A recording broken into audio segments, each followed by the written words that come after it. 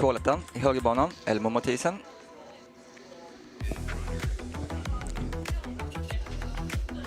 Ja, klockan är 09.01 och det börjar fyllas på läktarna. Det uppskattar vi. Det är fantastiskt kul att se att det kommer lite publik. Elmo Mathisen, ja men du vet, det finns en anledning varför han är kvalet. Återigen en bra reaktionstid.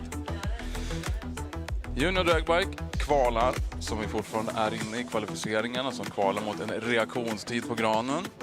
Och sen har vi tid och hastighet såklart. Det går fasken fort ut. Elmo i högerbanan 7.14, 160 km i timmen. 201 meter i tävlingsdistansen ska vi tillägga. Indel i vänsterbanan, kval 4 än så länge. Martin Pettersson i höger, kval 6 med 10.60. Och ja, vi ska ju titta på det tiden de har kört. Man blandar ihop det där lite lätt. Men det är så här, reaktionstiden som vi ska kolla på i första hand. Indy har en reaktionstid som bästa. De är nere på 600-ringar. Nej, ingen förändring. 3/10 den här rundan i vänster och 4 i höger. Så de kommer att fortsättningsvis ligga på 4:e respektive 6:e plats i kvallistan. De har en chans till att bättra sig i eftermiddag. Ja.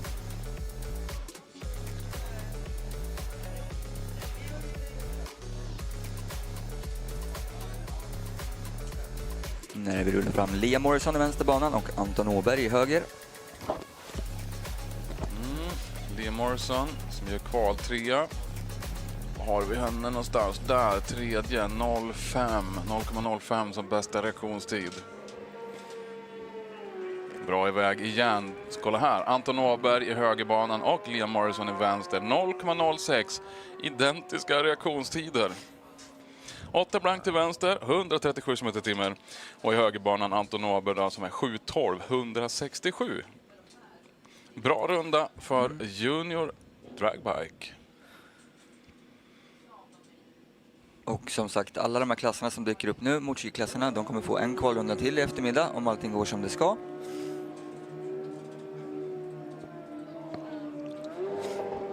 När vi byter klass och då åker vi Super Gasbike. 950 är klass breakoutet och vi har väl inte någon som har kört 950. Nej. Inte än. Lite överraskande. Ja, verkligen.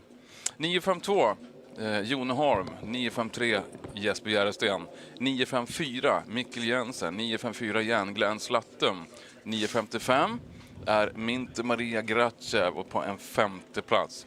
Så det skiljer 300 mellan 1:an och 5:an. Helt fantastiskt.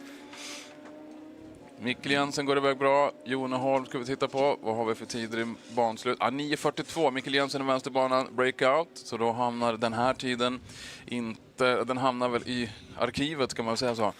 Ingen som räknas utan den blir åt andra hållet. Nytt par ut. Hem och Holm i vänsterbanan. Och Salovara i höger. Kval 13 mot kval 15.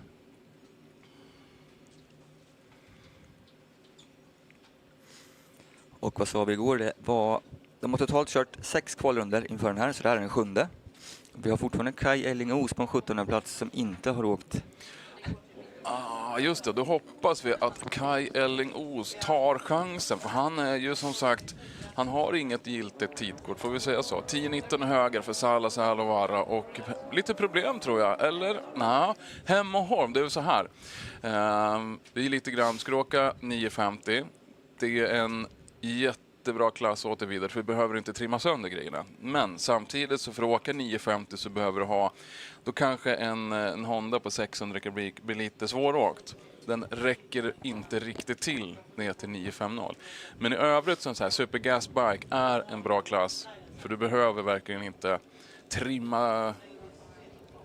toktrimma. Mintu Maria Gracev vänsterbanan, Nils Kalmen i höger. Och Mintu Maria Gracev är en av de som har kört 950 men 55 och hon är ju kvalfemman där.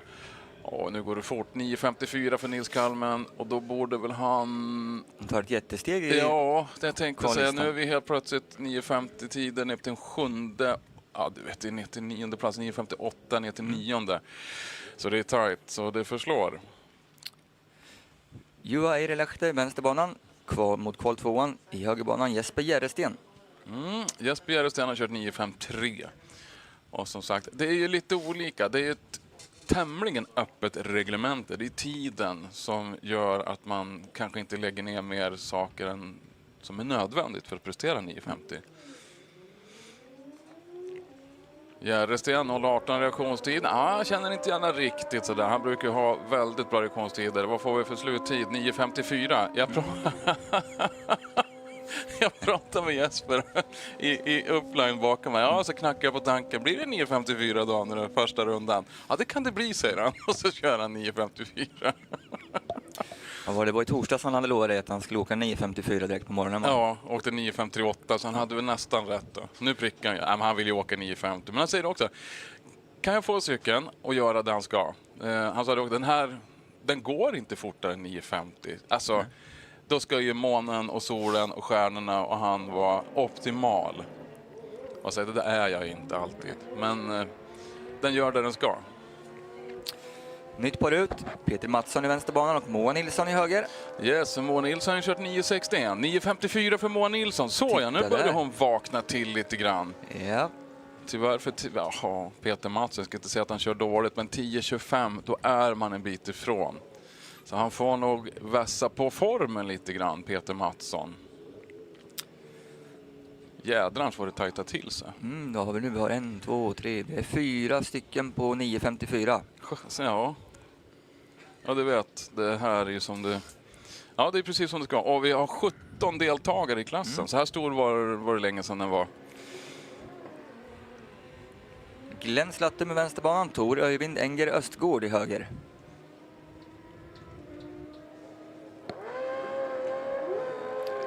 ...9.58 för Tor Öyvind, bara 9.38 för Glenn Slattum. Så han breakar ju ganska rejält, får man säga. Det är 9.50 som är breakout för den här klassen. Man åker som ett fast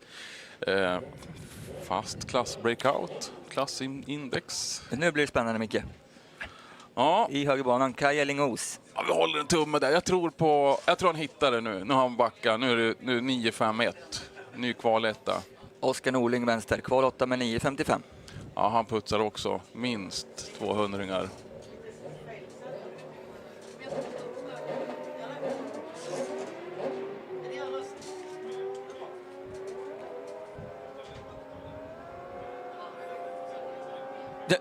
Så där gör man ja. Kaj Ellingos, 6 kvalrunder under 9.50. Då kommer man ut i den sjunde och 9.5.02. Ja, första gången jag jinxar ut sådana jinxar, tror jag. 9.5.0, Kaj Ellingos. Ja, det är bara att gratulera och lyfta på hatten. Det där är en fantastisk prestation. Det var fränt. Och titta här av vänsterbanan. Marcus Tveita. Inte kvalificerad än så länge. Då kommer man lite sent. Ja.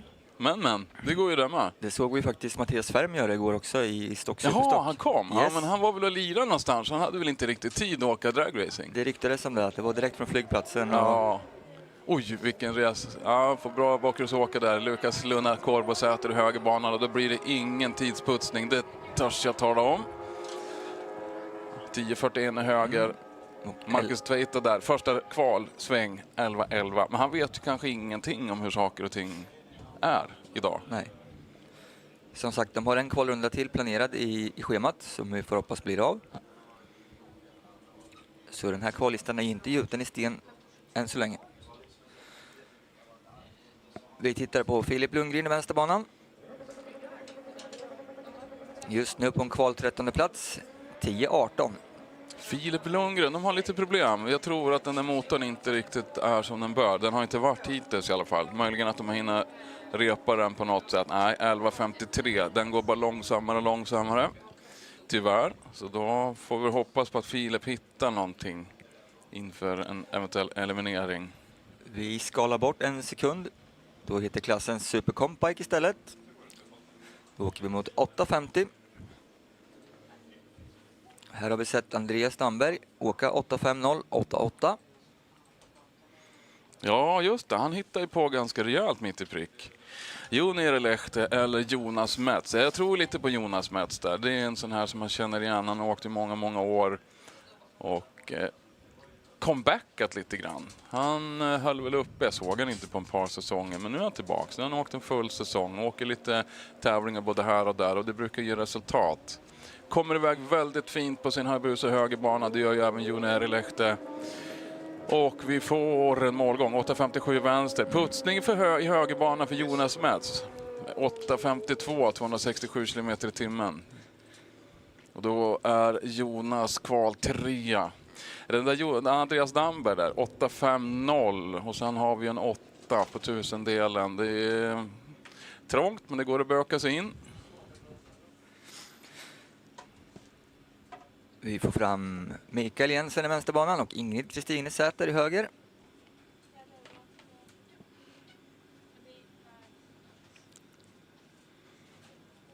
Jensen just nu kval 4, 8.52. Ingrid Kristine Säter på sin Katana i högerbana, kval 11, har kört 10.03. Och då är det väl tufft att försöka vara med och dra någonting i Super Compact. Det är 8.50 som gäller, men det är väl inte konstigt om de har hittat något. De brukar ju sällan ge upp våra deltagare. 10.11, ingen pussing högerbanan. Mikael Jensen går in på 8.45, 500-ringar under breakout.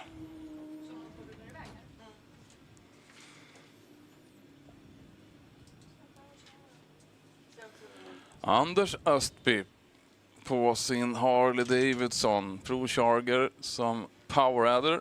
Ett litet ovanligt grepp, åtminstone i Sverige. Vi ska se om vi får mycket kraft i den här maskinen. Inte helt enkel att hantera alla gånger. Andreas Damberg, högerbanan, har ju hittat rätt med sin Hayabusa. Frågan är om man kan repetera 8.50. Då skulle jag bli grymt imponerad.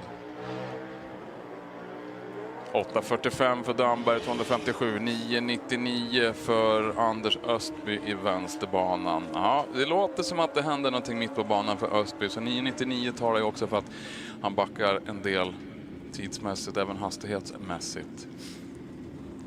Katrin Wagenius från Norge i vänsterbanan då mot Samuel Rundström. Rundström som är på en 6:e plats i kvalet, 8.62. Samuel Rundström brukar ju kunna åka 8.50 tider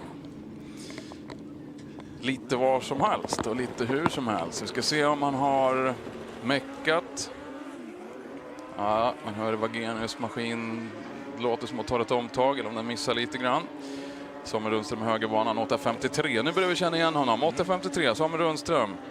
Och då borde det bli en liten förändring för honom, va? Det var faktiskt inte det. Nej, då är det tajt. 9.62 för Katrin Wagenius.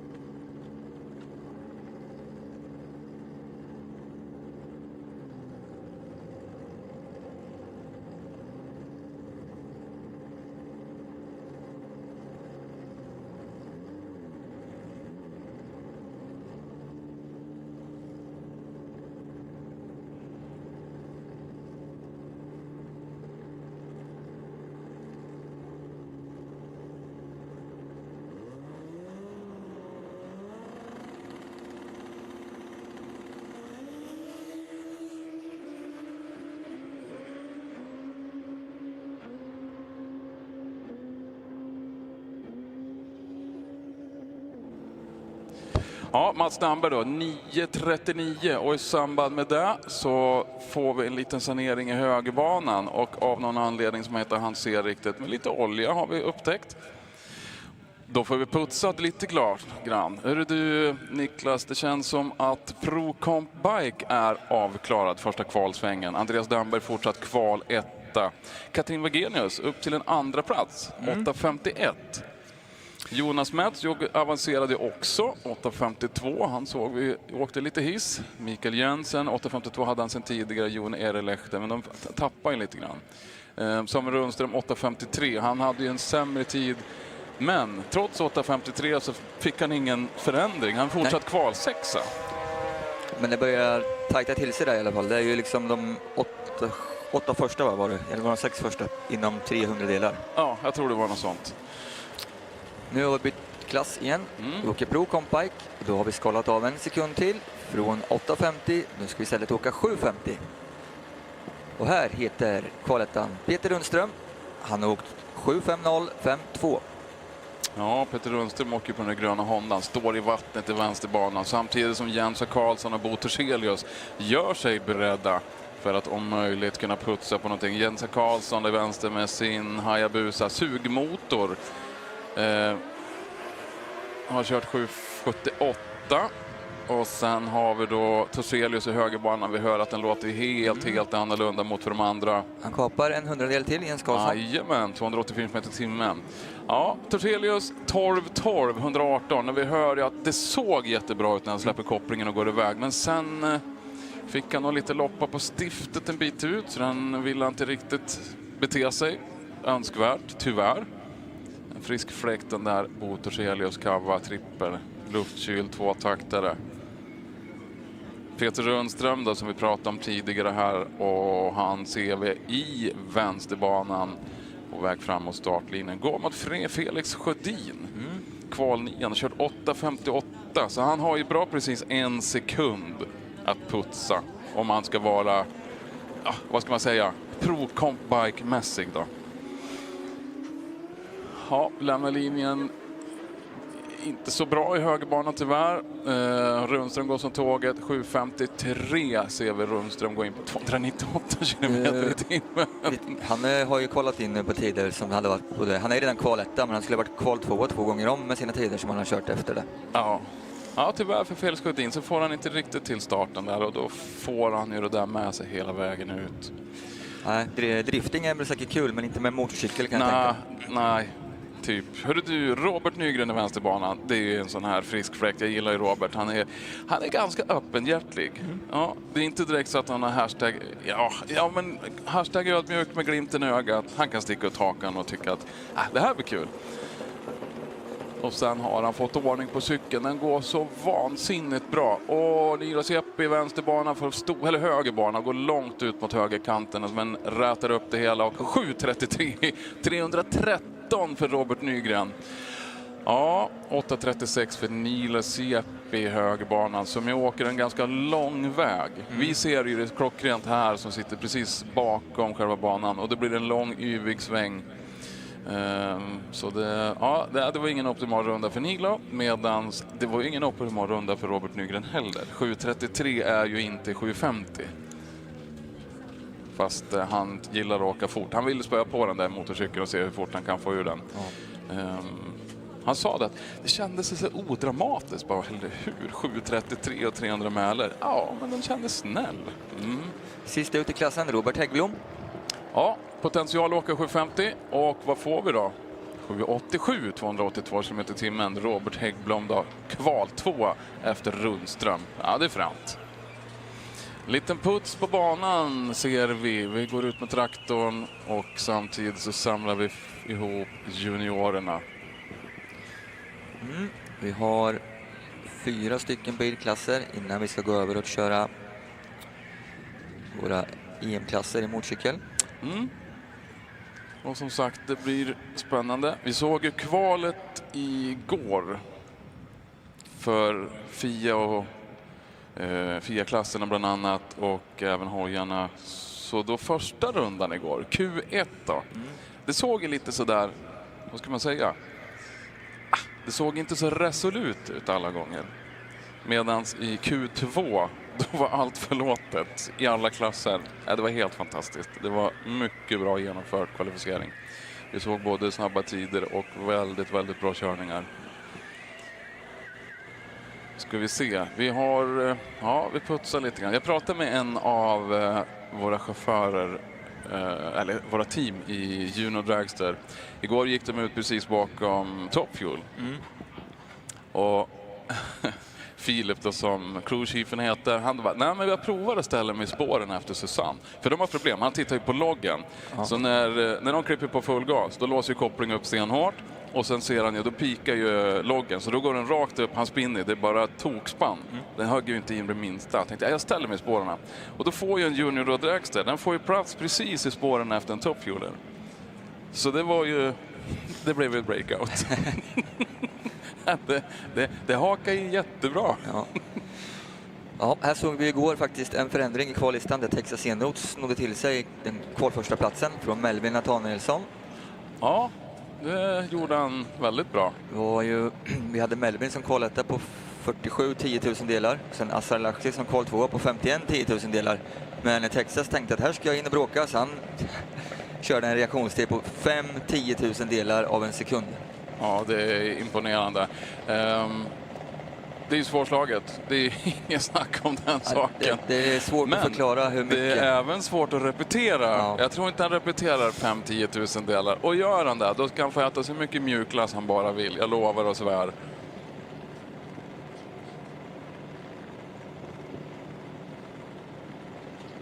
Alice Åberg vänsterbanan, kval 10 mot Herta Lausma i högerbanan där ifrån Ilmajoki i Finland som är kval 7. Så vi en rödlykta. Vad tänkte du säga, Niklas? Jag tror att vi har ju Texas bil framme här, va? Ja. Men jag tror inte det är Texas som kör. Nej. Har vi satt in någon annan chaufför där? Jag vet inte. Nej, det är Texas Enroth som kör, det tror jag. Ja. Men det kan vara så att den ordinarie crewchefen är lite skärrad. Och då börjar han att ta lite hjälp.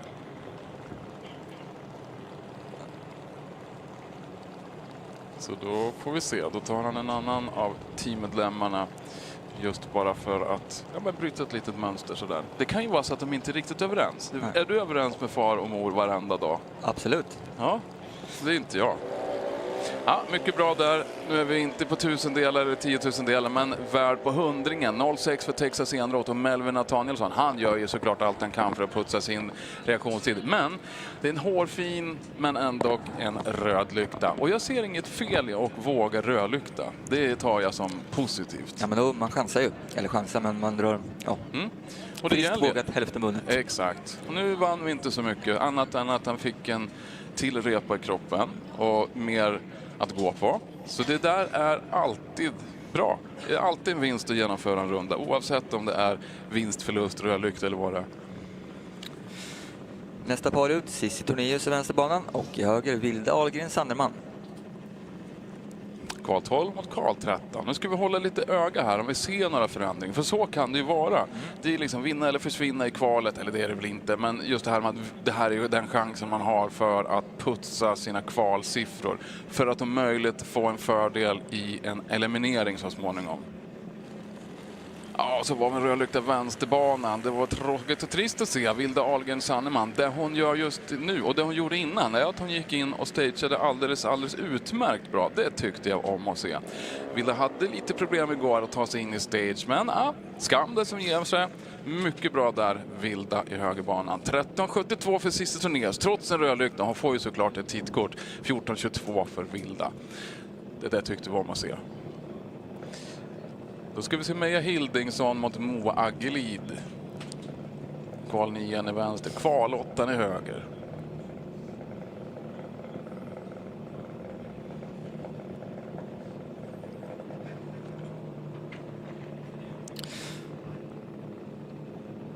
Och de här bilklasserna vi får fram nu, det är faktiskt deras sista kvalrunda för helgen. Ja, de har en kvalsväng. Juniorerna har en kvalrunda idag. Hörde jag.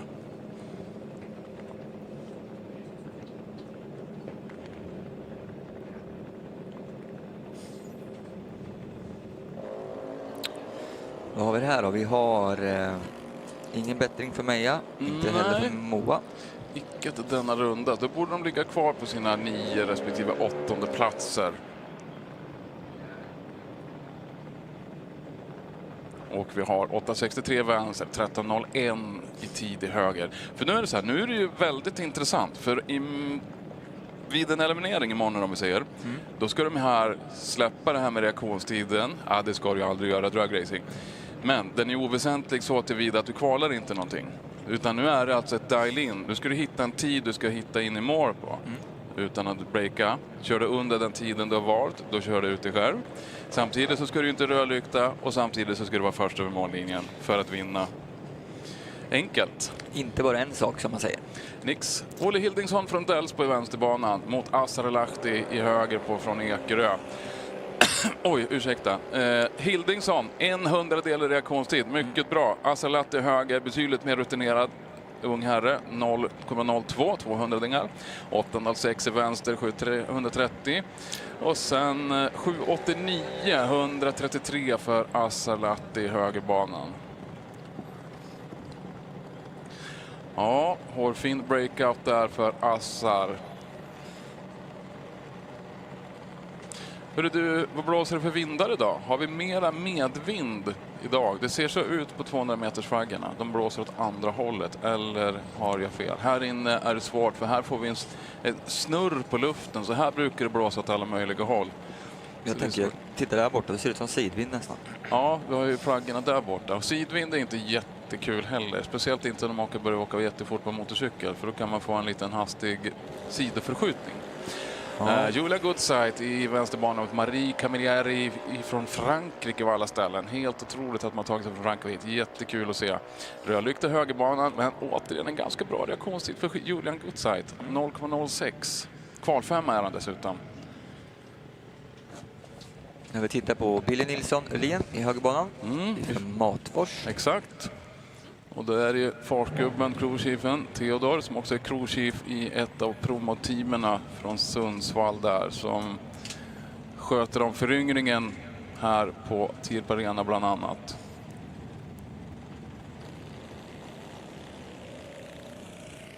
Två tiondelar reaktionstid för Billy Nilsson Ullén, som är just nu på en 11:e plats i kvallistan.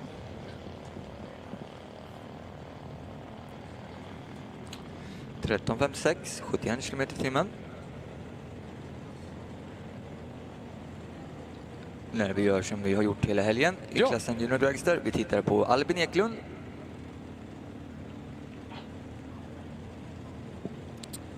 Som kommer upp från Umeå.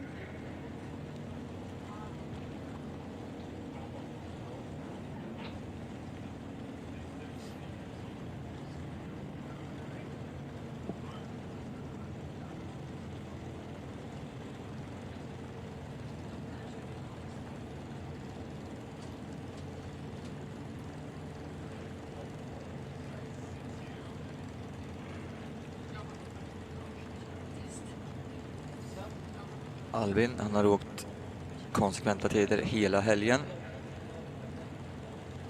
18 sekunder och mellan 47 och 48 km/h. Här har han kalasfin reaktionstid på 700-delar.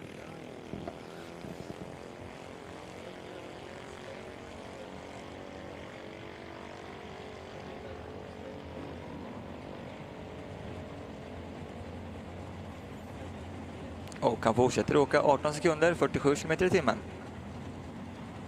Ja, vi siktar ju på 50 km, men den har inte riktigt kommit ännu. Från juniorer till seniorer. Och då pratar vi alltså inte pensionärer, utan vi pratar vuxna människor, för att förtydliga. Annars kan man inte gå utanför dörren här sen. Så jag hoppas ni förstår vad jag menar, ni här. Ja, bra, tack. I vänsterbanan, K1, Bent Arild G. Ström, och i höger Annika Larsson.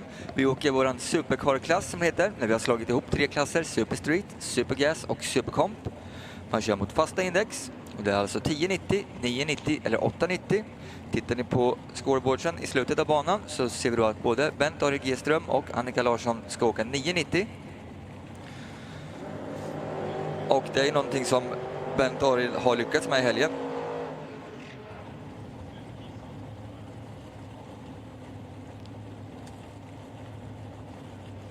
Och jag vill säga att han gjorde det redan i torsdags. Han åkte 9,90, 68.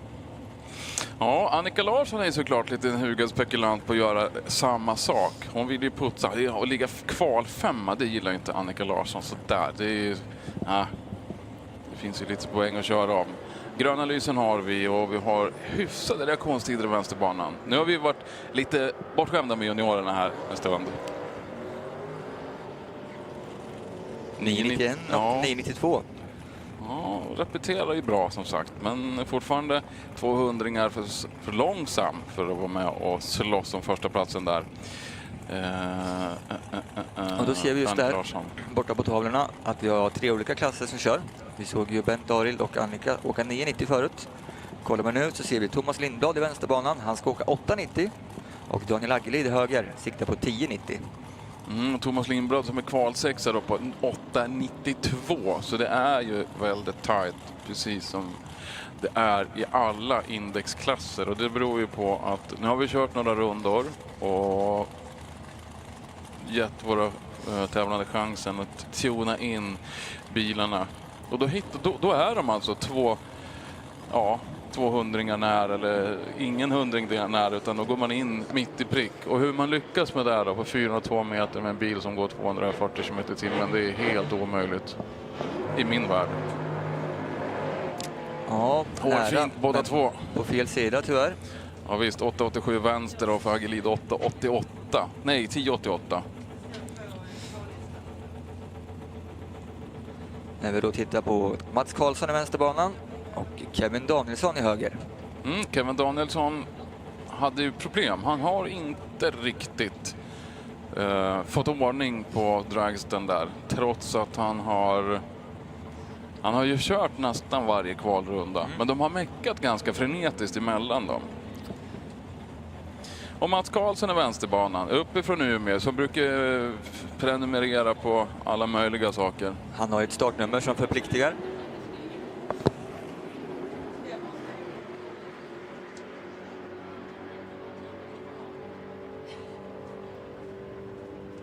Då har vi 9.03 för Kevin Danielsson i högerbanan. Och ja, vi ska fixa automaten. 9.93 i vänster. Det här är bra. Vi har ju FM-sändning och nu står ju en herre, Lola Larsson där, crewchefen. Då står han där och viftar frenetiskt och påskiner att den här automaten man skriver tidkorten här. Men han ser ju inte in här och jag ser ju knappt ut. Nej. Men då hade han ju radion på, så gick det ju jättebra. Jag är så van att folk viftar på mig så jag reagerar inte när jag ser det. Är det? Ja, precis. Exakt så. Du vet de här. Men vi tar den när competition kommer sen. Ja, vi tar det. Det blev lite väl internt. Ja, men vi kan göra en förklaring, givetvis. Ja, absolut. Och den är ju vettig och förståelig, så det är absolut ingen... Det är inget... Vi häcklar inte varandra på något sätt. Absolut inte. Bara ibland. Rätt ofta. Nytt bara ut. Till körningar i vänsterbanan. Honda Prelude. Från Storstein. Ja du, Storstein. Germany. Ja. 8.97. Det är bra kört där.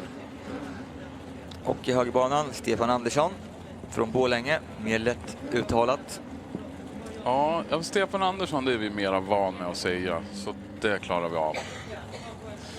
Och han är ju kvalsjua på 9.93. Och så tajt är alltså 300-ringar ifrån sitt index. Men ändå, vad vill jag säga då, bara 7.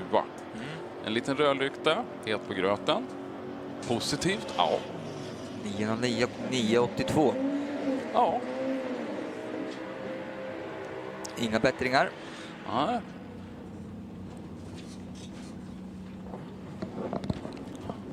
Thomas Hägg då med korvetten i vänster, han skulle köra mot 10.90 och han har kört 10.98. Och Thomas Hägg är ju otroligt rutinerad och dessutom kört med samma bil i 25 år. Så då tycker jag att 10.98 är väldigt långt ifrån. Han går upp mot en annan Thomas. Det är Thomas Kemp. Ja, det här är fränt. Här åker man alltså folkvagn och det tycker vi om. Jag gillar folkvagn. Suges dessutom. Så har du en 10 sekunders folkvagn sugmotor, då har du meckat. Och då har du gjort det bra.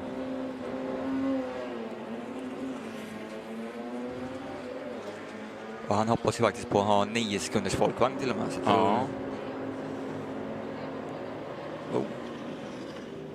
10.37 högerbana, 204 km i timmen. Samtidigt som vi såg att...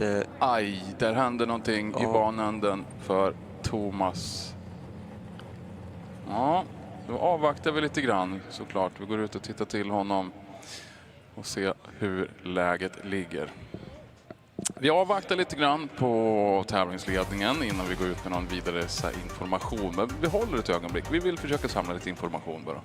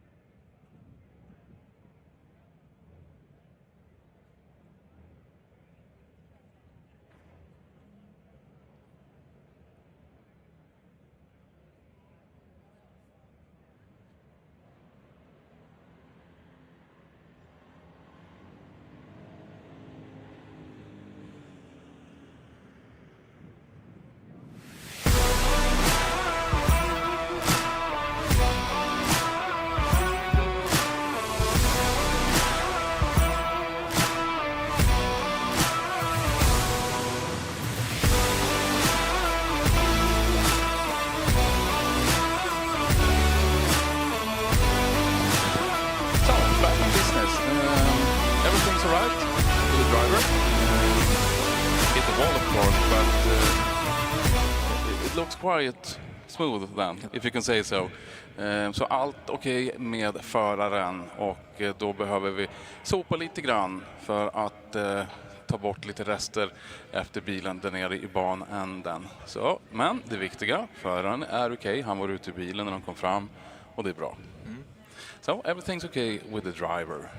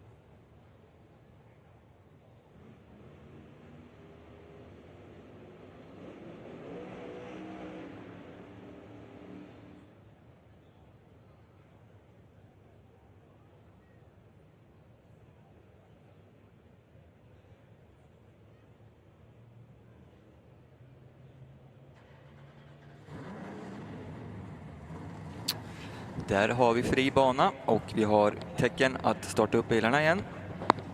Som sagt, Thomas Kemp var bra. Och det är vi glada för. Vi fortsätter köra superklass. Vi har Erik Jansson i vänsterbanan mot Antti Kivinumi i höger. Dodge Charger mot Ford Anglia. Det är också våran kval 2 mot våran kval 3. Antti Kivinumi kval 2 på 991. Erik Jansson kval 3 991,5.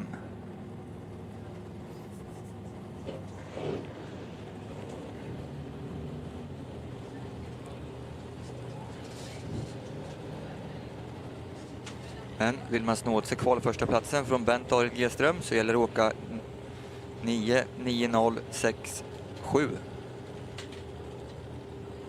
Ja just det, båda de här går samma index 990 som Bent Arild har gjort. Ganska bra iväg där i högerbanan. Bra reaktionstid för Antti, 300-ringar. Jag förstår fortfarande inte att man kan åka snyggt och rakt med en Anglia. Nära 987 i högerbanan. 995 för Erik Jansson. De behåller sina andra respektive tredje platser med andra ord. När vi tittar på Janne Höverinen i vänsterbanan från den härliga orten Mikkeli.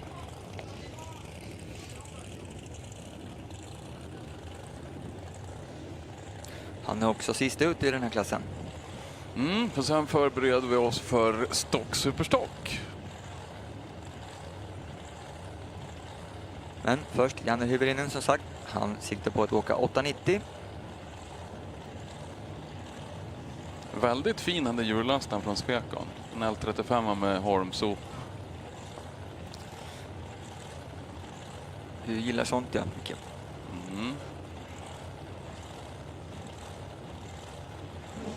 Ja, då ska vi se. Janne Hyvärinen. Bra iväg där. Riktigt bra reaktionstid. 700-ringar. 1.32 på 60 foten. 8.87. 300 delar av en sekund. Inte ens det. Nej. Alltså 2, någonting. Nej, men alltså, det är ytterst nära.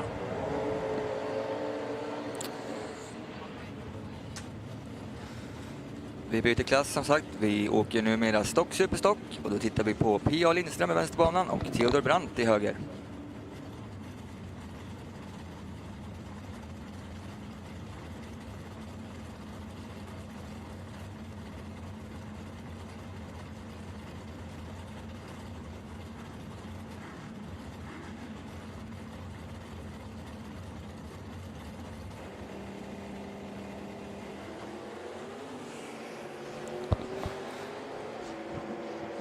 Pia Lindström i vänsterbanan, Theodor Brandt i höger.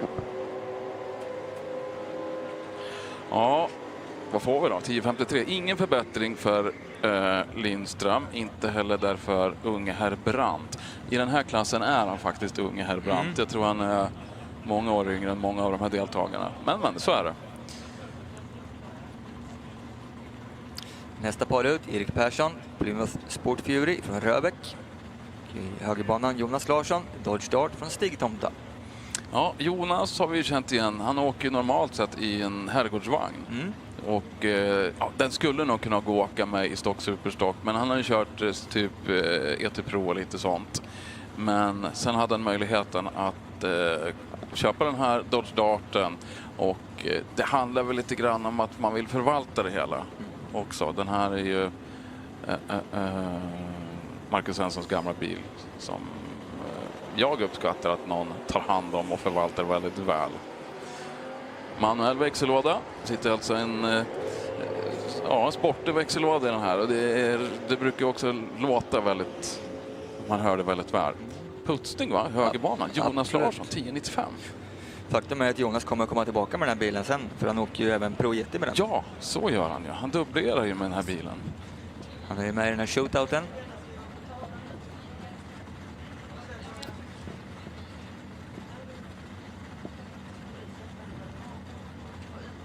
Och för att lite snabbt förklara tävlingsförfarandet eller kvalförfarandet här i stock superstock så är det alltså beroende på hur bilen klassas eller hur man ska säga så åker man mot ett index.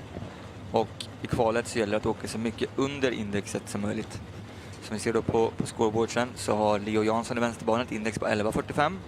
I höger Rick McCann, han har ett index på 10.50. Det gäller alltså att åka så lågt under index som möjligt. Och han har ju bästa kvalet på 9.89. Och ja, ska man vara med på toppen där vi hittar bland annat Lars Bodén, då ska man vara 1.25 under, tror jag.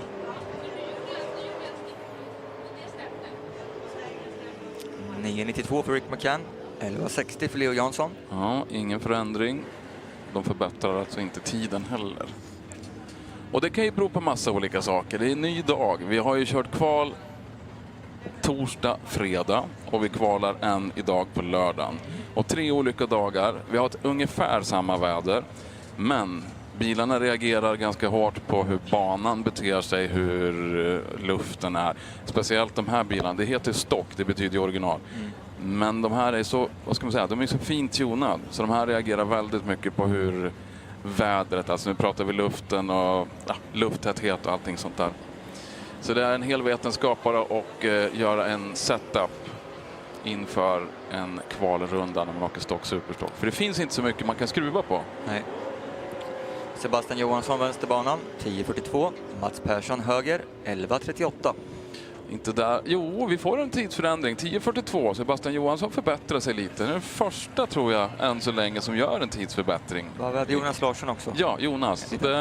Det händer ju inte varje dag, varje gång. Liksom. Men många gånger så har vi kört så pass många rundor i kvalet. Så på någonstans, nu har man hittat lite sin plats. Det här är vad man... Ja, du kommer att få se någon hissåkning. Det vill säga att vi kanske, som nu till exempel, åker Hedberg på som är 27:e plats. Helt plötsligt så har han hittat in då. Han ska ju åka med 10.70 och sen helst och kanske vara 1,2 sekunder snabbare än indexet. Ja, bilen funkar normalt sett väldigt bra. Men här igen så har det varit problem. Nu kanske han har hittat den där lilla grundbulten och så funkar det. Så då kan vi få en hissåkning. Men det är väldigt tufft, för de har stenkoll på grejerna, så drar han sig ganska långt mot vänster, åker Hedberg, och då finns det inte lite marginal för att vingra. Det tar för mycket tid. Jo då, hittar en halv sekund till och med. Det är bra. Och då från 27 till 24.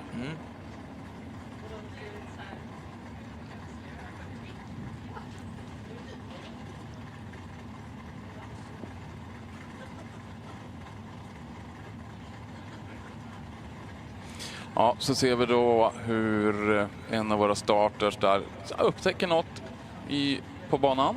I det här fallet så är det små oljedroppar och då går man ut med ett litet kem. Man kallar det för Billys. Och en mopp. Drar på lite på de här oljefläcken, torkar danet och sen är det alltså borta. Det är ett väldigt bra medel att jobba med. Så är det Billys. Billys kallas det. Alla bra grejer kallas för Billys. Ja.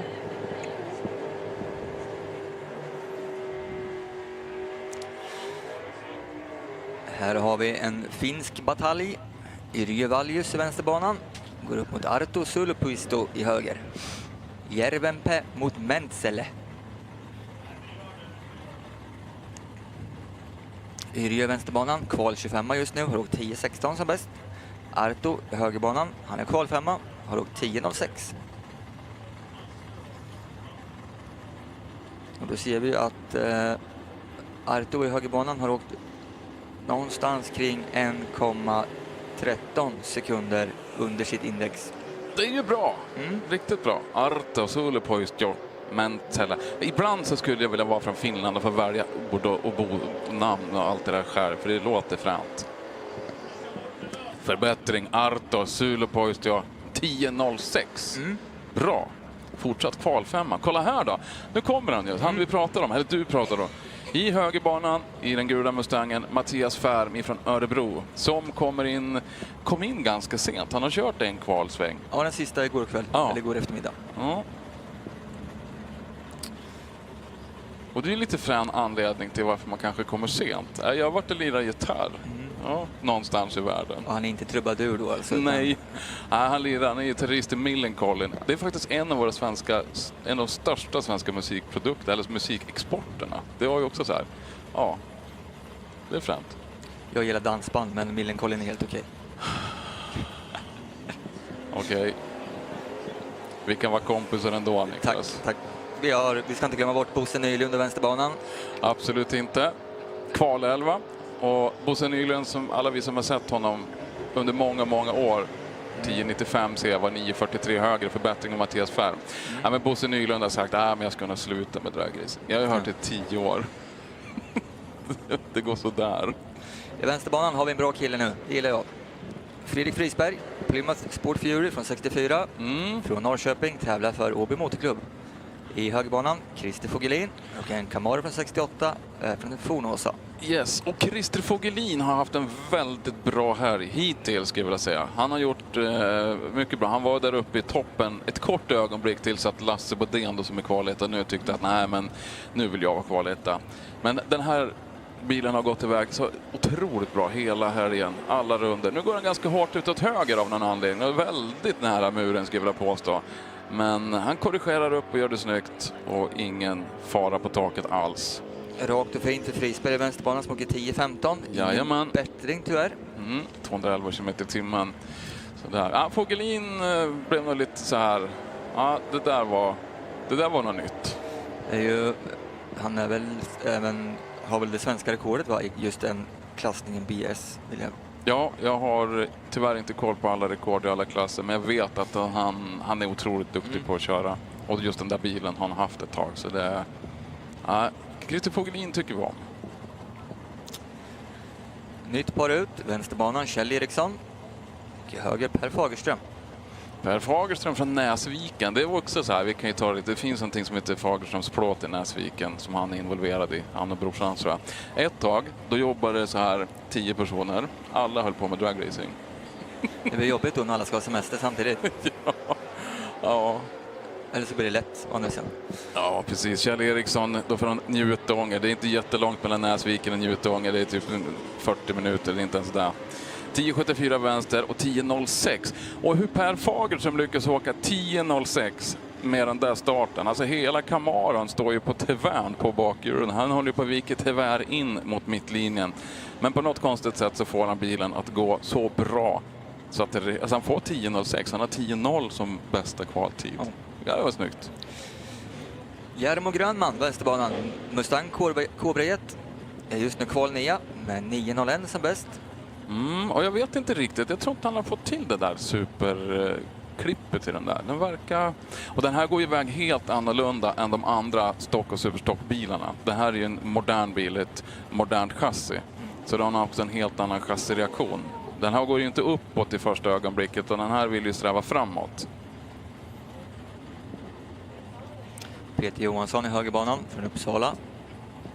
Just nu kval 28. Har kört 10,10 mot ett 10,20 index någonting.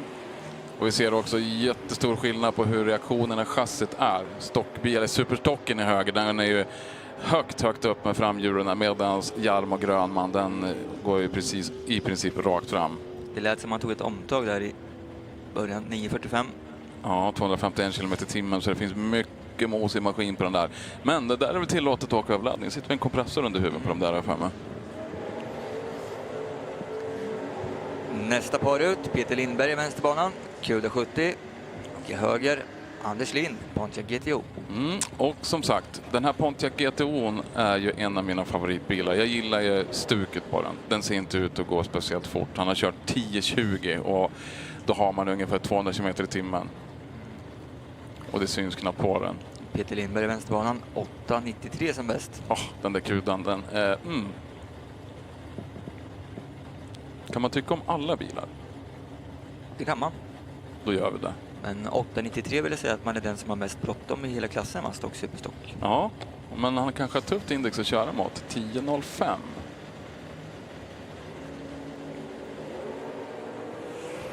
Välbalanserat iväg, både i vänster och höger vill jag påstå.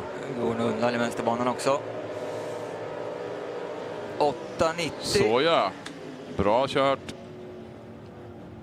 Behåller sin 5:e plats i kvallistan. Ja, 8,90, 240 km/h. Det är främt. Anders Lind 10,23, 209. När vi säger hej till Anders Hållén i vänsterbanan och Jörgen Lindgren i höger. kval 4 Hållén mot kval 18 placerade Jörgen Lindgren.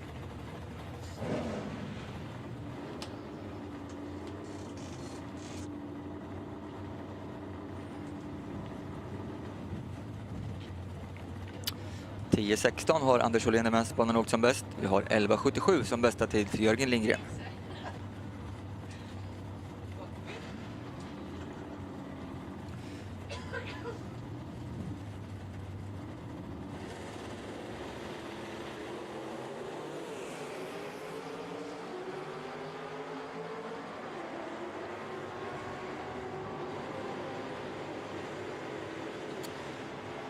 .10.27 för Hållén i vänsterbanan, 11.82 för Jörgen Lindgren i höger.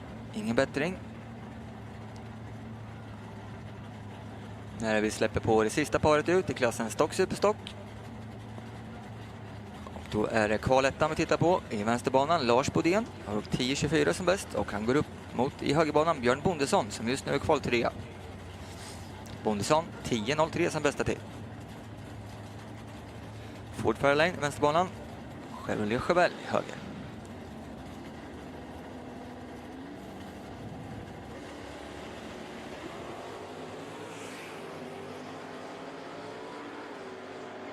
Identiska reaktionstider på herrarna. Och 10.24.61, en liten bättring för Lars Bodén. Och även en bättring för Björn Bondesson i högerbanan. Som därmed kniper åt sig kval andra platsen faktiskt. Vad var det vi såg? Eller springa iväg och... Vi såg Björn Bondesson hoppa upp 2 placeringar i kvallistan. Du ser. Lasse Bodén fortsatt kvaletta. Han bättrade sig med någon tusendel. Ja, det är bra. Och fira namnsdagen. Det är Lars som har namnsdag idag, så får vi bara gratulera dig också. Ja, visst.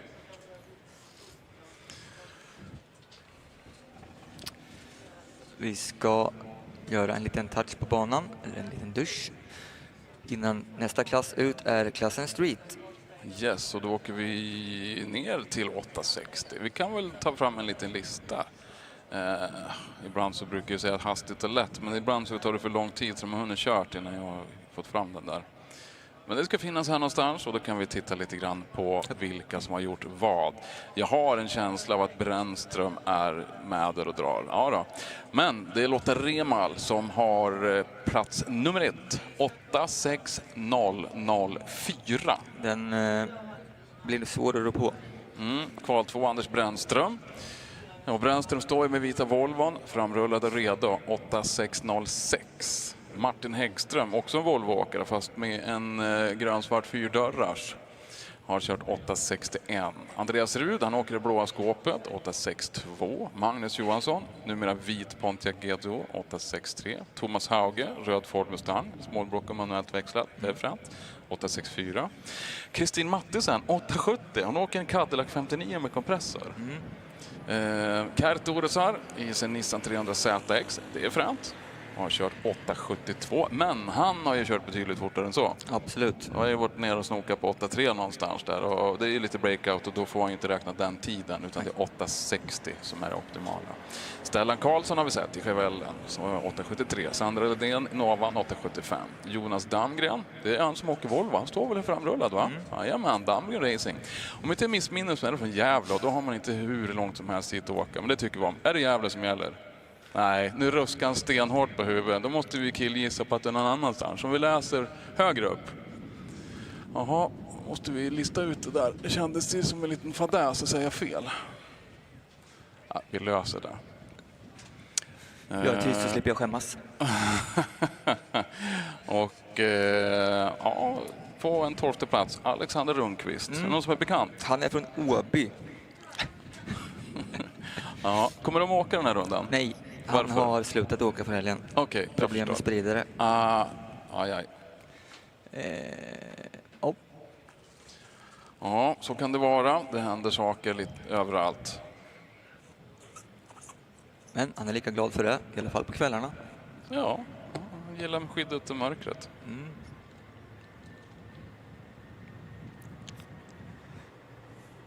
En liten sop och lite gummi på det här kanske. Innan vi ska släppa på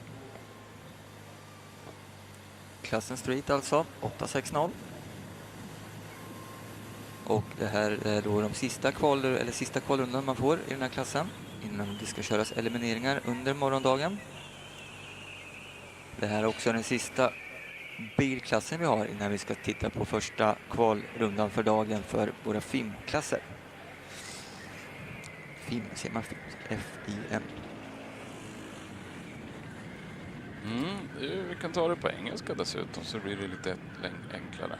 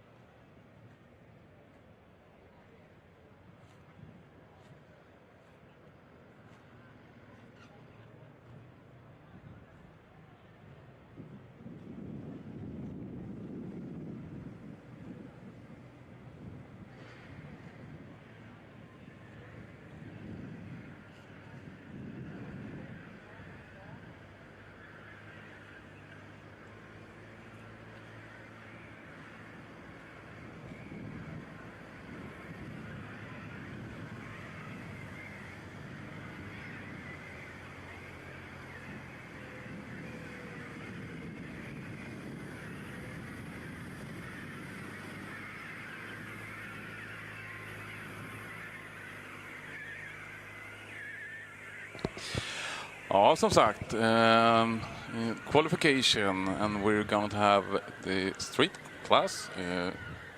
It's down to 8.60, and first pair Anders Brännström and Jonas Damgren from Timrå. Kan det stämma? Skam den som ger sig. Google is your friend, så det läste vi elegant. Ja, som sagt, vi ska åka street alldeles strax. Och in the top of the qualification list we have a girl named Lotta Remal who has driven 8.6004 for 10 seconds of... Nej, nu får du säga det på engelska, för nu snubblar jag omkull alldeles. 4 tenths of a second. Yeah. And it's quite impossible to get the number one spot, I think.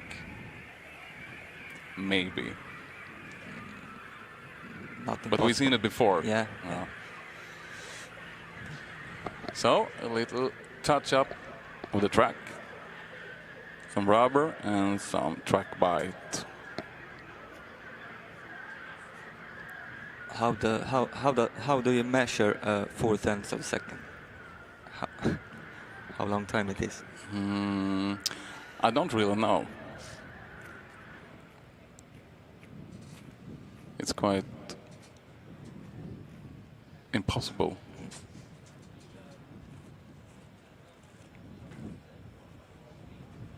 I don't think no one can do it. No.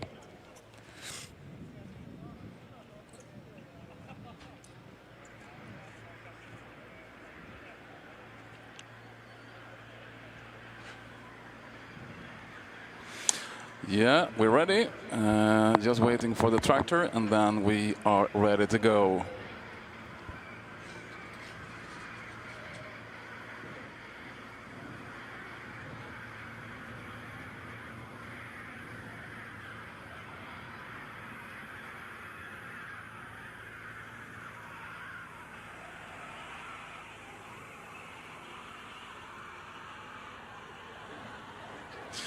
Ja, Niklas, jag funderar på det där med 10 000 delar. Kan det ha någonting med ett svalblink? Men säg det på engelska, snälla. Nej, vi myntade ju ett nytt ord igår, men okej då.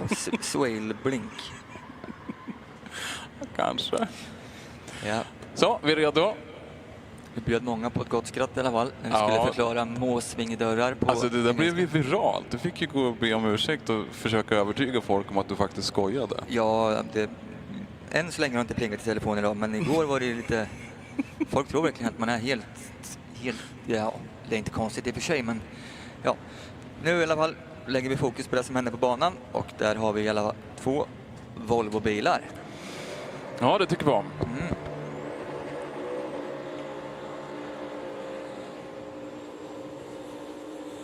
Hej och välkomna säger vi till Anders Brännström och Jonas Damgren.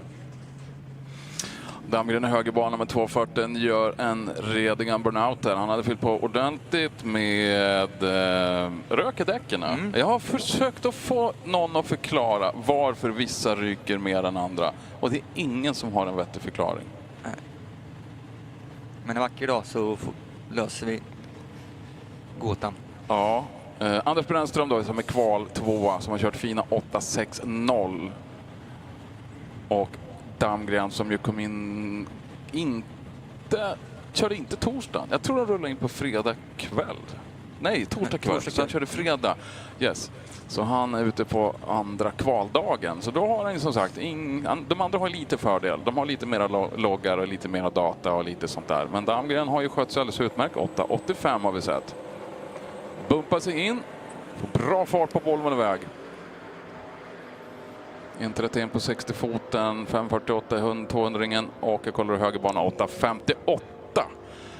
Fort men fel, men det gör ju båda. 8.57 för Brännström, 8.58 för Damgren. Ändå imponerande. Damgren åka 8.58 för det gick allt annat än rakt i inledningen. Nej, då har det nog gått ännu fortare.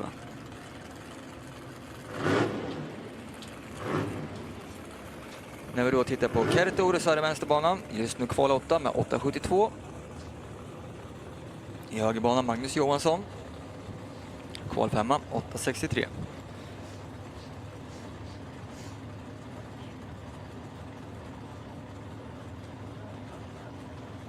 Kert, han är från Tallinn, Estland, och Magnus Motala tävlar för SHR och Mantorp.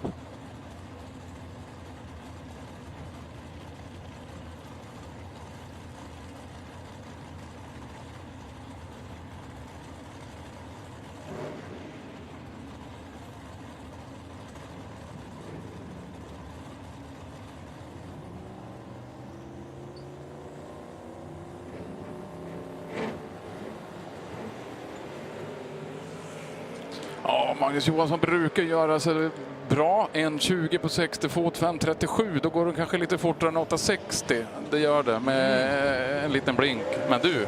Kertores här, 8.61. Bra förbättring. Absolut. Det är med kval 3.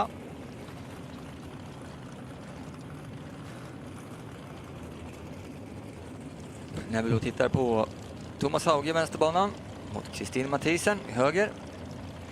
Ja, Thomas Hauge från Norge, likväl som Kristin Mathisen ska vi säga. Hauge åker ju en Ford Smallbrook med en slirkoppling och Liberty-låda. Så han växlar alltså helt manuellt och så vidare. Han har lite koppling och justering. Ingen överladdning i övrigt, utan han varvar på den där ganska rejält. Kristin Mathisen har en stor och tung bil. Det är svårt att undvika att se. Och sen laddar man på rejält mycket med kompressorn i den här maskinen. Och fina får vi säga 870. Jag vet inte vad hon har för hastighet, men jag har en känsla av att de åkte så här 253 km/h. Och då kan man tänka, det är 2 ton bil och 250 km/h. Och då, det krävs otroligt mycket effekt för att den ska få den hastigheten. Men 870, då har man dessutom fått till chassit bra. Ja, ska vi se. Jag har ju sett Thomas Hauges bil stå i princip rakt upp. Och då är det så här, det går ju inte bara att släppa gasen, för då klickar nu växeln så slår den stenhårt. Utan då måste man viska, och så slår man i 2ans växel och tar ner den lite elegant. Ja, lite lugnt hjul ut i väg för Hauge, 1.29 på 60 foten, men 1.26 för Kristin Mathisen. Här kommer det gå fort, 5.56. Jag tror vi har en 8.60 tid i högerbanan. 8.70 igen. Prickar rejält. Hon repeterar precis.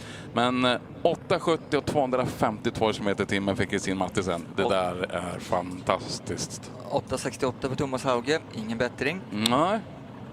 Men såg där också, när han släpper koppling så går bilen lite vänster och slår den i 2:an, då går han lite höger och korrigerar. Då tar det lite tid. Jag tror inte att Thomas är en sån som släpper gasen i onödan. Men det blir en längre väg att åka. Och när vi är nere på 1000-delarna, då har varje centimeter en påverkan. Kan man säga så? Det kan man. Nu tittar vi på kvalettan i högerbanan. Lotta Remal. Men en liten annorlunda bil, en Buick Turbo T. Vänsterbanan, Stellan Karlsson. I stage. Bra iväg där i högerbanan. 1.32, det är lite lurigt det där, men han har en turbomaskin. Så efter 60-foten rampar upp effekten och vi får 8.58 i högerbanan, 258 km/h. Och i vänster. Vad hade vi? 8.70, 248 km/h. Ja, då putsar han lite.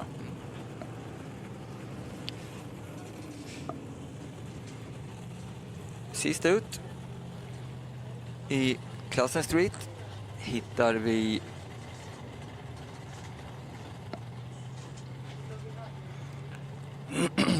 Sandra Lidén i vänsterbanan förstås. Och sen Martin Häggström då i Volvo i högerbanan. Martin Häggström är från Leeds kompani. Krokom vänsterbanan. Du, det här är lokalderby det. Ja. Mellan Lit och Krokom, det kan vara långt beroende på vart i landet man befinner sig. Skulle man vara i Stockholm, säger med avstånden mellan Lit och Krokom, det är långt som tusan. Då tar man ett par dagar på sig. Mellan Krokom och Lit, där cyklar man och så åker man hälsa på en kompis. Det tar ju en dag, men det är de avstånden som är. Fint iväg där, Martin Häggström. 1.23 på 60-foten. Jag tror att Lidén har något på gång. 1.29 absolut, 5.60 är bra, 5.44 är också bra. 8.73 vänster. De putsar med vadå? 200-ringar. Martin Häggström går till 200-ringar under index, så han får ingen förbättring. Han behåller sin 8.61. Och det betyder att kvallistan är fastställd i klassen Street. Lotta Demal blir kvaletta, Anders Brännström kval 2, Kenneth Orsa kval 3, Martin Häggström kval 4, Andreas Rud, Magnus Johansson, Thomas Hauge, Kristin Mathisen, Stellan Karlsson, Sandra Lidén, Jonas Damgren och sist då Alexander Rundqvist. Vi såg varken Andreas Rud eller Alexander Rundqvist. Rundqvist vet ju varför, det var för att han har problem med spridare. Men jo, det vet jag visst det. Jag vet att de har kört sönder maskin och de hade inte möjlighet att laga det. Så Andreas Rud får nog tyvärr kasta in handduken.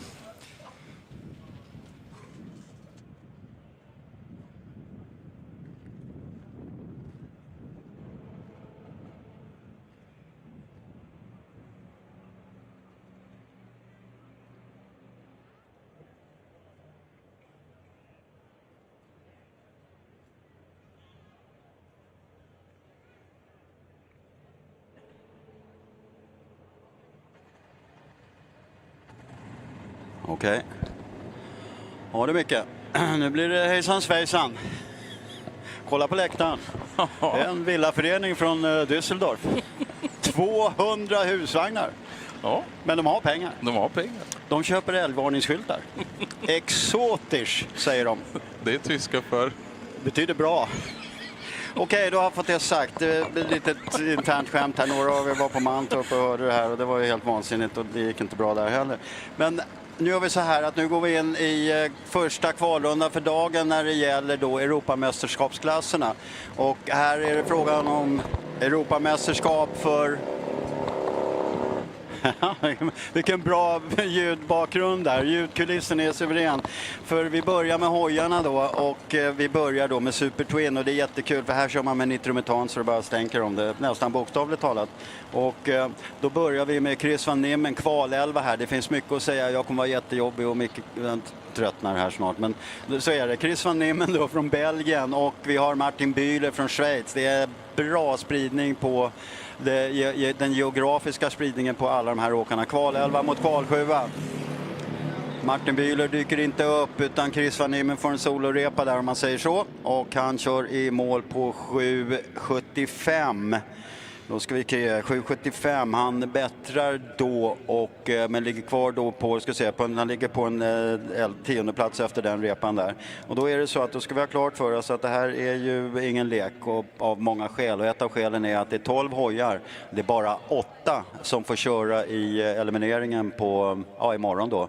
Och det där är ju jätteintressant så att det börjar nu. Det är 2 kvalrunder kvar efter det här och det är bara att sitta kvar och med bänkar ordentligt. För att det kommer bli riktigt, riktigt spännande. Så att bumpspotten den ser ni på tavlan där borta. Och den är just nu 7.07 Mikko Veli-Kalevi från Finland. När vi får upp Greger Johansson, kvalelva, som väl kanske inte riktigt har haft sin bästa helg. Han har kört som bäst här 10.78 och han kan betydligt bättre än så. Vi ser mönstret här. Han driftade rätt så hårt ut mot vänster igår i Q1 och kom inte ut i Q2 tyvärr med lite problem där. Och i höger bana, Tony Andersson, han gjorde en sån här typisk norsk burnout. Långsamt och smart och säkert, spikrakt och får ordentligt fyr på däckskontot där och står nu redo att åka. Han är kvalnia så han ligger utanför stegen som vi kallar det för. Och han vill då bättra det där till en liten bit och det blir lite klurigt för att ska han in i stegen här. Då är det så att han måste han måste köra. Han måste inte köra personbästa, men han måste börja närma sig det där och det blir ju riktigt intressant. The bump stop right now 7.67. Yeah. It's a quite good bump stop then. Yeah, it's really nice. We've been talking about the record bump is 677, so maybe we're getting there. Well, just a second off, sorry about that. But whatever. Let's see what we get. Greger Andersson, he goes out to the left lane again, or to the left side of the track again, but Tony Andersson, 773. Tony Andersson, 773, doesn't better, just keeps pretty close to what he ran in Q2. And Greger Johansson again with some problems drifting, 17 seconds, that's not going to take him anywhere into the ladder. So he's basically still outside of the ladder, both of these guys in number 11th place, respectively Tony Andersson 9th place. So it's a tough situation to be. And really, the countdown is on. These two guys only have 2 more qualifying rounds to play with. Just a little note then, the speed for Tony Andersson at 285 kilometers. Good. Yeah, but I think on the 231.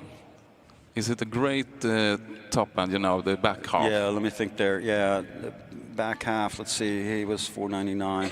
Yeah, it's not bad at all. So yeah, you make a good point there. Yeah. We're gonna have to keep track of that. It could be that he's sort of dropped off the throttle for some sort of reason that we don't know about. All right. Mikko Ville-Kalevi from Finland. He's the guy on the bump spot. And Roman Sixta then from Czechia, and he's here and runs the V60, and he's number 5 qualifier. So we've been talking about that. Is he safe in 5th place? Not yet. No, not yet. I don't think he is. So really, I mean, the excitement is obviously up top as well. The 1, 2, 3 qualifiers, but the tension is down there around the number 8 spot. So we'll see. Roman Sixta looking to push himself up a bit away from the bump spot. And then Mikko Ville-Kalevi obviously also wants to do the same. Number 8 and number 1 or number 5 qualifier. Oh, looks great in the right lane. Yeah, come on. 6.62. 6.62. That's an excellent run from Roman. Yeah. Ran straight as an arrow. What do we have on left? Mikko? 7:59. He betters a bit, but still stays in the number 8th spot. So pretty tough there. Let's see, 7:59. I'm taking down the numbers. Yeah, both of them runs sorry, over 300 kilometers per hour, 305 and 301. Now, one thing here that I just want to say, and I'm going to repeat it. You guys were here yesterday. You've heard everything we talked about already. But the thing is that you guys have a totally different view of the racing than we do. All right? We sit in that, if you look down to the entry point onto the track here, we sit in that little 4 windows down really far below everything what you see. So we don't see anything except for how, if they go straight or not. We're going to talk about that in just a little minute. Now, Marcus Christiansen. Marcus Christiansen against Marco Lanto. And this is exciting. Marcus Christiansen, he's been the champion of the European Super Twin Top Fuel Bike Championship for many years. Okay, I think it's like 4 or maybe even 5. And he's the number 2 qualifier behind Per Bengtsson. He's got a 6:26. Marco Lanto in the number 5 spot, fairly safe from the bump, but and he's been running a 6:72. And that was a new personal best, which I thought was really, really neat. So we have a number of personal bests. The track is excellent, and the weather is excellent, as anybody sitting there in the arena knows. All right, so Marcus Christiansen, this is exciting. Is he going to be better the qualifying time? Is he going to do a personal best bettership? We don't know. We'll find out in just a couple of seconds.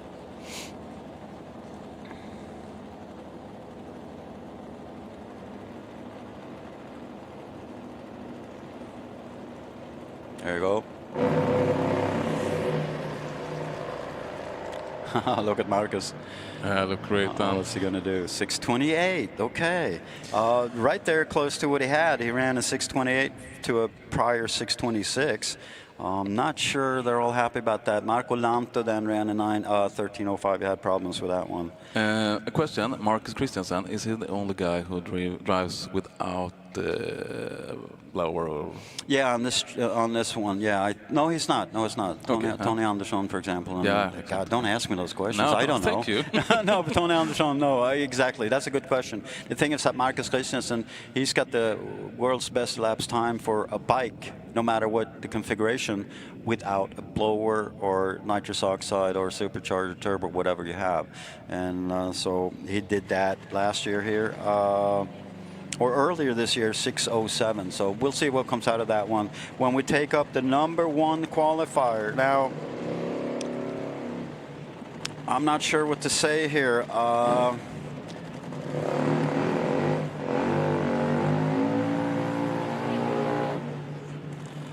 Per Bengtsson on the twin. They're all twins, but he runs a parallel twin. He used to be a Triumph rider back in the 1920s, and he never gave up on that. And he's been pulling some tricks. He just ran a new personal best in Q2, 6:20. And Vesa Lipponen, number 3 qualifier here with 6:49. But Vesa, he has a he's well known in the industry because he ran a 5:920 here 4 years ago, or 7 years ago actually. The first V-twin that ran a 5-second run. That was incredible. But let's see here what Per Bengtsson does. I got a good lesson at breakfast today. They do all sorts of stuff. I'm not sure it's going to pan out, but we'll find out in just a second. Not a second, about 6 point whatever. All right, Per Bengtsson again. Vesa Lipponen. These are 2 really good riders. Vesa drifts. What do we get, Per? 640. Yeah. 640. Okay. In the left lane, Per Bengtsson, he's a 60.107. Yeah, they're looking very hard, like everybody else, to get that down. I mean. The theories are that these bikes could, if you do everything right and have good luck and good day and everything, they could be down there to the 1.0. But we'll see. I don't want to speculate. I know there's some experts up in the stands here. And they're gonna laugh at me when we meet later on at lunch. So I'll drop that. Yeah, but let them do that. Suffice it to say, this is really great. We still have the bump spot then at 7:59. Oh yeah, I just want to they start them up. Yeah, they're ready to go. Well, I got to get back to this going straight in the between the next pair here. So who's up? Matti Rajamäki. Is it also? Right. Yeah. Okay, this is. We will see. It's Top Fuel bike. It's Top Fuel bike. Okay, yes, I'm sorry, we're messing up, or I'm messing up. We're going on to Top Fuel bike. I didn't get the class change. I don't see a lot. Okay, this is really interesting. We have Mikko Rajamäki. Well, this is Q3 for Super Twin or Top Fuel bike. And we have a bunch of different kind of bikes, and the quickest ones are the ones that are run inline with nitro and blower, and Mikko Rajamäki is one of them. He's right now the number 3 qualifier, where he ran into some issues where basically he dropped a bunch of valves and all that sort of stuff. They fixed that, and we'll see if they got a few settings to get right. before they're going to be back to running the kind of numbers they did. So we'll see what comes out of this one. I hope everything works out okay. So Mikko Rajamäki. He got problems. Yeah, lots of problems. I'm not that they said also. I mean, I'm not that surprised because that's quite a surgery on the engine to switch out the cylinder head and all that's involved with that. And they said, well, you know, we just got to make sure that we don't screw anything up, and make sure that we don't go overboard on the settings. And that's pretty much what they expected. So I put a. For Mikko Rajamäki, I put a 9.22. He obviously still stays in the number 3 qualifying spot with a 6.29. All right.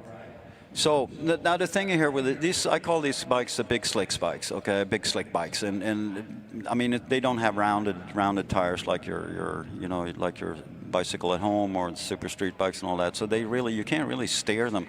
The handlebars are there just for the horn button, pretty much. And so you really have to take care of, you steer them with changing the center of gravity of the bike by moving around on the bike. And obviously then it's really, really important to have the bikes go straight. And that's quite a science. So, you have to set the chassis up perfectly right. You have to stage perfectly straight and all that sort of stuff. And I was glad to see Roman Sixth. I just want to fall back on that. That was an excellent run in Super Twin Top Fuel bike just recently here. That's a good one. He's getting close to his personal best and all that again. So, best of luck for him, because going straight, getting the 60 foot and going straight, that's basically the 2 elements that you have to hit right to be up in the top of the list here.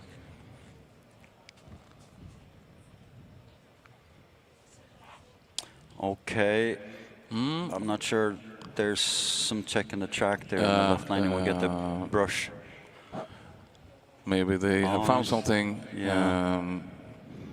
that Rajamäki left. I hope it's a quick fix, Yeah. So we can go on in this Top Fuel bike qualification. Yeah, I heard you earlier on. Okay. And that's always a pleasure. Okay? Yeah, and thank you you were talking about the qualifying rounds yesterday. There were 2 qualifying rounds for the European Championship yesterday, Q1 and Q2. That's what we call them, okay? Now, I heard you allude to what we were talking about, that it was a pretty rough round, Q1. It was not really it was a tough round, let's say that, okay? Yeah. And but then, as things do, and there's a reason for it. I mean, it was the first round, and it's, everybody comes to a track, how good is the track, what's the air like, and all that sort of stuff. And then it really, I'm getting goosebumps just thinking about it, it really shaped up in Q2. Yeah. That was one of the best qualifying rounds I've seen for European Championship classes, and both bikes and cars. So I'm really, I'm really psyched up about Q3 and Q4 and Q5 today. So whatever you guys do, just stay in the stands. I mean, it's the end of the summer and the weather is perfect and all that. So we're really looking forward to it. I'm not going to, what can I do? I can't do any predictions, but we've seen a lot of this kind of racing over the years, and I think it'll be great. Now on Top Fuel bikes, how many here, be really, I mean, raise your arm so I can see really well. How many of you guys have seen Top Fuel bikes before here or wherever? Come on, guys. Oh, all right. That's good. I don't have to say anything. All right, we'll just do the numbers then. Right. They know everyone. Right. Does anybody want me to go the nerd route? Yeah, see, not one guy raised their hands. Man, thank you very much, folks. I saw another one. Yeah. No, he waves at his friends. Yeah, but that's my mother. Yeah, and the other guy, he waved to his friend on the other side. That's my father. All right, okay. Okay. It's a tough situation. You have to understand that there's some people up in the stands there that are absolutely top-notch nitro bike racers. I mean, they are living legends, and so I really am kind of embarrassed of sitting here talking and telling them things about this class. But so it's a tough situation. But basically, what's going on here is that these, some of these bikes are absolutely, quickest in the world. They're really up on top of the list of how quick you can go, and in the history of the sport, and it's really cool. And I have a little, sometimes I have a little, thoughts about things and so on. Super Twin and Top Fuel bike in Europe. It's in Europe, But sure. It's easy to forget that those riders is in the top in the world. Yeah, that's a very good point that I'm trying to make. I mean, because like me, I mean, we can't travel to Australia and US and all that and live there and see what's going on and all that. So, I know that some people get an impression that, in the US and whatever, or just add them all up, you can see this kind of racing pretty much anywhere, every week and all that. That's not it. What you're going to be seeing here today, and you guys have been here before, it's unique. It's not unique like a one-time shot, but it's unique in the on the fact that it just doesn't happen very, very often, what you're going to see here. Now, we might be seeing, I can't promise anything, but we've already seen a number of 5-second runs here, which is pretty neat, and that's quite a measurement and quite a feat. And also, we have Rickard Gustafsson here, and from Falkenberg, and he's very good at this. And his specialty is going quick and going fast. He's got the third quickest or fastest mile an hour in the world on the bike that he's going to be bringing up here just in a couple of minutes. And so just keep that in mind. I mean, when you ride any kind of vehicle, no matter what, 4 wheels or whatever, we're talking here, you're basically running on 3 wheels. So what's that? Well, they run on the slick, and then basically the 2 small wheels on the wheelie bars, and they go from 0 to over 400 kilometers an hour over a distance of 400 meters. And that, to me, that's just, I've seen it many times, and it still freaks the hell out of me. It's just absolutely incredible. And I've said it before, I can't quantify it. I don't understand what 400 kilometers an hour is. I just know it's a number, and it's a terrific and horrific number. I mean, holy smokes, it's absolutely incredible. And I've done it before, and I've asked people in the audience, how many here have driven a 4-wheel vehicle safely on some kind of straight 4 or 5 kilometers and hit 300 kilometers an hour, and you get 5 people raising their hands.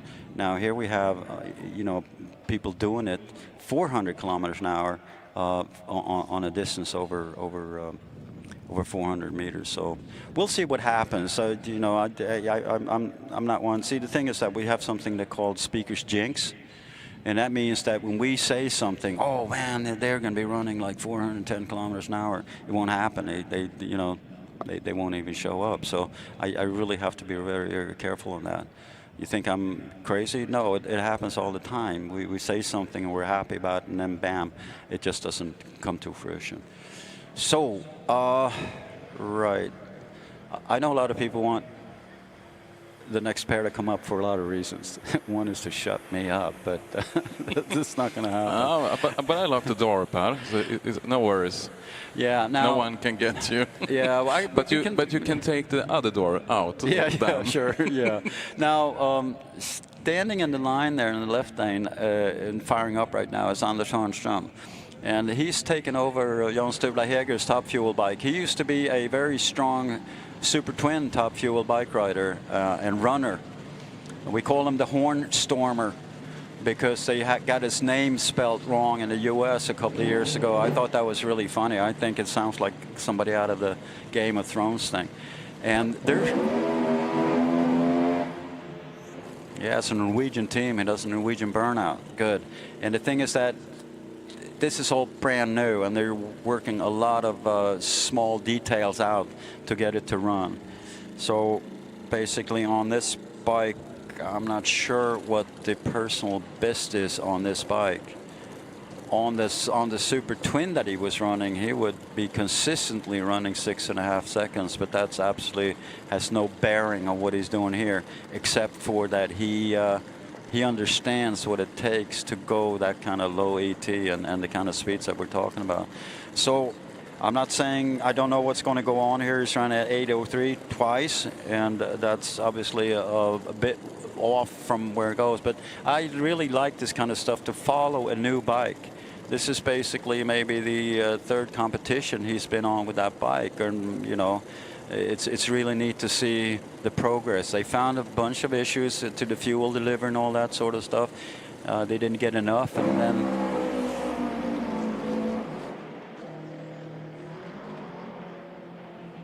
All right. Okay. So that was a good launch. Now, he brings his ET down to 797 here at this race. Got a ways to go there, but I'm pretty sure that they are very happy about the data that they got out of that one.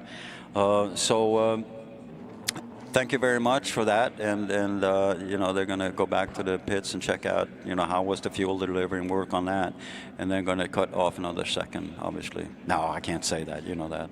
All right, Peter Andersson, Kari Rautanen. We have. It's interesting because you can run all sorts of bikes in Top Fuel bike, and that makes for some really interesting racing. Now we have Peter Andersson on a funny bike, and Kari Rautanen as well. Just a point on that, the thing is that, yeah, all right, good burnouts there. Just a point on that, the thing is that, so what, they don't have a chance against the nitro bikes? No, they don't. But the thing is that they are not as finicky as the nitro bikes. Take, for example, Rickard Gustafsson. He ran a funny bike back in the days, and he actually won a European Top Fuel Bike Championship on that bike. Because the thing is that he made it to the finish line under full power, 100% runs all the time. The nitro bikes did not, and that let him get enough points to win the championship. So that's really interesting. Peter Andersson then from Upplands Väsby, he's got a whole new setup on that bike, actually a whole new engine. He ran 714, and I thought that's pretty cool with a new engine. That's and he betters even. Great, cool. All right, betters to a 710, stays in the number 9 spot. So he's on the bump. But so what he did was basically he has less power now than he did earlier on, but he believes that it's going to, you know, with all the setup and all the details, it shouldn't really matter. So what he's looking for now is to get into the ladder. It's going to be tough. I mean, he ran 710, you know, the bump spot is at 688. But no, really remember, I mean, nitro, anything with nitro is finicky. And that's very politely put. When we go out with Erik Richard, number 5 qualifier, and Thomas Pettersson, number 8 qualifier. All right, and like we said, so Erik here, he's number 5 qualifier. Okay, on a funny bike, and that's pretty cool. And Thomas Pettersson has been doing, he's been at this for a while, and his personal best is 6.5. Okay, so he should. No, I can't say that. But if he gets back to the, or if he gets into the numbers where he can be, he'll be on the ladder. So Thomas Pettersson, let's see, and Erik Richard, I got him down there. And Erik, he's a solid runner. He brings that bike down into the 6.5, 6.4s, even 6.3s at times, and that can be damaging to the nitro bikes. So let's wish these guys the best of luck.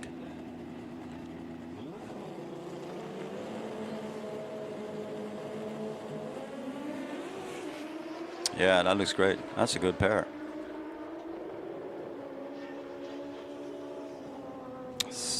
Okay, let's see. Erik Richard again, 6.55. 6.55 doesn't better, but he's right there. And Thomas Pettersson, 6.78. 6.78 for Thomas Pettersson, so he betters. And he's now in the ladder. That is so cool. Okay, he did it. Now, with the funny bike, he's in the ladder here. So basically, thank you guys. You're just proving the point here. That is really great. So Thomas Pettersson not only made the bump, he's inside at number 7 qualifier, and he lowered the bump to 688. it was really tight there for a while. So Thomas Pettersson 678, Kari Rautanen on the bump at 688. What did I say? 7888. Yeah, that's a tenth of a second. Really, really neat. That was a good pair. This is turning out already. I mean, we're past one class, and it's already very, very good racing here in Q3. Like we were maybe not expecting, but hoping that they would follow up on what they did, all the good stuff they did in Q2, and they're certainly doing it. Cool, very cool, neat. Glenn Borg in the right lane, René van den Berg in the left lane. So we got Holland against Malta. This is cool. I mean, we have a lot of nationalities. I haven't still checked. I think 14. No, I tried to count them, but you gave up at 99. I forgot it then. When I woke up this morning, that's I think my job to forget. All right. Yeah, today I'm gonna count the countries. Well, but you know, we're sharing. All right. So René van den Berg then on a nitro bike, and then Glenn Borg all the way from Malta on a funny bike, and this is pretty cool. Glenn Borg is number 6 qualifier with a 650, and René van den Berg, he's number 4 qualifier with a 636. And I was talking to René here, and he said he's fine on this, and you know, he's running a 605 a personal best. And I said, can you get into the fives? And said, yeah, if it's going to happen, this could be the weekend, because everything is, the whole setup is just perfect. So Glenn Borg then ran a personal best in Q2, 650. So let's see if he can better on that. Let's hope for that. There's been a number of personal bests here in the bike classes, and let's hope it continues.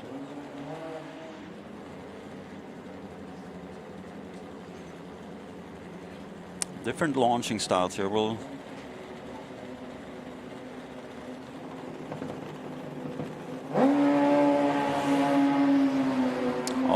keep it up, both guys. Oh, this is a good pair again. Check this out. That's nice. Check this out. Look at that. Holy smokes. That is just perfect. Man, a new personal best for Glenn Borg, 647. Congratulations. That is just excellent. 647. I put a new PB here. All right, that's 2 PBs for him in 3 qualifying runs. And René van den Berg, he bettered greatly there, 613. From 636 to 613, he took a lot of time out of that one. Oh, that is great. So now, René van den Berg, number 3 qualifier, Glenn Borg, number 5 qualifier, and they really tighten up the ladders really, really, really great. Wow, neat. You're getting a good show here. This is, yeah. Congratulations to the audience. I mean, really, just enjoy. Sit back and enjoy this. This is just great. Wow. I'm laughing, but that's just because it's so good, and it's not going to get any worse. We have, I see Rickard Gustafsson in the left lane on the top field bike. He's the number 1 qualifier with a 592, just barely ahead of Sverre Dahl. Sverre Dahl is not going to come out this round, unfortunately. They had an issue with the bearing, but let's just enjoy. Rickard Gustafsson, he gets on the bike here. Okay, it started, and he's going to roll forward, and he's going to blip the throttle, and then go in the water and do a nice burnout. All right, here we go. And that's the blip. That's the blip. Here's the big hit. And there's the burnout. Now, I'm saying this because this is, you know, all little details are pretty cool, okay? We're going to go nerd mode here. The thing is, when he leaves, okay, look at the bike just in front of the rear tire. If there's a small cloud of dust, black dust coming out, that means that he's got the first part of the run all set, okay? Because that's clutch dust, and that means that everything works really fine. And now, the hard part is to keep that up all the way through the 400 or through all the 1320 to 400 meters. But let's just keep our fingers crossed that everything works okay. So Rickard Gustafsson, the number 1 qualifier with a 9 or 5.92, and he wants to put some distance between himself and Sverre Dahl. Woo. I'm exhausted. Yeah. I'm just watching. Yeah. There you go. There you go, there you go, there you go. All right. Now, this is just, I don't know. I mean, look at these numbers. 582. He betters, he betters his qualifying time by a lot, by a load. I mean, that's absolute by the 10th of a second. But he also ran 404 kilometers an hour. So we have the first 400 plus kilometer an hour run, and if he gets that done here in Q3, I don't think that will be the last one. So, wow, congratulations to everybody. I got to put this down. What did he run here now? Okay, we lost it. Yeah, but okay. you take it now. No, we have to be slower on the timing, not switching the classes. Okay. All right, let's see. 582, 404, I think it was. All right, good enough. Wow. Okay, that was okay. So they Q3 was better than Q2, and Q2 was good. Wow. Yeah. Stay tuned, folks. I mean, because this is going to fall over on the next bike classes, hopefully as well, and coming up, you know, Pro Mod and whatever, the four-wheel drives, and it's just going to be four-wheel drives, the four-wheel vehicles. That's just going to be great. Yeah, we're going to look at the Prustock motorcycle. Yeah. And we got a lot of drivers there. Yeah, we do, and this is really neat. We have there's nine drivers in the list here, and bump spot again, and the bump spot is tough. So yeah, exactly. Only 8 get to do it, and right now Svend Noble is number 8. He wants to push up on that. Fairly slow time, far from his personal best. Let's see if he betters. Yeah, 8:53. Okay. And that takes him up to the number 6 spot. Cool. Okay, so he bettered on that. Number 1 qualifier is Bertrand Maurice at real fine 710. Okay, and there's a good mix of nationalities here. It really is. Really is. And a number of Greek riders are here, and we're really happy to see it. They do these kind of trips, and they're going to be here in Sweden. They're going to go to Germany and all that sort of stuff, and they do really, really good. So Dimitros Petridis in the left lane and Charalampos Bousinis in the right lane. And Dimitros in the left lane there, he's number 9. He's outside the bump, and he didn't have a good. He really didn't have a good. No, it's a 15-second round. Yeah, I believe that he could do better than that. Yeah, he should. Yeah, absolutely. I mean, he's been down in 7:15. He you know, on personal best, looking at that. But you know, that's a tough thing to do because that didn't happen yesterday. Well, actually, he did that last year. That would take him up, you know, in the top 5, or at least far into the ladder. We'll see what comes out of that. He broke online in the first. He'd had issues in Q1. Didn't really. Well, he didn't get a run in. So, and then let's see, Charalampos Bousinis, number 7 qualifier. Let's see what they can do. They have an unnatural way of leaving the line, okay? They basically go up on the rev stop, you know, the rev limiter, and then they don't let go of the clutch in that sense. They basically remove their fingers from the clutch, so you can't let it out. You just, bam, let it go, and it takes off like nothing else. There are statements about how quick they go the first, you know, 6 feet or something like that, that they really would be on top of any kind of class at all, you know, whatsoever. But suffice it to say, it's quite an unnatural thing to bring a high-powered vehicle up to the rev limit and then just drop the clutch. Totally drop it. Boom. Nah, that didn't work out for Dimitros. No. Lost fire on the starting line. Let's see what Charalampos does. Oh, 791, good. All right. 270 kilometers per hour. Yeah. So that takes Charalampos into the ladder at number 7. Great. Not so great for Dimitrios, who really, what should I put on that? Broke online? Yeah, I think so. I guess so. Outside ladder, and only one chance in the Q4. Yeah, they will hopefully run a Q5. I'm not sure what the setup is, but that's in the plans, and let's just hope that everything runs smoothly so they get that number 5 qualifying round. because what we've seen now, it's just 2, 3 has gotten really, really good. And we don't put a lot of expectations on these guys. They're doing a great job as it is. But really, what we've seen so far in Super Twin, top fuel bike and top fuel bike was just absolutely great. A 580 at over 400 kilometers an hour. That's something to bring home to the dinner table. Really, I mean, think about it. You know, I do a lot, and I can't fall asleep trying to figure out how do they do that. You know, I mean, really. No, but how do you quantify it? It's just really hard to do. It's impossible. Yeah, we're ready to go again. All we're right. Still in the Pro Stock motorcycle, and I think we got Alex Hope in the left, and he's the man on the bump spot right now. Am I right? 8.82. The bump spot, 8 seconds, 82. Come on.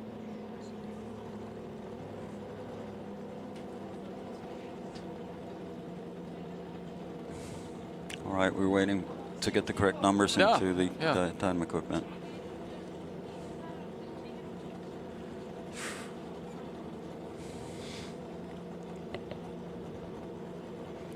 So, Alex Hope on the bump spot, if we got it right.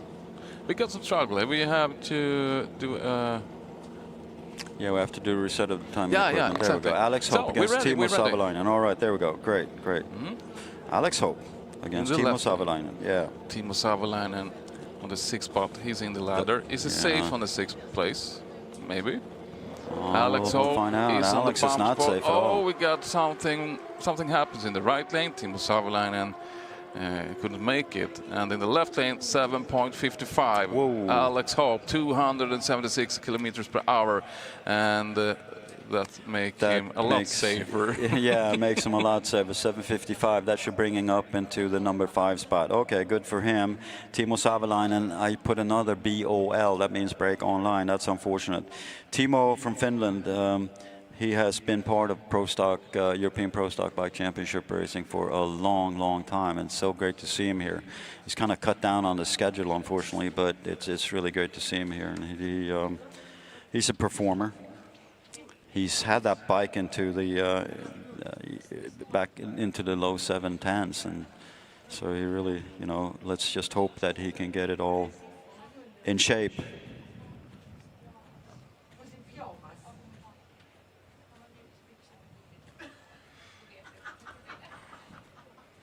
Yeah, and we're ready to go on. Right, next pair up.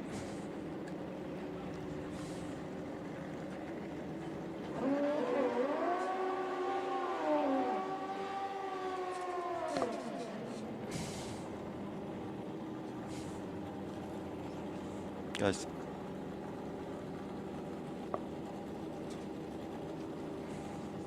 All right, Jérôme Rougemont from France and Karl-Heinz Weicken from Germany.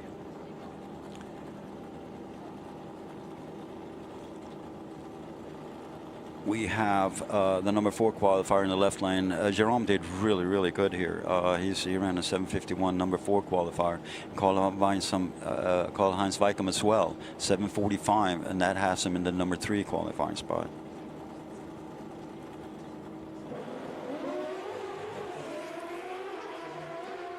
Both of them.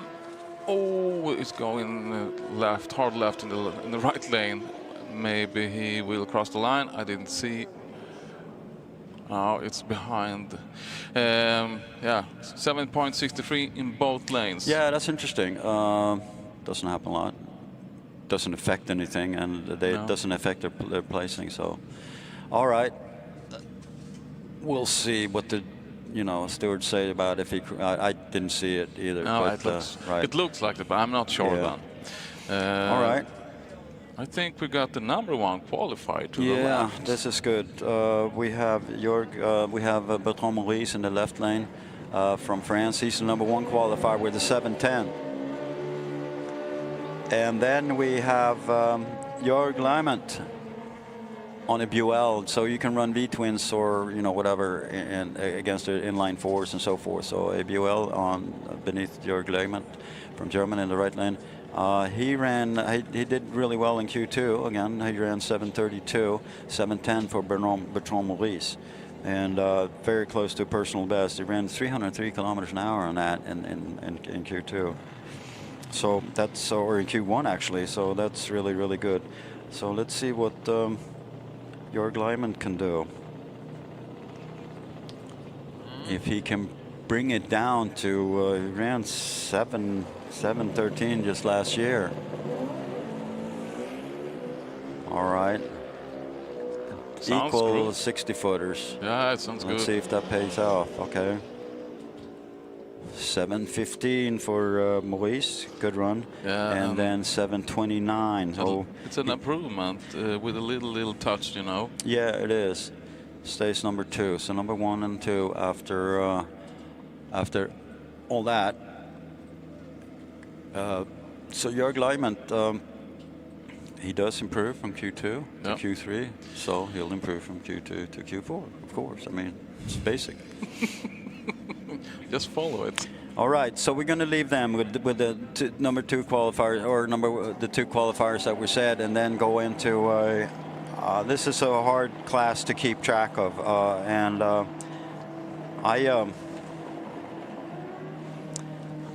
I got a message from one of our friends down in the UK, and he said, "Come on, PP, you got the personal best wrong." Okay, it's a lot better than what you have in your list. And I said, "Well, who said that?" Yeah, no, it doesn't matter, because he's got it all in his brain. He's a human. I know. He's a human computer, and he doesn't go on lists like I do. And I said, well, I got to go on the list. Yeah, I know. It's just, it's just making fun of you, and I'm fine on that. Erik Ryber against Kostas Giannopoulos, and we have then. It's a hard hit when they let the clutch go out. Yeah, this is really hard to keep track of. Erik Ryber, number 17 qualifier and 18 qualifier Kostas. Now, we have bump spot racing here to the limit. There's 18 bikes. Only 16 of them get to go to the finals, or to the final eliminations. Rudi Zorzi in the left lane, he's on the bump. You can see the bump on the scoreboards here, 890. And Luke Farrugia is doing really good. He's in the number 5 spot. I won't do personal best then.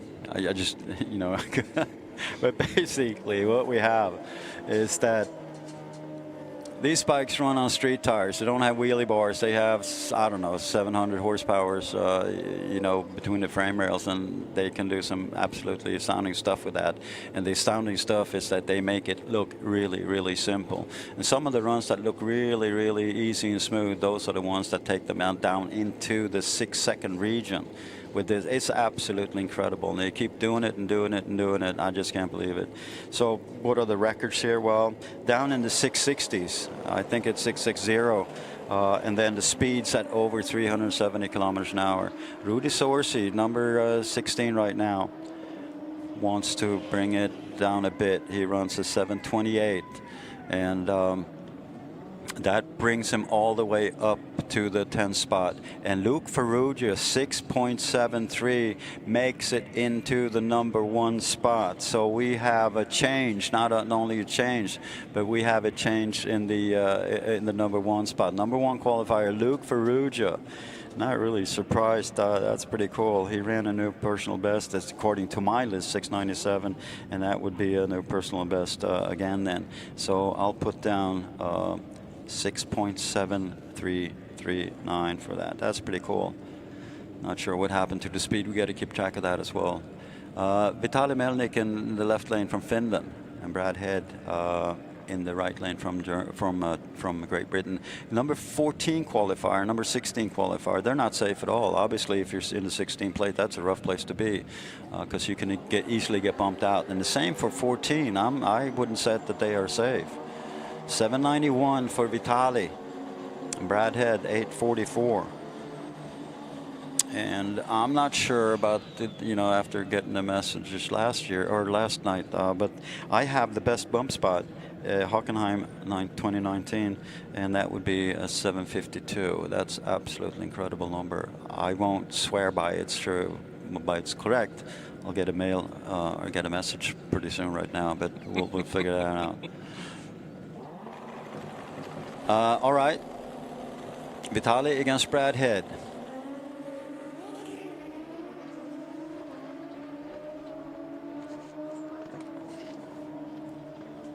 Okay, Brad had 7.70. Yeah, and that's interesting. Now what happened was that Brad Head went up to qualifying place number 14. That was a good run, and he pushed down. Okay, the other guy there, and it's just, you know, that's what happens. You know, you get up and somebody else gets pushed down. Margot Schmidt then, number 11 qualifier. Martin Hallett in the right lane, number 16 qualifier. Margot Schmidt is probably feeling fairly okay with the placing in the ladder, but she is not happy about the ET that she ran, 7:36, and she's one of the bikes who's been into the sixes. Martin Hallett then, he's number 16 right now with an 8:16. He bettered as earlier time, and that's pretty good. But he needs to push to get away from that bump spot. We'll see what comes out of that one.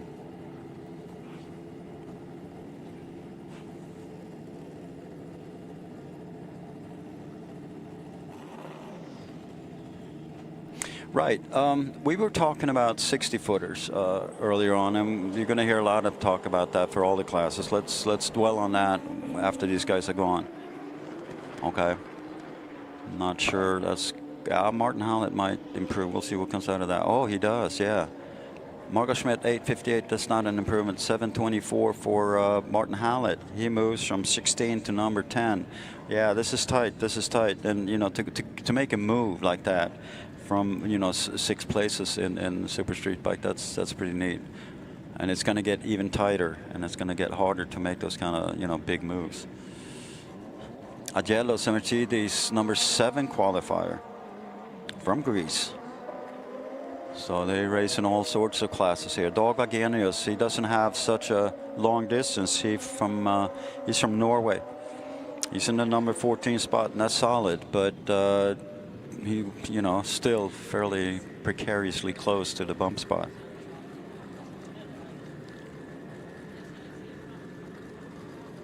So Agelos doing really, really good here. I don't have a personal best for him here, but I mean, when you run 7:05s, that's you know, that's not very, very far from bringing that bike into the 6s. Dag Agenius at number 14. His personal best here is 7:38. Let's see if he can hit that and even better that. Looks okay. Oh, Dag Agenius drifts. Close to the line. Oh, look at Agelos, 7:00. He's so close. And that takes him up 1 spot. Dag Agenius stays in the number 14. He drifted towards the center line, and that. Yeah, but it looks good in the right lane there. Yeah. 60 foot, 1.23 for yeah. Dag Agenius. But then he. Yeah, the way that these bikes launch and the kind of horsepower they have and don't have wheelie bars, it makes it really, really tough to get, you know, to get off the line in a good fashion. And they keep doing it and doing it and doing it. And it's unbelievable. Now, the thing is that these bikes, if you run in the, say you run 122, 123 60-footers, okay? If you talk in any other classes and then you run, you know, like high 6s, you know, 6.8, something like that, what's with the 60-foot? What happened? I mean, you had problems at the start. No, the thing is that they can't put all the power into the track right at the start. Just doesn't work that way. It doesn't work that way, so they really have to leave very, very carefully, you know, or it's just going to be a lot of smoke or wheelie or whatever. Now, what we saw yesterday, they ran 60-footers down to 111, and that's what it took to get up there to the number 1 and 2 qualifying spots.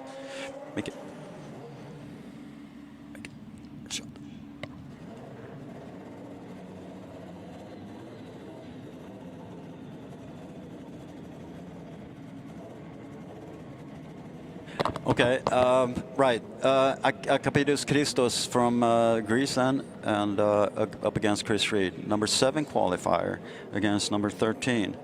It's tight up there again. So are you safe in 13th? Probably, but not. I mean, you can't count on it. So let's see, 120, 260 footer in the left lane. That's good. 130 for Chris Reed. Not as good. 734 for Chris and 695 for Akapides Christos. That's great. Where's he going to be? Okay. Number 4 spot. That is, they both moved. Okay, number 4 spots. Sorry, they're moving too fast on the timing here. But Christos move up to the number 6 spot. Okay, 1 spot up. That's good stuff. All right, Ross Morrison. This is a fight. There's the brother Morrisons. They are here, and that's good. Clemens Vallet is here, and that's good. Ross Morrison, number 4 qualifier, with Clemens in the 9th spot at 722, and Ross Morrison at a really solid 785. And we have Alan Morrison in the number 2 spot at 675. We have Ross Morrison in the number 4 spot, 685. They changed places yesterday in all the qualifier rounds, so it's pretty crazy. And you know, and we had one brother who was quicker than the other one when they came in here, and that was Alan Morrison, who was the fastest of the brothers, and that changed. So let's see what they can do. Ross Morrison then, number 4 qualifier. Yeah, 680. Okay, 680 for Ross Morrison, and then Clemens Vallet 725. So they stay 4 and 9, but with improvements. So Ross Morrison then 680. Yeah, and Jacques Michel is right in between the brothers there, and Luke Ferrugia now really really put the spot to it. 673, 675, 676, 680. That's a top 4. It's really tight, really tight.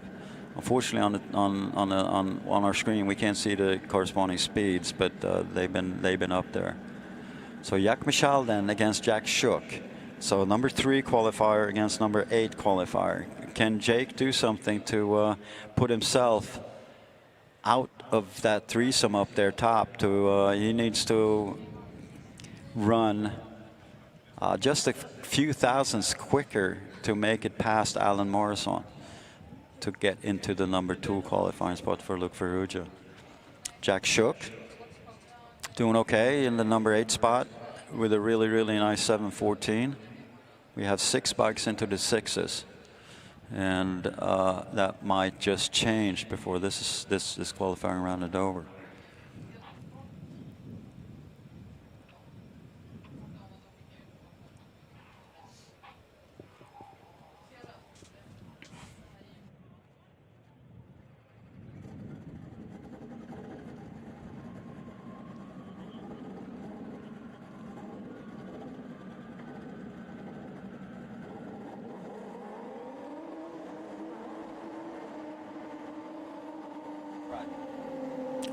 Number 3 against number 8. Jacques Michel, right in between the brothers there, Alan and Ross Morrison, who's been having. I was wondering. I mean, I didn't have time last night, but I should have gone on and asked them. Like, so how was dinner? It was cold. Yeah, it was cold. Yeah, at least one of them said that. And Alan said, "Nah, dinner was great," and Ross said, "Nah, that was terrible food." No, just kidding here. Let's see what Jacques Michel can do. I mean, we've seen some really good stuff here, and I don't know if he can just take a couple of thousandths off. He'll be up in the number 2 qualifying spot.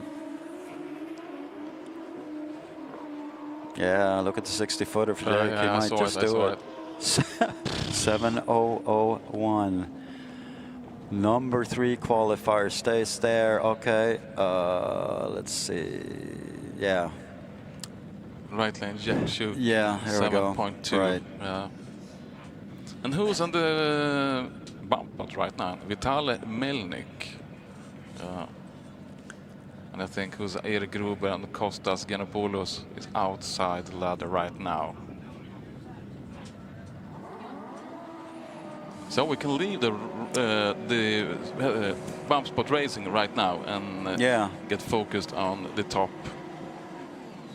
Number 2 qualifier against number 5. That would be Alan Morrison against Mogenslund from Denmark then. Both of these guys have been doing this for quite a while. Mogenslund's been at it many years, and he's doing real good here. He's one of the bikes in the 6s, and Alan Morrison in the number 2 spot. And he has all of 200s to take off his ET to beat number 1 Luke Ferrugia. I'm not sure that's really possible. 120 60-footer, I'm not sure that's going to do it. We'll find out pretty soon. 673.33.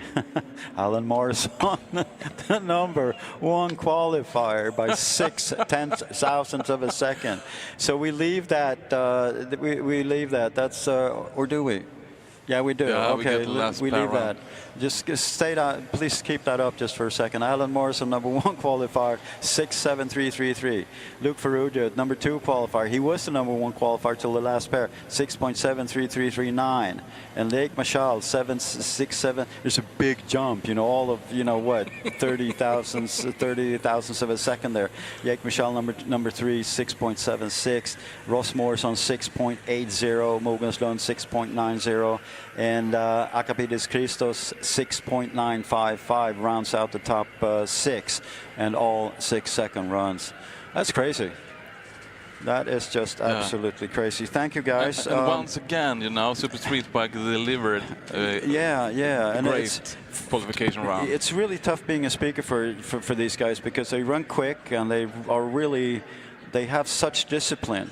And I know at Santa Pod we actually asked the track personnel to slow them down. Just give us 5 more seconds, because you could run these bikes off, when they're in good shape and everything works out, you can run them off in like 3 minutes or not even that. And you don't want that, because I think there's so much excitement in what's going on here, and obviously we do. Let's talk about the bump spot then because we have this up. 791, Vitaly Melnik is on the bump spot. That's the number 16 spot. And that people or the riders outside of the bike is actually Erich Gruber. In the 17 spots, 9:15, and then Kostas Yiannopoulos, he had also a bad run, a 9-second run, 9:27. So it's a tough situation. Yeah, a little reflection. Brad he's on his 15th spot right now. Yeah, but he do improvement in this qualification. Yeah, they certainly did. And maybe he felt safe for a couple of seconds. Yeah. But right now he's in the 15. Yeah. Someone knocks on the door behind him. Yeah, it was really cool because something happened, and I don't remember exactly which pair it was, but like you said, it was doing good, and then all of a sudden, bam, somebody made it up, and oops, I'm down 1 spot. I'm so much closer to the bump spot, and that is the fascination of bump spot racing. And we talked about it, and if you ask the racers, they sort of, they look, it's a two-edged sword. I mean, they like it, but when you're there on bump spot number 16, it's a tough situation. All right. That was neat. So that was the first section of the European Championship classes, Q3. We're now going into, I think, Top Door Slammer, right? Yes, we got Top Door Slammer in the lanes. That is really, that's neat. How many are there? 15, 16, something like that. They don't have a 16, 17, proper bump spot in that sense, but they really give a lot of good racing. The one thing that I'm going to be leaving, I need to get some water and stuff. The thing is that they race over a distance of 200 meters. Now keep that in mind, because I've seen them race since 2003, literally. And I still do the mistake on on a track like this. I go like, oh, it's the first pair out. They both dropped at 200 meters. What is that? Why and then so it nudges me, you idiot. They're only running 200 meters. Yeah. And that makes for really, really tight racing. And in a lot of senses, and the audience, you see the entire race from the starting line to the finish line, and if you make a slight mistake in a 60-footer and you have a lot more power in your engine than the competitor, you can't make that up over the last 200 meters. When you have 200, or so if you run a 400 meter, you can use your power to get back, but when you run 200 meters, you cannot. So it's been really, really tight. We don't have the list up right now, but there's a bunch of drivers that are in the 3-second range, and that's kind of the measurement for Top Door Slammer. Are you doing good? Then you're you're down into the 3-second range, and I think there's like 5 or 6 of them. We'll see in just a moment. Well, the speeds on top door slammers. What did they go at 320, something like that? Or? I think we have seen 317, 320 or something. We got a big problems here. First pair, Marco Levio and Fredrik Lund, and they working hard to get a starter. You know, you got an extended starter, but there's no power in it for some reason. Whoa. Yeah. They do everything they could, but they can't start the engine because there's no one. There's no power. Unfortunately, we couldn't see Fredrik Lund. All right, I'm taking off.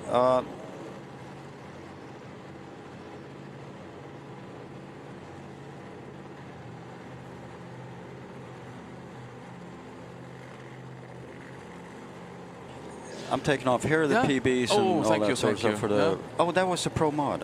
The Pro Mod. We can have Pro Mod. Yeah, you need that. Thank you, PB. All right, see you soon.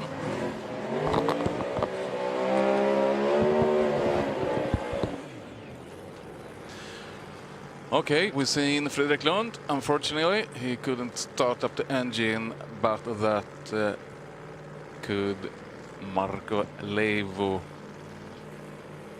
do. We see him after the bout.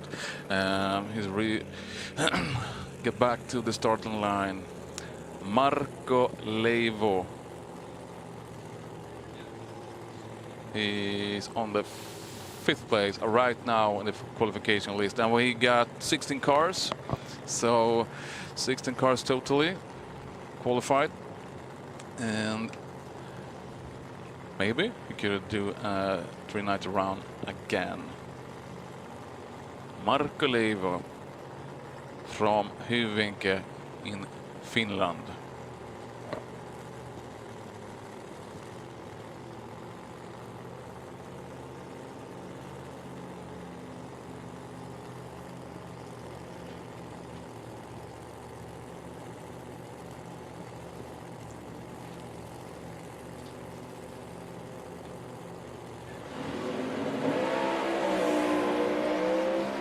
Oh, it looks great. 0.94, and we got 391 again.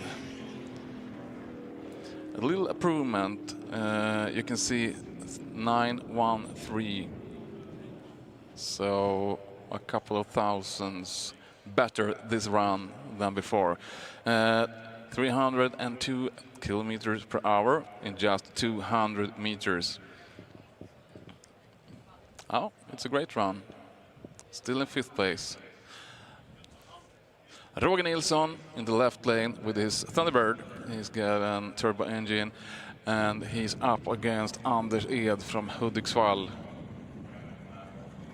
Methanol. And Blower on the top.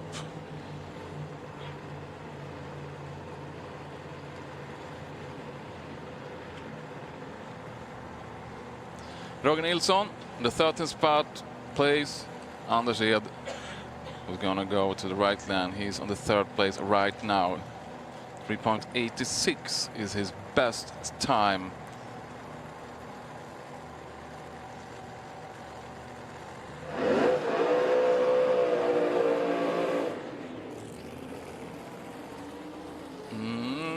We saw Roger Nilsson last qualification round yesterday. He do a 4:48. I think is his personal best. I'm pretty sure of that.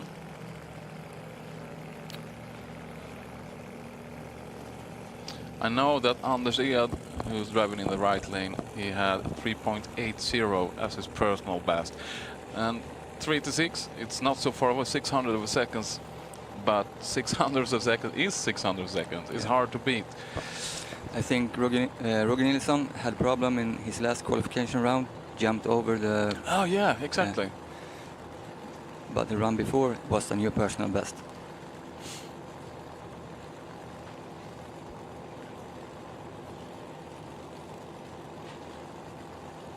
It feels like both Roger and Rickard, who are new in the class for this year are driving new personal best every round.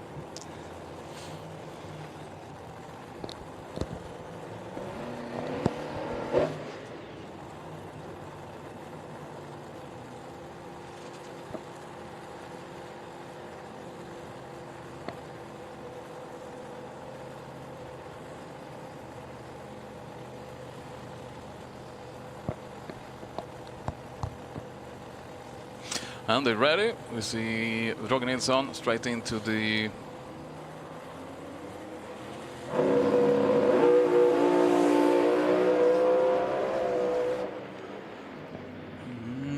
what should we have? Anders Ed 3.9. A little bit, you know, all over the place. Yeah. Roger Nilsson at left lane 4.49. I think it was a good run for Roger Nilsson, 257 kilometers per hour. And look at the 60-foot, 108 in the left and 0.95 in the right lane.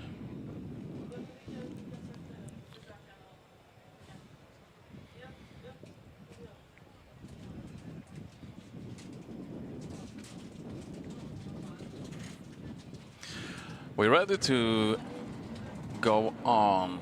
In left lane right now, Anders Vanhatala with his Turbo Camaro, the black and yellow. And in the right lane, we can hear the roar from Jens Lundgren's engine. He's driving a supercharged, a little bit older Plymouth.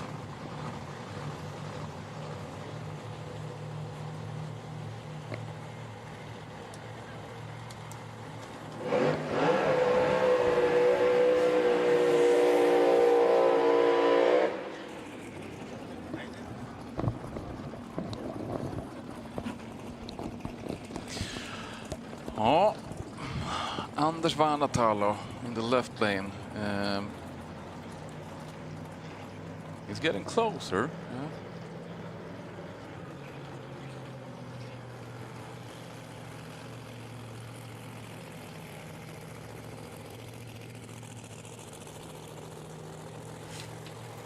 Anders Vanhatalo getting closer to the numbers that he would like. And he's right now 5.3. I've seen him in a couple of runs, and still some problem now and then. Jens Lundgren in the right lane on the 8th spot right now, 8th place, 4:11.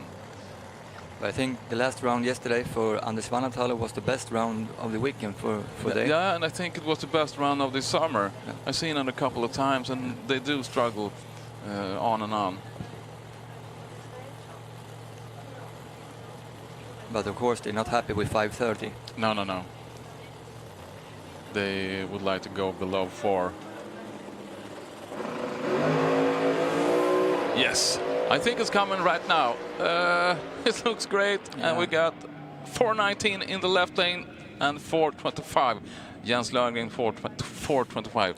No improvement for Jens Lundgren, but Anders Vanhatala, yeah, just like I said, 4:19, 274 kilometers per hour. And like that, from place number 15 up to the 10th place in the qualification list. It's nice to see. Great run from Anders Vanhatalo.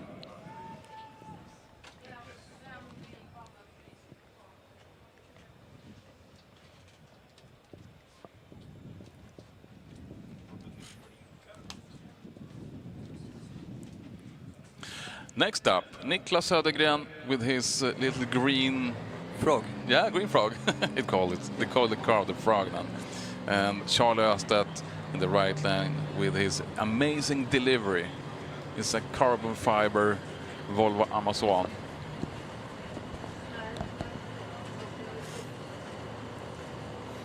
And Niklas Södergren yesterday gave us both frog jump and crab walk. It's kind of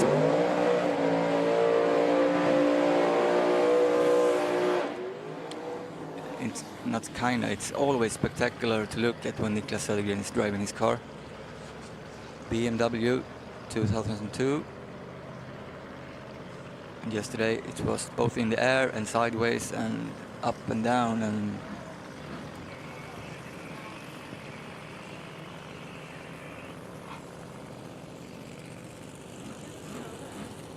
Yeah, he really drives his car.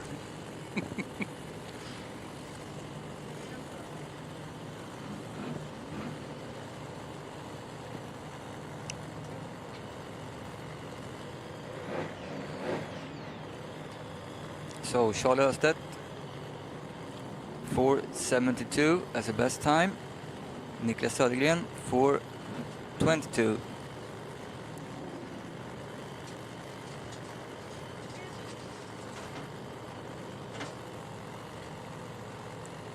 But these guys got one more qualification round this day, I think, later in the evening. Yeah, I hope so, yeah.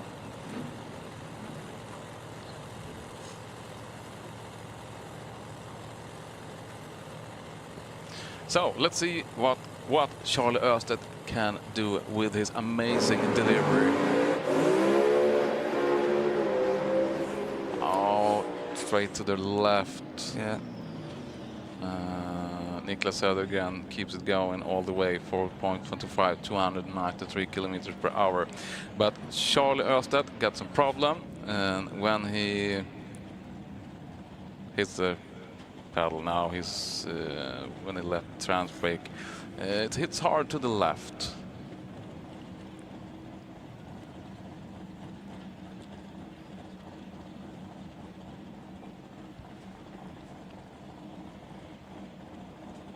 Rickard Forsblad in the left lane against Jim Bergström in the right lane.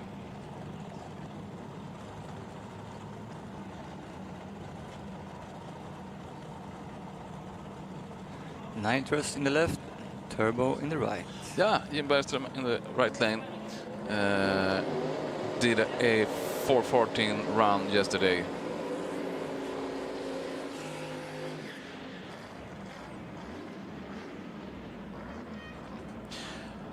Jim Bergström is also one of those guys who's rookie in the top door slammer, maybe. He used to be in the competition, but this weekend he chose to drive in top door slammer, and I think it's quite right. 4:14. Rickard Forsblad in the left lane. He's a rookie, and he made a pass 4.59. I think it was the last run yesterday. Yeah.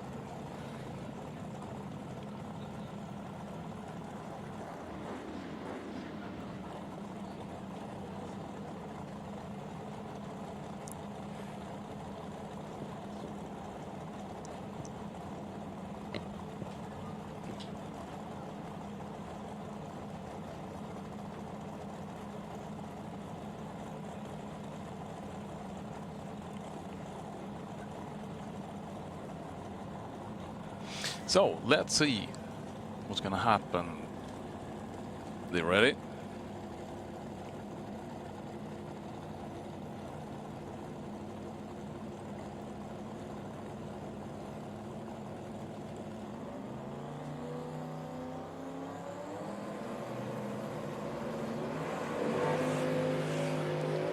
Looks really great in the right and left lane. And what could we see? No improvement, 4.62 in the left and 4.15 in the right.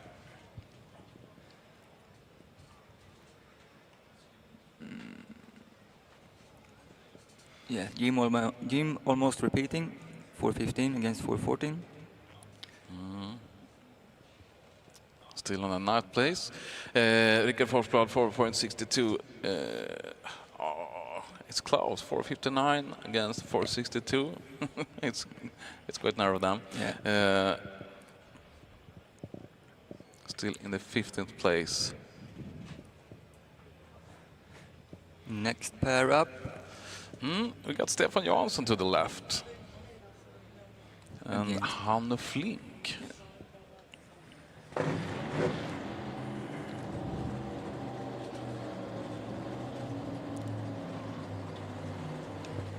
Both drivers searching for a 3-second round. Yeah, they're really, really close to it. Hannu 4:02, Stefan 4:08.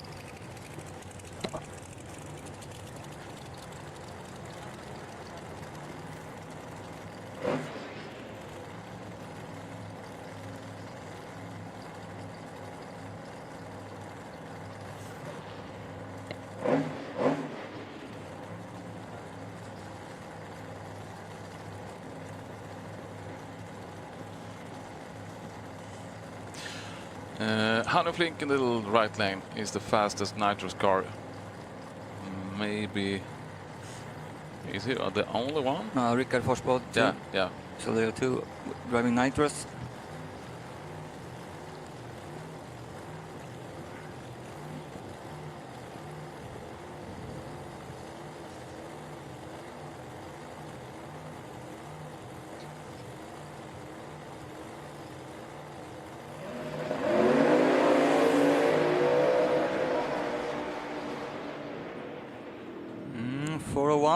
Hannu Flink in the right lane, 4:10.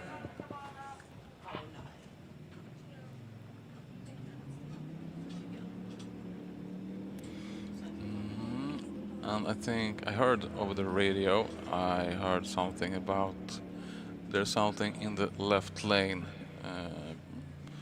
Perhaps it's not oil, but they're gonna do a checkup.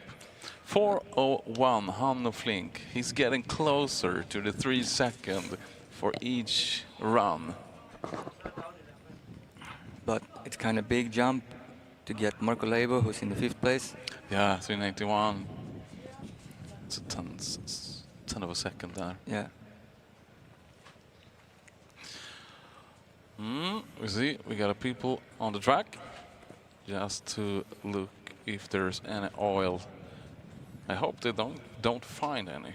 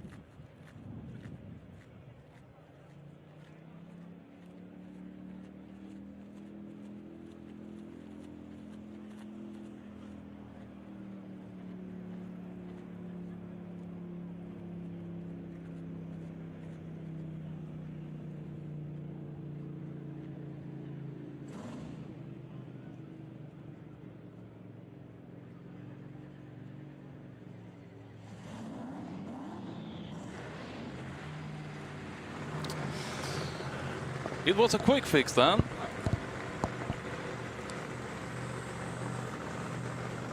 And the new pair, we got Kristoffer Thorsén in the left lane and Andreas Sjödin in the right. Thorsén has a 4.3 and he's on the 12th place. Sjödin in the right lane.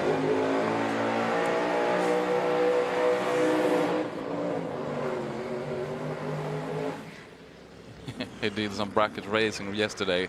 He repeated 3.9, I think, in every run. Yep.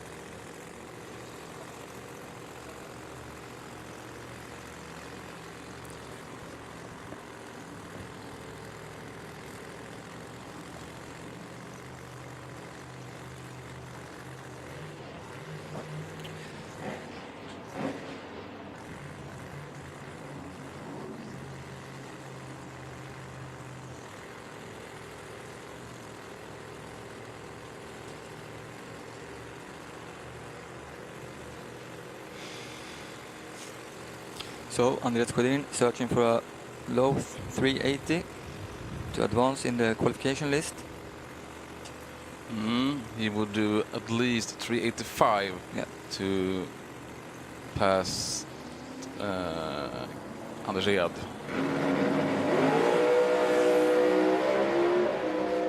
Yeah, maybe it looks great.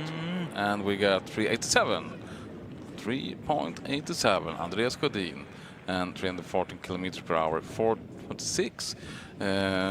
Christopher Thorén did a great run. Great. I think he did a really great run, 4.26, but still in the 12th place, though. Sjödin improves, but cannot reach Anders Ed. No. But it's quite close then. Yeah. It's 2,000 of a second between them.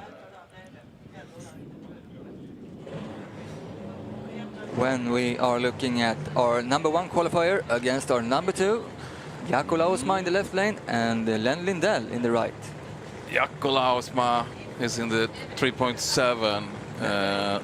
Len Lindell with a great run, 3.83.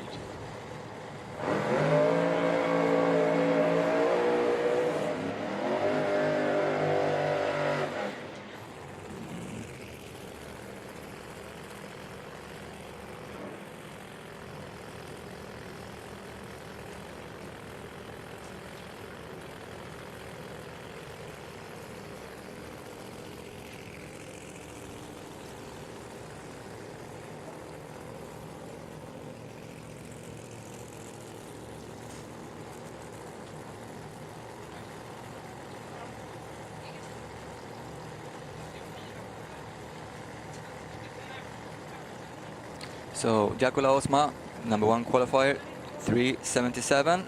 Len Lindell, number 2 qualifier, 383.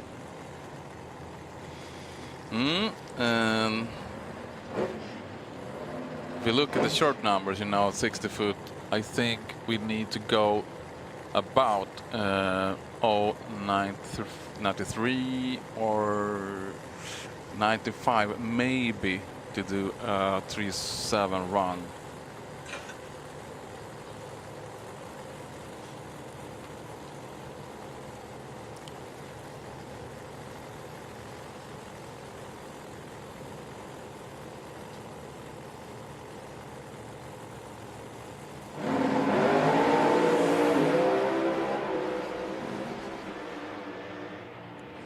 .385, Len Lindell. Problems in the left lane. Jaakko Lausma leaves the lane, leaves the starting line, but then something happens and he lifts the pedal. It's great speed for Len Lindell. 319. That was the last pair in top door slammer. Still in the top, Jaakko Lausma. And then we saw Len Lindell. And the third place, Anders Ed. Number 4, Andreas Sjödin. And number 5, Marco Leivu. No changes. No. In the qualification list in the top 5. And we have 5 cars in the 3 seconds. That's cool. Yep. And Hanne Flink is so near, 4:01. I wonder what he thinks about that. But they got one more round before tomorrow's elimination. And look here, we have a heads-up Volvo race. It's competition eliminator. Vi ser Roger Forsström och vi ser Christer Adén, 2 Volvo-åkare. Båda i... Ja, det skiljer DTA och CTA, så det skiljer lite grann där i index mot vad de ska åka.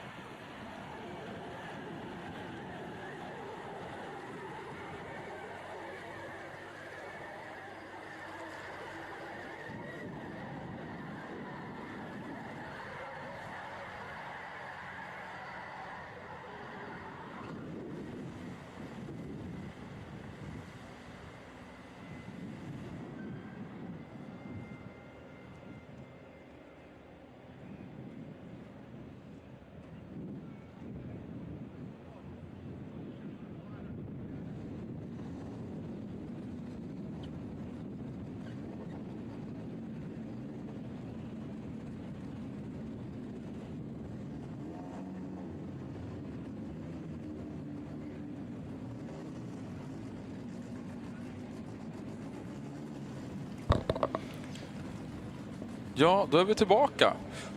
Vi ska köra Competition, Eliminator, och vi gör det tillsammans med Roger Forsström och Christer Adén i första paret ut.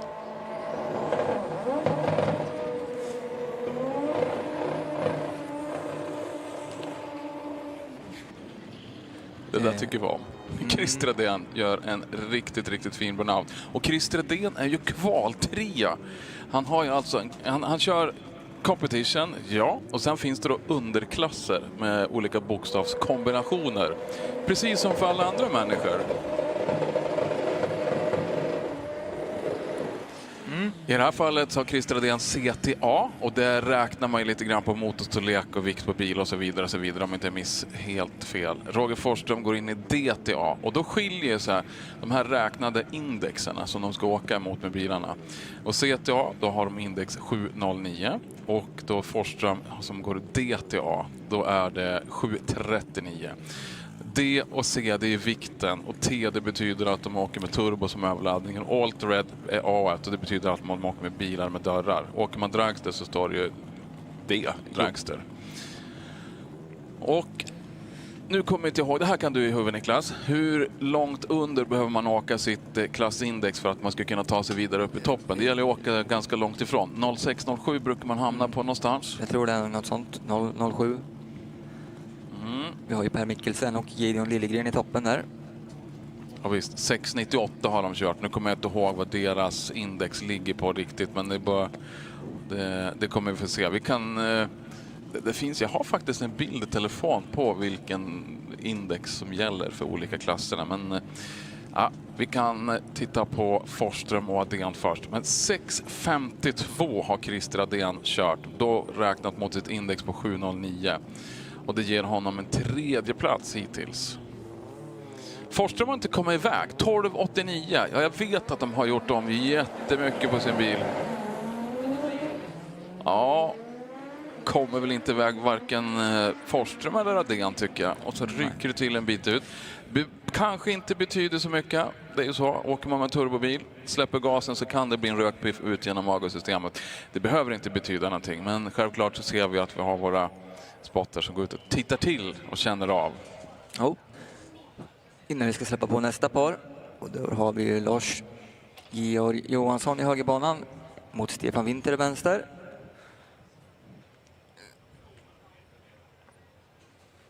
Stefan Winter som inte skapade mest rubriker igår, men han hjälpte oss att skapa rubriker i alla fall, eller mig. Vad då sa du nu? Stefan Winter med sin bil. Ja, det var någonting med det här med dörrarna. Kommer du ihåg vad det var, Niklas? Ja, det var väl att han har ju måsvingedörrar på den här bilen. Just det. Jag tror vi kan få hela publiken att hjälpa till och bara heta måsvingedörrar på engelska. Nej då. Det vet vi. Det heter i alla fall inte Swing Doors. Fokus på det som händer på banan. Stefan Winter, vänsterbana. Lars Georg Johansson, höger.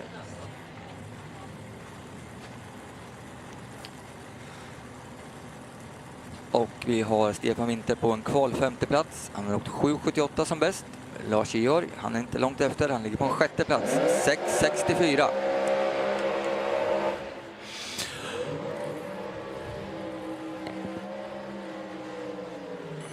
Stefan Winter from Switzerland with his Mercedes. And we see those gull wings opens.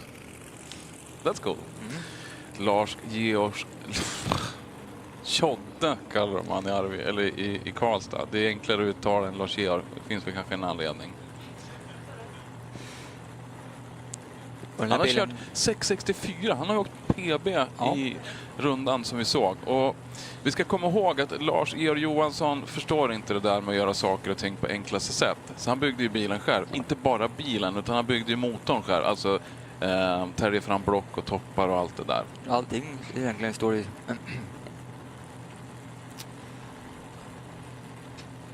Det är ett ganska avancerat bygge i alla fall. Det kan man ju säga. Men det är främt. Och det är lite så här vi behöver ha.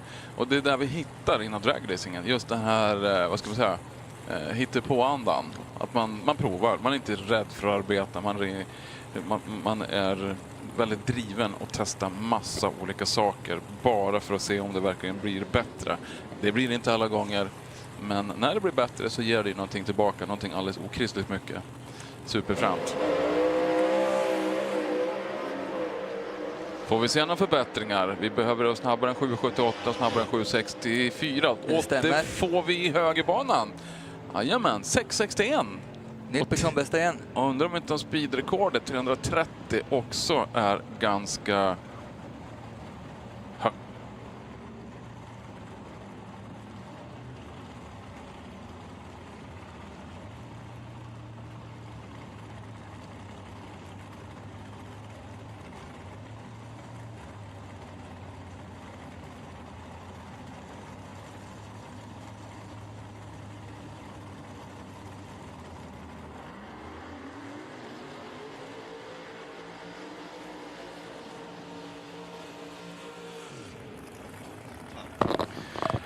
Nu ska vi se någonting som är lite fränt. Vi har sett jättemycket fräna saker. Men om vi tänker competition, vi tänker ettan och tvåan och vi tänker Per Mikkelsen, vi tänker Gideon Liljegren.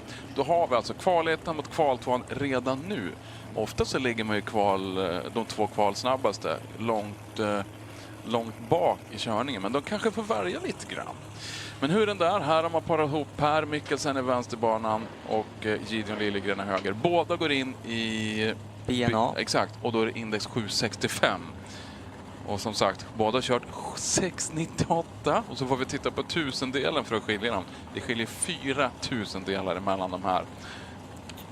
Ja, det är en väldigt närare. Japp. Ungefär 0,67 under index däremot. Bra räknat, Niklas. Ja, halvt. Vi får se. Det är kanske inte riktigt rätt, men däromkring. In the left lane, Per Mikkelsen, #1 qualifier against Gideon Liljegren, about 4,000 of a second behind.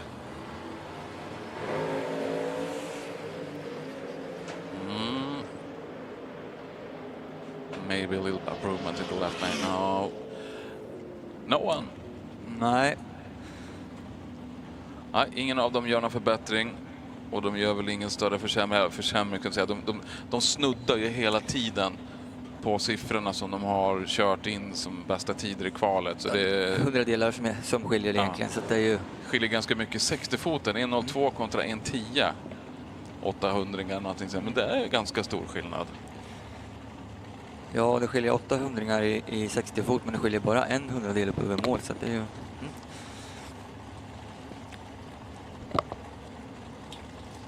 När vi då istället tittar på Emil Höglund vänster.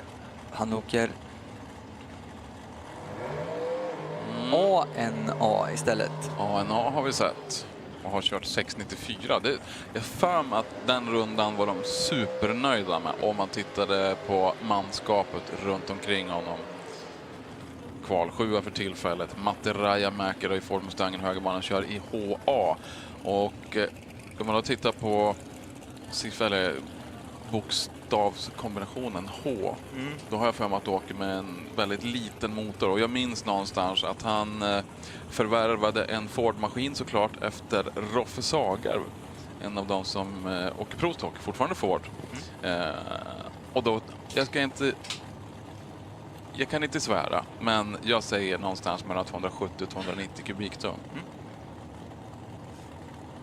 Och det är inte så mycket. Så då måste man ju utnyttja varvtalet på ett helt annat sätt. För du har ju inte så mycket vridmoment på en sån liten. Så jag kan tippa på att han varvar nog 7-8 tusen någonstans när han växlar. Kanske mer till och med. Beroende på vad han har för växellåda i den där. Han har ett index på 9,46 och har åkt 9,45 som bäst. Och då är han en 100 under sitt index. Och då behöver man ju stretcha lite grann på. Lite grann. Och Emil Höglund i vänsterbanan, han har kört 6.94 mot ett index som är prick 7 sekunder för ANA. Ja, elegant väg i vänsterbanan. 1.04 för Emil Höglund och så sträcker han ut ner mot banslut och får 7.35. Ingen förbättring. Nej, det såg ut att släppa av där efter 300 ungefär. Matti Rajamäki 10.52. Problem i början.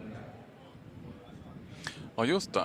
Hörru du, jag ser mitt framför oss här. Då ser jag Heikkilä Racing. En svart Pontiac skulle jag vilja säga. Niklas Heikkilä, som vi av någon konstig anledning hittar först på en 11:e plats i kvallistan. Det är lite bekymrad över faktiskt. Du hade pratat med dem. Nej, men jag såg dem. Ja, uppdaterade.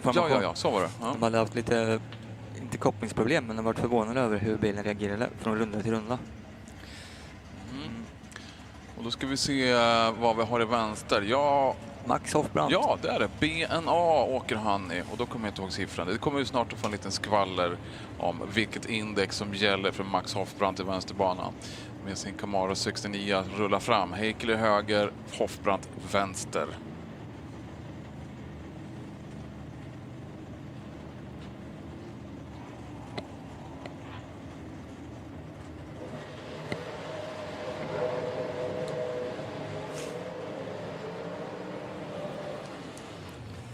.765 för Hoffbrandt i index och vi har 727 för Heikkilä. Han har åkt 8,17. Han behöver ju åka någonstans runt 6,80 för att det ska börja putsa på lite grann. Och Max Hoffbrandt behöver ju ta åtminstone en 10-del och det är rätt mycket tid kan vi se. Han behöver ligga där om man tittar på index 765 och så räkna bort 0,65, 0,6. Ja, han behöver hamna på 7 blankt för att han ska kunna få en placeringsförändring.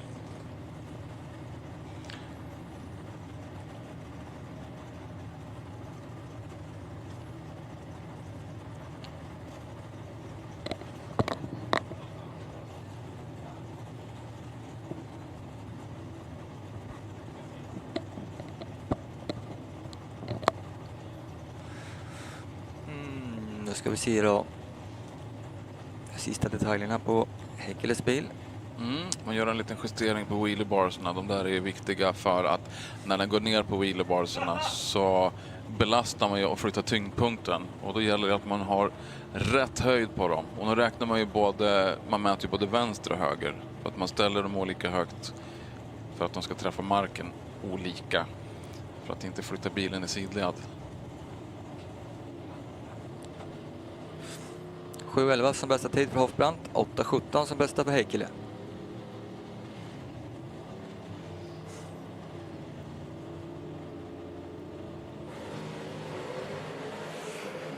Nu kändes det mycket bättre för Niklas Heikkilä och tog sig iväg bra. 0,99,60 fot så kopplingen funkar under. 6,54.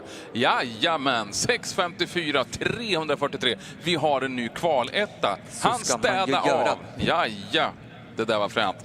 Förbättring för Max Hoffbrandt också. 7,03, 311 km i timmen. Och vi ser att de gör ju någonting hela vägen. Vilken dunderreaktion på Hoffbrandt. 15-10 000 delar. Texas enrådklass på den här. Ja du, den där ska han hålla med sig. Yep. Vidare in en eliminering så småningom. 1,04, 60 fot vänster. 0,99 för Heikkilä i höger. Så där har de ju rätt ut de där kopplingsproblemen som de tidigare hade. Vilken runda. Snyggt kört. Både Max Hoffbrandt och Niklas Heikkilä. När vi då i ensamt majestät rullar fram Mikael Oranta. Som just nu är på en kval 11:e plats. Ja, Mikael Oranta från Finland med sin otroligt fina Toyota Celica. CTA. Och då ska han ju åka mot 709. Så han har ju... det är en ganska tuff kamp. Han ska ju åka på en låg 6 någonstans för att det ska bli riktigt bra.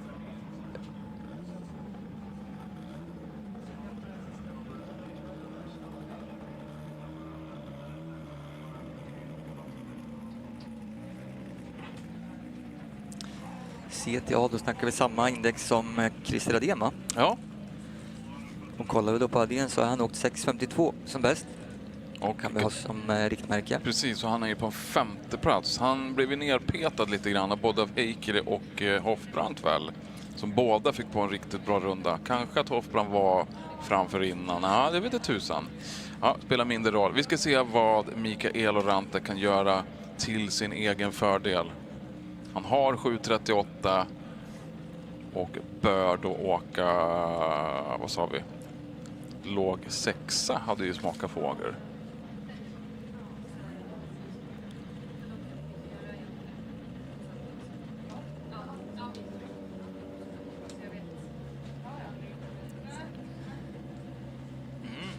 Eller mycket, det är fler än oss som har förstått att det är dragracing man ska syssla med på lördagar i augusti. Det är jättekul att se. Vi har väldigt mycket folk på läktarna och jag har fått rapporter från depån att det är lika mycket folk där. Det är helt fantastiskt, så det är underbart. Det finns ju en hel del att se på. Vi kommer att kunna vi ska se på Mikael och Ranta alldeles strax. Han står i pre-stage, han bygger väl löptryck och så småningom släpper vi iväg Toyotan. 1.07,60 fot, det ser bra ut, men han går åt alla möjliga håll samtidigt. Av någon konstig anledning håller ner för 7.23, 323 km i timmen. Och det där är coolt, 7.23, och jag vet inte riktigt hur många meter längre än 402 han åker, men det är lite onödigt många om man säger så. Jo, det är så att vi har ju rätt mycket att se på. Absolut. Både på banan och när man har sett sig trött på det av någon anledning så kan man ju bara knalla runt i depå. Det är öppna depåer, open pits. Så vi kan ju gå och titta på vad som helst egentligen. Man kan ställa massa frågor och så här, men respektera givetvis. Vi har ju även Beer Garden. Ja, det är ett par timmar bort. Ja, precis. Men jag tänker vi kan ju förbereda folk på att man kan faktiskt gå till Beer Garden och man kan gå dit redan nu. Absolut, och förse sig med både dricka och mat och allt möjligt.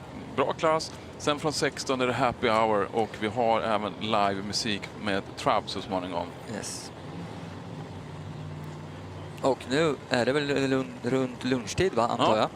Då kan man även testa på att åka helikopterflygning.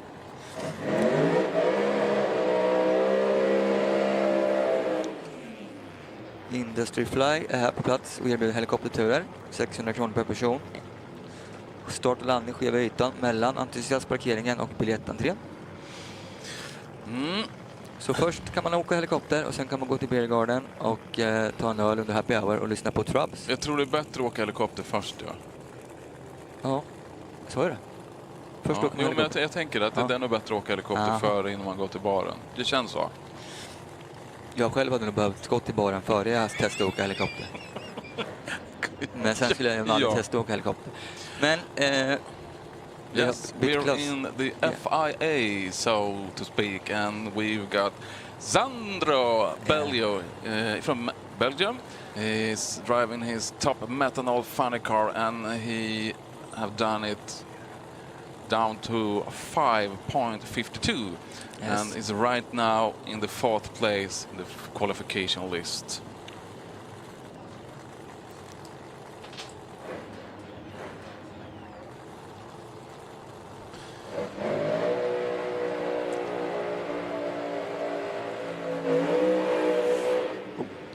Drifting hard to left. I think he's not so interested in hitting the wall right there, so he lifted the throttle down. But still, the best qualified about of them who drives a funny car. We got Johnny Lagg, number 1 qualifier. Tina Höst Nedergaard, number 2. Tony Bruntsson, number 3. All of them driving dragsters.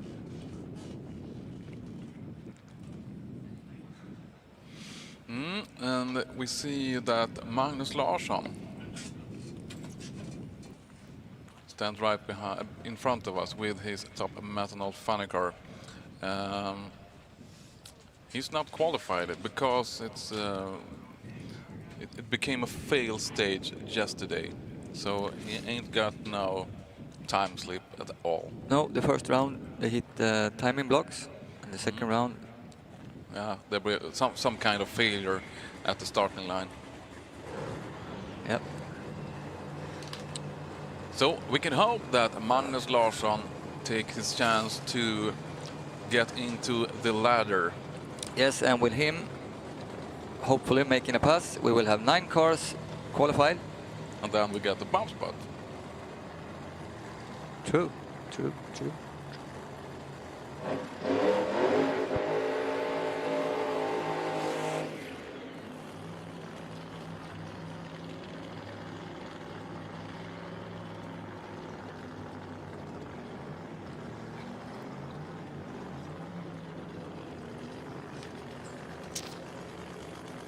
Right now, number 8 qualifier is Isak Lag, 890.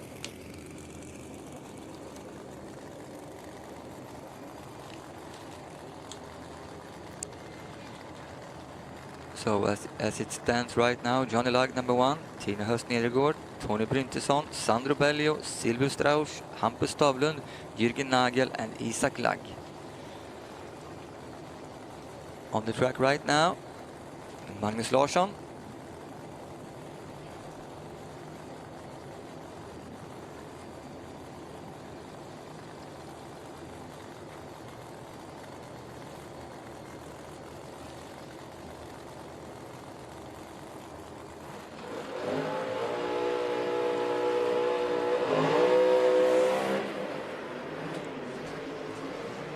Look good. Yeah, he's on about 100 meters out. He got some worries, but he keep it pedal down, and he's got a qualification place right now. 6:53. And he's on the bump spot right now. Outside looking in, Isak Lagg, who we now can see in the left lane.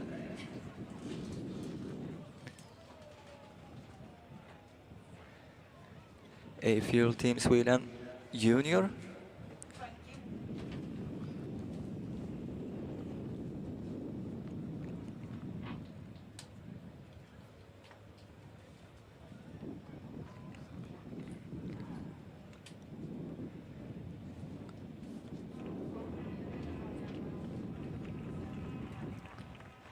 As we wait on Magnus Larsson taking the turn.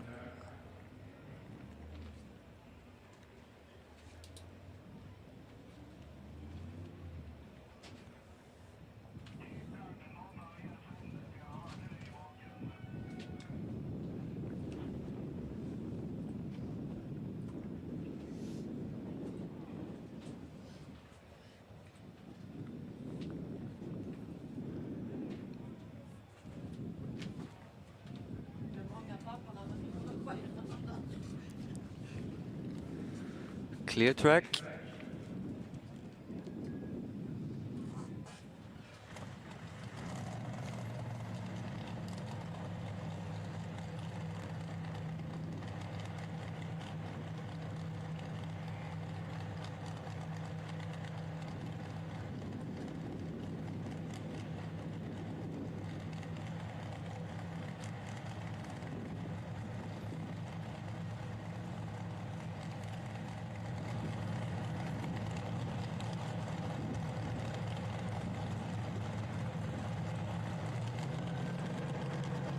That's not very kind to Winnie the Pooh, stuck his head in the front of the dragster. No. At least he doesn't need to see what's happening.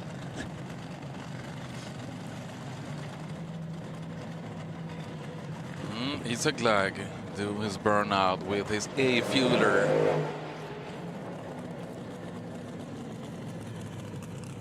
We could see it's a dragster, yep. And it's nitro methane injected engine. So there's no, it's an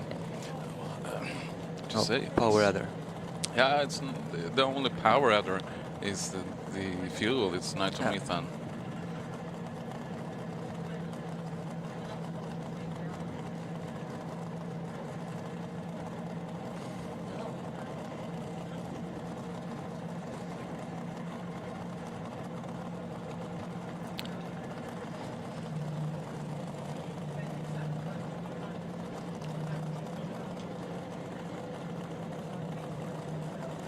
So Isak Lagg, best time right now, 8:90. But if he will get a full pass, I think we see him in the 5th second.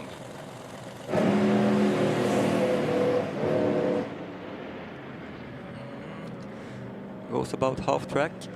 It sounds quite right now. We got a 60-foot 0.94, and we get a 200 meters 3.97. And then I think maybe it's a planned thing to do. Yeah. Leave the throttle about 200 meters. Yesterday, I think he did 60 foot, and then let go. As we see Tina Höst Nedergård rolling forward against Jürgen Nagel.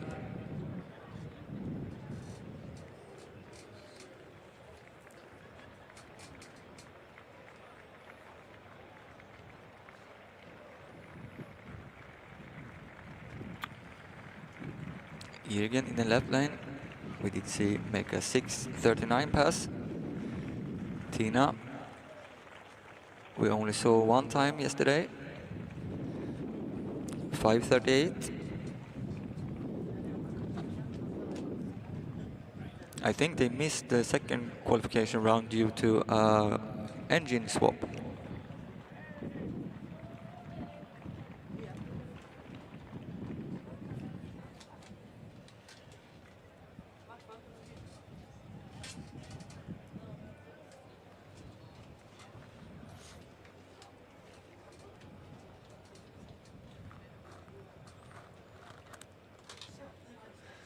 There, we got a sign to start them up.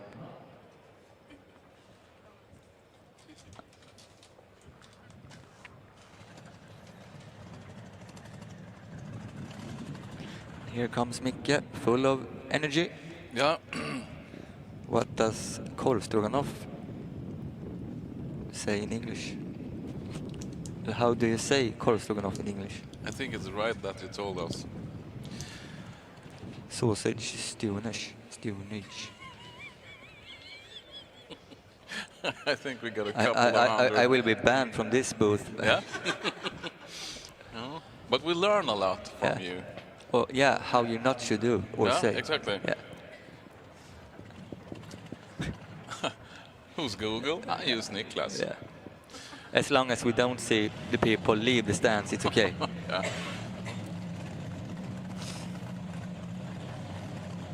Everyone who speaks English daily keeps their eyes shut. And ears. Yeah, and this will be fun. We can see Jürgen Nagel in the left lane with his top metal funny car. Yeah, he's right now in the A spot. He's on the bump spot. Yeah. Am I right? Yeah, 6.39. And Tina, who is number 2 qualifier.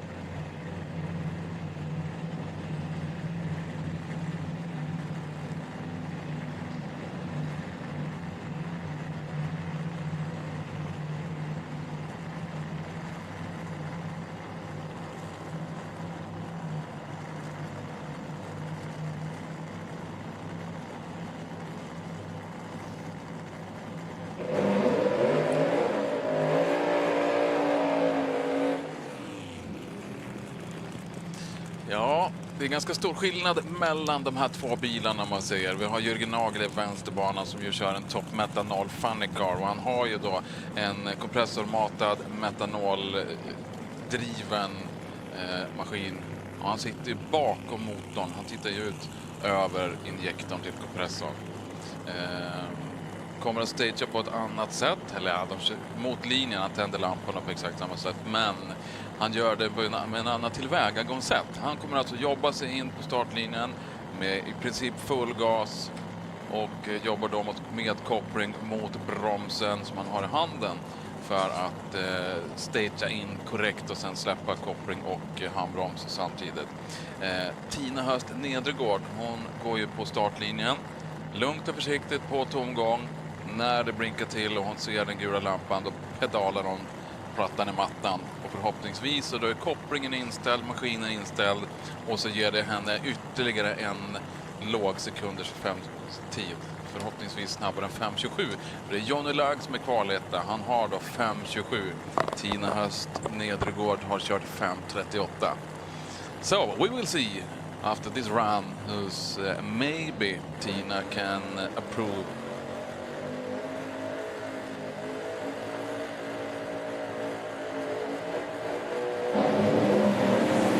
Looks really great in the right lane, and maybe we get new number 1, 5.2.29. It's close to Johnny Lagg, but still in second place, 5.29 and 443 kilometers per hour.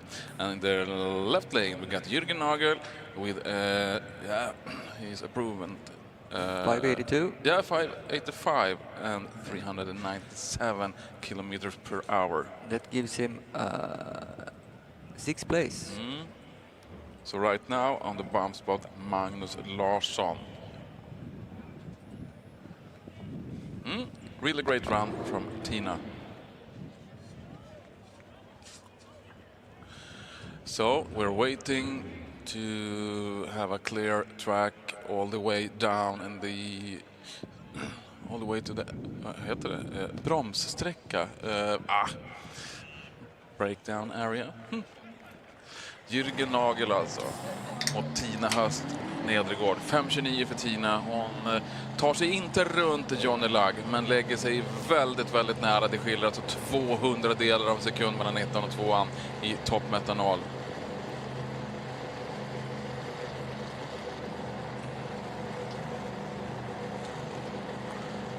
I think we got Silvio Strauch in the left lane and Hampus Stavlund in the right.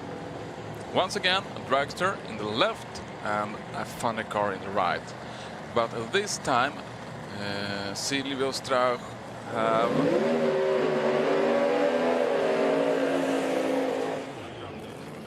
exactly kind of engine in both cars, you know. It's top methanol engines. Both of them are on methanol and they have a charger on the blower on the top of it.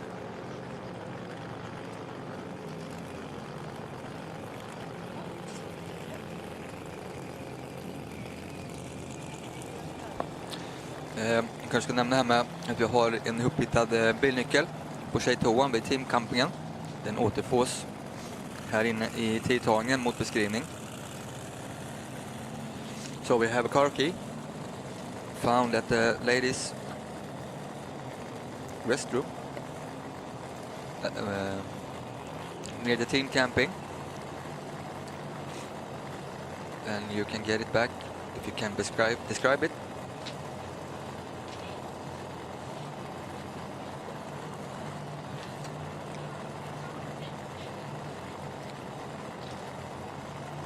So Silvio Strauch, the left lane, and Hampus Stavlund in the right. Silvio, who drove that dragster like he thought it was a Superstock yesterday.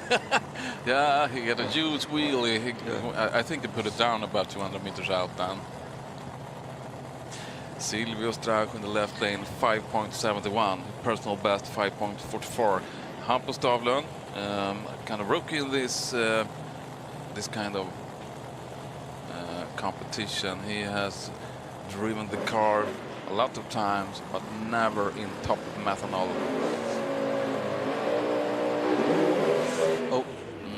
Both of them have some issues directly from the starting line. So I think just a fast check on the track, and then we have next pair right up, and it's Johnny Lagg and Tony Bryntesson.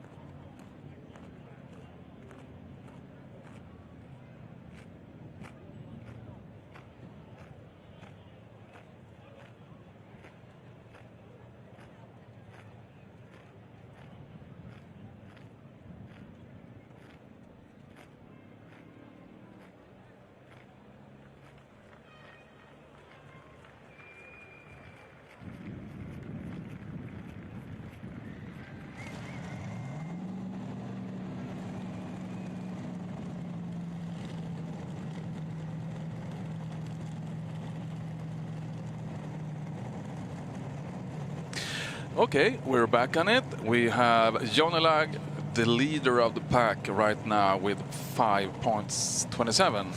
And right behind him to the left, no, to the right, Tony Bryntesson. The two youngest drivers in this class. Yeah, sure.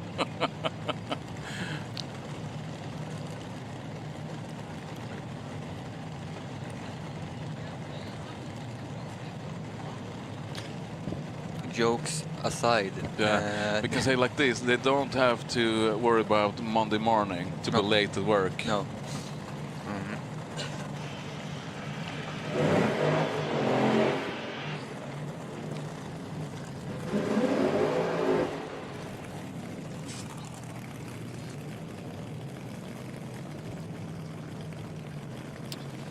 Johnny Lag in the left lane and Tony Brinson in the right. Johnny, number 1 qualifier, 5:27. Tony Brinson, number 3 qualifier, 5:38.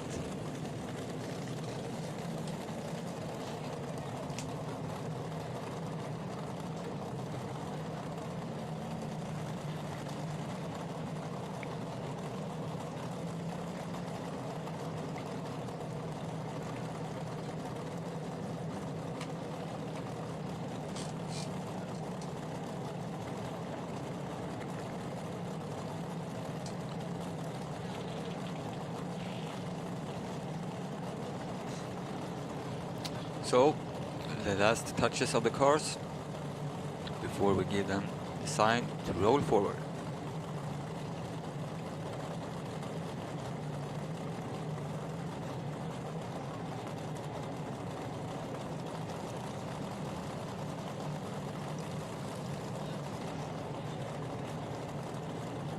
Let's hope for side-by-side 5:20. We will not get that, but we get Tony Brinson. 5:47 in the right lane. 427 kilometers an hour.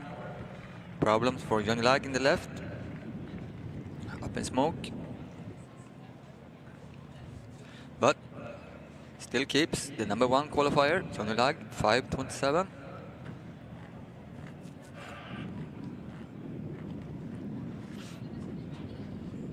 Tony Brinson, no improvement.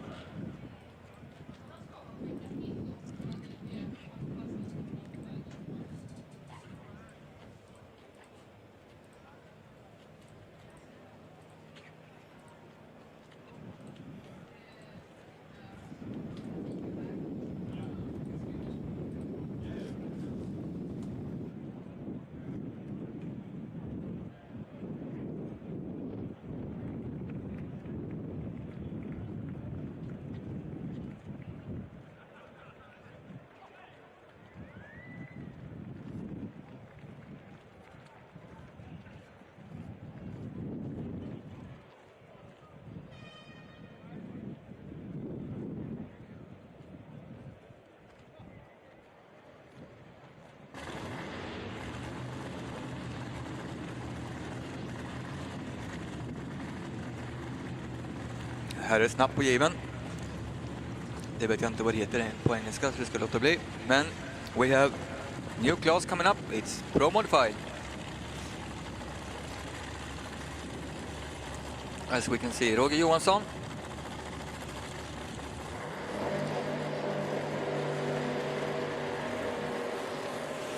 Making his burnout.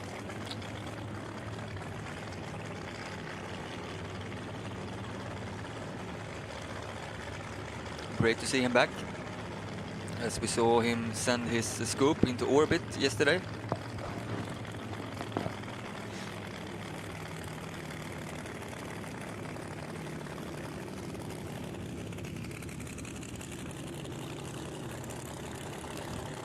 Right now, he is actually on the bump spot.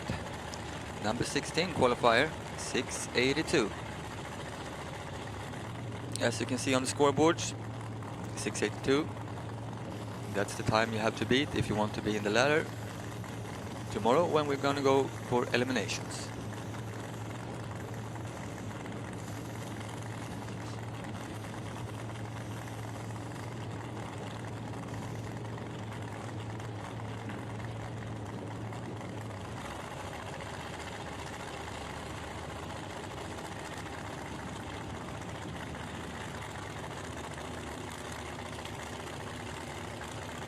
So, Roger Johansson, Ford Mustang.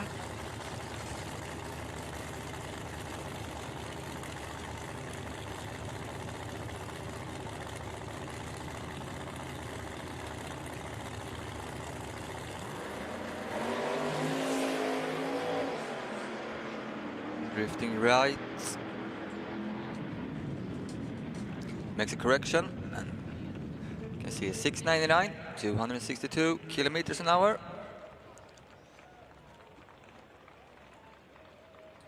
No improvement.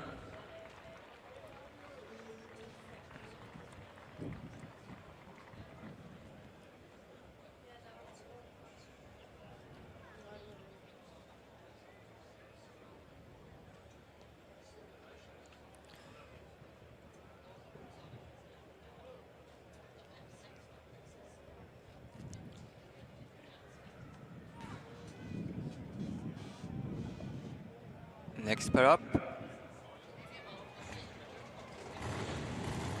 Mats Eriksson in the left lane and Lars Sjöholm in the right lane.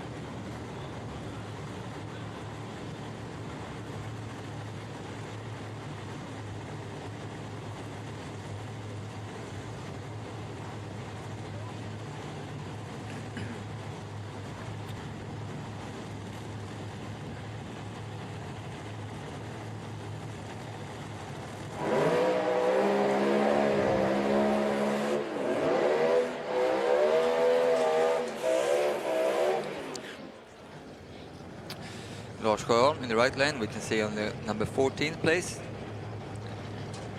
6:28 from yesterday.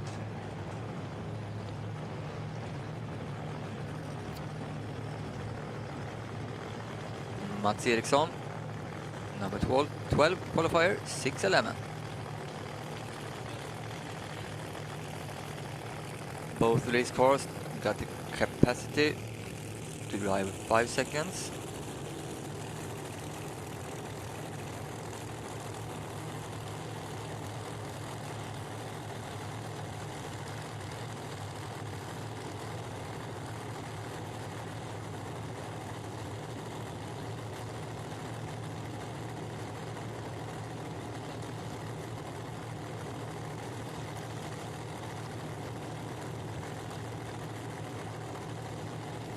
Sjöholm ready, waiting for Mats Eriksson's crew.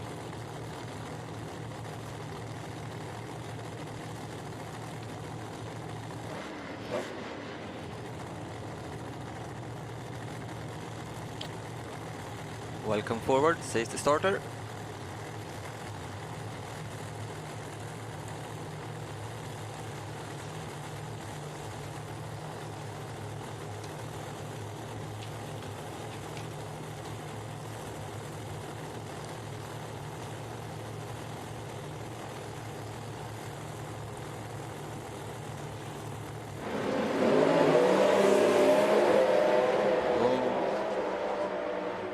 A wiggle from Mats Eriksson in left lane, but look at the right lane. The first 5 second for Lars Sjöholm, 5.99.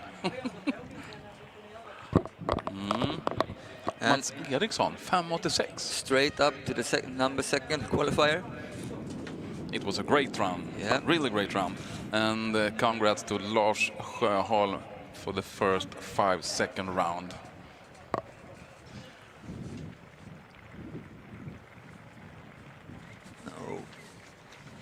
He did it before, both in May and June.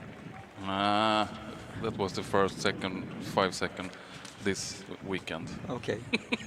Okay.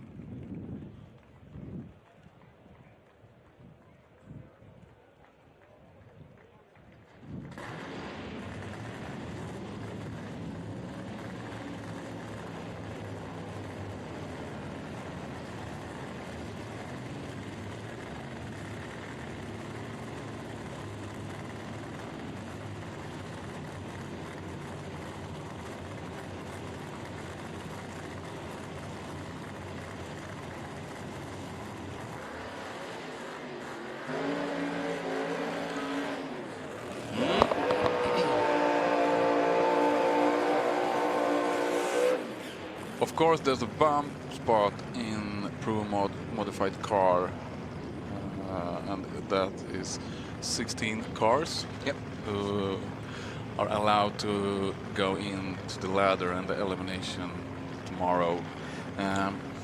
We got 2 cars right now. We got the Kunz to the left with his Nitro Camaro, and we got Stian Rusones with his Corvette, the right lane. They are outside, and I think they quite long way from the 16th spot, 7:30 for Stian Rusones, and the bump spot right now is 6.82. Yep. And there we find Roger Roger Johansson. Yes. Peter Kunz. Not a great weekend, but he got a chance to do changes. 909. Oh, he's ready for the 5-second now. Stian in the right lane, still in learning process about the car. Who they bought this season.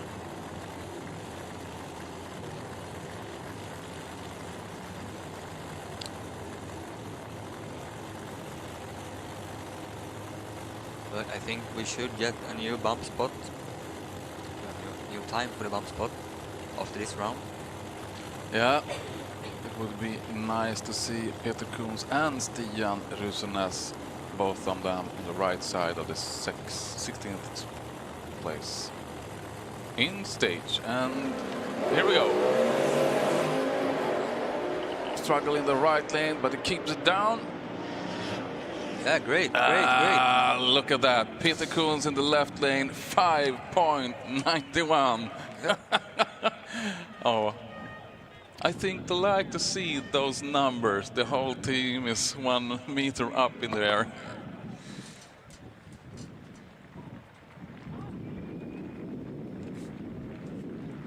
And Stian in the right lane, 6.22. Yeah, and it's like all of the other rounds. He used the whole track to keep the car,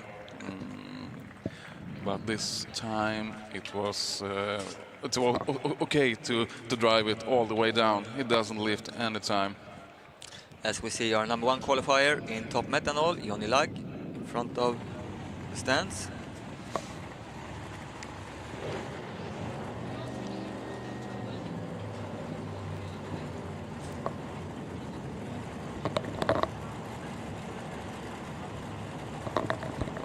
And as we could see, Stian Rusenes is the new number 16.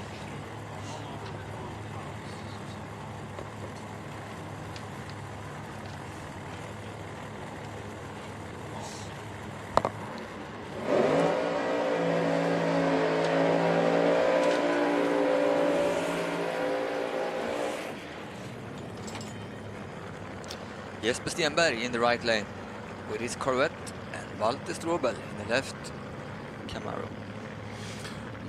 Let's see what Jesper Stenberg can do. We find him in the 20th place right now, 6.87, but his personal best is 6.57. Both of these guys outside looking in.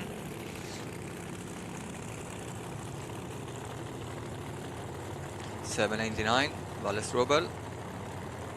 As you said, Micke, 6.87 for Jesper Stenberg. Yeah, Nitro's car in the right lane. Jesper Stenberg have a, if I could remember right, man, 903, 900 cubic inches. And then we got 3 stages of Nitros.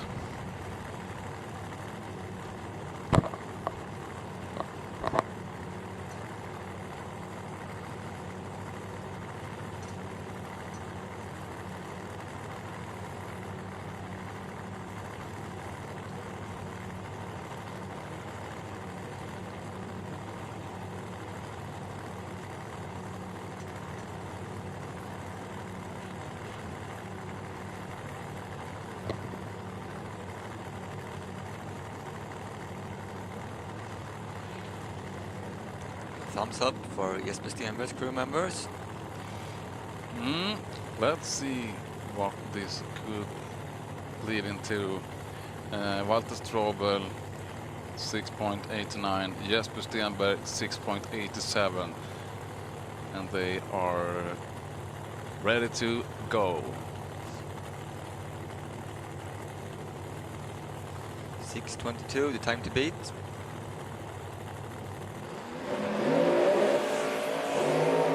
Looking good. It looks for really, Jesper. yeah, come on. And we got 6.58, 283 kilometers per hour in the right lane. Jesper Stenberg, 7.66 in the left, Walter Strobel. We could see that was some, some smoke in the top end of the track after Jesper Stenberg. But sometimes when you let the throttle up, you know, it can just some leakage from oil into the... It looked good to the 200 meters to 411, 536, 300, and I got 294 kilometers an hour with 300 meters, and the speed is slowing down. Yeah, somewhere he lost 10 kilometers. Olof Johansson in the left lane with his Chevy 57. And to the right, Leif Karlsson. Once again, a nitrous car.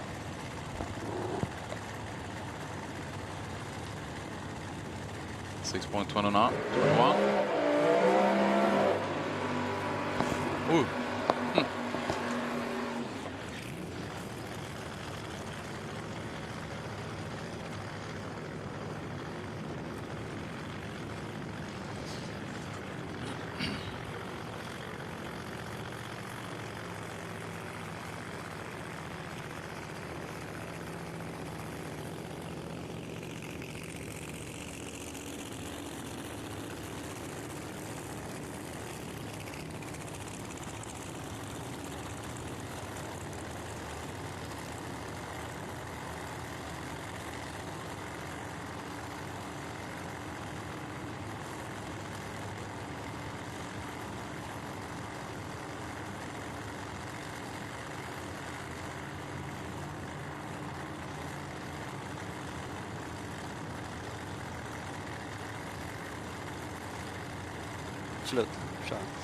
So, Olof Andersson outside, Leif Karlsson right outside. He's on the 7th spot. You know, the bomb spot is on the 60th place. And right now, Stian Rusones with 6.22. Leif Karlsson 6.29 on the 7th spot.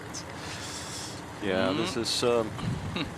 this is this is high quality racing on all sorts, and added, you know, the added mixture here, or add to the mixture here, is that we're running bump spots. So 17 cars go into eliminations on the Sunday, and the other ones were 22 here. That means that 6 cars will not be there. Oh, that was.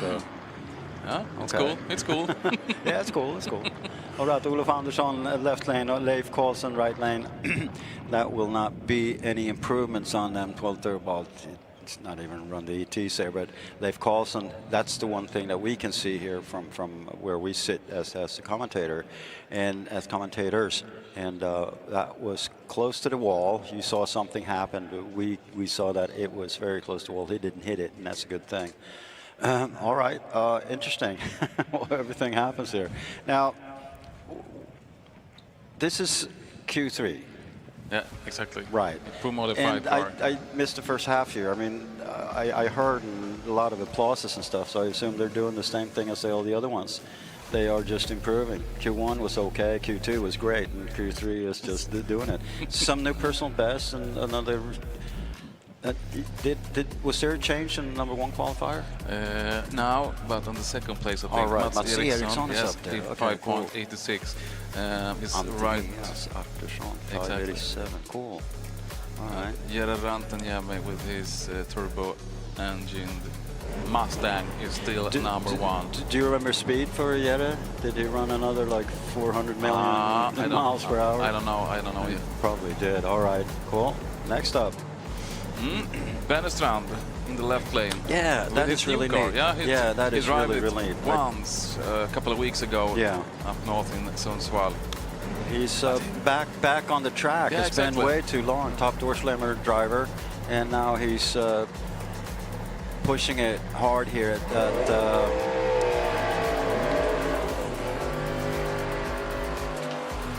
in pro modified car, and he's number 15, 6.16 qualifying time, and the Kim Christiansen in the right lane. 6:01. Yeah, 6:01, number 11. That's a great run, then. I saw the car a couple of times, and they make nice runs. They do great pass. He's been in the 6 or in the 5s, but not at this event, and you know, they're going to be, you know, you want to be as high up in the standings as you can.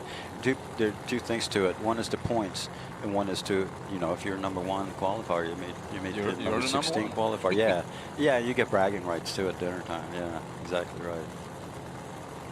All right, I'm kind of, well, yeah, I like to see Benny Strand back here. He's been doing this for a long time, and it's really neat to see him here. I was really surprised. I didn't know he was going to be here. And Me neither. I saw the car. Right. And I think I saw it on the internet somewhere. Yeah. And then I saw it in the pits, and then I like those guys. We've been racing each other for a couple of years. Yeah, a long time back.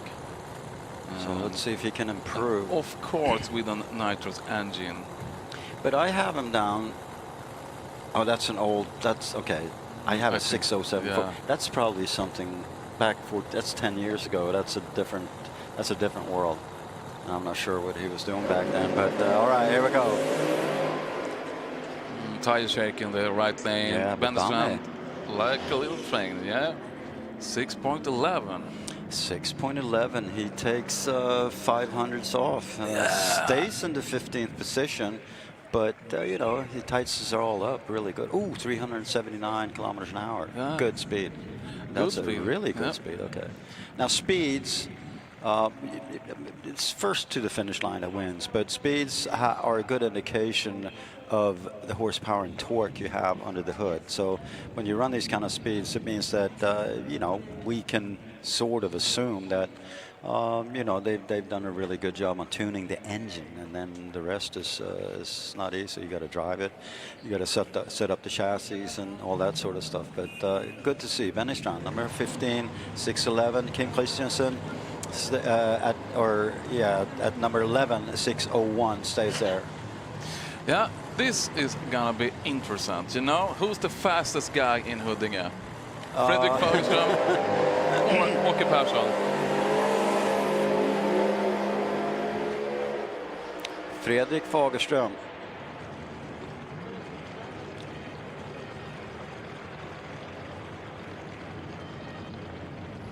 Okay, yeah, we'll see about the bump spot. We got a message here. We'll talk about that. Fredrik Fagerström, then quickest in Huddinge. I was going to say the postal workers, but no. Åke Persson in the right lane. So number 12 against number 14 qualifiers, and that's they are, well, kind of safe. Kind of safe. We'll see. Yeah. I mean, for every qualifying round, it's a countdown, and you know when it's all finished, and if they're still up there 12-14, it's going to be a lot harder for them to get pushed out. So, you know, but obviously they got work to do themselves, and that's to run quicker. Who do you think is the fastest guy in Huddinge? Yeah, that's it's between these two guys. I don't know. I don't want to be. I don't want to make unfriend anybody here, but it's going to be very, very even. It's very, very even. Looking at the qualifying times, 6:07 against 6:08, with Fredrik Fagerström being the quickest one here at this event. Both of them have 5 seconds earlier, but not at this event yet. Right. Oh, look at the 60-footer for Freddie. 0.95. 6:19 didn't better. Okay. Now we got a message over the phone here, and we've been amiss, or at least I mean, I'm the numbers idiot, and the thing is that I was surprised. I didn't really believe it was going to be that. Something happened here in the beginning of this round. There must have been a lot of bumps and stuff, okay? Yeah. Because what we have now, the old bump spot record for Pro Mod in FIA competition is 6.2326 by Mikael Larsson, Tierp, back in 2018. That's a long time ago. Were you born then? No, I was born 2020 then. Yeah, okay, good enough. Because the thing is that we have the bump spot right now is 6.2258. And that's incredible because that's a new bump spot record. And when we left Q2, it was nowhere close. So I must have missed something in the first part of this qualifying round. So we have a new bump spot record, and that's pretty cool. 6:22. Will we see bettering? Well, you know, I wouldn't be surprised. I mean, if they're doing it this well so far, it might continue. We'll see how many of these guys show up that are below.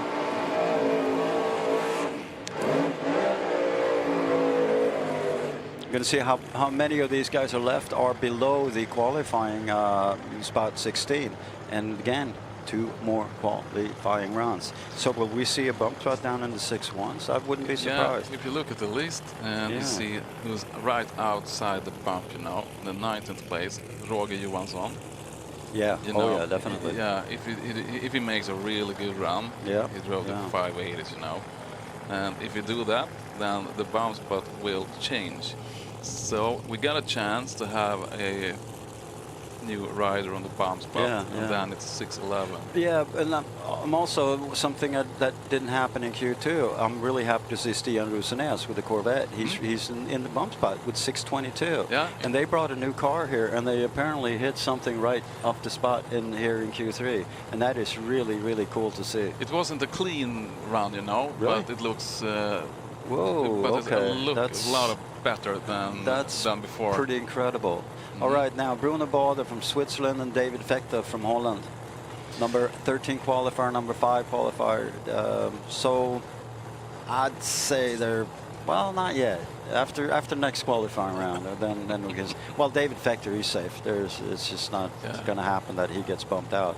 Bruno Bader in the number 13th place. I think in going for it. Yeah, he's satisfied, I bet, but you know, he'd feel a lot better if he could step up 1 or 2 places. 6:07 is his best time here. David Vector 5:90, and he's only number 5 qualifier. That says a lot about the bump spot.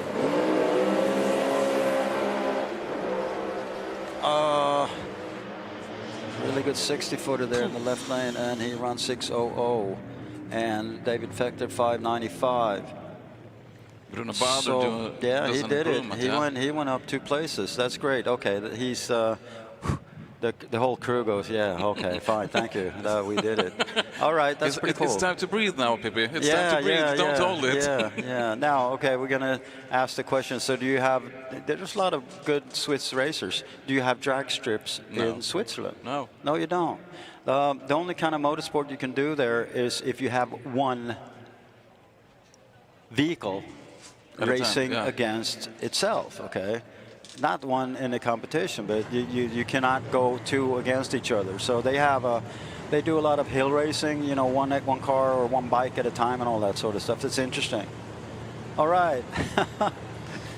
Okay. This is going to be interesting. Yeah, this is going to be interesting. Yeah, Mika Gullqvist in the left lane against Michel Thoren. And Michel Thoren was number 1 qualifier for the first Q1, I think.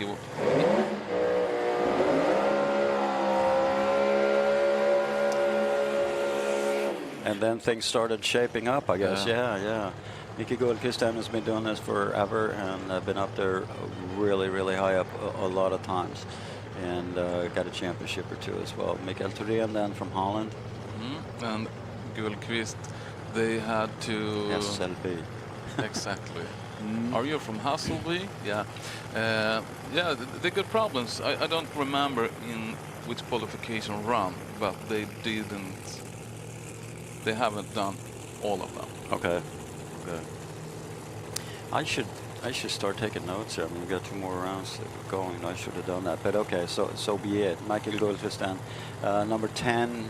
He's okay with the bump. I don't think he's okay with the ET, but he's okay with the bump. Michel Thoren is definitely okay with the bump. Number 4. He's not going to be out of here, and he's running 5:87. So. Thoren, he's running 6:81 as personal best, so he's right there. Oh, I wish I would. Oh man, I should have been here. This is. Do you know if there's been a few personal bests here today, or I don't think so. All right. I don't think so. Well, let's have Michel Thoren do the first one then. 5:81 is what he's shooting for, and that would also push him up because he's just, you know, like a couple of thousandths of a second behind Andreas Artursson in 3rd place. Man, they run it down to the 100th of a second. It's the same. It looks really great, Michel Thoren, and then about 100 meters, he totally lost traction. Yeah. He's a great driver then, so he let the throttle off and saves the car. Yeah, he's been doing this a lot. All right, make it good, because I'm actually going to start taking his numbers now. 13:20. I met him in the line. He's picking on me. Okay. So I picked on him back, and that got him at 13.2 seconds. No, just kidding aside there, obviously, Mikael Thorén then all over the track, and I didn't see what happened to Mikael Gullqvist. He left the line, didn't he? and then it just, it just dropped. If you look at the 60-foot, 1.15 for Mikael Gullqvist, it's, I think he got trouble right up the line then. So next up, I think we have right in front of us Andreas Artursson. We will find him as a number 3 with 5.87. I talked to him yesterday about this, and it's interesting to see his personal best is 5.71, but that's not the European record because that was run in 20. Oh yeah, there you go. Mark Hartevald, qualifier number 7 in the left lane. That's a good burnout. The other thing is Andreas Artursson, then he's run a personal best 5.71, but that's not a European record, strangely enough. It was run 2022 when there's COVID, and the decision was made by FIA that we can't expect everybody to go to the track, so we're not gonna. It's not gonna be honest. But he doesn't care about that. He only wants to run. He wants to get in there into 5.6s. And I don't know. If we interviewed him right now, I think he'd say that, nah, 587. I don't care. I want a 567. But I can't. I'm not a representative of him. But he's a hard charger. He just wants to go quicker and quicker and quicker. We'll see what he can do here. So Mark Hartevald then from Holland. Again, I mean, this is such an international class. These guys are from all over the place. Yeah, I think it was in Q2 we got the top 3 from Holland, but they are spread out now. Yeah, all right. So, Mark Harteveld then is, well, it's a bit off his personal best. But still, I mean, that's an excellent time. So now we have 9 cars in under 6 seconds. So a lot of things happen just with me being up here for. Okay, it didn't go at all. Now tire shake in the right lane, Andreas Artursson. So when I came here, there was like a lot of things that happened just in these last couple of pairs, because I didn't hear that, there were so many cars out, below 6 seconds. That's great. That is great. I see Peter Kunsch there on number 9, 5.99. That's cool. He do a really big improvement, from the 20th place up to 9th. 5.99, and the whole team, I think they were about a meter above the concrete. Concrete was there. All right. Not the best run for Andreas Artursson. But we have 2 cars. Is that right? 2 cars left in the Pro Modified, and we got Anders Arnover and Jere Rantanen. Right. Yeah. Anders Arnover, well, he did run 5.69 just the other day.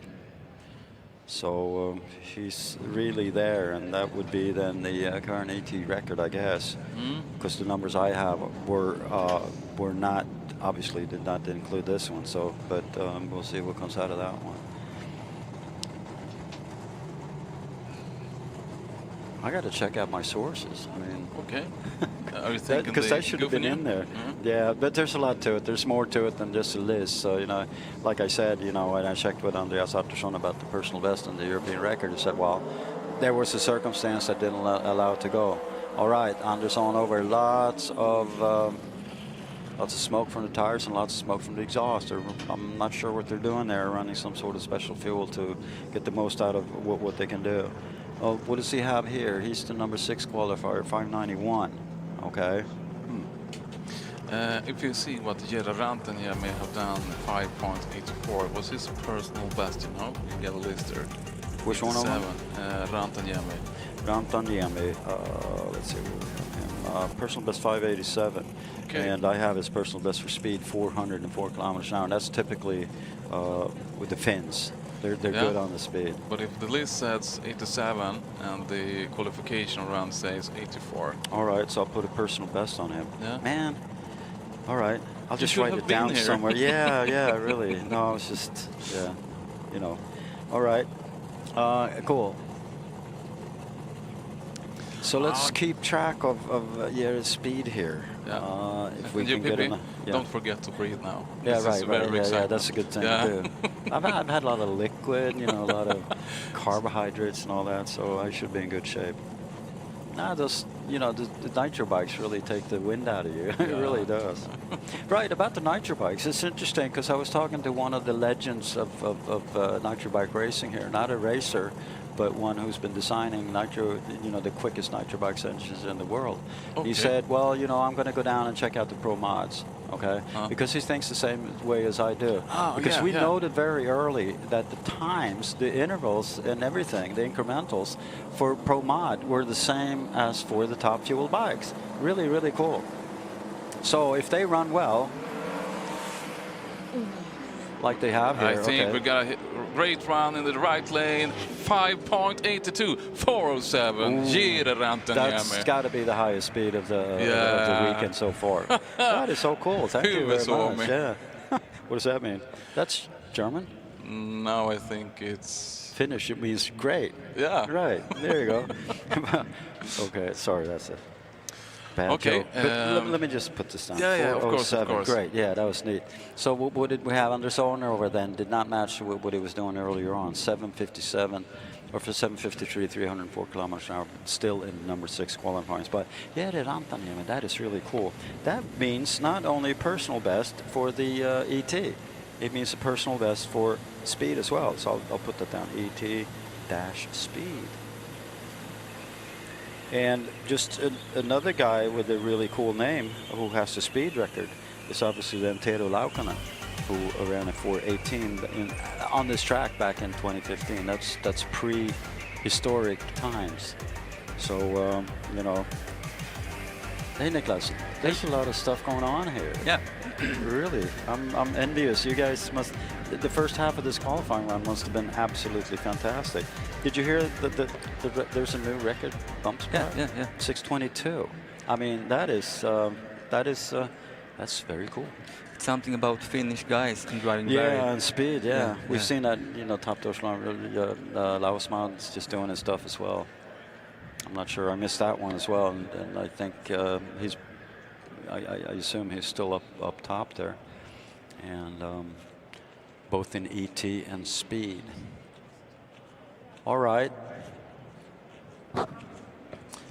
That was, okay, like you guys were talking about this morning, Niklas, that the qualifying round yesterday, number 2, was really, really good, and we were hoping that would spill over in Q3, and it certainly did here. Personal best all over. I think there were a few before I showed up, and here with Rantaniemi then just pushing the personal best, not only in ET but also in speed, 4:07. You see all these people leaving the stands. I don't know if they know what they're going to miss. All right, yeah. Next up, it's Pro Stock, and after that, we have Top Fuel. Top Fuel dragster after Pro Stock car, and that's don't miss that. So now we want everybody to back turn up around again. and go back up. No, again. what they should be doing is one person representing the family who's sitting up there should go down and buy some liquid, some liquid, because you know you think you're used to hot weather and summer and all that, but you know if you're sitting there for an hour or two or whatever, you might lose liquid that you don't think about, and then you get headaches and all that stuff. That's stupid. So if you're an adult, I don't care. I mean, that's up to you. But you know, if you have kids here, make sure they get liquid. You know, they're going to be really unrulable at the back end of the day, so to speak. Bara för att ta det igen då. Vi har alltså provstock härnäst så fort vi har borstat av banan. Och sen efter det kommer Top Fuel, Susanne Kalin och Liam Jones. Men dessförinnan ett väldigt spännande provstockkval.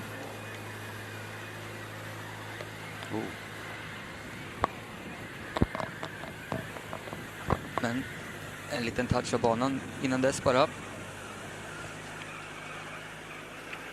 Så kan ni få njuta av lite musik så länge.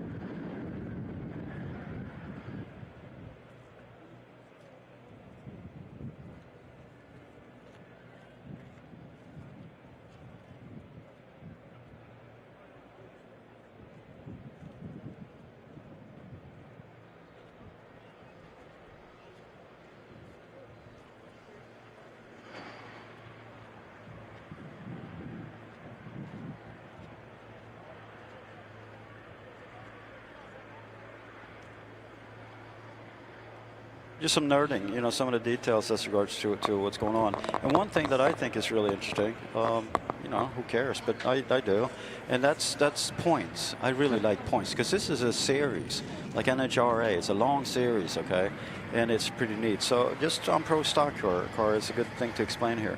Jimmy Åhlund leads the points here with 76 points against Robin Norén, 76 points, and they're number 1 and 2 qualifier here.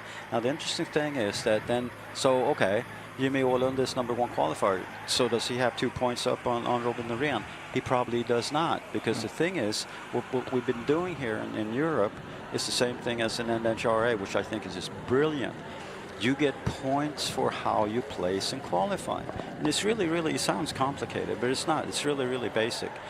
The car, the vehicle, or whatever, the bike, whatever, who has the quickest qualifying ET in a qualifying round gets 3 bonus points. We call them the small points.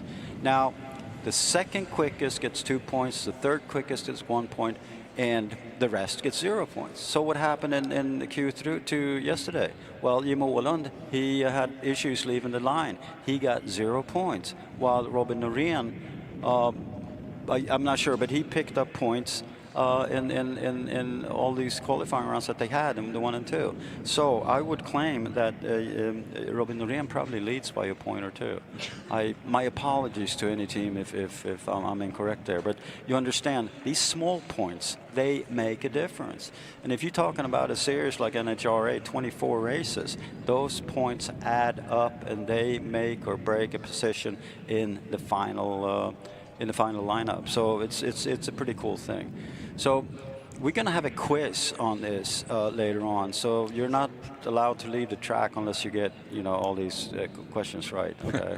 So keep that in mind. Another question I'm going to ask you about is clutch smoke good on a top fuel bike? Well, you know, you get the point. All right, let's get serious, and that's Pro Stock car.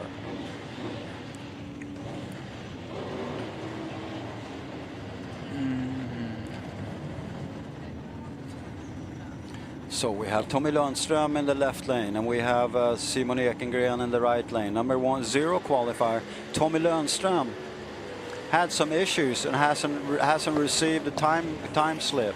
So he's the number 10 car in here. So we have a bump spot racing here as well, which is great. Micke Malmgren is on the bump spot, and that's a rare occasion. You don't see that a lot. And I'm not sure he's going to let that be in this qualifying round. So Jimmy Åhlund now, qualifying number 1, 6:56. Robin Norén, number 2, 6:60. And Christian Sagel, 6:67. And right here now, Tommy Lundström, he's not in here. Okay, so he needs to, if he's going to get into the ladder, he needs to run quicker than 6:76. Simon Ekengren is number 7 with 6:75. It's just a couple of thousand seconds quicker than the bump. The bump spot you can see there on the måltavla. That's scoreboard. Scoreboard, yeah. Yes. Måltavla. Did I have to correct you, Pippi? Yeah, måltavla. It's a victory for the small people. Yeah, that betyder scoreboard in German. Actually, no, really, it does. All right, let's go then. Yeah, you got me there. Yeah. All right. Tommy Lundström, then we keep our eyes on him because he not only needs a time slip, that's fairly easy. He just needs to stroll down the strip and get a time. But that's not all of it. He needs to get into the ladder, i.e. run 6:76 or quicker, or 6:75 or quicker. Will he do that? It's tough. I mean, that's where Mickey Malmgren is, and if you're going to beat the time from Mickey Malmgren, you better put some effort into it. All right, there we go.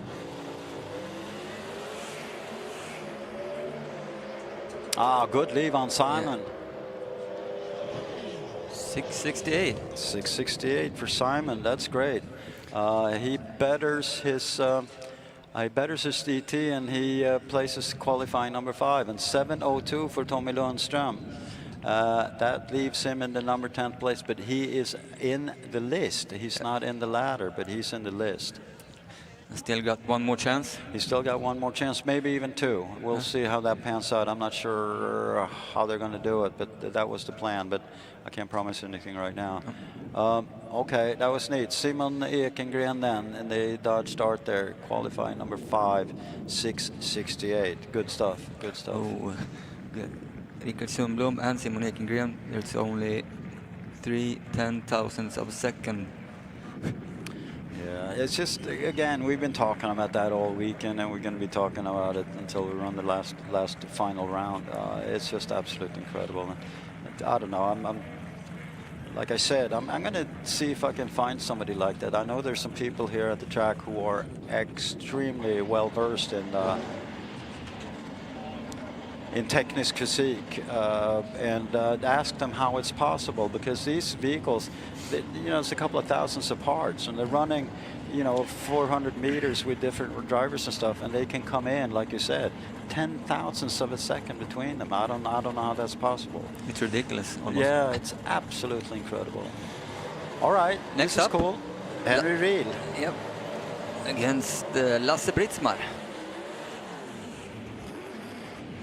That would be the number 9 qualifier against the number 7 qualifier. So there's 2 issues here. Then Henry Riel needs to get into the ladder, and Lasse Britzmar will want to better his place because he's in number 7. The thing is now, this is really interesting, because if Henry Riel gets into the ladder with a time better than 6:72, he not only gets into 7th place, he pushes down Lasse Britzmar to the bump spot.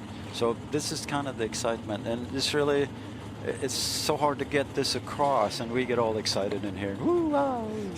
But really, think about it. Number 9, Henry Riel right now, and Lasse Britzmar qualifier number 7, right above the bump spot. But to get in the ladder, Henry Riel needs to drive a new personal best with 0.2 of a second.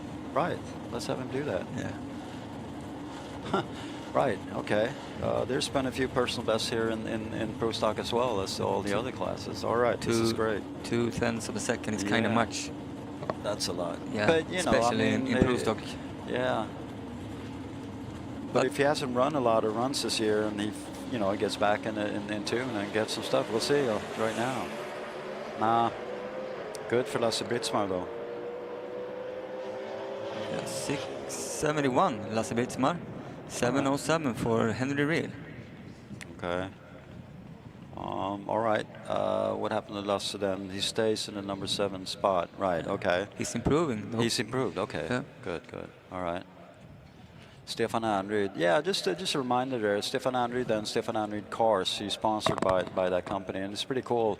If you go to the marketplace, road right behind the right-hand bleachers there, he's got a bunch of really cool cars there, and we're talking about big pickups for work. I mean, for serious work.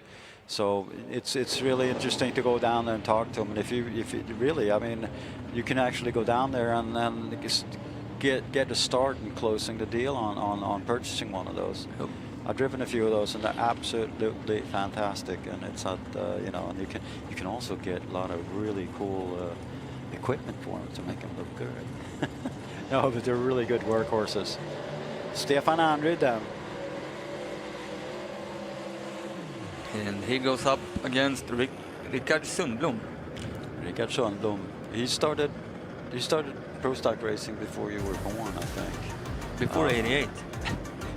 Probably, if I think about it, well, not really, but not too far. Not too far off. That's pretty cool. Yes, I could guess. And his nickname is then Nixon, yeah. Richard Nixon Sundblom. And he's qualifying number 4. He doesn't, unfortunately, get out as much as he did. I mean, Richard was one of like the real solid foundation for European pro stock racing for many years. But we're so glad to see him. He usually comes over here for this Tierp race, and it's great to see him. And as you see, he can still do pretty good. He's number 4 qualifier with 668, and right ahead of Stefan Andrud, number 6 qualifier, 669.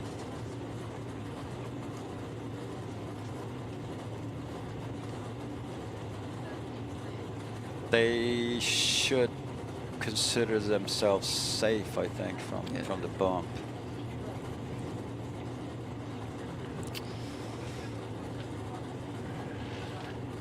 Yeah, that would be like shuffling cards. It's not going to happen. Like you drop a deck of cards on the floor and then like, pick them up.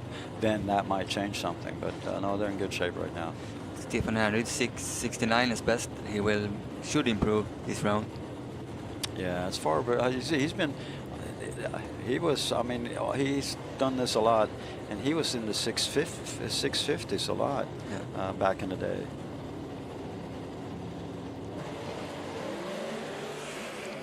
No problems for Stefan in the left lane. Oh. Ooh, 664. Rickard Sundblom improves with 400ths of a second. Yeah, that's very good. And that will get him to the number 3rd qualifier, I think. Yeah. All right. Okay. Problems for Stefan then.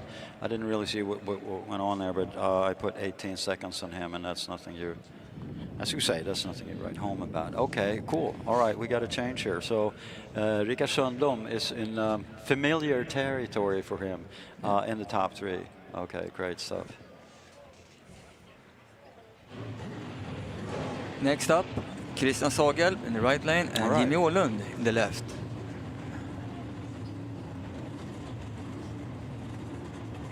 That would be then the number 4 qualifier in the right lane, and the very good-looking Ford Mustang there.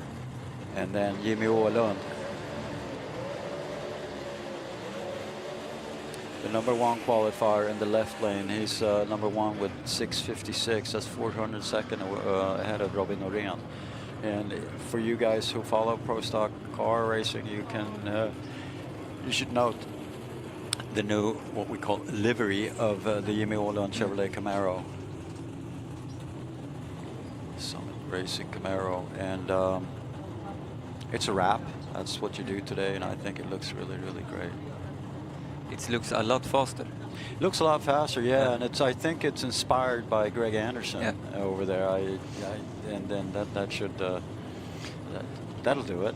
Yeah. That'll give him a couple of hundreds. Interesting thing here is Jimmy, the 2nd qualifying round yesterday, he was in the left lane too and didn't get off the starting line. Right, yeah, and he was saying that really he's glad to be up there in the left lane, because he really needs to understand if, you know, but really, I mean, the tracks or the lanes are, I would say they're very equal, and something happened that he didn't like, of course. So Jimmy Åhlund, will he run another 6.5 second run? Will Christian Sagel? He's just chasing Rickard Sundblom there in the 3rd place. We'll see what comes out of this.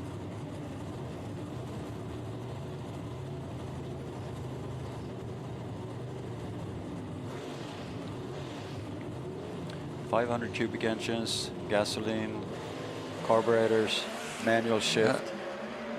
At least Jimmy get off the starting line. Guys, that was good leaving on both of them. Oh, 656 Jimmy Åhlund, 672 Christian Sagel.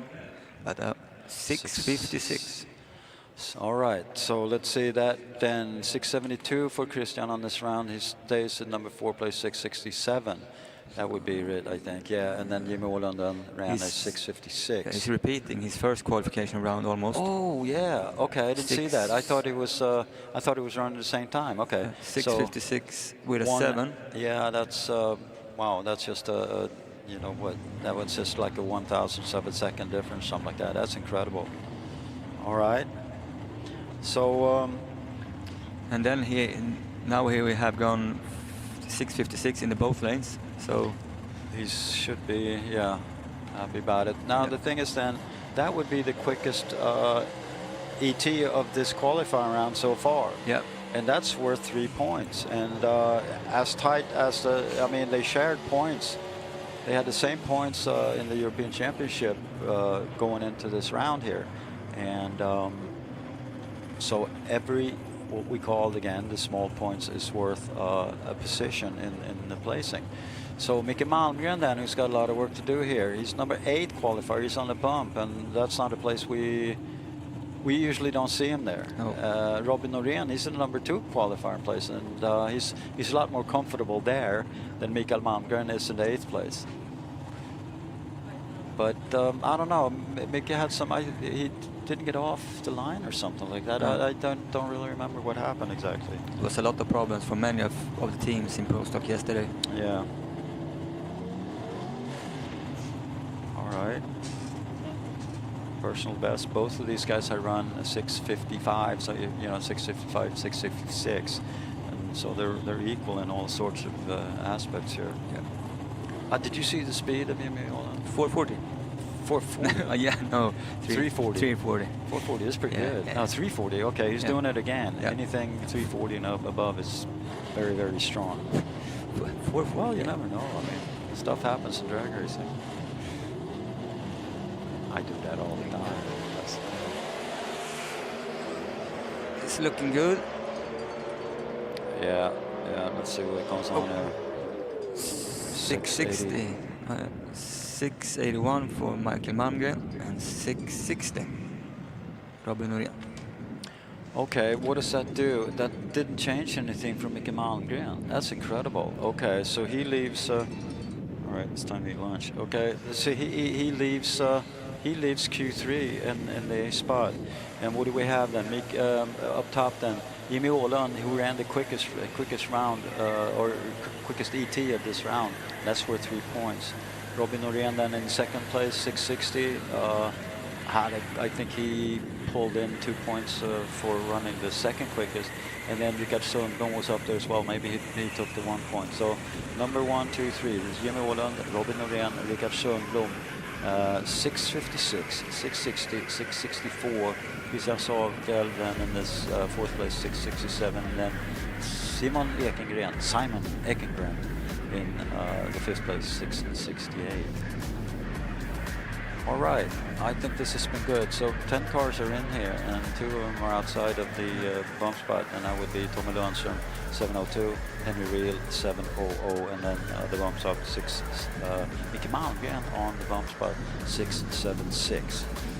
I'm sure he's going to set that right next round. All right. If we count the small points, I think Robin Norén should be in the lead in the I think so with 1 too. point. Yeah, I think so too. Because Jimmy took 3 points the first qualification round yesterday. Robin got 2. The second qualification, Robin got 3, and Jimmy got 0. And now Jimmy got 3, and Robin got 2. That should make it 1 point difference. Yeah, Robin. Yeah. Leading. Yeah. By 1 point. Okay. Yeah, everybody's nodding here. We got number experts in the timing equipment as well. So okay, thank you for helping me out on that one. Right, the small points again. I explained that, and that's really, really important. So we could be wrong, of course, but I think you are perfectly right. So Robin Norén leads the championship by 1 single point. That is absolutely incredible. And the small points. But wait, he gets on. Jimmy gets a point for being number 1 qualifier. Yeah, but if we just count small points right now. Sure. But then, let's make this really complicated. Yeah. So if you get a single point like in an HRA for each placement point, I think they do. That means they're equal. Because Jimmy Åland has one better qualifying place than Robin. So if Robin picked up 1 point on the small points, he leads by 1 point. But then if, excuse me, if Jimmy picked up 1 point more than Robin for being number 1 qualifier, not number 2, then he gets 1 point back on that, and that would mean they're... Are you okay? I'm not okay. You don't trust I think you me. lost me there. Yeah. I trust you, absolutely. No, I don't. Yeah. All right, whatever. So that's the next question for the audience then. You have to specify the point standings for Pro Stock Car and why. Yeah. And so, you can but figure that out. Actually, sometime I asked Petter Greborn, crew of Jimmy Åland, about points counting, and he didn't know what he meant. Shows, yeah. Well, he knows how to get the car off the line. But they don't know. Right. Well, I mean, they can't tune the car on the point standings. It doesn't work that way. So shrug their shoulders and go. And then you have idiots like me who thinks it's really cool with points. I mean, really. Let's drive the car and see what points we get. Yeah. We could just make it up. Yeah. I mean. No, we can't because there are people listening and they have sent our messages, SMS, and saying, hey, what's this going on here? And we have people here in the tower asking, hey guys, what about the points there? So we can't do that. But whatever. We'll find out. Now, what's up now? I have in my list it says. Top Fuel Dragster, and that's pretty neat. So just stay calm and get ready for another douse of nitromethane. Yeah. And now we're talking the quickest and fastest classes in drag racing. Top Fuel Dragsters. And first of all, cover the ears of your children. Yeah, exactly. This is really loud, and adults, it's up to you. But you have a responsibility for the kids, so make sure that they are covered. Exactly right. We have Liam Jones in the left lane and Susanne Kalin in the right. Yes, this is great. They've been down the track before, and it's turned out really great. Right now, Liam Jones is the number 1 qualifier. He ran a best of 3:8.87. But the thing is, we got to see yesterday was absolutely fantastic. Right off the trailer. Yeah, right off the trailer. And Susanne Kalin in Q2, she ran a 3:97. Yeah. So there's only, what, 9 thousandths of a second between these two cars. And that's rare. Liam did go 500 kilometers an hour in the first round. That's right, he did. Yeah. He did. And Susanne Kalin on her 3:97 only ran 4:21. And these cars run 300 meters, okay? Because they're so fast that they really, they need a lot of braking distance. So they run 300 meters, 1,000 foot. All right, get ready to rumble here. Lots of sound pressure.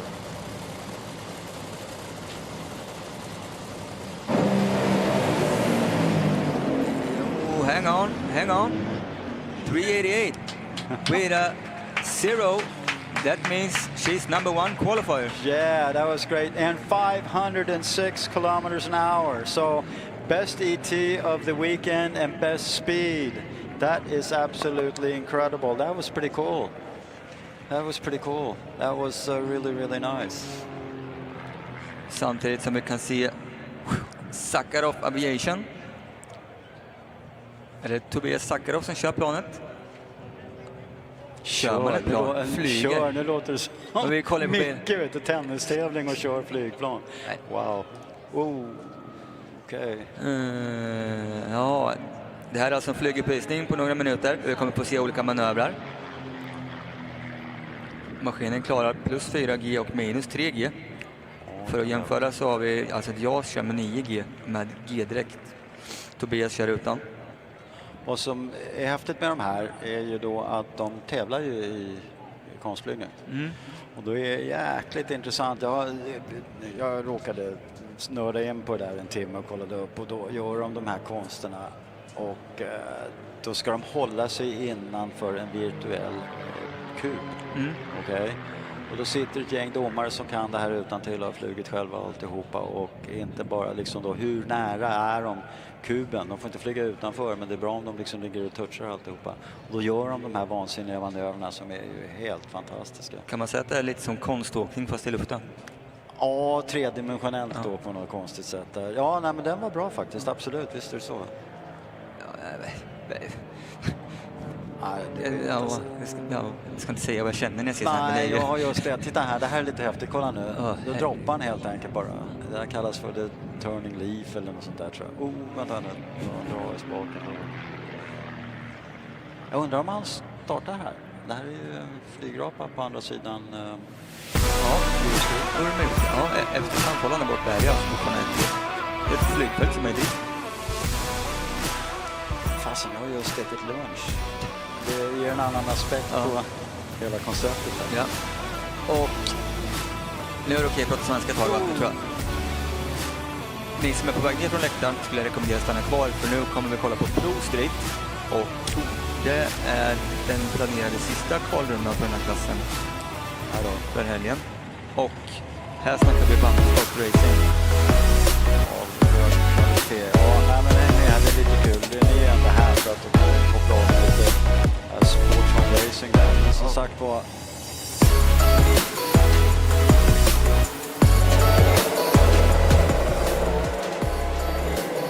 Så då bjuds jag på dubbel uppvisning här nu. Både Pro Street på banan och Tierp Arena i luften.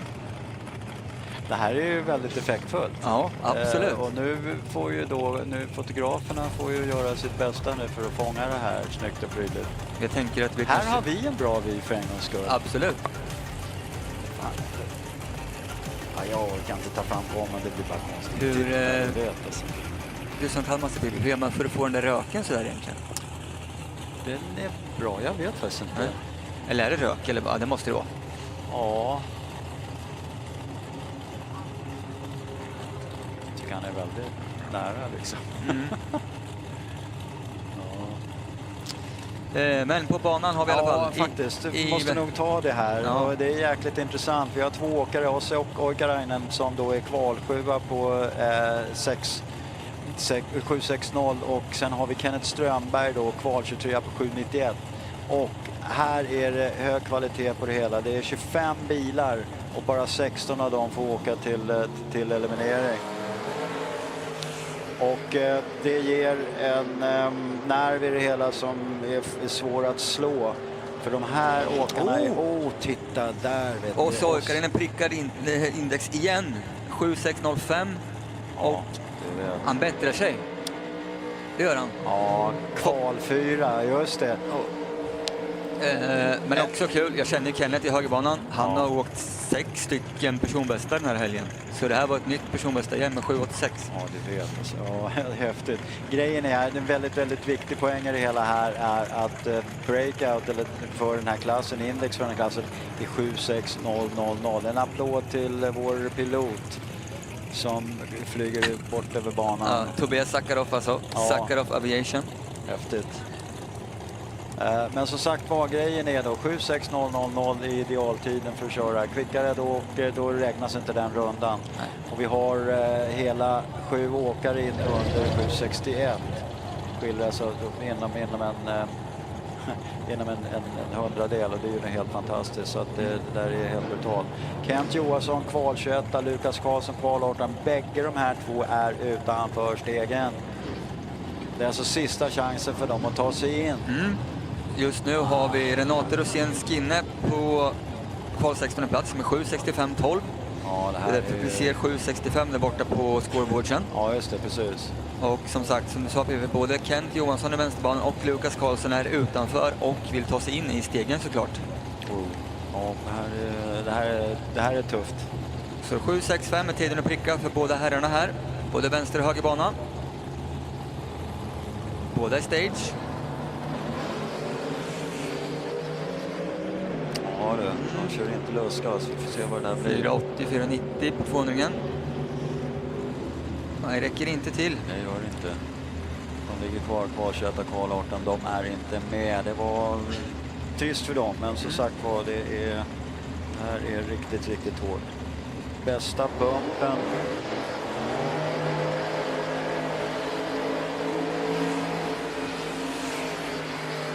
Jag har ju lusläst dina papper hela helgen.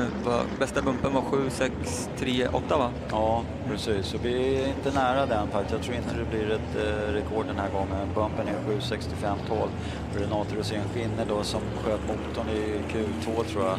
Och det var inte bra alls. Nu har vi Fredrik Gravningen mot Peter Trång. Peter Trång har gjort bra ifrån sig i den här klassen. Han har väl vunnit 2 turneringar tror jag och så vidare då. Fredrik Gravningen från Norge var jäkligt duktig när han klev upp och började köra den här pickisen som senior. Då körde han ju, alltså han körde ju 760 reper vad jag förstår. Men det har inte riktigt blivit så. Han är kval 20 nu. Ja, han har kört 769 här. Det är nog den bästa repan på länge. 769 kval 20 kval 14 för Peter Trång är inne. Och med stor säkerhet är han säker. Helt omöjligt är det inte att vi tangerar bumpen i alla fall. För precis, det är ju absolut. Peter Trånge med 7,638 som är 14. Ja. Så är det 2 stycken in då så är det... Ja, och Colin Miller då. Nu får du ta i Fredrik i vänsterbanan. Ja. Peter Trång, det kan bli breakout. Nej, det räcker inte. 7,67 för Peter Trång i högbanan. Han avancerar till en 11:e plats. Det gör han, snyggt och prydligt. Häftigt. Han drar 3 platser så här i sista kvalrundan. Ja. Det är typiskt pro-stream. Liksom. Och det kan ju absolut ha betydelse, för det har ju att göra med vem du får möta stegen sen. Det har det absolut. Då är det ju inte bara dagsform som avgör, men det kan ha en stor betydelse. Precis, då har du absolut rätt. Absolut. Topp. Mikael Madrer då, vänsterbanan, kommer från Tyskland i Mercan där. Eller BMW var den, just det, jag tänkte på vinter. Ja, sorry. Niklas Larsson då, kval 22. Och Mikael Madrer är ju säker nu. Det kommer inte bli någonting med det där. Utan han kommer ligga kvar där. Men som du säger, det är klart som tanken att han vill upp. Madrer i vänsterbanan har åkt alltså 7,607. Men det är kanontid. Han har åkt 7,602 gånger i kvalet redan. Ja. Så blir det en tredje gång då. Alltså 7,607 är bara kval, för man är helt sanslös. Ja. Niklas Larsson nu, kval 22, 7,84. Han har ett jättejobb framför sig här. Men grejen är, vi vet ju inte. De kanske har legat någonstans och muttrat med någon pryl som de har lyckats hitta nu de sista 2 kvalrundarna. Och nu ska de verkligen ta och testa det här, för nu är det sista chansen. Och vad som helst kan hända. Vi får tecken och slå av Mikael Madrer i vänsterbanan tyvärr. Nej då. Okej, kanske. Tur i oturen då kanske att han redan är inkvalad som sagt. Ja. Ensam majestät för Niklas Larsson i högerbanan. Från Stig Tomta tävlar för SMK Nyköping. Behöver hitta 2 tiondelar. Kan man säga att det är dina traktor? Ja, det får man göra. Det går ju på en kvart, tänkte jag säga. Precis. Niklas Larsson nu lämnar en jättebra 60-fotare. Vad hittar han på då? 83. Han bättrar sig ju, men det räcker tyvärr inte till. Det gör det inte. Okej. Tyvärr. Det såg riktigt bra ut. Vi ser ju de här korta tiderna, 60-fotarna och alltihopa. Och 1.13 tycker väl vi var rätt start på det hela, men det höll inte. Ja.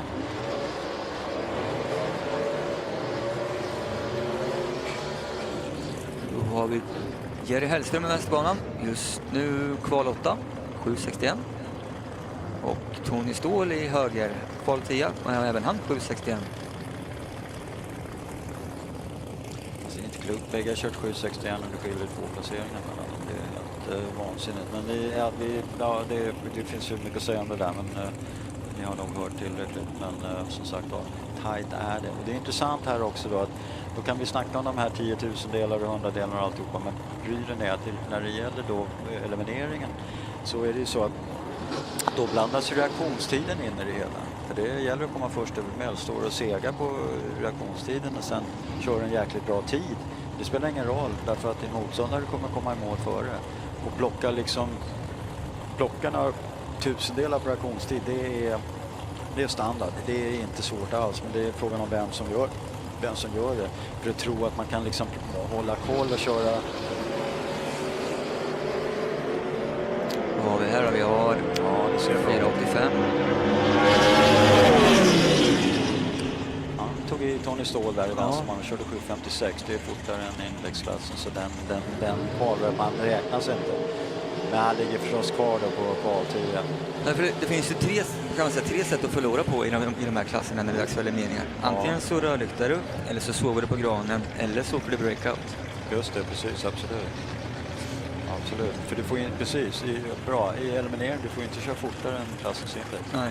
Då åker du ut, ofelbart. Bägge kan bli att vi skiter i men samtidigt som vi ser störst kör först. Susanne Kalin kommer framför läktaren. Ja, härligt. Nya kvalettan. Verkligen. Top fuel. Kanon. Hastighet och hela köret där, det var kul. Ja. Här har vi två stycken som inte är säkra. Så absolut inte. Det är alltså vänsterbanan Colin Miller på en 15:e plats med 7,64 och 14:e placerade Angelica Larsson i högerbanan. Ja, 7,63. Lite udda där, Angelica Larsson så långt ner där. Colin Miller hela vägen hit från Skottland.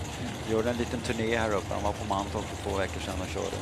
Ja, han har varit i hela Sverige tänkte jag säga, men han har varit på Mantorp 2 gånger. Okej. Han har varit inte 2 gånger. Han har varit här 2 gånger. Ja. Han har varit på Mantorp. Även uppe i Orsa Tallhed.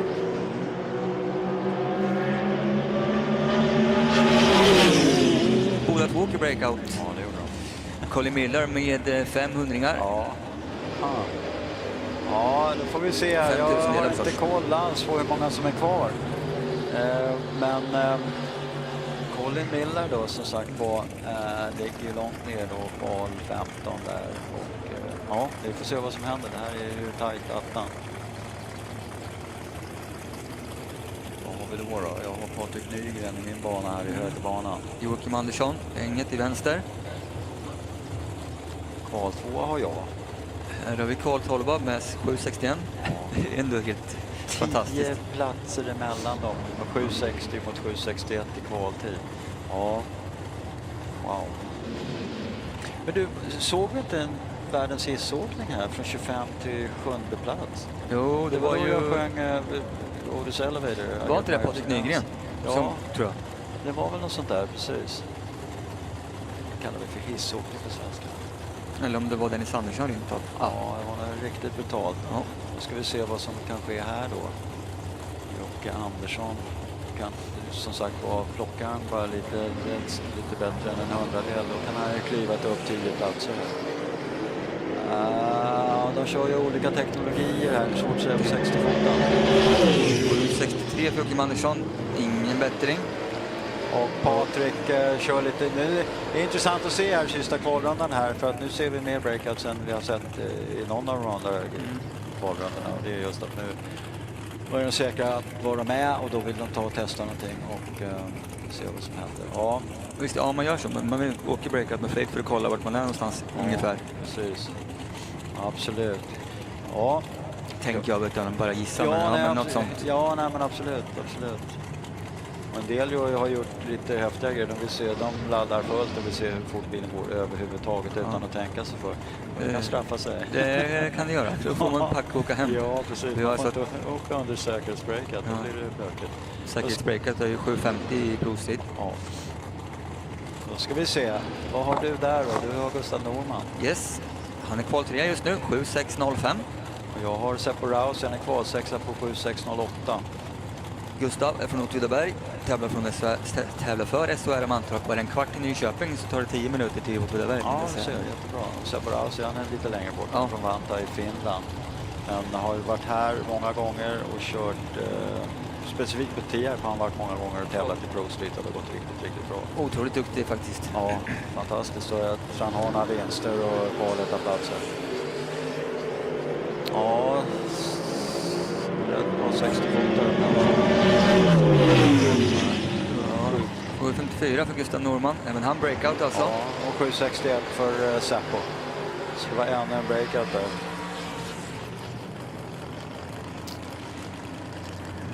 Då har vi Dennis Andersson i vänsterbanan som alltså är kvaletta med 7,602. Ja, han slog till där. Det var ju trångt som bara den och vi sa det, Patrik Nygren låg i kvaletta ett par runder här på 7,604. Och vi sa att jo, det ser ju trångt ut, men vi sa att det är nog inte alls orimligt att det händer. Och sen så tog det ett par åkningar och sen så kom Dennis Andersson och slog till med det där i kvalet på 6.02. Patrik Nygren kval 2 på 6.04. Alltså 20 10-tusendelar sekunder efter. Men som sagt, det tar man hem på. Det är kul och det är bra för poängen att ligga högt uppe. Och som du sa, kvalettan heter kval 16. Men tiden kanske inte riktigt är där för att bekymra sig för. Uppe i topp där. För de där 10-tusendelarna, de är ett snabbt upp av reaktionstiden. Högerbanan, Anna Knutes. Hon är kval 9 med 7.6.1.2. Ja, ovanligt. Hon är den enda av de här som en gång körde in som kvaletta på 7.6.000. Det gör man bara en gång i livet. Det gör man bara en gång. 2019 gjorde han det. Jag frågade honom där. Ja, gjorde det? Ja, jo, det gjorde det. Okej. Nu ska vi se. Ja, det tog de i ordentligt. Ja, bägge då nästan 200-delar. Anna brukar, men hon är ofta hon åker 7.6.0. Hon sparade ju den rundan till rätt tidpunkt för 14 dagar sedan. För då var det var speaker där då också i finalen i Pro Tour. Skojar? Nej, hon åkte 7.6.0 i finalen. Okej, häftigt. För då har hon ju gjort det 2 gånger. Ja, men inte 7.6.0 dubbelnolla utan bara 7.6.0. Okej. Ja, så på index. Hon har varit där och nosat flera gånger. Häftigt, okej. Nu ska vi se. Nu har vi chans att ändra bumpen. Det är Mikael Olsson i vänsterbanan. Han är kval 19 med 7.68. Lasse Berglund kan väl i det här läget känna sig relativt nöjd, men hade han åkt ut först eller gått ut som första par i den här kvalrundan som kval 13:e plats, då hade han nog inte varit så där jättesäker på att han kommer med. Men jag vet inte, är det här... det är några kvar, men nej, det kommer inte ske att han ändrar att han åker ut. Men som sagt var då, Mikael Olsson kval 19.768 och vill ju då köra 7.64 vill han köra. Renate kan ju inte göra någonting åt det här. Den här kurant. Här åkte vinnargraden var aktiverad. Ja.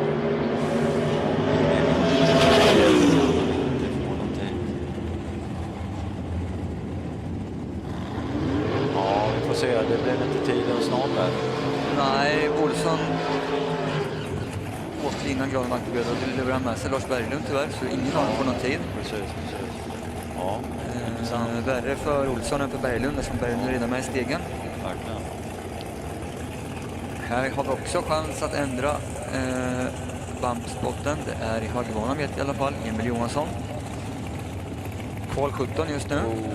Ja, wow. Och i vänsterbanan Kalle Mannerkoski. Ja, ett känt namn i klassen när de kör på Tierp. Han har varit där med många gånger. Vad har vi Mannerkoski då? Jag ser inte riktigt. Han är en bra bit ner då. Ja, 19. Ja, okej. Nej, förlåt, 24. Det är långt ner. Men vi har ju sett... Det kan ju ske. Och ska det ske i någon klass då är det väl Prostit då som brukar göra saker som man inte riktigt räknar med. Nej.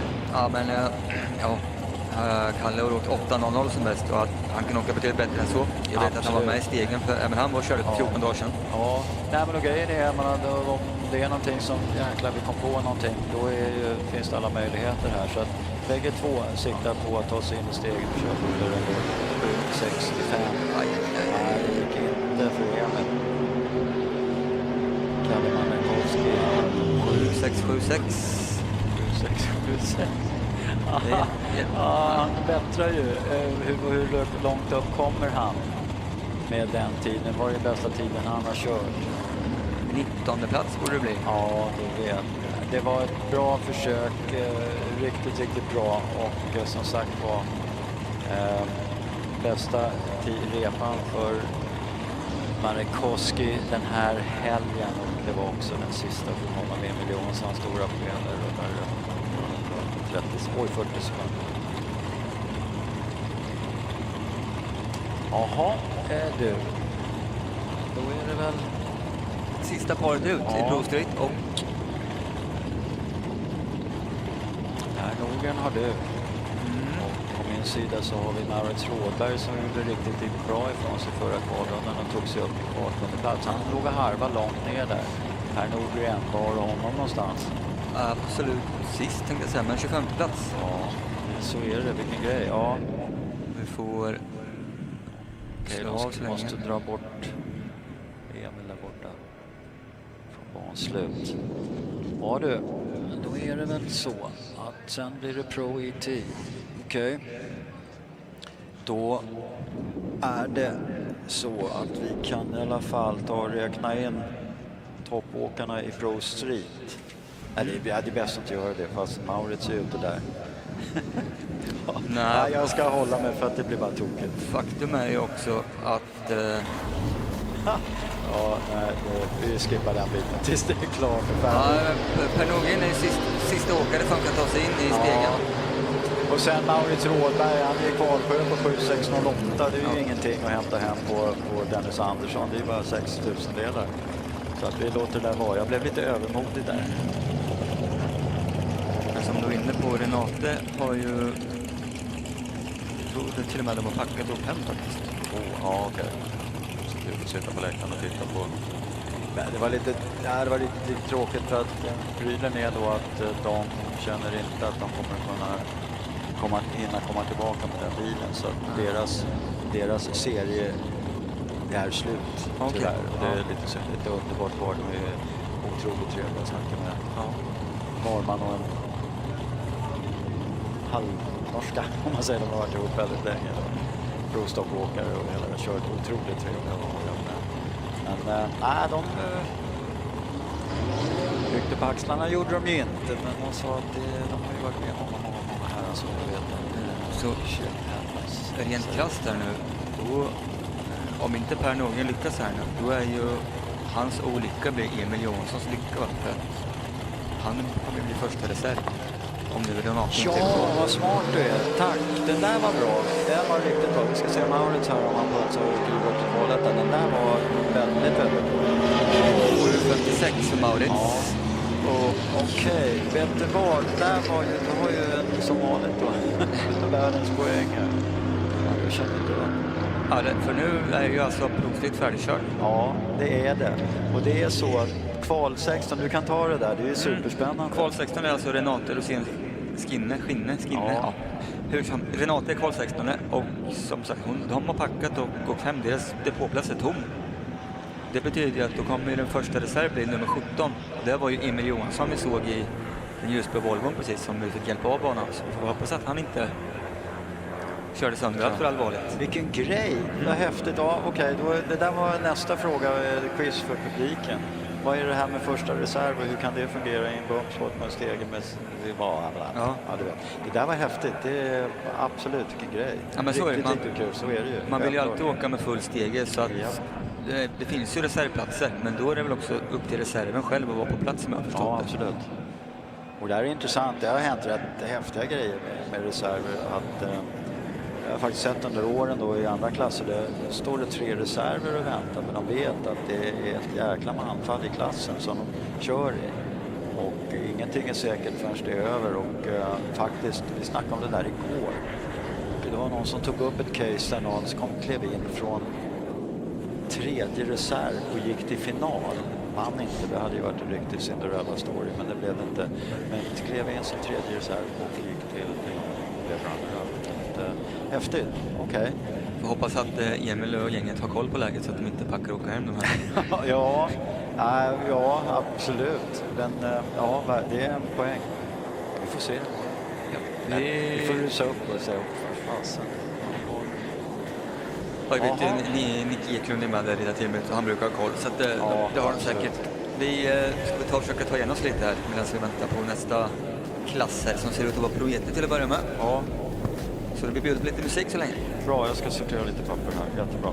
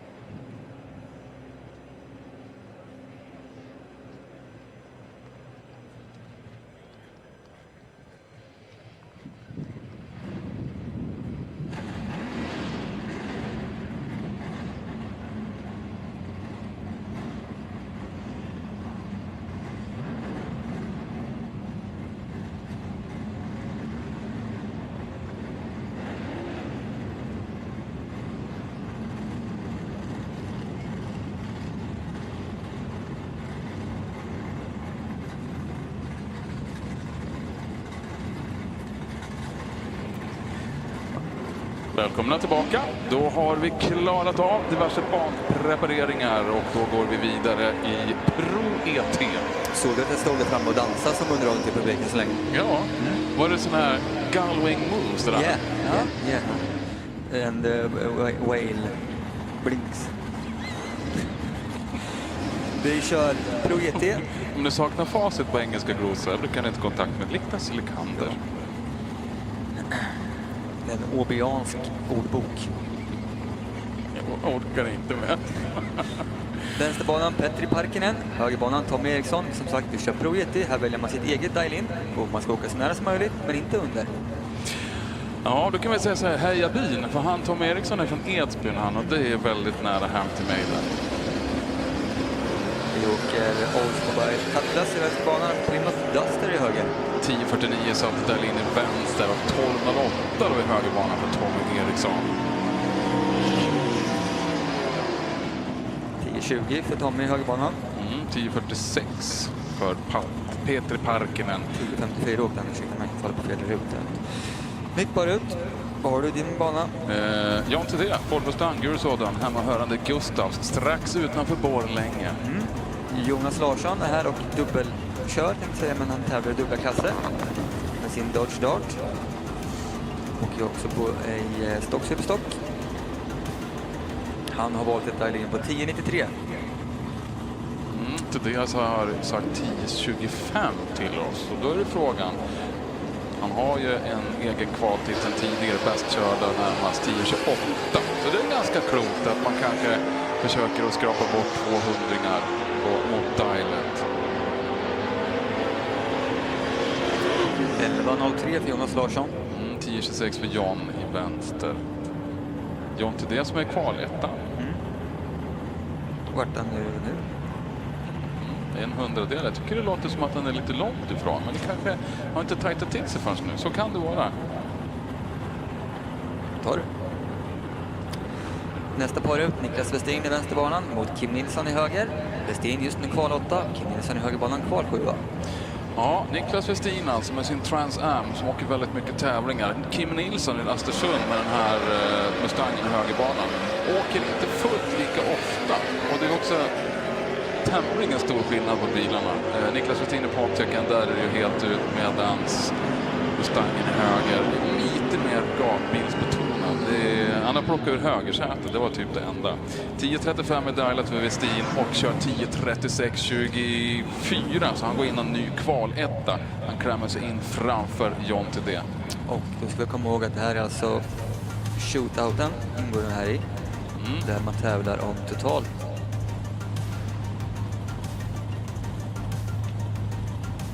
$10,000. Är det så? Ja, vinnaren får 4 000. Det är jättemycket pengar. $10,000 fördelat på x antal. Ja, man är ju 13 kvar där. Ja, men det där blir säkert bra. Vi ska titta. Johanna Rusanen i vänsterbanan. 10.82 har kört 10.44 dial nu. Och vi har Anders Edin i högerbanan som åker på dial-in 10.62. Så ja, återigen en ny kvaletta. Nu börjar man känna igen Edin. Jag såg han tog en liten taktikluva här i tunneln. Så det var väl medicinen, det tänker jag. Wikström i vit Camaron i vänsterbanan. Dialar nu 13.07. Vi hittar honom på en 11:e plats. Får vi en ny kvaletta igen? Möjligen. Då möjligt. Kent Forsner Hell i högerbanan. Han dialar 10.83. Ja, jag såg ut som att det bokade till lite i starten för Kent. Möjligt att den gick loss lite, och då är det lätt att man tappar ET. Svårt att köra i kapp, men 10.90. ja, inte så långt undan. 13.8 för Mikael Wikström, och det är en bit ifrån. Tyvärr händer någonting med vit Camaron. Lite för långt ifrån. Sista paret ut i Pro-Jätteklassen. Där hittar vi Mikael Kalin i högerbanan. Yes, och Lars-Erik Jonsson ifrån Delsbo. Då tävlar han för min gamla hemmaklubb. Det är så just där. Det är lite kul, tycker jag. Nu ska man tävla i Pro-Jätte. Det verkar som att det är 10 sekunder man ska köra i alla fall. Vi har 9.13. Precis, 10.18 vill Lars-Erik köra med Mustangen. 10.39. Med röda 18 där.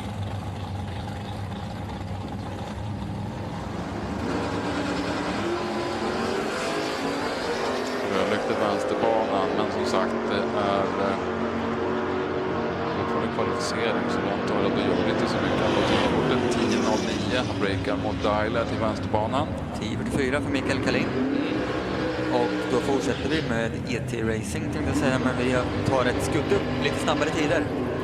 Ja, vi ska åka med Janne Söderqvist från Pori i Finland. Gul tramsam i vänsterbanan. Han har satt det där på 8.67. Och i höger hittar vi Kristina Nygren från Börnäs, tävlar för SOR Umeå. Hon är just nu kval 12 och vill åka 8.18. Har hon kört 8.24 om man tittar på den tiden? Det är det som är lite lömst när man kollar på så här, för tiderna tillbaka behöver inte betyda någonting i och med att du får ju byta dial-in precis hur du vill. Ja, absolut. Men jag tänker också, har man kört 8.24 en gång och dialat, jag vet inte vad de dialar mot då riktigt, men det låter mycket, 28, 18, men det kan ju också vara någonting som är väldigt klokt. De är ju väldigt kloka, våra tävlande. Skappliga reaktionstider, sa han på östgötska. Ja du, 7000 i vänsterbanan, Janne Söderqvist får gå mot dialet. Han prickar dialet, 8.67.07. Den där blir nog lite hård och tass med 7000, 10 000 delar. Kristina åker 8.19 på sitt 8.18 dial-in, men det räcker bara till en 7:e plats. Men det var korrekt tänkt tycker jag. Ja. Hörru du, jag fick lite information här att föregående klass, alltså Pro ET, de kommer att försöka defilera framför läktaren. Hela klassen. Och det är perfekt, då är det bara att passa på. Dels så får ni syn på vilka ni faktiskt har. Förhoppningsvis har de tagit av hjälmen och vevat ner rutan så att vi har en chans att glutta på dem och se hur de verkligen ser ut. Och, det är en rolig tradition. Jag tror det brukar de göra varje år. Precis, och enligt vad jag hörde så skulle Jonas Larsson ta spetsen för han hittade, var det sagt. Det var någon annan som hade provat då, men han hittade inte så att de åker fel. Ja, det är nog om det. Hörru du, Frans Aschenbrenner får tyvärr backa tillbaka med Forden. Han kan inte delta av någon anledning. Tur då att det bara var kvalrunda. Ja, visst är det. Men han har kört undan förut, va? Jag tror han inte har lyckats ta sig igenom exakt alla kvalrundor av någon anledning. Vi får titta på Hans Nielsen. Han ska väl kunna åka igenom med Novan istället. Jag har faktiskt varit med på en sån parad en gång framför läktaren 2019. Ja, fick jag åka med på buren. Vilken bil var det? Det var en röd Vega. Ja, stämmer. Den är frän. Jag gillar den. Den var fin den vägen. 8.78 vill Hans Nilsson åka. Vad får vi se, tror vi. Det blir snart varse om ett... Det är ju inte alls. Nej. Av någon anledning som jag inte hann se. Rolig grej den gången var att Jonas Larsson skulle ta täten ändå, men han glömde bort det förstås. Så att han har åkt tillbaka till sin depåplats. Vi kan ringa tillbaka honom.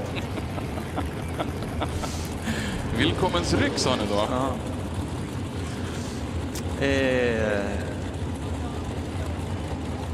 Ja, jag gissar att det är Martin Larsson i högerbana och Julie Andersen i vänster. Martin i högerbanan vill åka 8.39. Och det tycker jag att han ska få göra. De där har kämpat hårt. De byggde en ny motor förra veckan och bromsade den i måndags och så vidare. Och så vidare. Så han visste ju inte någonting vad den här motorn skulle göra. Den gav 100 hästar mer än den gamla. Det verkar han ju ha veta. Men visst var det så att de åkte på dial-in? Ja, 44. Ja, de dialade 8.44 och hittade in och de var i kvalet. Men sen är det fler som har stökat till det däremellan. Julia Andersen i vänsterbanan är den här Dragstam som står redo. Har satt 8.45. Så där.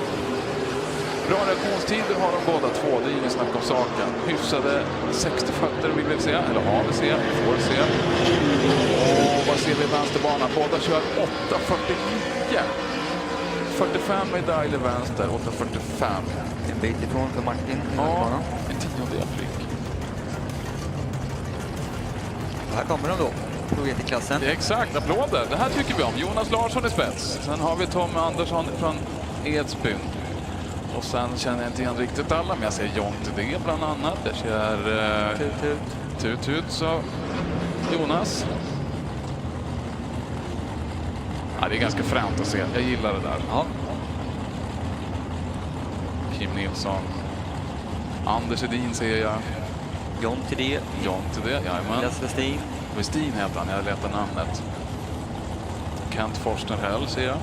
Wikström, Lars-Erik Jonsson och Micke Kalin längst bak. Bra, snyggt. Snyggt kört, hörni. när vi kollar på han nu VM-tull i högerbanan. Dial är 840. Mats Arnsson Warnvik, vad hade han? 8.52 satt som dial och då får vi väl se att det känns som att det går riktigt bra. Fast det gör inte. Skenet bedrog rejält. 8.75 läser jag. Ja. Lite fort i högerbanan med 8.37. Ja, 200 ringar. Nej, det är mer. Det är 300 delar. Han hade 8.40. Ja, men det är bra siktat. Vi ser han som var kvaletta inför den här omgången, Micke Nilsson i högerbanan. Dial 777. Precis, och Elin Arvik i vänsterbanan med sin dragster har satt 8.28. Ja, Mikael Nilsson är inte förvånad än så att han är där uppe i toppen på den här klassen. Det är han är ju som väldigt rutinerad, gör sällan dåliga resultat. Och det är därför är det jättekul att se att Janne Söderqvist dängde till i kvalrundan. Jag tycker det. Visst, det är hårt och kanske lite orättvist, men that's racing. Och jag tycker det är kul att se att Micke Nilsson får lite motstånd. Ibland så går det väldigt lätt för vissa människor bra länge, så springer de på en liten mina. Men som sagt, det ska elimineras så småningom. 79 Micke Nilsson på sitt 777 dial. 8.25, så Elin Orvik breakar lite grann. Hon går alltså under sitt satta dial in med nästan 300 delar. Men Micke Nilsson brukar ofta dubblera också, åka både Supercomp och Superprojekter. Hur många runder tror han åker på ett år? Oj. Han är också någon sån här människa som är kanske en av de flitigaste förarna i dragracing. Johanna Granholm ser jag i vänsterbanan. Hon har satt ett dial in på 7.94. Pontus Garefelt från Sundsbruk tävlar för SOR och Sundsvall. Han vill åka 7.86. Och det har ni gjort en gång, fast kanske inte mot dial den gången. Han är kvalnia, förhållandevis långt ner i protokollet. Han brukar ju vara stentuff att köra på dial. Vi såg ju Kristina Nygren som är kval 7. Hon åkte en 100-del ifrån sitt dial och är alltså kval 7. Oj. Pontus är 9, så att han ligger väl där omkring säkert också. Vi ska se, nu har de ju chansen att ändra ställningarna.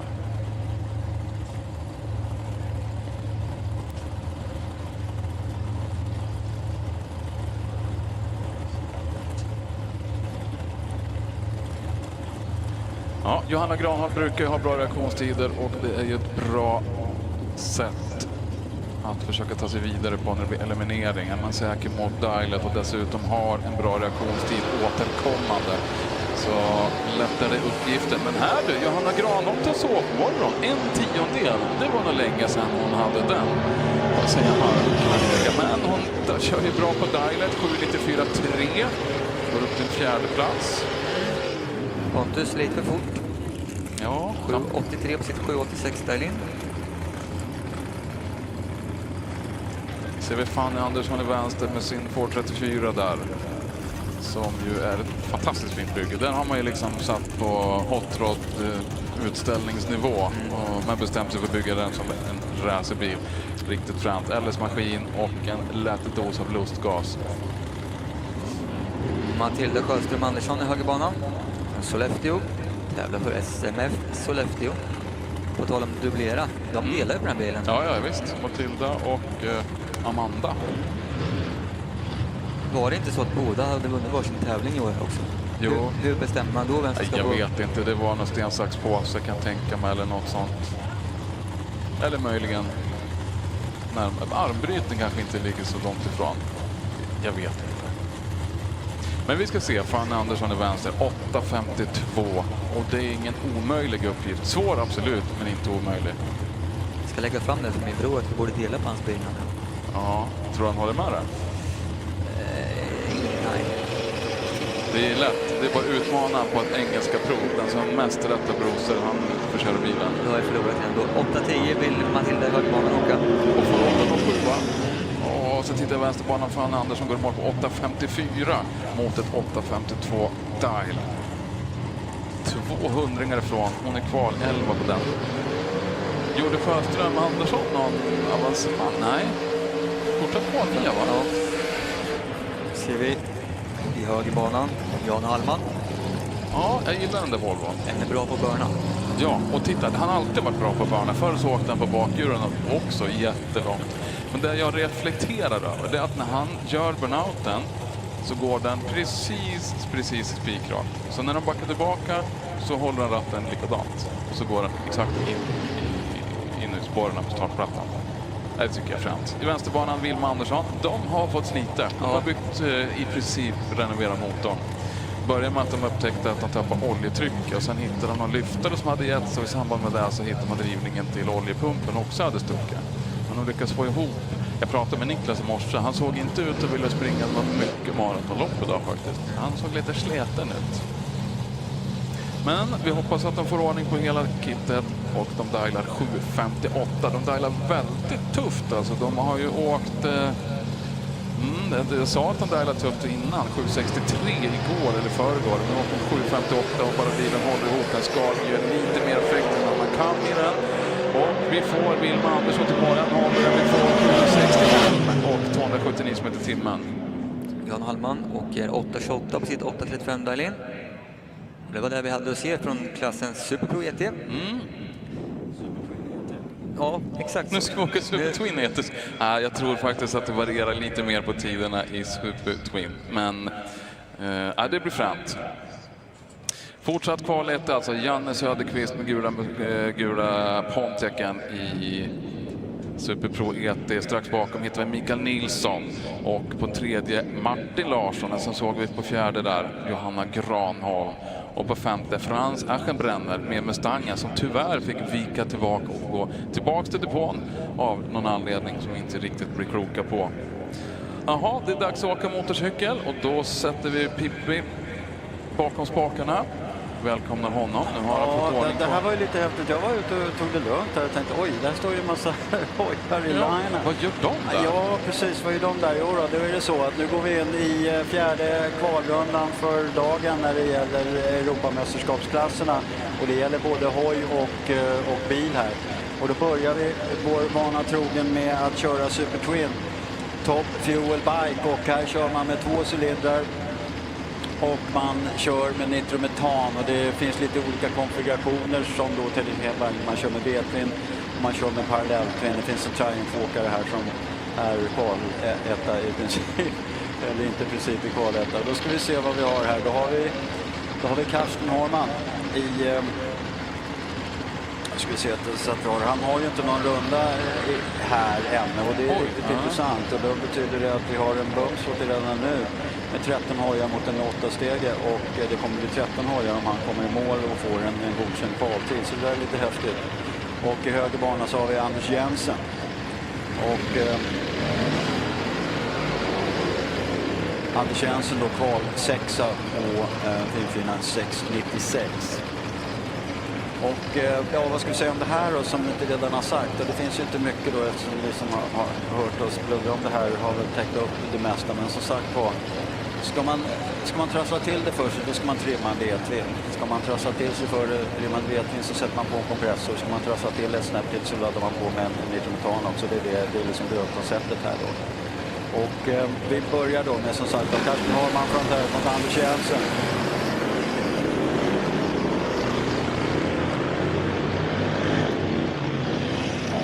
Bägge är ute ordentligt mot höger på sina respektive banor där. Vi får en kvaltid då på 9.36 för Karsten. Kan vi skriva upp där. Och det är hans första tidkort den här helgen.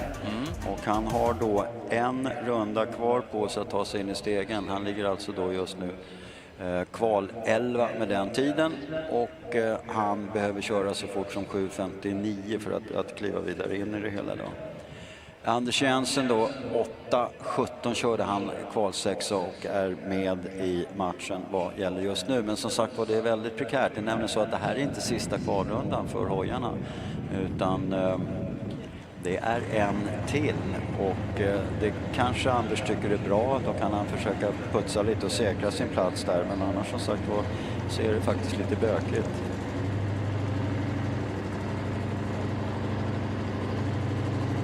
Ja, nästa upp Martin Bühler och körde personbästa i Q1, 7.25.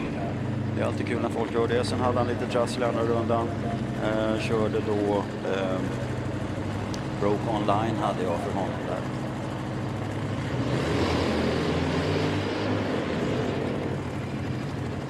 Ja, åka i solo i den här kvalrundan. Har ingen till höger om sig. Så att han har ett jobb att göra här då. Han ligger i kvalsjua mot en bump, kval 8 då. Men som sagt, det har vi sagt många gånger nu och det är lika viktigt här som i vilken klass som helst här. Att ta sig upp en bit från bumpspotten och upp på bottenplats, för han är på inget sätt säker just nu i att åka på och komma med. Ja, det ser riktigt bra ut, men låter inte som om man går perfekt på slutet. Man kör in på 7.21 eller 7.24 och med det så bättrar han tid, bättrar han placering. Det gör han inte, behåller då den här kvalsjunde placeringen där. Ja, ligga på en 7:e plats, det är ju inte den tryggaste tillvaron i en Nej, det är det där sån här kvalista. Och ja, vi kan väl dra de här vanliga grejerna that you have to remember when you're talking about these kind of bikes. These are big slick bikes, okay? So that means that they don't have a rounded tire like your own bicycle at home in the garage. So they're really hard to steer. You steer them by changing the center of gravity of the bike, and that means that you have to. They're two facets to running quick, and that's to keep it straight, and that's to get a good launch, the 60-footer, and then keep the fire lit all the way to the end of the track. Sounds really easy. That's actually 3 facets, but that's fine.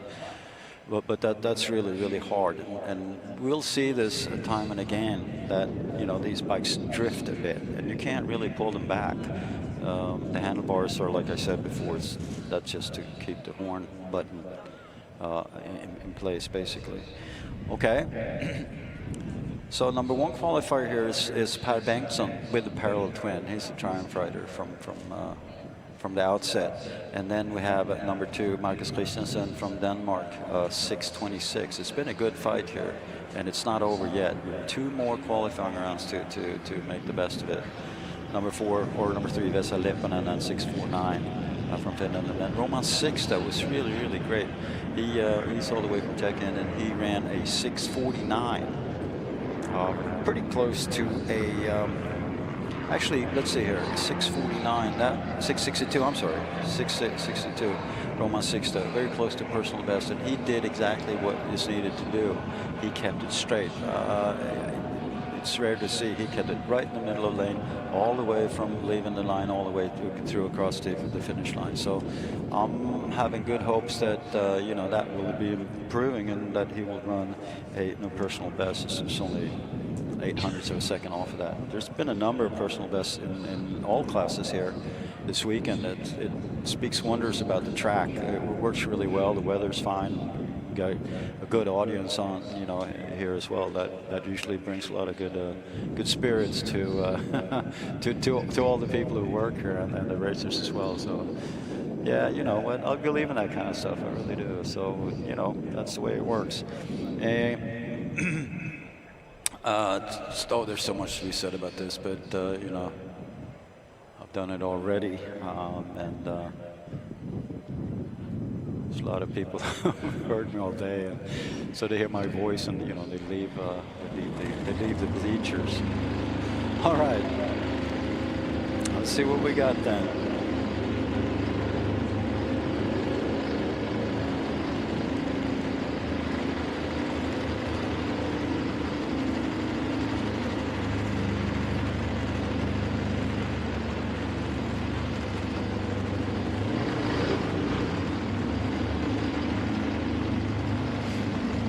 All right, keeping on Super Twin Top Fuel bike. Marco Lanto left lane against Chris van Nimmen in the right lane. We're talking Finland against Belgium, and that's pretty cool. A lot of different nationalities here this weekend, and that goes for especially maybe for Super Twin and Top Fuel bike. It's really great to see. Now, Marco Lanto, number 5 qualifier. He's sort of in a safe space, so to speak. But not yet. I mean, because there's this qualifying round and one more. And Chris van Nimmen's been doing pretty good, but he's in the number 10 spot. He needs to work a bit on that. So it's 775, I think. Yeah, 775 is the best DT for him this weekend. So, oh, look at that. I think we're going to get some good news here. Yeah. So Marco Lanto, 699. Doesn't better, but he's in the sixes again, 699. And what do we have for Chris van Nimmen? 761. 761, all right, he betters.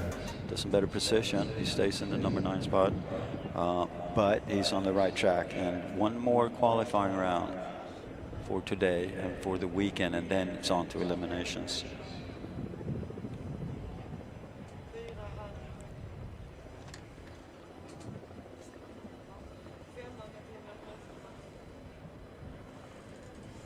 All right, just checking the track so that there's no fluids whatsoever. That's not a good thing to have on the track.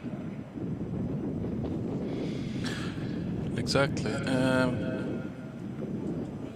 I read the list.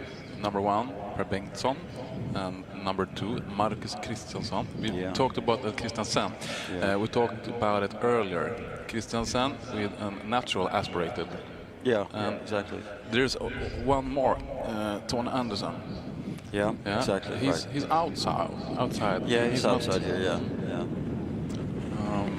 I know. I don't know why, but I like that. You know, you go natural aspirated. Yeah, I can understand the charm, absolutely. No, I'm not going to say any buts because the cool thing is that Marcus not only runs normally aspirated against bikes with all sorts of overload and all that sort of stuff, and the thing is that he wins championships. I think he's got 5 championships, something like that. Vesa Lipponen in the number 3 qualifying position, no surprise at all. And Mikko Vilkaleri, he's in the 8th place, going up in the right lane, and with 7:59, and he obviously wants to push that.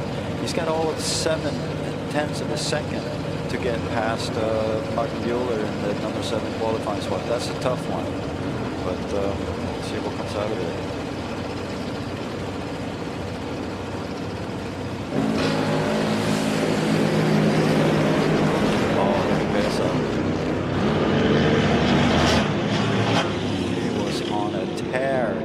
To the half track, and he hits the finish line at 6:59.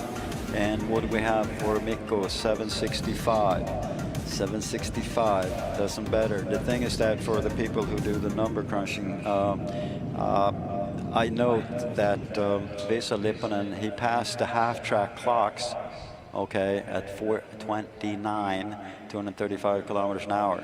4:29. I mean, usually when you run these kind of bikes at these kind of ATs, and he had a 60-foot at 106, you will have a back half at around maybe 2.2 seconds, and that would mean that if he could have held it all the way into over the finish line, I'm speculating, nothing else, but we could have been looking at a 6.3 second run there, and that would have made damage in the qualifying list. So that was very, very solid run for Vesa, and he's going to be coming back, obviously. So very cool.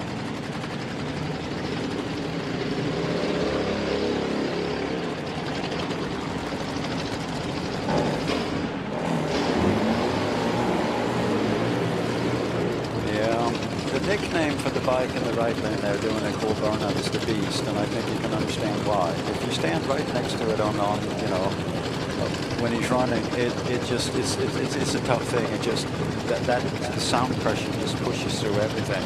And that's Per Bengtsson, the number 1 qualifier with a 6:20. He ran a personal best earlier on this weekend, and he's going up against Tony Anderson, who we were talking about just now, who I hope will push the limit.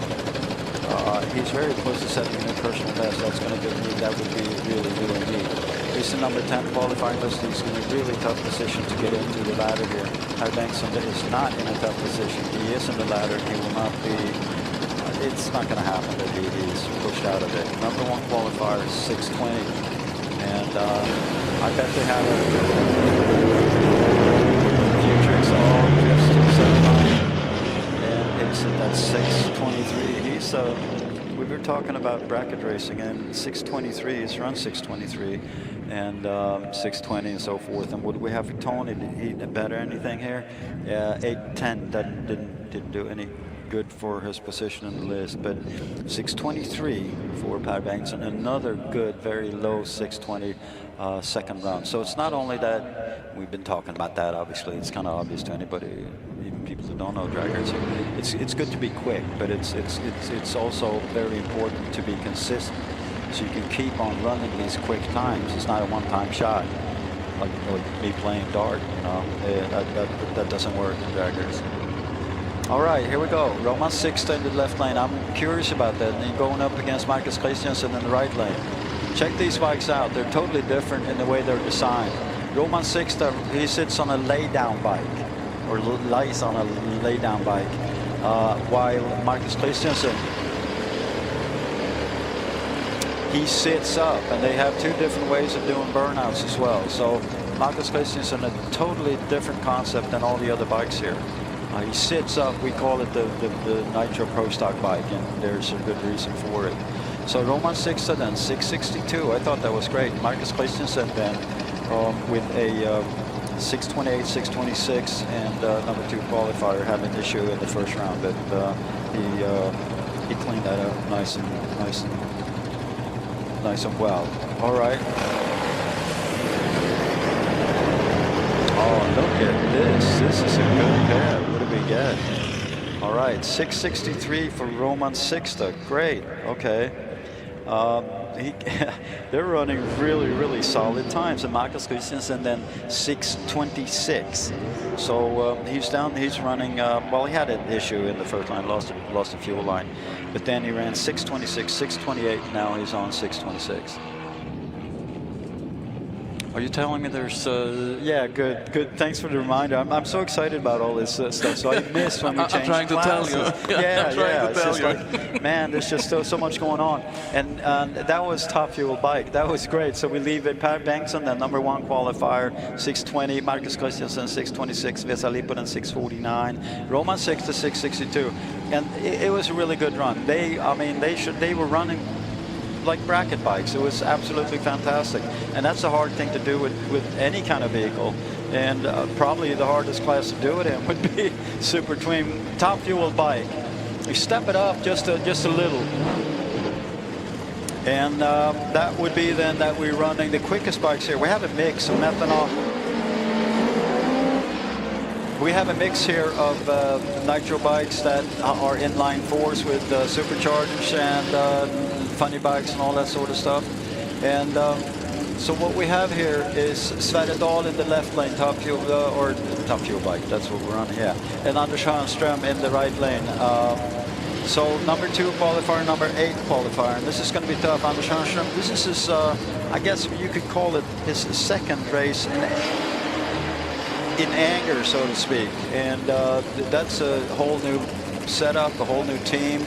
And he's learning a lot of new stuff on that. Anders Hörnström, he's a very qualified nitro bike rider, but he's been doing it on the twins his entire prior life before joining up with the Ogerud Brothers team, and then now he's on a very quick top fuel inline 4 bike. And I'm not sure what I wrote down here. I think personal best, I think, would be 797, because we didn't really have any old data on him. And Sverre Dahl, then, he's one of the guys who has been running that bike into the 5-second range. He's number 2 qualified with a 595. Keep your eyes open here. Will we see another 5? I don't know. Will we see a 6-second run for Anders Hörnström? That would be really great.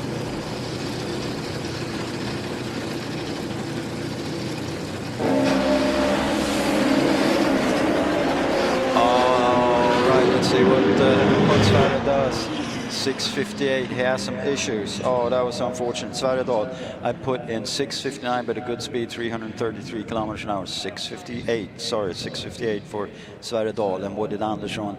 10:41. 10:41. Didn't better. Okay, so he stays in the number 10 position, as does Sverre Dahl stay in the number 2 position. All right. Looked really neat.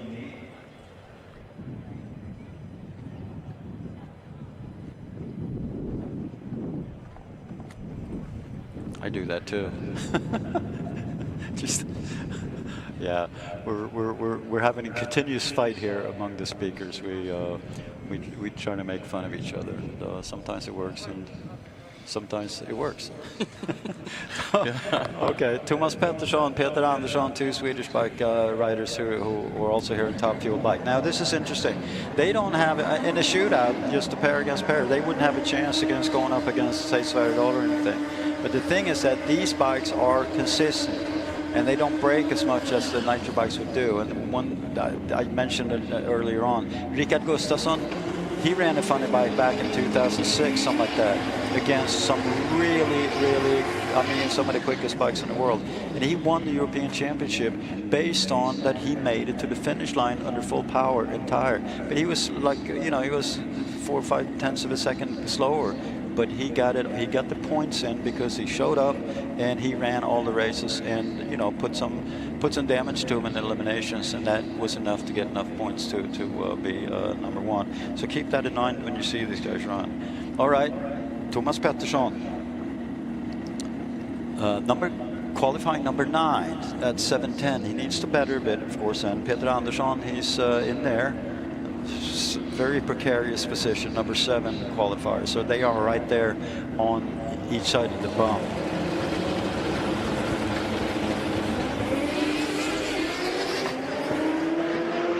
Oh, they're drifting right, both of them again. I'm not sure about the wind there, but let's see what we get.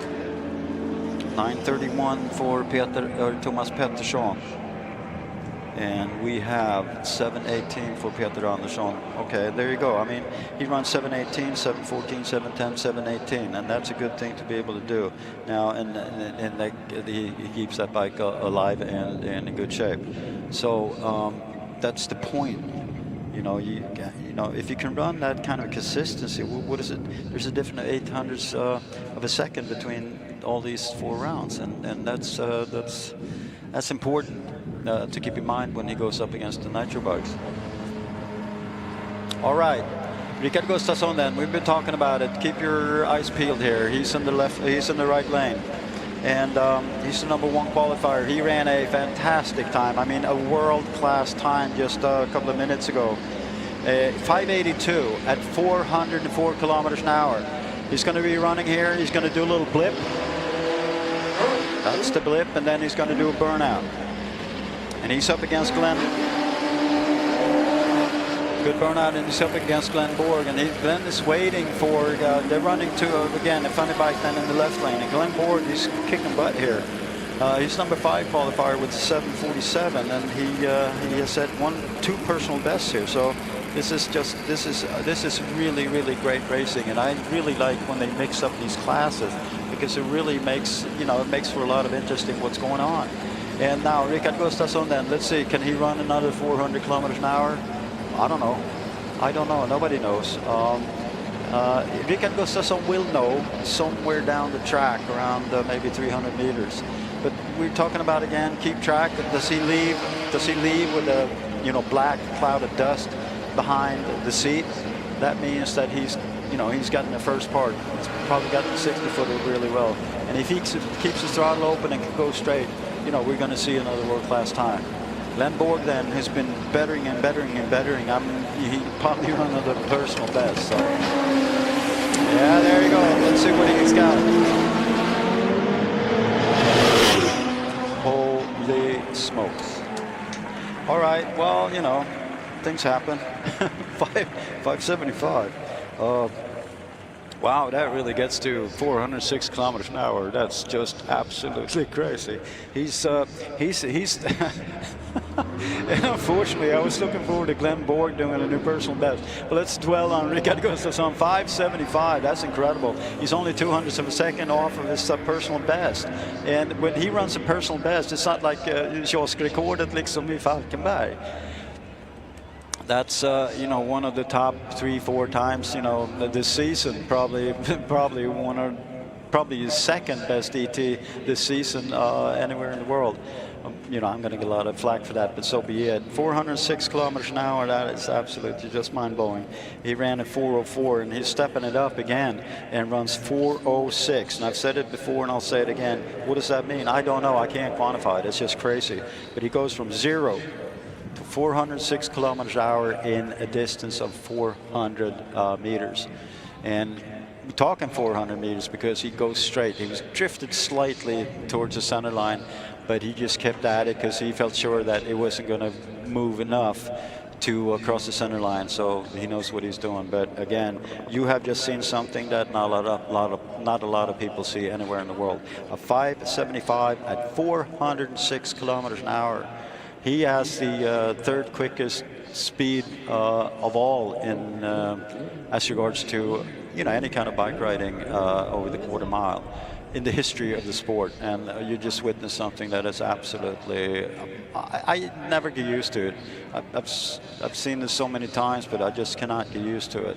And well, I'm just glad he did it, and I'm glad for the audience that you could get to see it and all.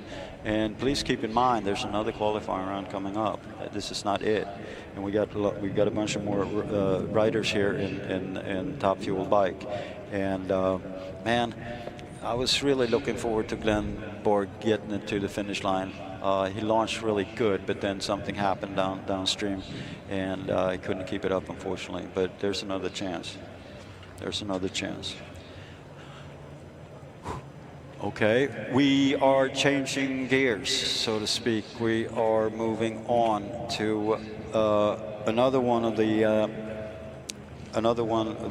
European Championship classes on two wheels, and that would be Pro Stock Bike. We got a good field here. We got 11 bikes. They also got bump spot racing here. Now that means that 11 bikes, 8 of those will go to the slaughter. Yeah. Whatever you call it. No, really, but they're going to eliminations. That means that 3 of these guys are not going to be in BB racing. Pippi, you like Oh, I'm sorry. I'm missing out the classes, right. I think they should be 9. Okay, we'll get it. We'll get it. Pro Stock Bike. I'm getting ahead of myself again. Yeah. Yeah. I think in Pro Stock Bike today we got a lot of racers. We've got a lot of racers from all. There's 9 of them here. Yeah, exactly. And I think they're all from different countries. Yeah, they probably are. I see Greece, I see Great Britain, France, Germany, France, Greece, France, Finland, and Germany. Yeah, that's really cool. And so again, and it's always been Pro Stock Bike's been it's been a very international class throughout the years. Unfortunately, I don't see any Swedish names on this one here. There's I met one, but he was part of the top top-notch Pro Stock Bike riders in Europe. Anders Larsson, if you can hear me, I was glad to see you here. He was doing really good, but he rode here on some sort of Transalpa bike, and all that sort of stuff. So he's not racing, but I understand that he's involved in, He couldn't race that bike in Pro Stock. No, couldn't. That wouldn't work. All right, so sorry about my miss there. I was just so excited about this, but we're talking Pro Stock Bike and nothing else, and that would be then 9 riders, and the only 8 of those can go to elimination. So checking the track, just make sure that there's nothing at the back of this. No, yeah, of course we can do that, but I would like to ask you. Have I told you how much I like bump spot racing? Yeah, I think you have, and I kind of agree on that. It really puts the pressure to, on. Well, that's not what I like. It puts pressure on the riders, but it really makes for exciting riding. And some of you guys were here when we were talking about the Pro Street class, and how it all of a sudden it turns up that one guy he was outside of the bump, but he's going to get in on because of the 16th car is not here. It broke in Q2, and so that's an empty spot, and that person's going to move up. There's all sorts of stuff like that. It's just like it's just crazy stuff. All right. Yeah, we will see for how long time before we get a clearer track. We can put some music. Yeah, on. let's do that. Let's do that. Not gonna.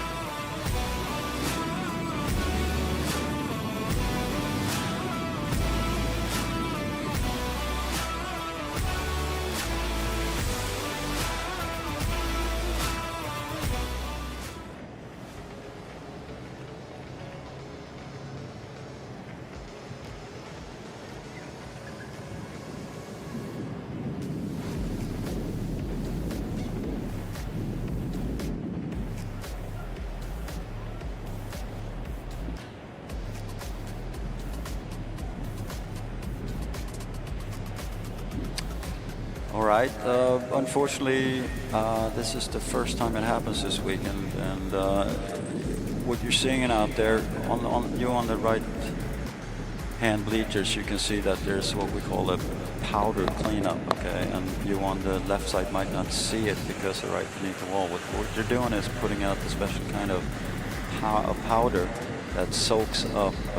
In this case, I'm pretty sure it's oil. Yeah.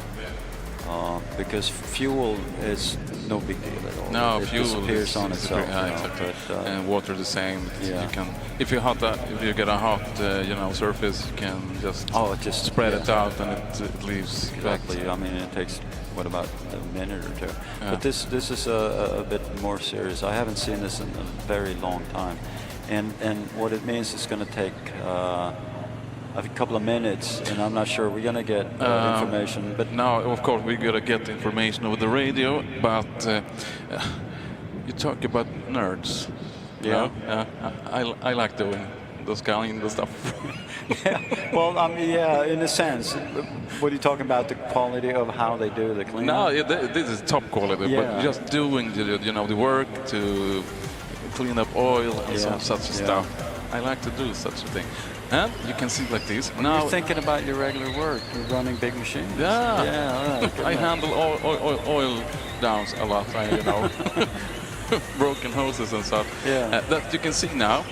They're going out with the brush. And I think so. You had put the powder on and you let it work a little and clean up, suck up the oil. And they already goes on with that brush and right behind, Yeah. they got the rubber slab. So this is not gonna take too long time. Okay, great. Yeah, no, that was. Do you think it was nerdy enough? No, that was the best explanation I've ever heard. That was great. I hope somebody else got it. Yeah. I do understand, but explain. Yeah. No, I kind of agree. I mean, it's interesting to see because this is not a backyard tour. These guys are good, and they just got right on it. And I think it's not going to be like 10, 15 years ago. I mean, it was really hard to just get the machine right and the kind of equipment that you need to do it. But it looks good already. Yeah. But really, I'm not going to speculate on time. We're going to get more information when they have done the work for a little while. So we're going to be practicing on English, and then we'll get back with music and all that sort of stuff. What do you say, Micke? Is that okay? Yeah, all right. It sounds okay for me. Yeah. Let's play some music. Yeah, that's what they.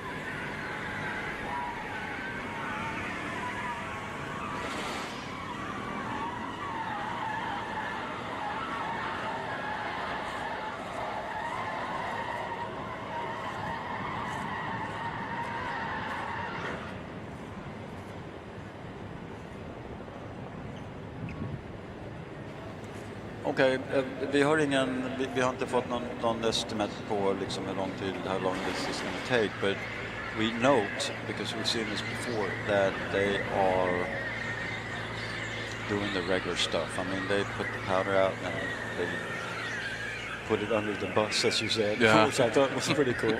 Yeah, drop it under the bus. No, and they really have gone through with the, you know, these are serious brush machines and all that. They're doing it exactly as it should be. So it looks really, really good. But we're not going to say that we'll be going in 5 minutes or 10 minutes or even 15 minutes. But just a reminder there to, you know, do your stuff, go out and look at some of the cars and bikes on the Market Street and all that. And then just keep your ears open and be ready to, you know, return to the bleachers when the racing gets going, because this looks really, really great. Yeah, and if there's nothing more, if they don't find anything more on the track, right? Exactly. I hope this won't be so far away before we go racing again.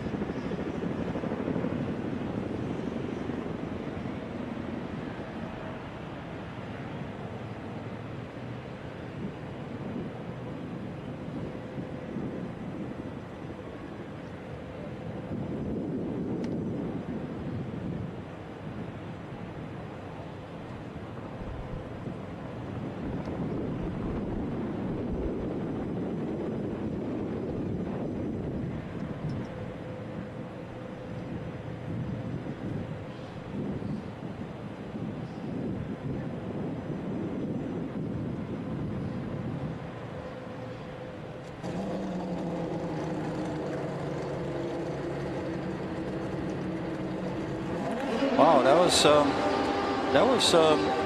was quite a quick cleanup, and the bike that had the issue, the driver pulled it out really close to the wall and left there, and it made it a lot simpler for the whole crew to do it. I don't know. I would claim that was pretty much a 400-meter cleanup, and they did it in what, 20 minutes? Not even that. So that was really, really good. Wow. Interesting. So we're talking pro stock bike. We got 9 bikes in here. Number 8 on the bump spot is Aswin Noble on 8:57 or 8:53. Number 1 qualifier is Bertrand Maurice at 7:10.0 or 7:1.030. Dimitris Petridis is right. Or why did I say that? Try to say it in French. That was stupid. But Dimitris from Greece goes out there and he pulls off a little bit to the right there, but then hits the finish line at 7:57. Okay, with that he betters his ET and he gets into the number 6 spot. 6, I'm right, no, the same time, 6:57. Good. Aswin Noble then, the rider on the bump spot, number 9 right now. He needs to better to 8:05 at least to get in there. Timo Savalainen is in the other lane, and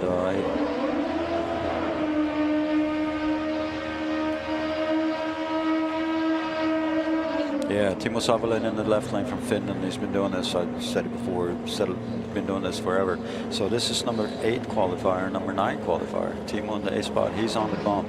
Aswin Noble outside of the ladder, and he needs to step it up just a little bit to get that right. Let's wish him the best. Or both of them. And that's the problem. If they do good, somebody else is going to be pushed down. That's you know, drag racing is a cruel sport. It really is.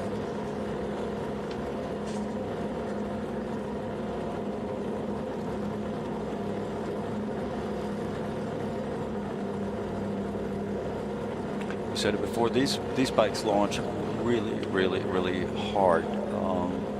Wheelie bars, big slicks, and all that, and lots of horsepower. They put it up on the rev stop, and then bang. Just drop the clutch. They just remove the fingers. They don't let it out. They just poof, bang. There you go. You got to get it right, and then trying to hit the gears. You only have what, not even 100th of a second to get it right. All right, Timo, 88 did not improve on that. 9:01 for Aswin Noble, couldn't get out of the bump spot. So okay, they stay where they are. Number 8 and number 9. They got one more qualifying round to get that right. So the pressure is on. I would say the pressure, I mean, there's only 2 qualifying rounds left. That would then be a lot of pressure, and it just went up a notch. Charalampos Boussinis in the left lane. Jérôme Rougemont from France in the right lane. So Greece against France. And we have number 7 qualifier in the left lane.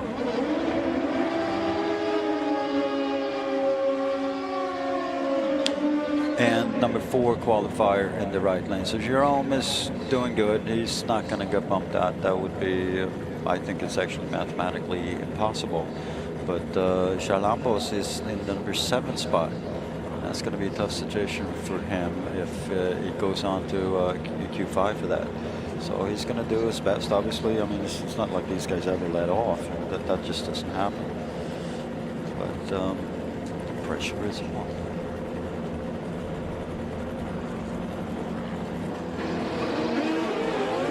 Oh, lots of jumping there for Jerome. It's not going to improve, but I don't know. Okay, Jerome, 7:61. Improves from Q3, but not on a total qualifying time. And Boussinis ran a 7:79. 7:79. That's bettering it. Okay, so that's his best run for the weekend so far, but still in the number 7 qualifying spots. It's not doom. I mean, he's in the ladder, but it's getting close to, like we said, the last qualifying round, and there could be people that pushes Chalampos down a step. So 1 step is fine, 2 steps is out of the ladder. Karl-Heinz Weichel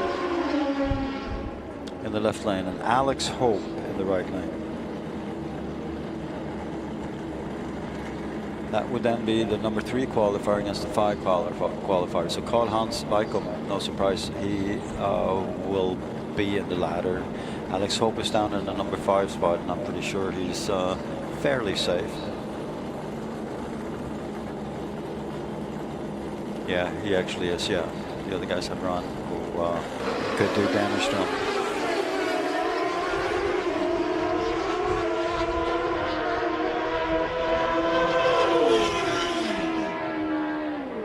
All right, 7:57 for Karl-Heinz Weichel.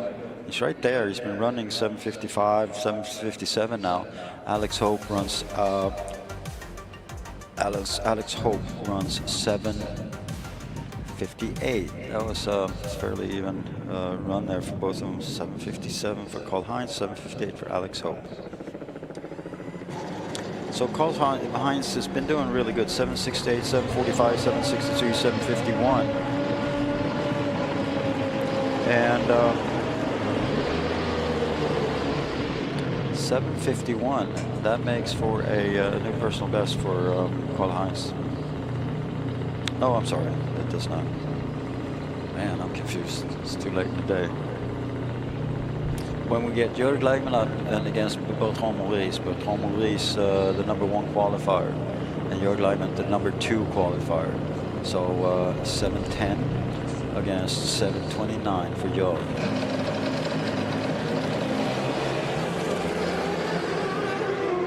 Jörg has problem. Bertrand does not. Bertrand runs a 7:08. He betters his ET 7:08. Cool. That's a really great time. And that would be a personal best. He had a 7:09 coming in here from last year, and now he runs a 7:08. Let me get that right. Yeah, 7:0829. Great. So we put PB there. There's been a few. Also in pro stock bike. Jörg, he had issues even before he left the starting line. 60-footer of 132 is not really what he usually does. All right, Super Street Bike. This is a tough class to race in, and it's well, just where we have Bertrand Maurice, then number 1 qualifier, then with a new time. That was really great there, 6:1, or sorry, 7:61. Okay, moving on to Super Street Bike. This is a hard class to follow. We're just gonna try our best. I mean, but it's impossible to keep track and tell you what personal bests and all that sort of stuff. What we can say with surety is that there are 18 bikes that have showed up and pulled time slips.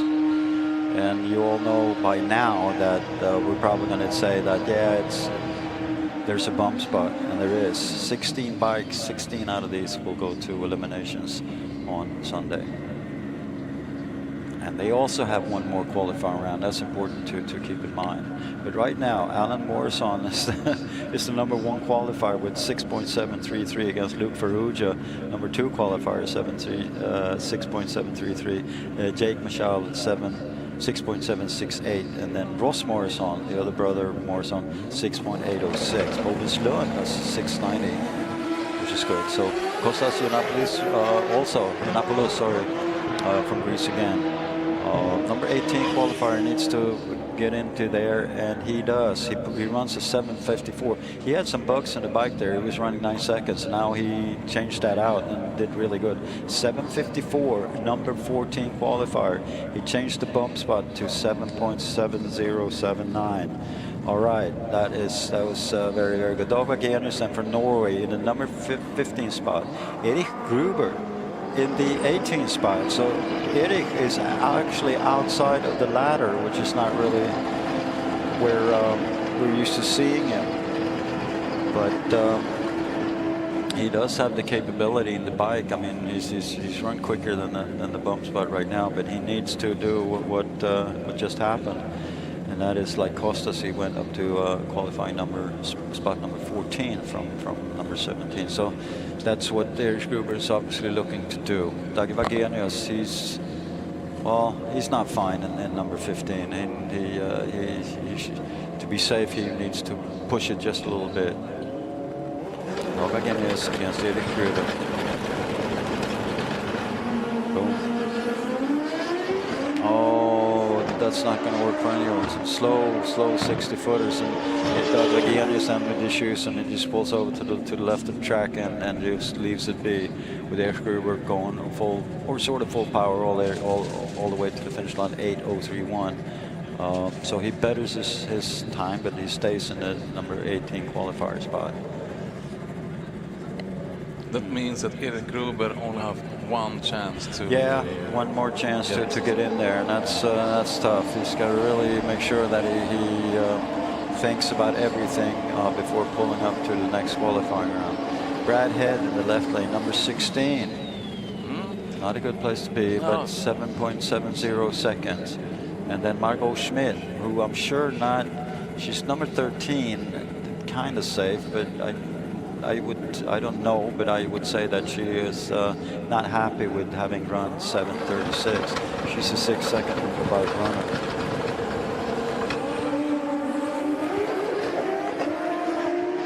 How does that look? Something didn't sound right there. Brad Head, 7:67. He improves. He does improve to number 15, and Margot Schmidt does not. She stays in the number 13 spot. So that was interesting. We got a little bump play there from 16 to 15 for Brad Head. It makes him maybe a little bit now. Yeah, I don't know. Well, yeah, well, for him, maybe he says, well, it's good there's only one qualifying round left. That lets us the chances for him to get kicked out, but I don't know. Chris Reed in the left lane against Vitaly Melnik. Great Britain against Finland. Number 12 qualifier, Chris Reed, 7:34. And number 17, Vitaly Melnik. Vitaly Melnik is that one who can run, if he do his work. He had a chance to pass Brad Head. Yeah,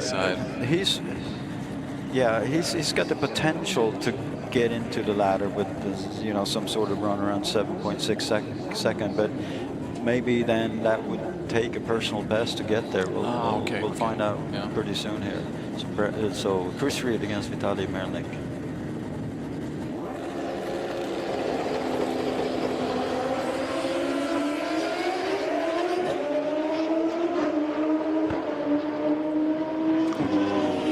Center line, 8:04 for Vitaly, didn't make a difference. 7:26 from Chris Reed. It made a difference in the ET, so he tightened up the ladder, but he stays in the 11th spot.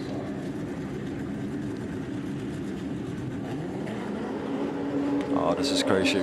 Martin Hallett in the left lane, number 10 qualifier, goes up against Agelos Amertidis, number 7 qualifier. So Agelos, he's run 7:00 and is looking to bump or get himself into the 6-second range here. Does he? I don't have a personal best on him. He just have to show us. So Martin Hallett then 7:24 right now, number 10. I guess he could say that he's sort of safe. I don't have a personal best for him in my list as well. So I'll leave it be. I'll call Darren Bard for her. He'll just give us a bunch of messages about how I screwed this up pretty bad. I'm not sure. Maybe Martin Hallett. 60-footers aren't really brilliant. 7:49 for Martin, no difference. Agelos takes a while to get to the finish line. That's not going to be a good time. So 16 seconds. So they stay in qualifying place number 10. And then Agelos number 7. So Agelos just 52 10,000ths of a second from getting into the 6-second range there. Jake Michal, he's up there. He's number 3 qualifier, runs 6.76, and he's right in between. Now he's in between Luke Ferrugia 6.73 and Ross Morrison at 6.80. And And Alan Morrison, then the number 1 qualifier right now with 6.73. I'm not sure what's going to happen here as regards to the Morrison brothers, but we've seen these guys change positions in every single qualifying run, even twice within one and the same qualifier. That's pretty cool. Clemens Vallet then from Germany in the left lane. Number 9 qualifier goes up against then Jake Michel in the right lane. Number 3 right now. I have to look if those brothers Morrison, if they go to each other right now. I couldn't see it. Yeah, like we said earlier on, you know, what do they do at dinner? Perhaps talk to each other. Well, yeah, let's hope it's brotherly love and they keep the peace. So let's see. Clemens Vallet, left lane. This looks really great. Yeah, look at Jake. He runs a 120.64, runs 674. So Jake Michel betters a bit. He stays in the number 3 spot, but he pushes the limit then to 6.7479. Clemens and 723. Stayed there in the number 9 spot.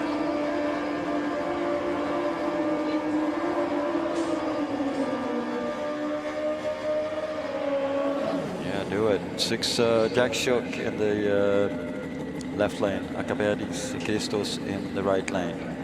Number 8 qualifier against number 6 qualifier. So they're pretty safe in there. But like we've been saying, you know, it's a good thing to be up at the top of the list. It gives you points and it gives you a better position going into eliminations when we have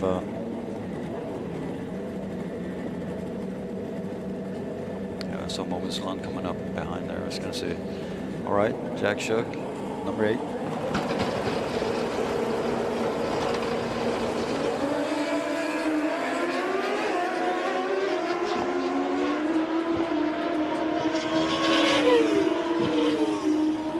All right, did no bettering in any of the lanes. 806 against Akabadi's 706. He's already been in the 6 at 6.99, 6.955 for Akabadis.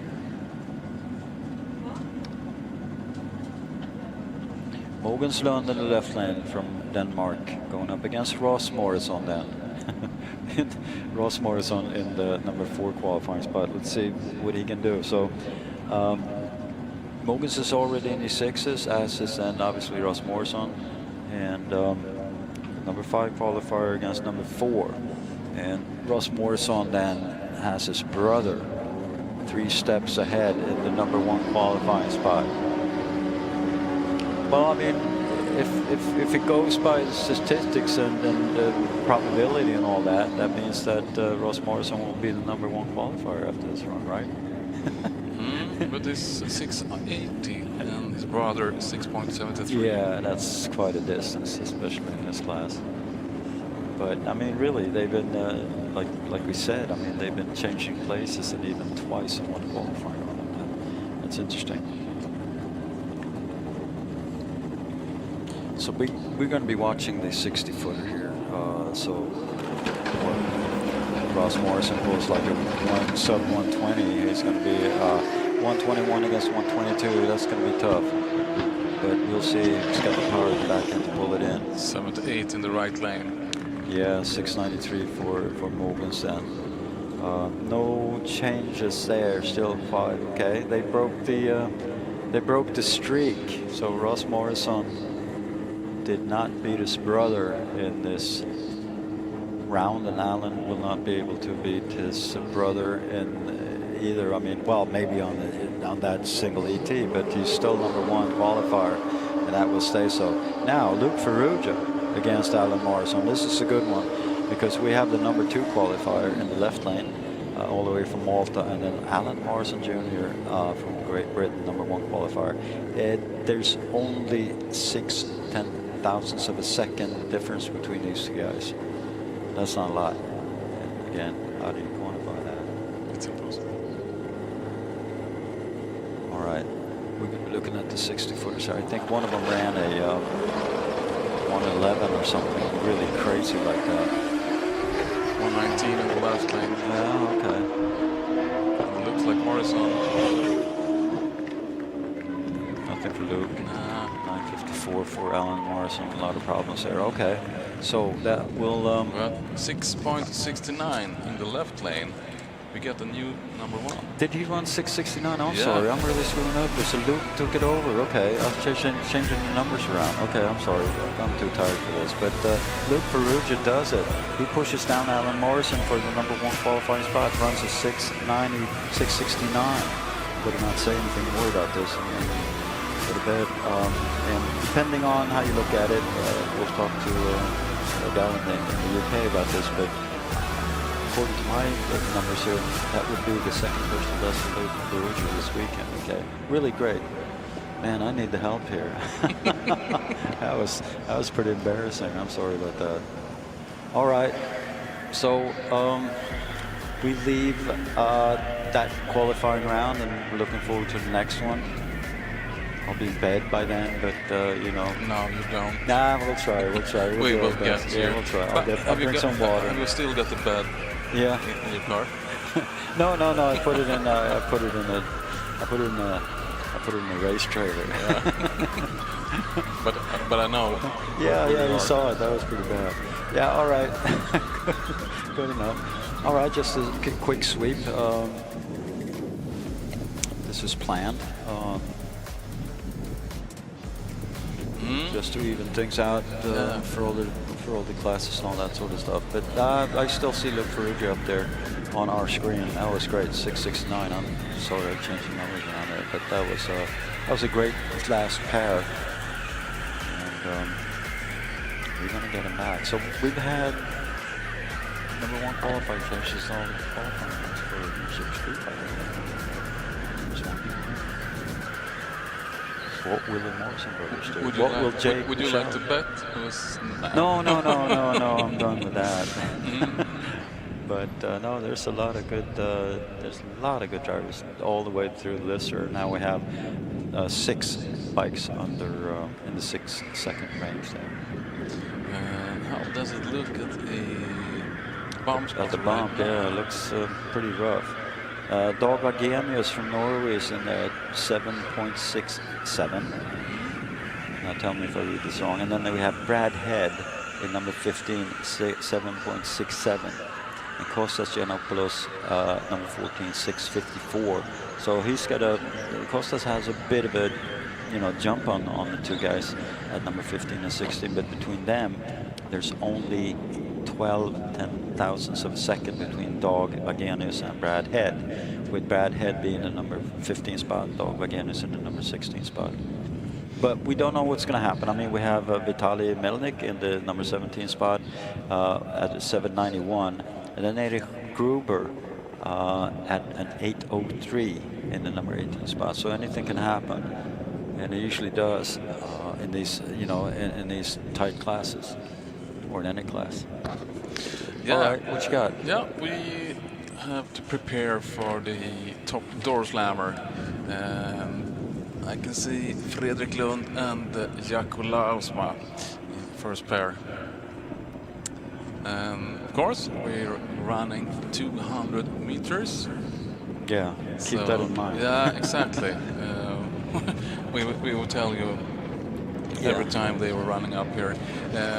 200 meters, and the number 1 qualifier in top door slammer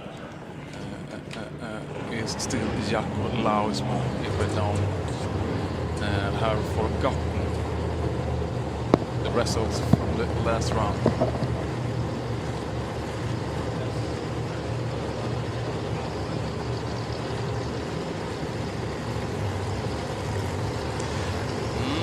This time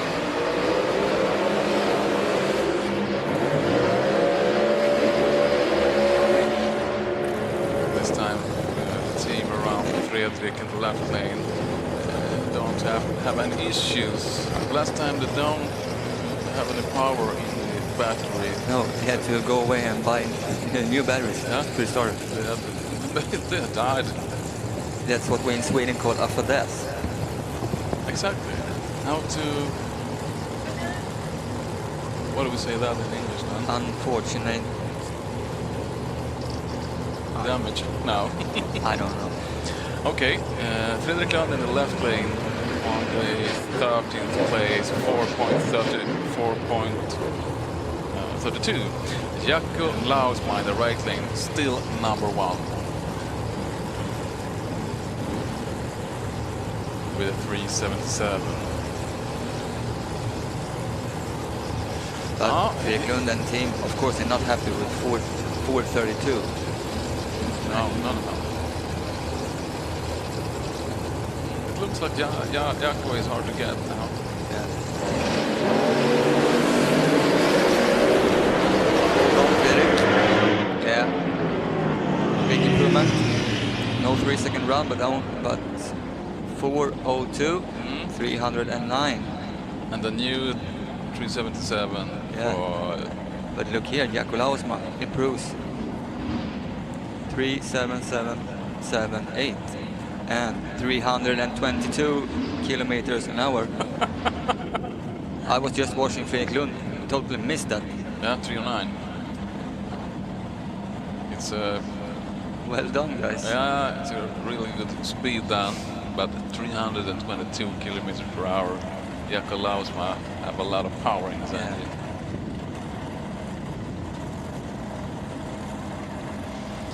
Okay, we got 2 guys. Charlie Östedt in the left with his amazing delivery. And Rickard Forsblad is a rookie. Plus, top door climber. We see him in the 5th spot, and Charlie Östedt with the Volvo Amazon in the left. He's on the 16th spot right now. 5.57. He said he hadn't hit the right spot, you know. He doesn't find the correct setup. Yesterday they had problems leaving the line. Today the car leave the line real nice, but then it's aimed to the right. Yeah. The engine is there, but the chassis wouldn't like the power yet. He had to work with it. Rickard Forsblad in the right lane, hunting more personal bests. 459, what do you see? 465, and Charlie for a wild ride. Ja du, what's happened?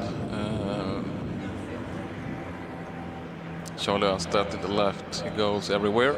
Exactly as you told us, they got problem with the chassis. Maybe something happened. The car won't go straight. No, but I think if something happened in the right lane, because there's a lot of people in the end of the track. No worries. They are both outside. I like Rickard Forsblad's car. It looks like a freight train when it's going away. 2 big clouds of smoke.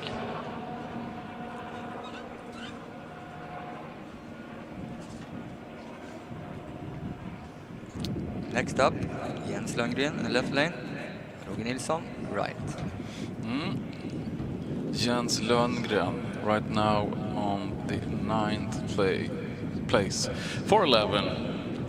And what have Roger Nilsson, what have he done? I can see 4:48. Yeah, 4.48. I think he could be. He would be. You know, he made a good run. Yeah. Even though, just like Rickard Forsblad, they got a few new personal bests this weekend.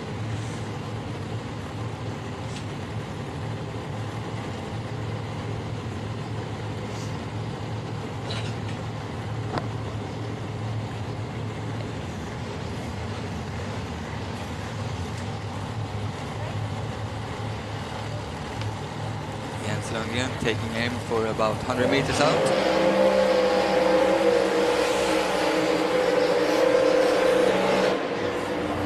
Or more.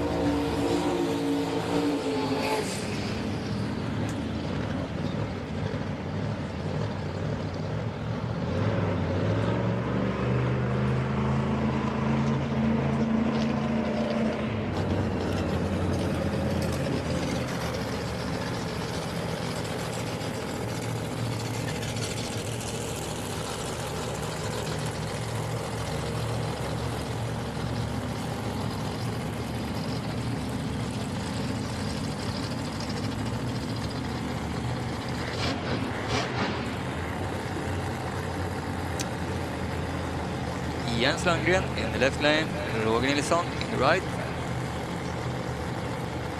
Number 9 against number 14. And we talked about people who runs fast, you know. Yeah. We've seen Freddie Fagerström's crew member runs fast, but Jens Lundgren's member in the front, when he came back to the starting line, I think she's a little faster than Björn. It's harder than you think to run and wave at the same time. Yeah, they tried to make me run. I've been there a couple of times, but don't hurry.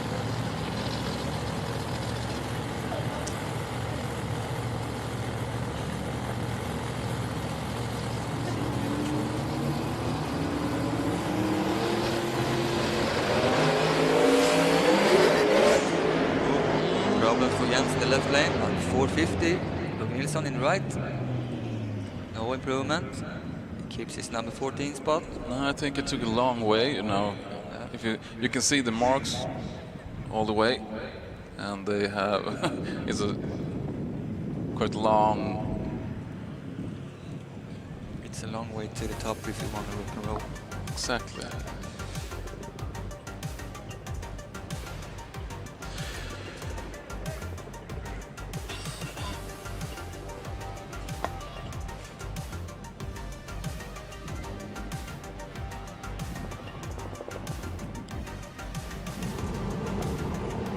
Next up, in the left lane, Jim Bergström.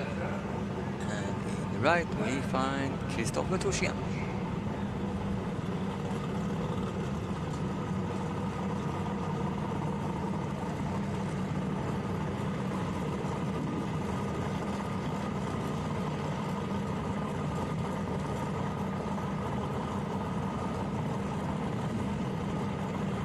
I don't know. Is there any problems, or are they waiting for something? Yeah, we couldn't wait for how long.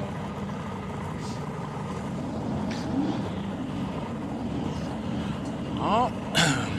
You need to be stubborn, what do you call it? Stubborn? Envis. Envis, oh. But you can't wait too long. Så. Jim Bergström.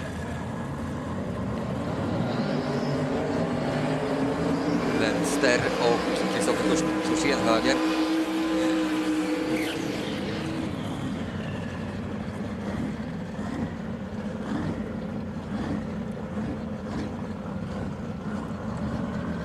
Och 16 är ju ganska före. Det borde vara okej på svenska också. Jag tycker du kan fylla på med svenska. Jag provar också. Vad ska vi säga? Kristoffer Thorsén i Kamaran i högerbanan är ju, vad ska vi säga, en rookie i Top Door Slammer. Och det är även Jim Bergström. De har ju kört sina bilar tidigare i olika andra klasser. Men jag ska säga så här.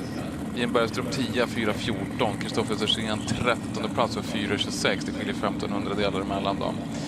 Och båda bilarna är, vad ska vi säga, ganska identiska vad det gäller maskinellt och drivning och så vidare. 2 stycken turbobilar. Jim Bergström, i och för sig han har smalbrockare under, men jag tror att Thorsén åker med en LS-maskin, och frågan är vad det för storlek på den, det vet jag ju inte. Men de här borde kunna ha en riktigt trevlig fight inbördes. Det skiljer ju bara drygt en tiondel som bästa tid också på listan.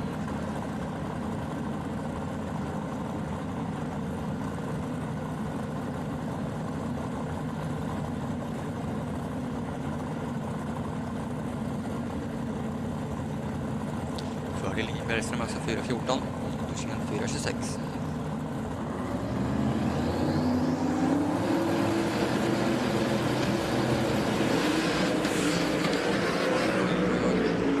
Quite hard hit in the right lane. Okay, yeah. 4.07. Big improvement. Jim Bergström in the left lane, 4.07. Kristoffer Torssén out for a bumpy ride.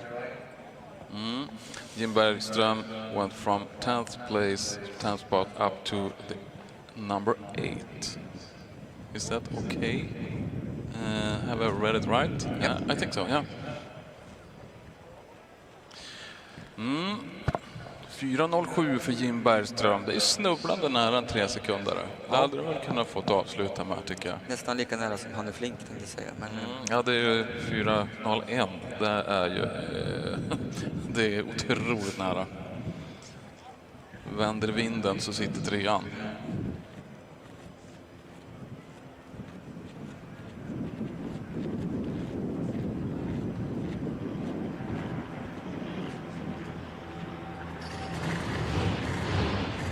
Ja, han är flink. Det är han vi ser i bilen till vänster där, den röda kupén som ju ligger då precis på håret till att nå 3 sekunder. 4.01 sekunder är hans bästa kvaltid hittills. Niklas Södergren i BMW. Den gröna, svår att missa. 4.22 som bästa tid. På 13:e plats än så länge.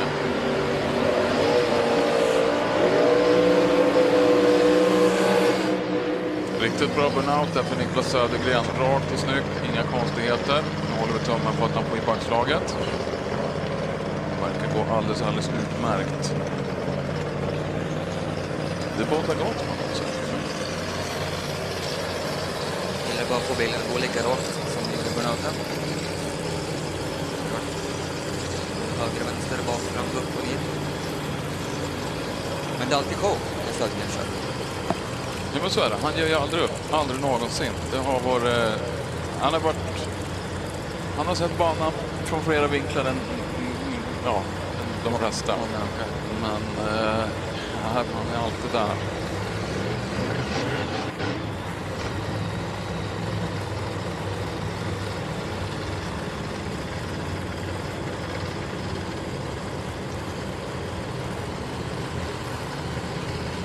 Vi får inte glömma det här heller.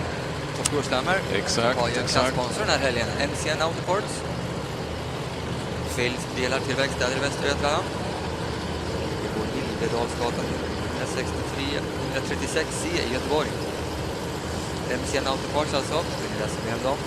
www.mcn.nu. När vi tittar på Niklas Södergren i höger bana. Han är fint i vänster.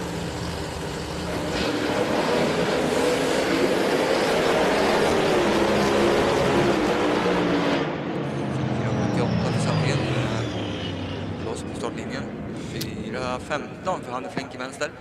Södergren försöker pedala, men som sagt tåget har väl gått redan där en bit ut tyvärr. 4.15 bara för han är flink. Jag såg inte riktigt om det gick ont någonstans längs vägen där, men det verkar ha gjort.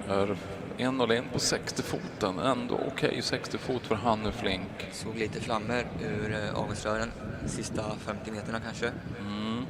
Det syns väl också på sluthastigheten. Ja, men någonting händer nog där för han är flink tyvärr. Ska vi se, vi checkar banan i höger och vi checkar banan i vänster utifall det ligger någonting där.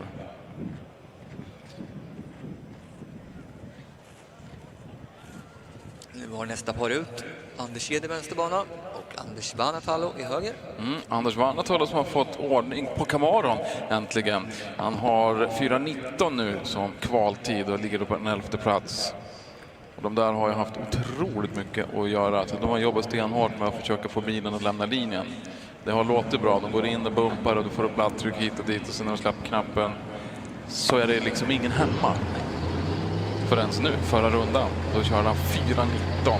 Anders och han och Talla. Anders Ed har väl inte heller haft någon sån där. Han har kommit av linjen definitivt. Det finns hur mycket pulver som helst. Men sen en bit ut och verkar den bli liksom lite lös. Och det har räckt till 3.86. Det har det gjort och han är kval 3.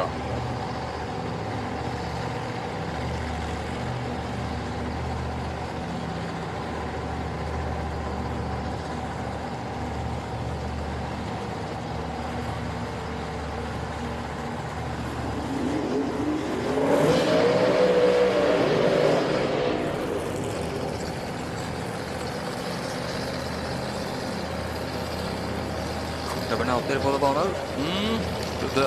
Anders Ed gör alltid korta burnouter.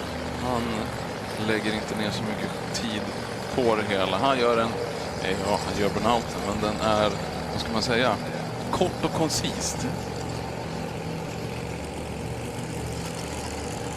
Ska vi fortsätta göra reklam? Klockan har ju slagit 16 faktiskt. Vad innebär det, Micke? Ja, då har vi happy hour i Beer Garden. Happy hour, Arena Ölen, 39 kronor mellan 16 och 18 i Beer Garden. Samtidigt som du kan lyssna på livemusik från Trucks. Precis. Och bara för att du dricker öl betyder det inte heller att du inte får kolla på körningar, utan du kan se den från terrassen.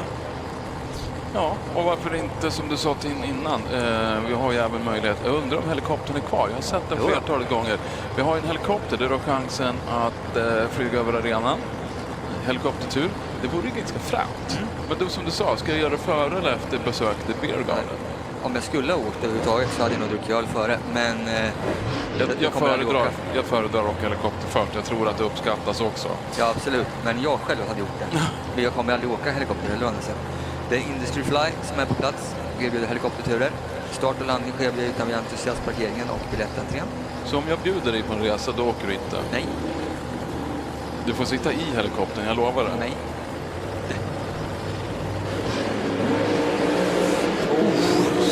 Där händer det någonting för Anders Ed. Jag ser att det får göra som till lite grann. Det gjorde det, och så såg man att det var något som lättare över taket där.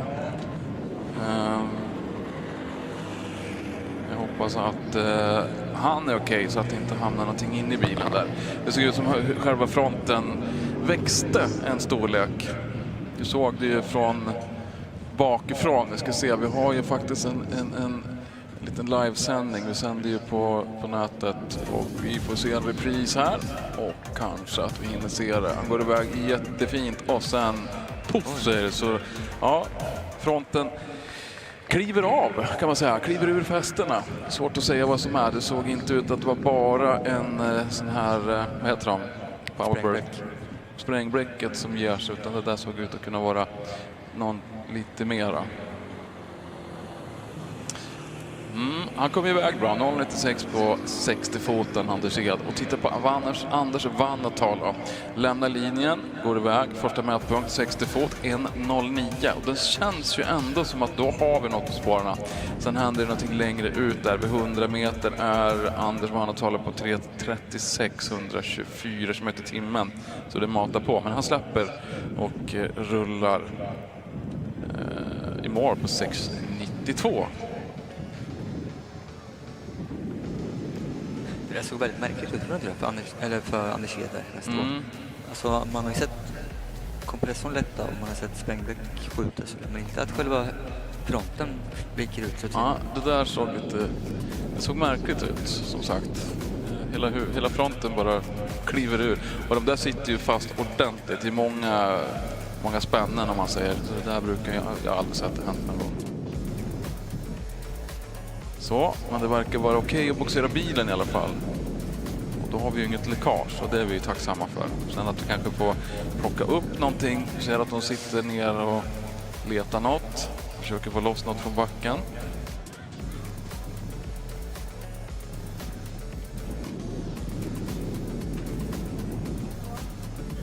Something happened with Anders Ed's car. But I think he's okay, and that's the most important.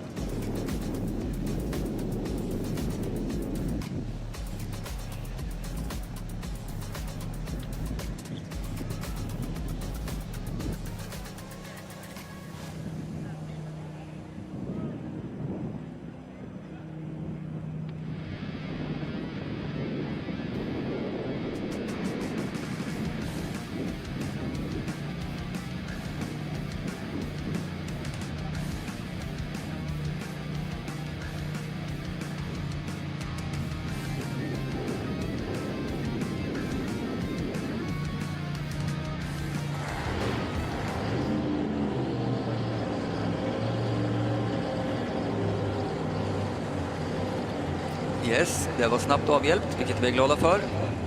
Redo att släppa på nästa par. Ja, vilka har vi? Vad har Andreas Sjödin i vänster? Vad har vi i högerbanan där, Niklas? Stefan Jansson. Och han har ju fightats för att nå 3. Ja. Har du gett honom något stalltips? Nej, det är nog lika bra där, tänker jag.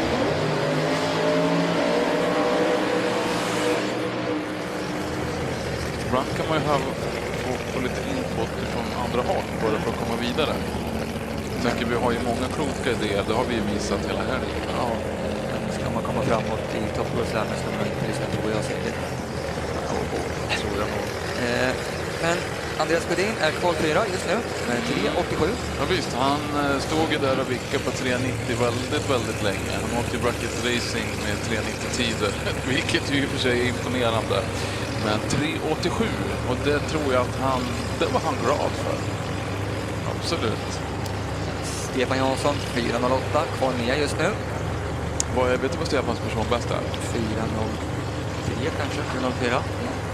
Då ser vi att han putsar till personbästa i alla fall. Det vill vi ha.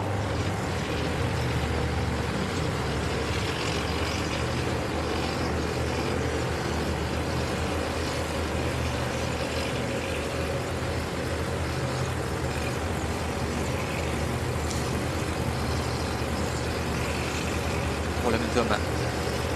Eller 2.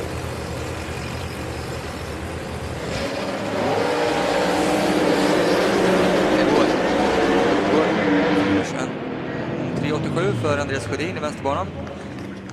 Det saknas hastighet för Stefan Jansson i höger. Jag tycker det ser ju rakt och fint ut. Men det är precis som att det inte driver riktigt. Och jag vet inte vart det kommer ifrån, men det är andra gången jag ser att det kommer delar eller svarta saker bakom Stefan Jansson. Jag tror inte att det är någon metall. Det kan ju vara att det är någon tejp eller någon plast eller något, men det ser lite märkligt ut. 3.87 då för Andreas Sjödin. Ingen bättring. Nej, 3.87 med en 6. 3.87 med 0 har han ju sen innan. Men 313 km/h tyder det på att han har ordentlig fart på maskineriet. Han är väl en av få som faktiskt åker med en skeva motor. De flesta andra utnyttjar ju Hemi-varianten av V8. 0,97 60 fot. Ja.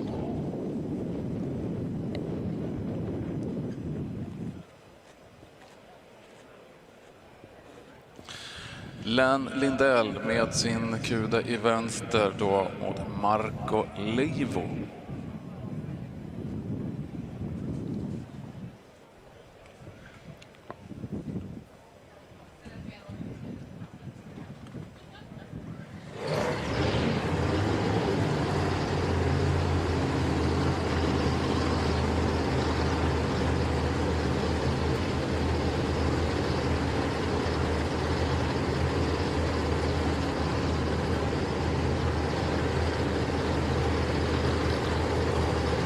Marco Leivo fortsätter åka högerbanan, det förstår jag. Skulle han stå i vänster hade han inte sett granen. Ja, det kan jag också förstå. Vi ser skopet ovanför taket på Marcos bil där i högerbanan. Och Marco Leivo hittar vi på en kval 5:e plats. 3.91 som bäst. Len Lindell som 2:a än så länge bakom Jacko Lausman. Jacko verkar ju vara lite omöjlig, 3.77. 3.83 för Len Lindell. Det kanske man ska stirra sig blind på den här 8 som kommer på 10-delen. Men det är inte så himla mycket som skiljer 600 någonstans.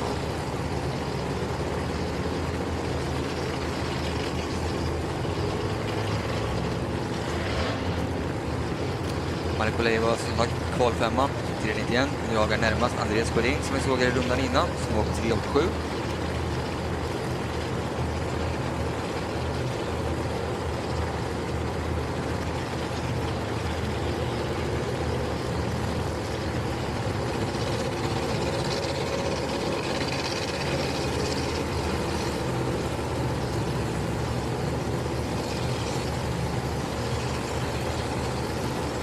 Ja, det verkar vara sista paret ut i Top Door Slammer den här kvalomgången.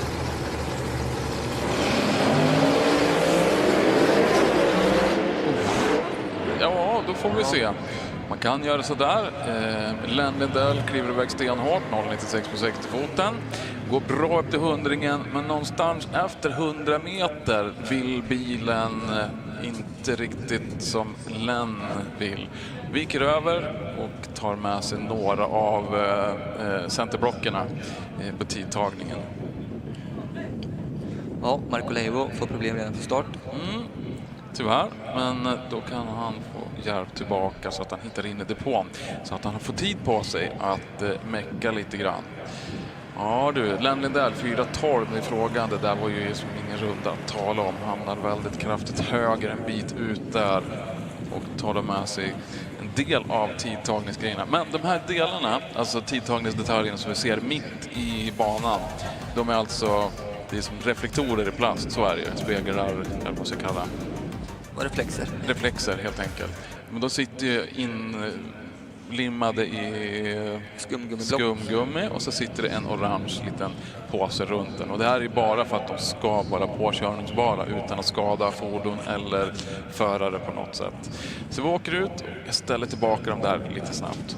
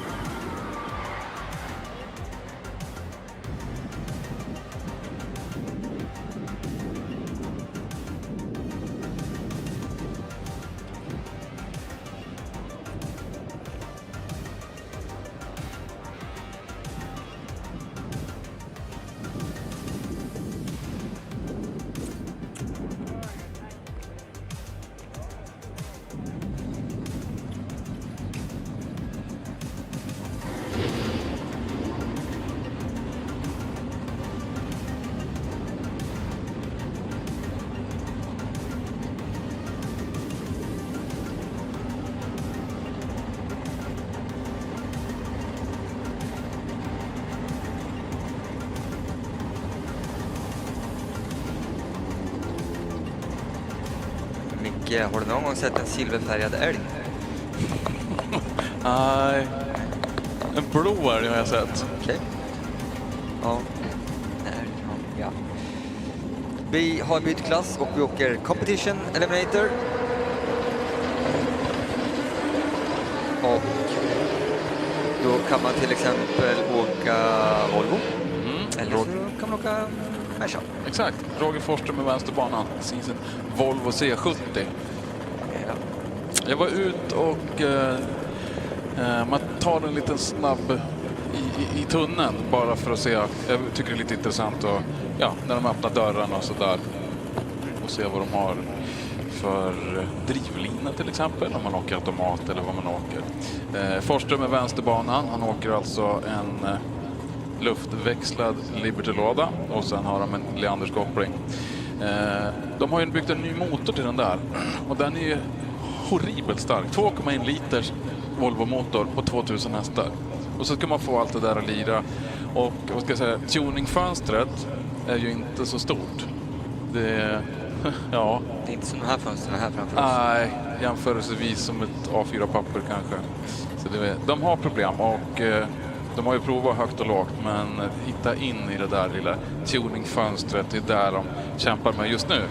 Roger Forsströms team där i vänsterbanan. Har du åkt 9.27 som bäst? Medan Stefan Winter i högerbanan, han har åkt 7.78. Och då börjar vi titta då. I competition så åker vi mot ett klassindex. 7.39 ska det vara höger och för Stefan Winter i högerbanan 8.31.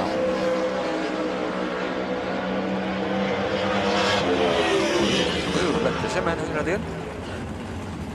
Kval 7, får han någon placeringsförändring på det där? Vi väntar på Forsström ska gå över mållinjen och vi får ingen förändring för Stefan Winter.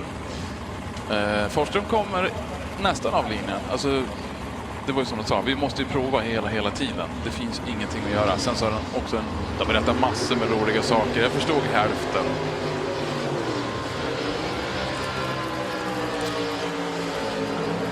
Näst på tur hittar vi i vänsterbanan Matti Rajamäki. Han går upp mot i högerbanan Per Mikkelsen. Per Mikkelsen som är kvar tvåa, 6.98. Matti med sin Ford Mustang är just nu kval 9 med 9.45 som bästa tid. Då ligger han 100-delen under index som är 9.46. Per Mikkelsen i högerbanan, han och Gideon Liljegran låg där och drog ganska länge, 1 och 2. Men sen kom då Niklas Heikkilä och visade riktigt hur man gör. Visade vem som bestämmer. Vet du varför de blev så glada på linjen där? Heikkilä? Ja. Ja, dels för att de blev kvaletta, men sen kanske de åkte PB också. Jag vet inte. Det var Europarekord tydligen för den klassen. Eller, alltså, ja. Ja, de åker AA här framme. Yes.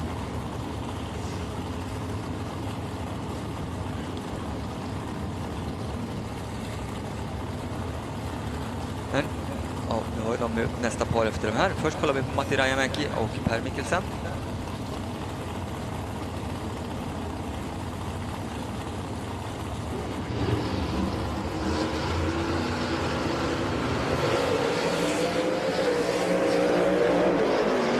Går undan, varför Mikkelsen i högerbanan? Ja, precis. Snyggt och rakt, kortast väg.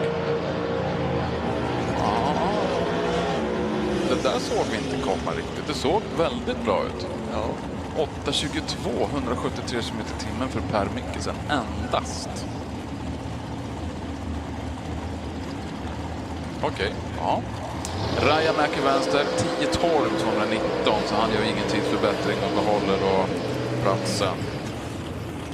Han såg lite märkligt ut i högerbanan där, men. Då har vi då kvalettan i Competition Eliminator i vänsterbana. Niklas Heikkilä ifrån Grillby.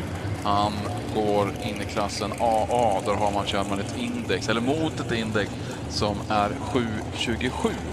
Men hans tid där, 6.54, tog honom ända upp till första platsen i det här kvalet. Det är bra. Dessutom Europarekord då i AA. Ja. Fränt. 0.73 då över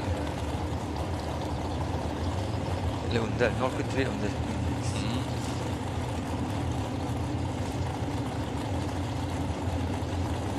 Emil Höglund i högerbana i Camaron hemma här under Wåhlberg har gått in på en 8:e plats. 6:94 är hans bästa tid och då åker han mot, i klassen ANA mot ett index på prick 7 sekunder.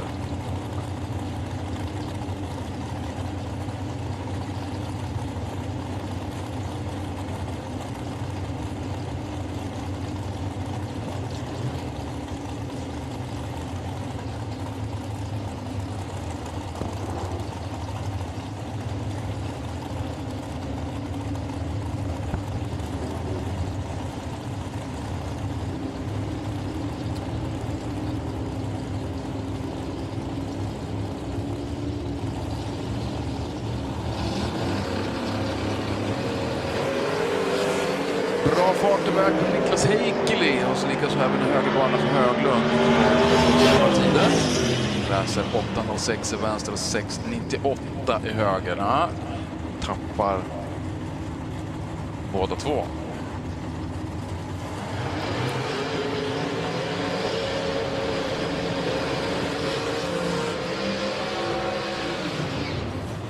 Då får vi fram två likvärdiga bilar. Gideon Lillegren i vänsterbanan, BNA 765. Max Hoffbrand till höger, även han BNA, alltså index 765.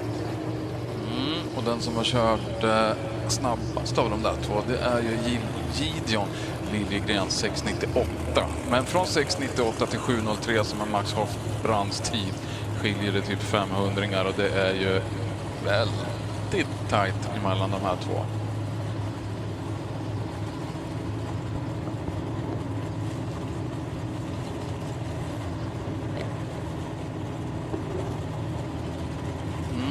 B för storleken på motor, N för nitros och sen A för all-trade dörrbilar. Och då har vi den här klassen BNA då 765 som index man ska köra emot.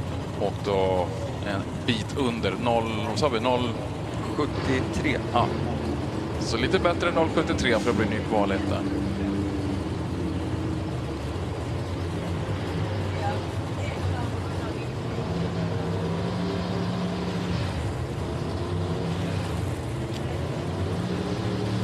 Har vi båda i stage. Ja, så tittar vi på reaktioner för det börjar bli spännande att titta på den. Då är det Gideon som är lite vassare på graden. Nej, vet du vad? 8.46 i vänster, tidigt avsläpp, 178 km i timmen. Hoffbrand håller ner, 7.07. Men han putsar inte på tiden med 312 km i timmen. Det tyder ju på att det finns en hel del hästkrafter i den där Camaron. Det rör på sig, så att säga. Ja, du. Det gör det även när han Tjodde. Ja, han kallas för Tjodde, Lars-Georg Johansson från Karlstad.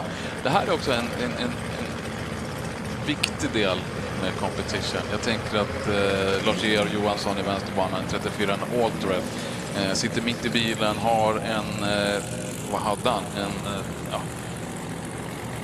Vi hade en liten fusklapp, eller en informationslapp. Jag kan ha städat bort den. Men låt säga att han har en kompressormatad elak skeva motor framför sig mellan fötterna. Sen åker han med en fyrväxlad Liberty-låda. Och allting ser väldigt ut som det gjorde way back in all-trade. Vi ser zoom headers och hela kittet. Men så kliver han in emot Mikael Ranta, en Toyota Celica med förmodligen en herrejösses turbo. Och Lars-Georg Johansson har kört 6.61. Och då ska vi se Mikael Ranta i vita Toyota. Han har kört 7.23, men han går in i CTA och det är tufft indexklass. Index 7.09, så han ligger ju över. Han ligger ju typ, säger vi, inte riktigt 2/10 över, men han ligger ju väldigt mycket på fel sida om index. Han böjer ner på låga sexer och det är tufft, riktigt tufft. Vi kan väl ha Christer Adema som en referenspunkt. Han är om 6.52.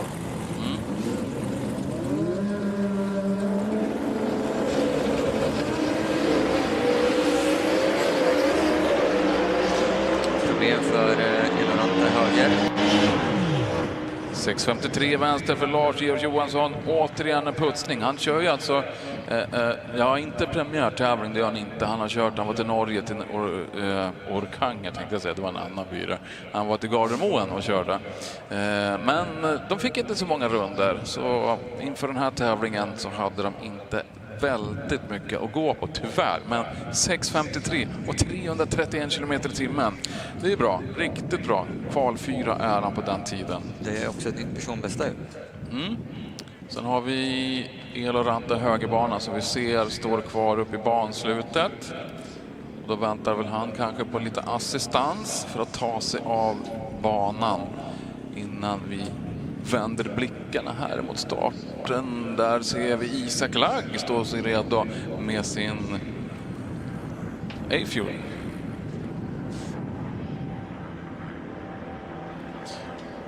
Då betyder det att vi ska åka toppmetanol alldeles strax. Men som sagt, vi väntar på att vi ska få lite klart där nere i banänden. Vi ser den vita Toyota Celican blir lite ompysslad.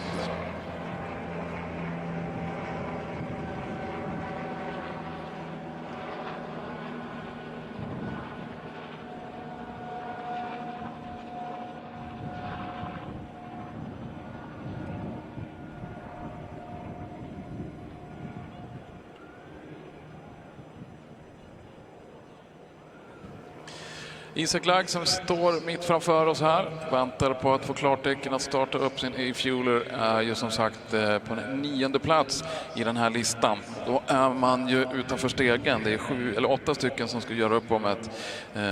Isak Lagg har kört 7.44, men vi ska icke glömma att de här A-fuel Team Sweden Junior är här för att lära. De körde en planerad 60-fotare, kört en planerad dryga 200-ringen kanske någonstans. Håll i om det känns bra, brukar det heta. Och då kan det också vara så att vi repeterar. Vi håller i om det känns bra 201 meter och då brukar det känns det bra, då håller han ner all the way.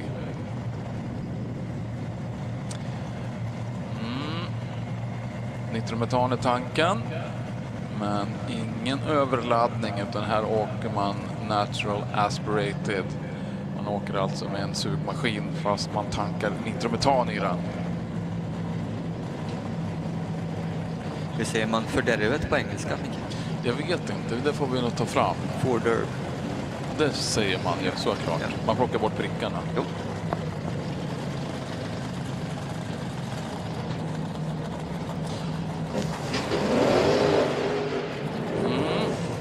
Väldigt kort, men rapp burnout. Problemet med att göra en för liten burnout och kanske att man har rullat upp, det är att det är vatten kvar på däcken där. Nu är det ganska varmt så att de hinner väl kanske dunsta av. Men nu har han heller ingen skärmar att fylla. Men det kan bli så att får man för mycket vatten på däcken och får med sig upp, då finns ju faktiskt risken att man har vatten med sig och vatten under hjulen när man vill starta. Så det där är typiskt obra. Ja, det är på riktigt typiskt obra. Men jag tror inte att det är någon fara i det här fallet. De är så pass långt ifrån. Men det är också en liten så här inlärningsprocess. De här grabbarna och tjejerna runt Isak Lagg är ju som sagt youngsters hela bunten. We have top methanol and right now Isak Lagg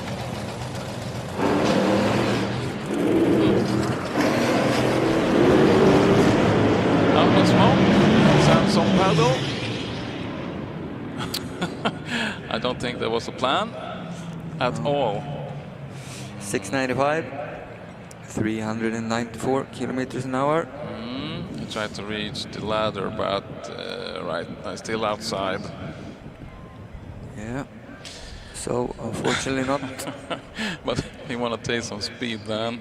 394 km i timmen. 394. It's so much power in that engine.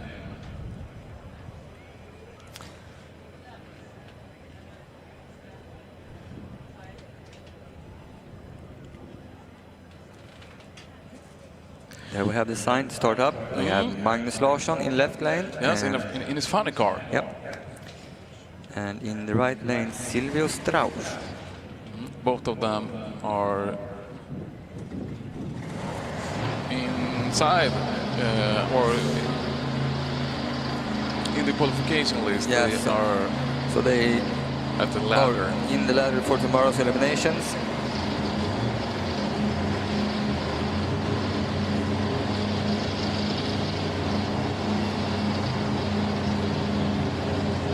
So, Magnus Larsson, they had a little bit struggle for the last qualification round, but now they are on the 8th place. Let's see.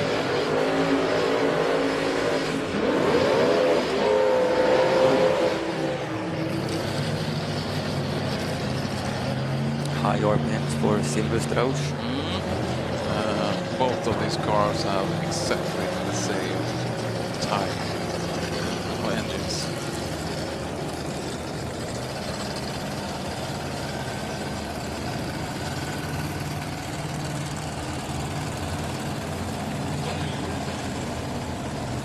And they do exactly the same starting producers, procedure. They do up to the rev limit, 10,000 RPM. Try to hold the brake and the handbrake and then working with the clutch.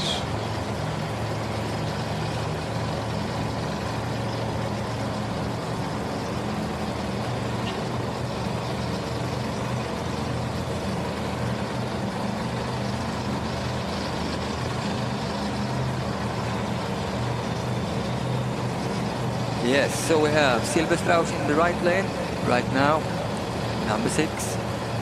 And Magnus Larsson in the left, number 8.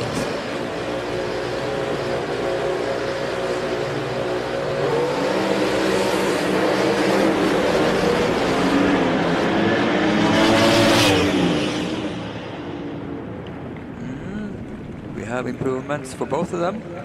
Yeah. 561 for Silvio and 576 for Magnus in the left lane. 413 kilometers an hour for Silvio Strauss in the right lane. 0.88 in 60 foot. Yeah, I think that's a really good 60 foot for Silvio Strauss in the right lane then. Is that what you call a horse kick in the back?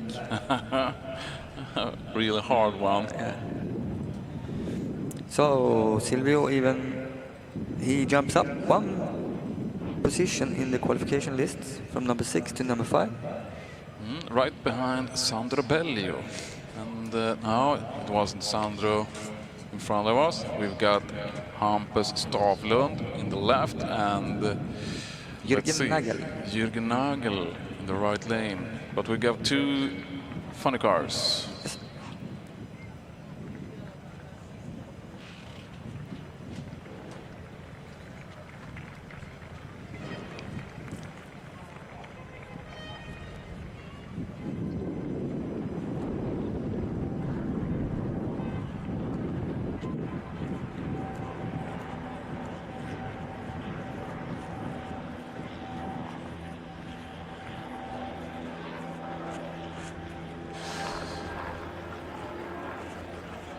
Ja, jag tror det hände någonting där uppe i banslutet. Something happens in the end of the track.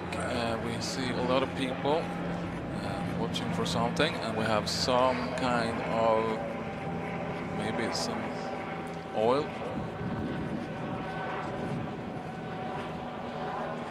You can see them searching for something.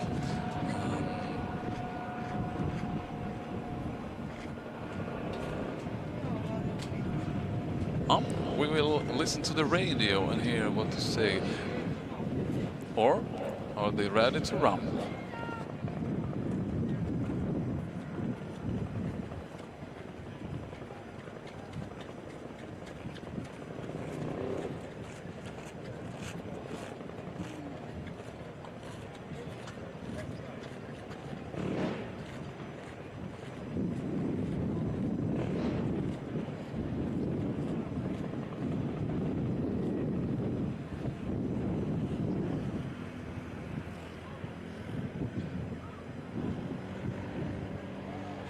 Okay, information. We have to do some cleanups somewhere. I don't know exactly where, but I've heard that there are something they have to do some work on, and I hope they are as fast as they used to be.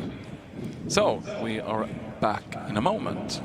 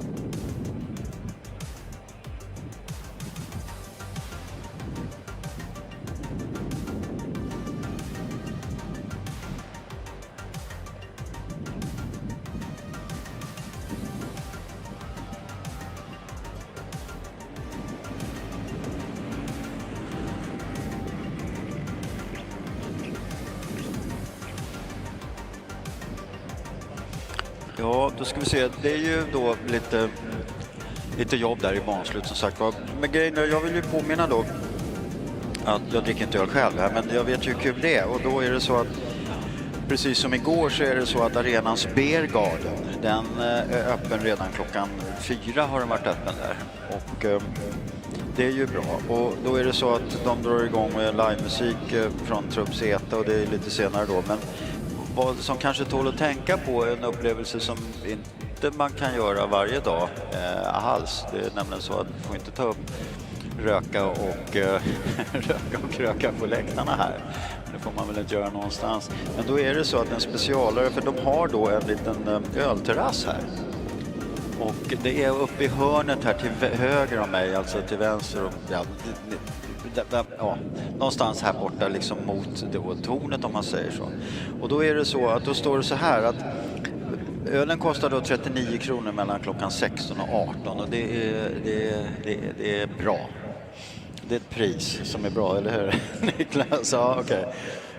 Och det är kul. Happy hour på arenaölen står det här då. Så att det är lite ballt. Och då står det så här: vill du samtidigt ha koll på tävlingarna? Frågetecken då. Inga problem. Ta med den ölen upp till vår ölterrass. Eller rättare sagt ölterrassen. Du hittar trappan precis upp från Beer Garden då. Därifrån har du bästa utsikten över både scen och bana. Så att jag vet ju inte riktigt. Jag vill ju inte promota alkoholmissbruk och så vidare. Men som sagt, öl är aldrig fel, tycker jag i alla fall. Och då, så att jag kan ju rekommendera att ni kanske funderar lite på det där. Nu ser jag att det är lite rörelse på läktarna där borta. Kan det vara det? Nej, de går upp på läktarna. Men som sagt, så det tycker jag tål att tänka på. Och för den happy houren håller på till 18:00. Och det kan vara så att om ni sätter er där och tar det lugnt och så vidare så kanske ni hinner med att sitta och dricka lite pilsner och lyssna på nitro-dunder från toppfjällräkserna som kommer. Och jag vet ju inte riktigt hur det där funkar. Jag vill inte promota någonting som skapar någon typ av kravaller och så vidare. Men man kanske kan höra mer om det, att jag kan vi få sitta kvar till 6:30. Jag vet inte riktigt. Det är sånt där man får sparken för. Men so be it. Men som sagt var, happy hour mellan klockan 16 och 18 då på arenaölen och då med chans att gå ut på den här deras ölterrass och sitta och njuta av öl och lite dragracing. Så jag vill bara påminna om det.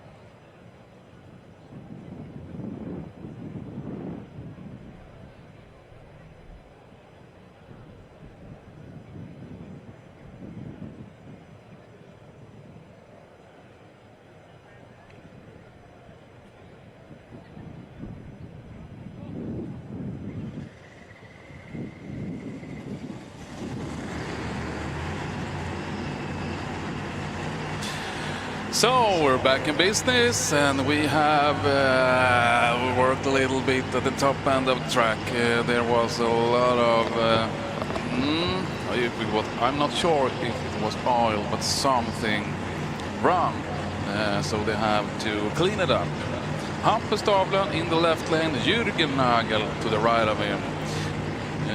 Both driving top methanol funny cars.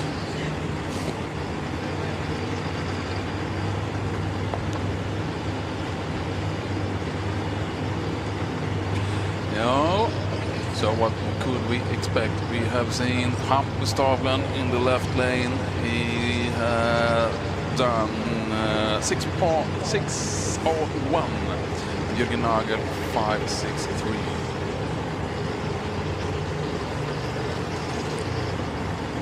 Yes, Jürgen Nagel in the 6th place. Hampus in the event, 8th. And Isak Lag, who is on the 9th place, have already done his qualification round, which means number 1 to number 8 is in the ladder for tomorrow. There can't be any changes. Yeah, changes. Would you like me to sing that for you? No. Yes, please.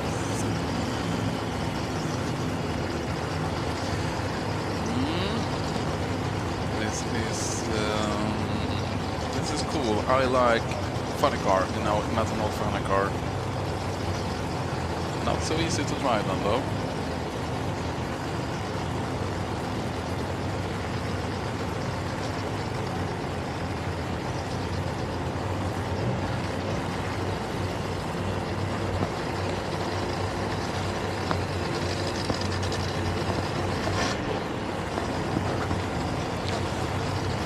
So, in the right lane, Jürgen Nagel, and in the left, Hampus Stavlen.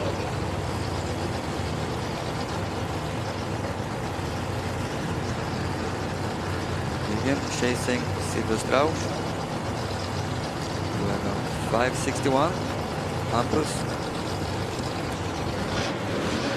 And Magnus Larsson in 7th place, 5.76.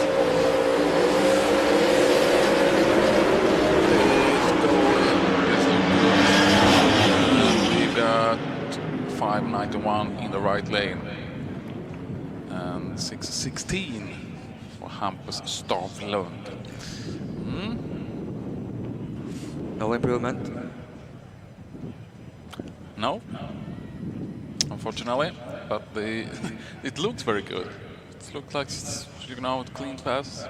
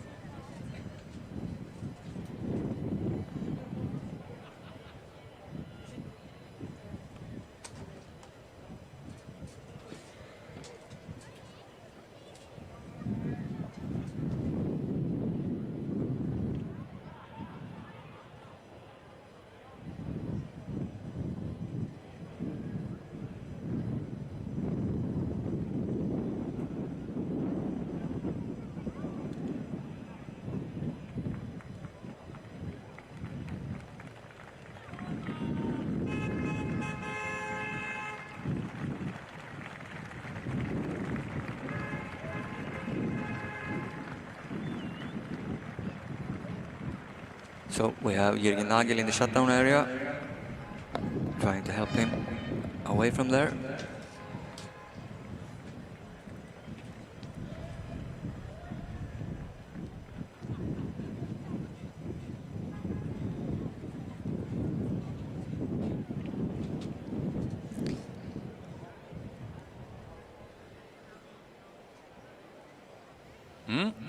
Jürgen Nagel, som vi sa, lite problem efter den här omgången.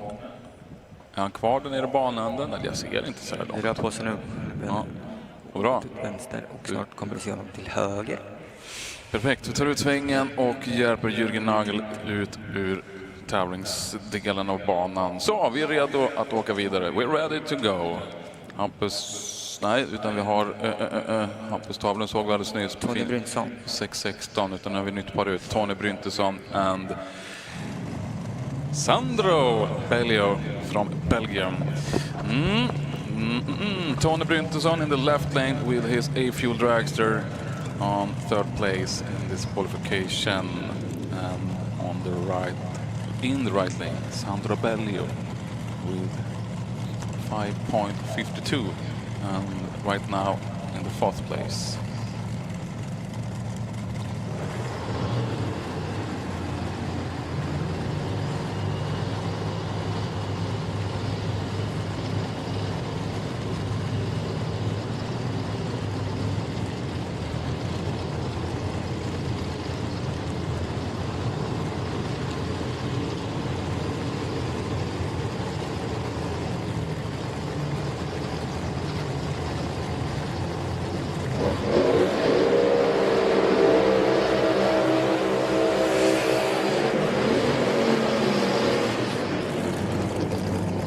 Python burnout for Sandro. Used to do that kind of burnout. A little bit shorter than in the left lane, Tony Bryntesson. But he's a little bit older, you know, not so...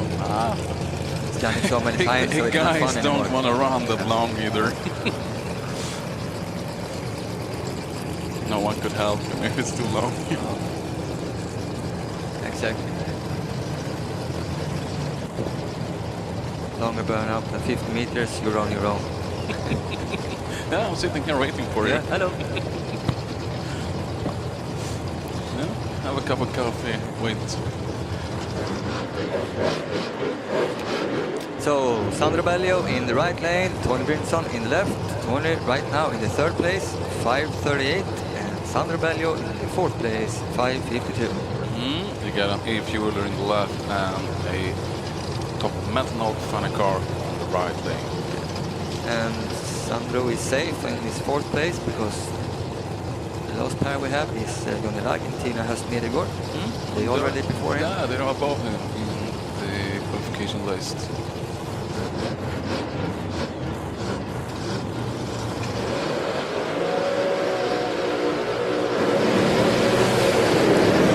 Problems from Sandro.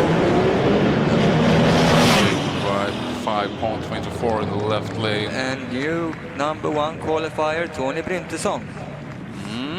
Right in front of Johnny Lag and Tina Höst-Nedergaard.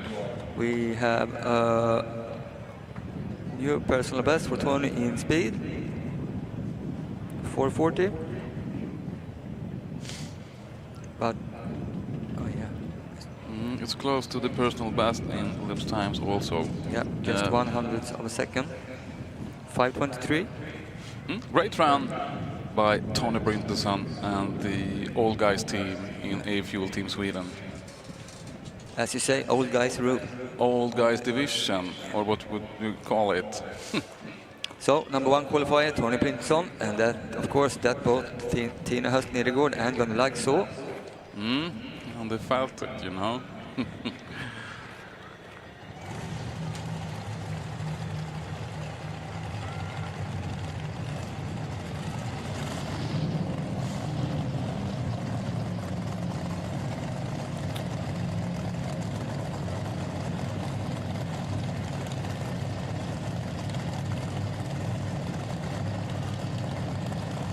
That would be the last pair in top methanol. Both of them drive nitro injected dragsters, A-Fuelers, they said.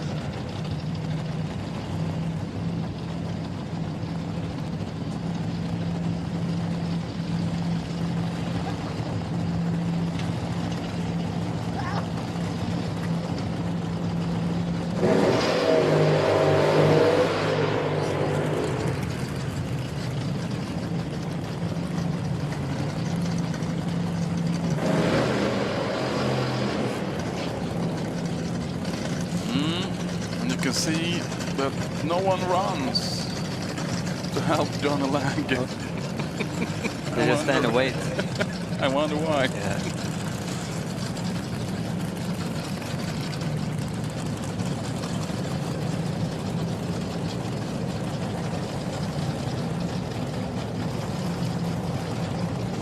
So Tony Brinson is the man to beat right now. Number 1 qualifier, 5:24.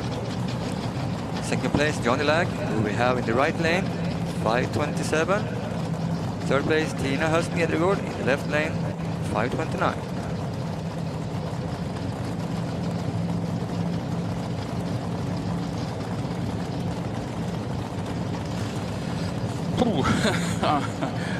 Getting excited, you know.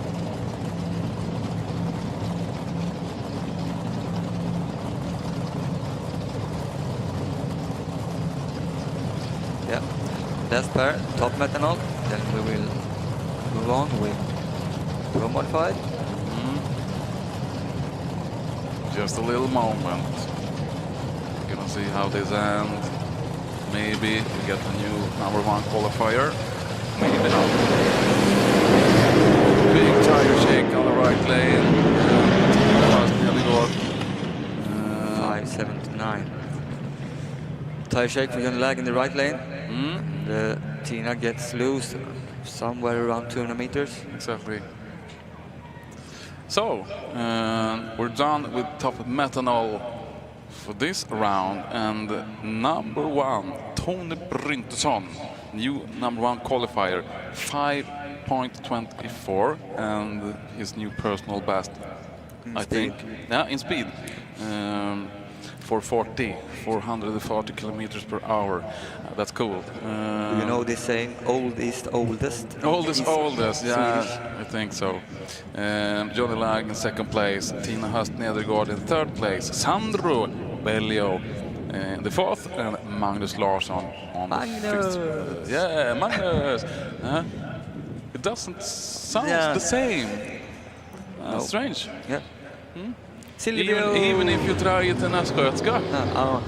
Okay, we're gonna drive Pro Modified. And then we have in the left lane, Janne Brännvall. He goes up against in the right lane, Valle Strobel.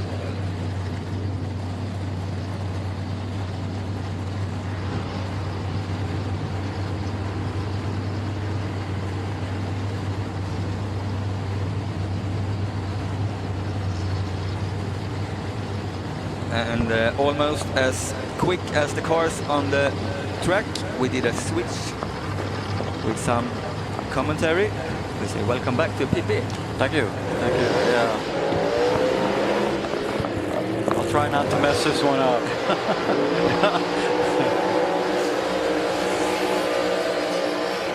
Oh, there you go. Good burnout to start out the session with. This is the qualifying session number 4 for the cars. Okay, so this is it.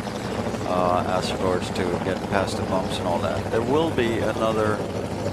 They will be coming out again for the ones who want to make sure that they have everything in set. Sort of a.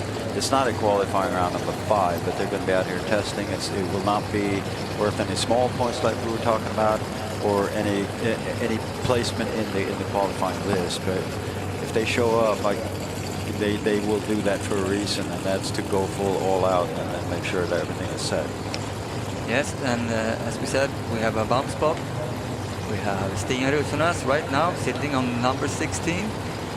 It's his numbers we can see on the scoreboards at the end of the track, 6:22.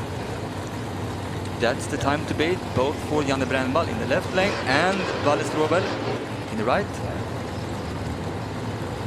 And that's interesting because that bump spot is a new record for FIM Pro Mod competition. Beat the old one so far by, I don't know, about 100ths of a second, something like that. So last time that happened was 2018. So took 7 years to get back in there and get the beat on the bump spot. Yeah, both in stage. Here we go. Okay. Big problems for Valle Strobel in the right lane.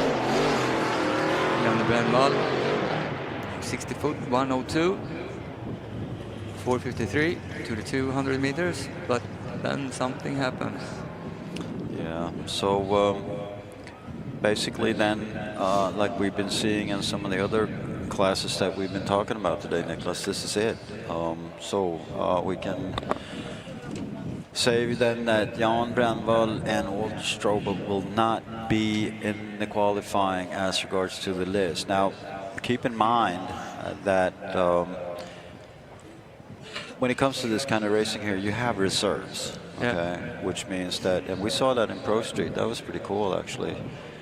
And so what happens is that if all the 16 drivers in the list can't make it, one or two might have had issues in this qualifying round or something like that, then number 17 goes in as the first reserve. And that happened in Pro Street, and that was pretty interesting. I hope he knows it. Yeah, I think they do. Yeah. I know that they're on, and some of them in the team is in the stands. Yeah. And we said it also when we were talking about it earlier on here, that there have been there have been instances where you'll not only get one reserve in, you get two reserves in, you can even get three reserves in, because there was in some sort of the pro classes for like super or top fuel bike or super twin top fuel bike, something like that, where it turned out that the number 3 reserve came into the ladder because there was, some two guys dropped out or something like that, and one of the other reserves couldn't make it in there because you have to be in the line ready to go. And that guy came in as a third reserve and went all the way to the final. It wasn't a Cinderella story, but going from number 3 reserve to a runner-up, that's pretty hairy. I'm not saying it's going to happen here, obviously, and all that, but so maybe number 17, 18, something like that could get in there. I don't want to give anybody any hopes like that, but the concept of reserves has been used a lot. Kind of strange here now that it was in the right lane what Van der Strobel looked like. If we look at his tire marks, it looks like a snake. Yeah. But it's in the left lane we are making a check. Okay. We thought maybe think that Van der Strobel did leak something because he saw how his run went. We saw the side of the car. We usually don't do that, No. and that means that something's going on the track. Real strange. Yeah. That was quite a... but he saved it, and that's a good thing. He didn't hit any of the walls.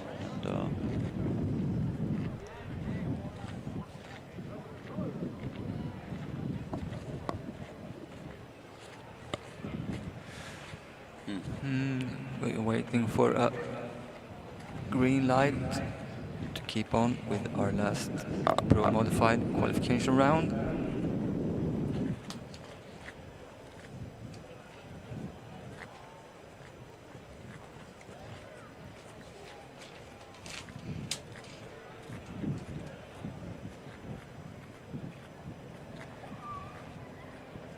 Yeah, so Jan Brännvall probably left something on the track. Maybe let's hope it's fuel or something like that. And it doesn't look like it's very hardly. It doesn't even pass the Christmas tree. Let's hope so for that.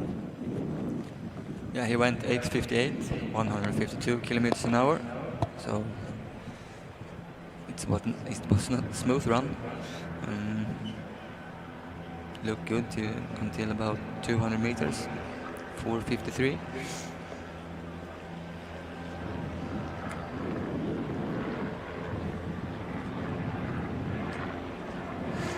Yeah, just nerdery here. We were talking about also that we have some top fuel bikes here, and people that show up and want to look at all the other stuff. I was talking to one of the guys from Holland, and he said the same thing as I observed many years ago, that when the Svensson brothers top fuel bike made it into the fives and all that, I noted that their times and speeds were very, very close to what the top or what the Pro Mod card runs. So I think the same year that the Svensson brothers broke through into the first 5-second run out to the US, we saw that happen in Pro Mod as well at Santa Pa, the first 5-second run. And that was Mats Eriksson who ran now. As we can see, Hampus Stavlum coming back. All right. together with... yeah, how's he been doing? I haven't been able to follow it all. That's... Hampus to get up to place figure it number... out. Yeah, Because that's his first race, I think. yeah. Yeah. Been competing in Super Pro ET before. Okay. And here we have Johnny Lark, and behind him Tony Bryntson, the new #1 qualifier. Yeah. Johnny seems kind of happy with the #2 spot. This is neat. I just took the opportunity to just go up in the stands for a short time, and it's cool to see the appreciation of the audience here. Good burnout, that, you know, brings applause. You know, good run brings an applause, and these guys come back. You know, people, you know, they bring. I think that's good to see.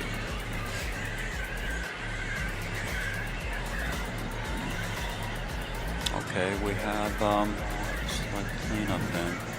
It's gonna take a couple minutes. More on the music, I think they appreciate that more than... Yeah.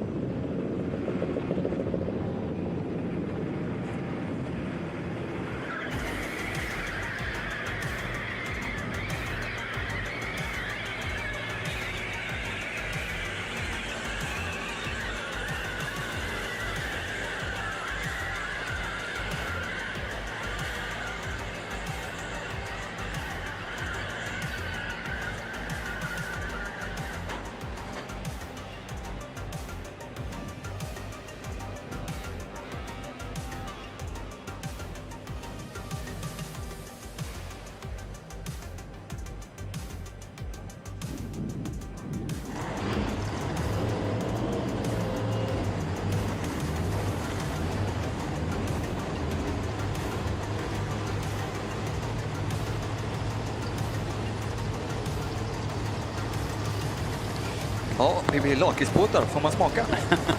Nej, för... Ja, okej.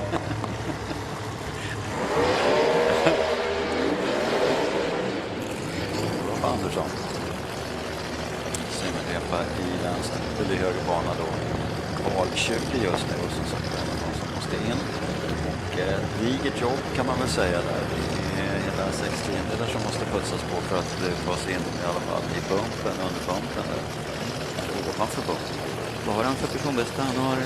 Ja, sådär 6.16, och det är ju inte fy skam i den här listan, det kan man ju säga. Det skulle ju ge det är vad han måste köra för att lösa det, sorry.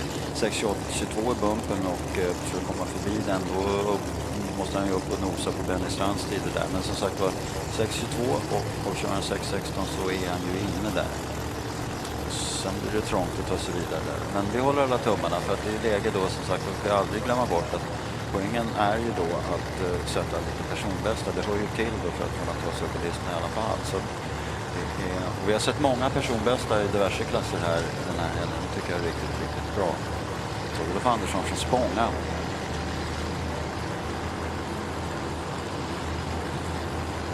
Yeah, so 6:22 is the time to beat for Olof Andersson.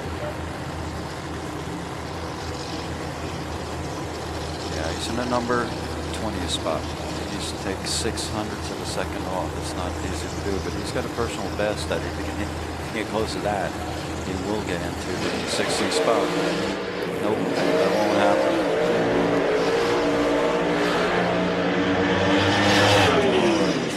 .717 and 356 kilometers an hour. That's a good speed. Really good. Yeah. So he gets loose in the right lane. kind of like Valle Strobel did before. Yeah.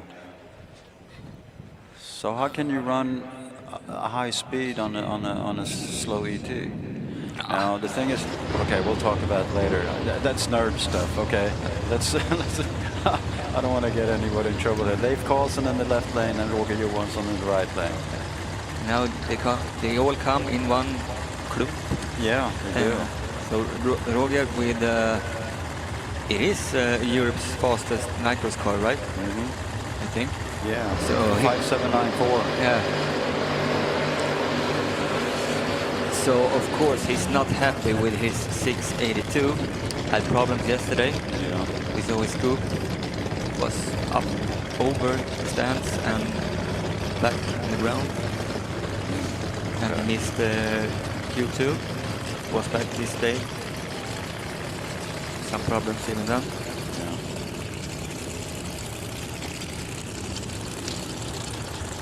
And Leif Karlsson in the left lane, 6:29. It's the best time. Yeah, Roger has 3 qualifying rounds and they don't look good. Only 2 of them he had times, 6:99 and 6:82. All right. So he's got work to do here. And we get some sun here. Yeah, that'll mess up the weather a bit. Nah, it probably won't, but you know, they have to at least take take heed. So Leif Karlsson and number 17 qualified at 6:29 right now, and well, if he's run a personal best then already, and he needs to better that. Yeah, what I have on him here, the 6:31, and he's qualified at 6:29, and he needs to better that personal best even more to get into the ladder. He will be first reserve if he stays in 17. Okay, he wants on. Again, Something happens up there. Okay, 32. 6:32. Sadly, that won't help him. Nope, won't happen. So, okay, Leif Karlsson stays, and Roger Johansson runs to 6:32, and that won't change anything. I think it bettered the ET, but it did not change his position. He stays in the number 18 spot there. Okay, tough. Too bad for Roger. It looks really good. 101 in 60 foot. Yeah, he was moving really good. He was at 390 at the half track, and that's pretty neat. And then something happened. Yeah, I was talking about how the Pro Mod times equals the top fuel bike times, and we can see here the half track 390. If you run to half track at 390, that means that you should be able to. I mean, if everything keeps going as well as it has at that time, you add 2 seconds to that, and that would have been a 590, and that would have been way up in the ladder. That did not happen. And I'm not sure that's really polite of me to kind of talk about that, but it's that's the way it is. And again, like I said, I'm not the only one who's been keeping track of that. So well, now we only have one person who can get in the ladder. Yeah. And that's Jesper Stenberg. Jesper Stenberg, yeah, he's at number 19 right now, 6:58. Ooh, that's a tough one. That's pretty. Okay, he's very close to the. Well, yeah, we'll see what happens. I'm not going to speculate right now, but that's how things pan out right now. Yeah, as we can see, we can see Benny Strand in the right lane going up against Stian Rusenas in the left. And as we was talking about, we have Stian in the bump spot. Yeah.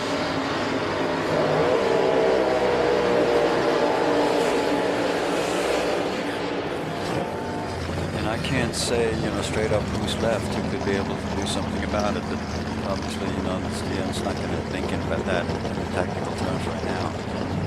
He will not. Ben Strand is back here, and that's really cool. Number 15 qualifier, but also like I reflected on, I haven't seen all the qualifying rounds with Stian Rusenas. That's a new car. Yeah. Okay. Lots of work on that one. And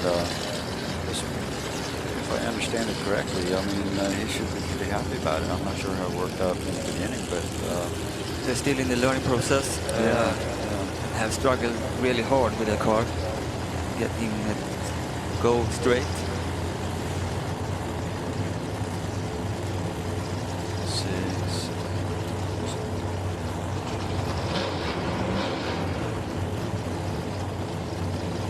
Yeah, 622, the best one. He had two other runs there that were not good. A 10-second run, 730, and then he came in here with a 622 in Q2. So that's good work from Stian. I like the guy. They got a cool team. Won't swear on it, but I think it can be 622 can be the best time they've got. They have got with that car. Exactly. And then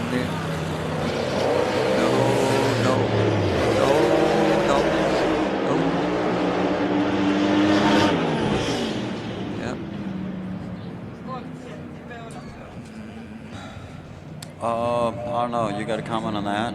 I was checking some numbers there. Crazy stuff. We saw everyone saw what happened. Ben Strand started in the right lane, went over to the left, and when he had taken the timing blocks out, Stian went for his ride. Yeah. So Stian won't get any time, or he got the time. Yeah, number one qualifier, 1:36. Yeah, 1.36 seconds at 212 kilometers. We shouldn't laugh about that. That's unfortunate. Changing lanes in like that. But that came out okay. Took some timers out, and timers didn't take the reflecting blocks, reflecting sensors, and they're easy to replace. Yeah. So that won't take a long time.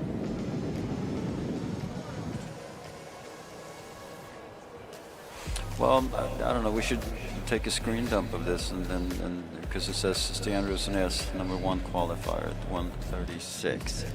So that created havoc on the timing equipment.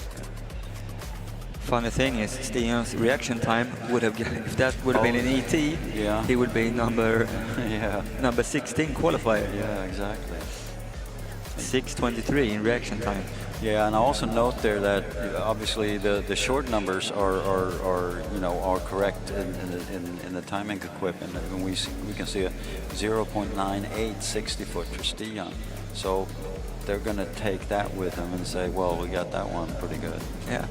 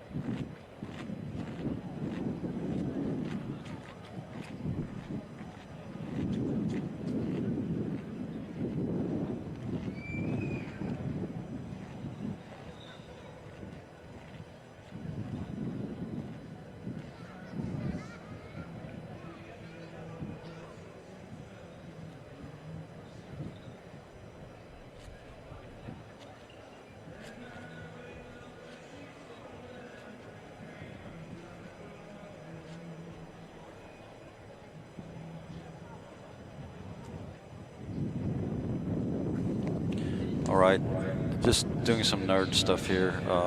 If you don't want to listen to it, just, I don't know, put your earplugs in or whatever. I was talking about the fact that, how can you get a good speed with a really slow ET? It's very, very basic. Now, if we do math and go to the limits kind of type of math, so you stand there on the starting line, okay, and you roll out just enough to start the timer, okay. So what we get up here in the timing tower, we can see that, okay, the ET is running. So if you stand there for you know, for 5 seconds or something like that, and you have basically, you are only 2 feet off of the starting line, but the clock is running. So, you know, wait for 10 seconds, and then you hit it, and you have a Pro Mod car that can run in 6 seconds. So then you go, and you get a perfect run in minus 3 feet. So what are those 3 feet? Well, you know, that means that, so if you would do a 6-second run normally, and you add the 10 seconds to it, you would have a 16-second run, but with the kind of speed that you would be pulling out when you run a 6-second run. So that's going to be on the quiz for the audience. Did you get that? So you can, and that was an extreme case, okay? And that's when you do calculus and stuff. You also go to the extreme values of the borders, and then that's basically it. So even if you just roll out, and you get, you know, you roll out, you start the timer, and you really don't get the move on until after 10 or 0.2 of a second like that. It can look really, really strange, as it did just 2 runs ago.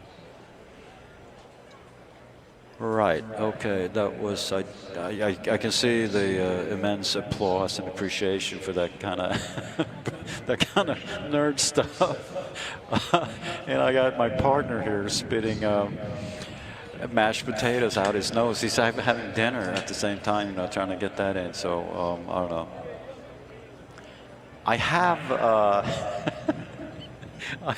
have this story on how it came to be that the nitro dragsters back in the 60s started understanding how to set up a clutch to not hook up immediately, so they wouldn't have to use the tires to act like a sliding clutch does today. It's a really cool story. It really is. It involves Keith Black and Sorokin and all these guys, and you know, the best dragsters of the time at them in 1967. But basically, I remember you told this 14 days ago. Yeah. Right? Yeah. Should I do it? Yeah. I'll try to keep it really short. It's pretty cool. Okay. I appreciate it. Yeah. It was really interesting. Yeah. So what happened is I don't remember the team, but it's one of the top fuel teams back then. Yeah, it was Roland Leon, the Hawaiian. Yeah, that's right. That's right. Okay. So they had a crew chief on there. It was called Keith Black. Okay, you've heard of him, or at least you guys over 80. And the thing is that he was, so they were going to go race at, you know, going to one of the races in California, one of, I don't know, OC or something like that, you know, really one of the classic tracks. I think it was like in 1967 or something like that.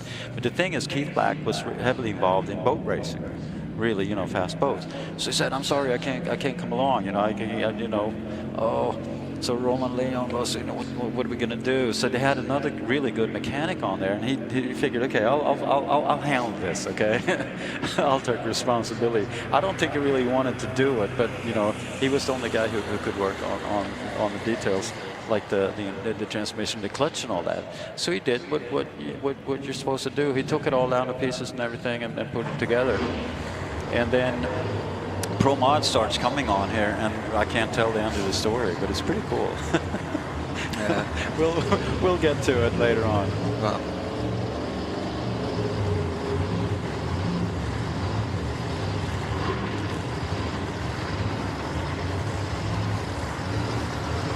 Vad var det? We'll take it. Okay. Yeah. All right. Because we have Stig Rusenes as #1 qualifier here. All right, it should be right. Yeah, Okay. because of that we have the wrong bump spot. Right, okay. The wrong time. Let's see there.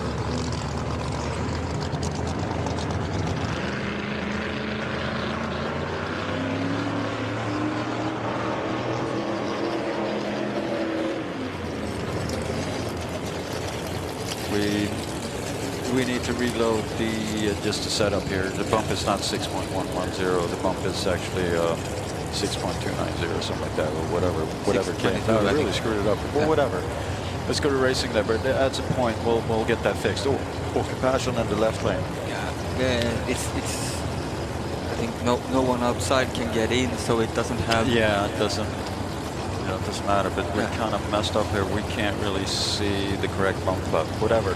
We have Qualification in the left lane. Number 15 qualifier, Fredrik Fagerstam, number 14 qualifier. This is what we call a Huddinge derby. Yeah, exactly.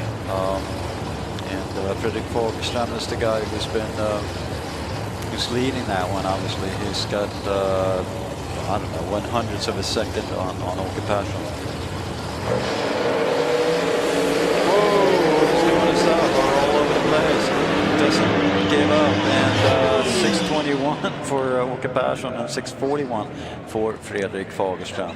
That's a pretty advanced way to drive 641. All right.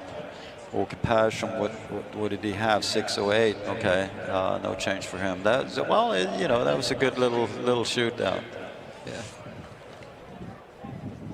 Okay, we got the timers right now. So Jere Rantaniemi, nobody else is the #1 qualifier right now. So 5:82, that's what it should be, and the bump spot is 6:22, nothing else. So it's all corrected. Great, thank you very much.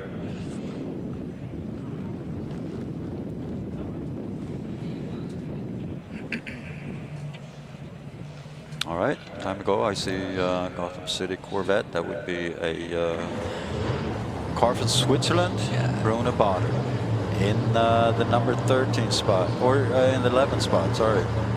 Really unusual to see Åke Persson finish as number 14 qualified 6:08. Yeah, exactly. He almost always drives a 5-second round. Yeah, yeah.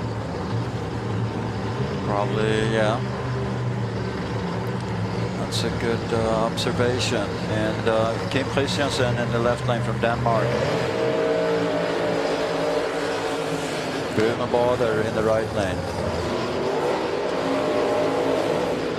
Man, that's like a movie script. That's pretty cool. Yeah. So number 12 qualifier, the left lane, and number 11 in the right lane. Differs again. It's really tight between the whole ladder is really, or the whole list is really tight.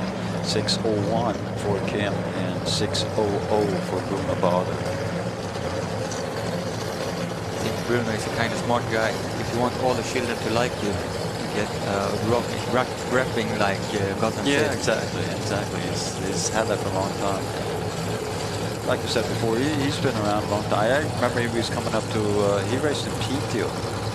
That's a long way to drive if you come from Stockholm. It's even longer if you're from Switzerland. So, no, he knows this countryside really well. He was at Mantorp 2 weeks ago as well. Ran in Top Door Slammer, I think he did. Yeah, and he did it really good. Yeah.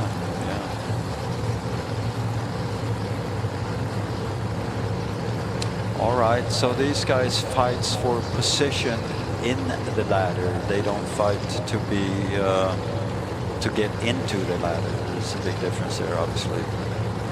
I'm sorry. Nice. Bruno Bader, 11th qualification list. He's hunting Mickey Gullqvist, who is 6/10,000ths of a second before him. Yeah, this is it really turned. No, it really turned out well. This whole qualifying sessions started out, you know, kind of, you know, not perfect in the Q1, and then it just came better and better. Looks good. Yeah. All right. 6:006 for Bruno Bader. No improvement. No improvement. 6:05 then for Kim. He runs like a bracket car. I mean, he could be in AT Pro. Well, sort of. 6:066 now, and against a 6:002 in the prior qualifying round. Crazy. That's again. How do you do that? I mean, it's you know what. 38 10,000ths of a second on such a complicated machinery over such a long distance. It's absolutely mind-blowing. As you can get your hands together for Stian Rusenes. Yeah, there you go. I really like that car. Yeah. I like the old one too. Yeah. The Willys, that was pretty neat. I think they've got it. They haven't sold it yet. Okay. But it's kind of hard to drive two cars at the same time. Yeah, it is. That's a yeah, like you said, that's a very good design as well. I think it's comes out of Great Britain, but I don't know. All right. Kind of better aerodynamic than the wheelies they got. Yeah, a bit. Like driving with a brick. Yeah. We see Lars Sjöholm in the left lane, going up against Mickey Gullqvist in the right. Number 8 against number 10. And again, 2 places between these guys. And time-wise, it's about, I don't know. 9,000. Yeah, it's absolutely incredible. But again, like we've been talking about, like in Pro Street was pretty cool, but you know, they're even tighter. But then, you know, we were talking about, you know, 10 thousandths of a second or whatever it might be. That's easily eaten up by reaction time. The question is who will get the benefit of a better reaction time. That's something that, you know, obviously we can't say anything about, but you know, the difference between the cars here is so small that it doesn't really matter as regards to who's going to be first or last and the pairs coming up. The difference 8-10 thousandths a second, that's reaction time. Yeah. Business. All right. Mickey Gullqvist needs to get down to 5 seconds to improve in the qualification list. All right, yeah. Yeah, there's 9 cars under 6 seconds. Yeah. So we have a chance here, the last chance for Mickey Gullqvist to make it into that bracket.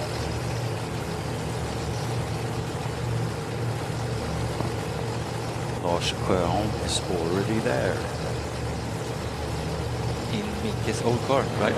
Oh, right. Yeah, I was thinking. Exactly. Good point. 6:32 for Mickey Gullqvist in the right lane. 9:03 Lars Sjöholm. Yeah. They both took aim for the right. Yeah, and they really got off on a good launch, and Mickey Gullqvist, he had a .96 60-footer, and that's pretty hairy. That's very, very good for a Pro Mod car. And where was he at as regards to 200 half track, 394? Yeah. Problems for Lars Sjöholm already with 0.99 in 60 foot. Yeah. But only 185 kilometers an hour at 100 meters. Yeah, so started already there, yeah. So again, Michael Gullqvist was on a tear there. He was on his way to a 5-second run, but then things started getting mixed up down track at around 1,000 foot. Yeah. All right.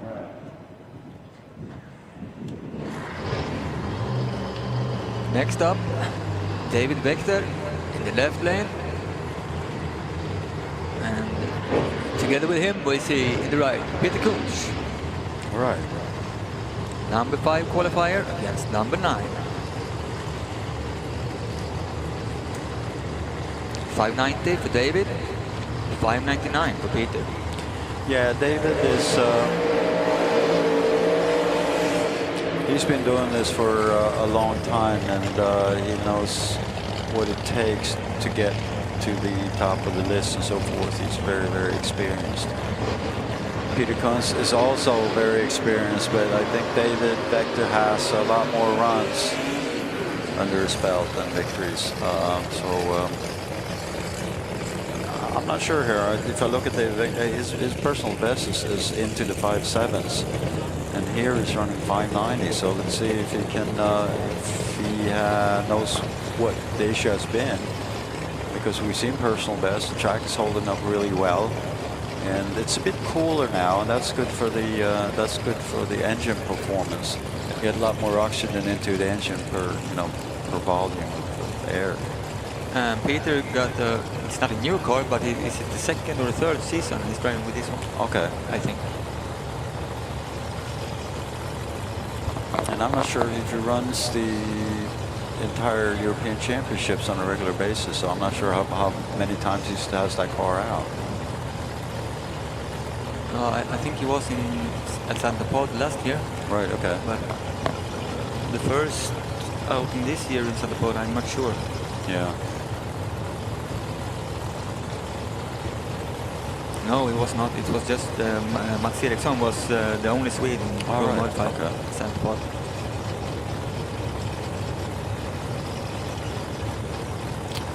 So we have David in pre-stage waiting for Peter.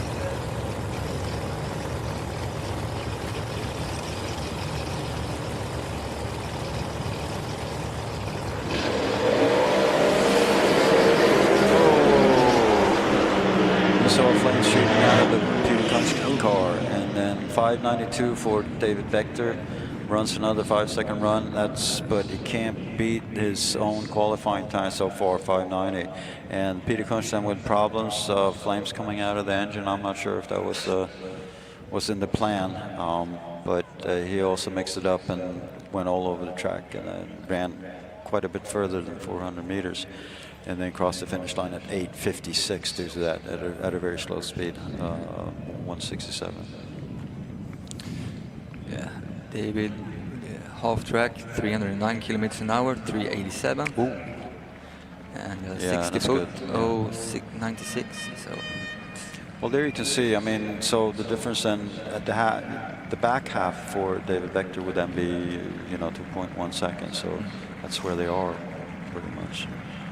But then if you run that quick at the half track, you should be able to cut the back half down to 194, something like that. Freddy Fagerström coming back. Yeah, there you go. And applaud.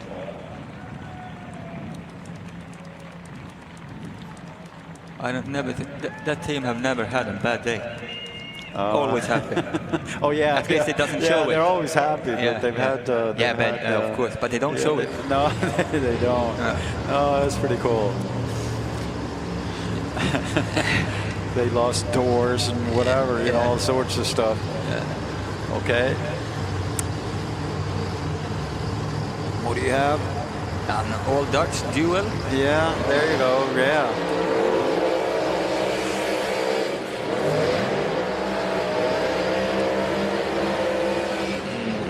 Michel Thoren, left lane from Rotterdam, and right lane Mark Hartefeld.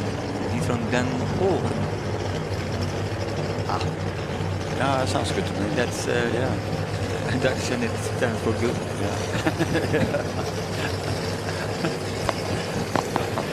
Right, okay. Internal joke, you guys. If you were at Mount Torp, you know what we're talking about. All right.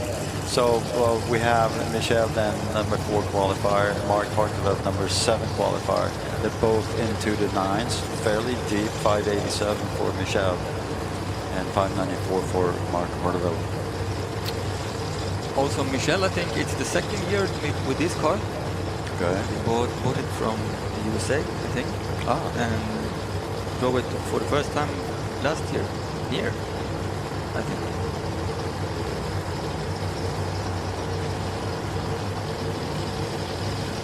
It's a problem when you follow so much, you don't remember anything. Yeah, exactly. It's hard to do. I have a hard time remembering what I did this morning, but that's another issue.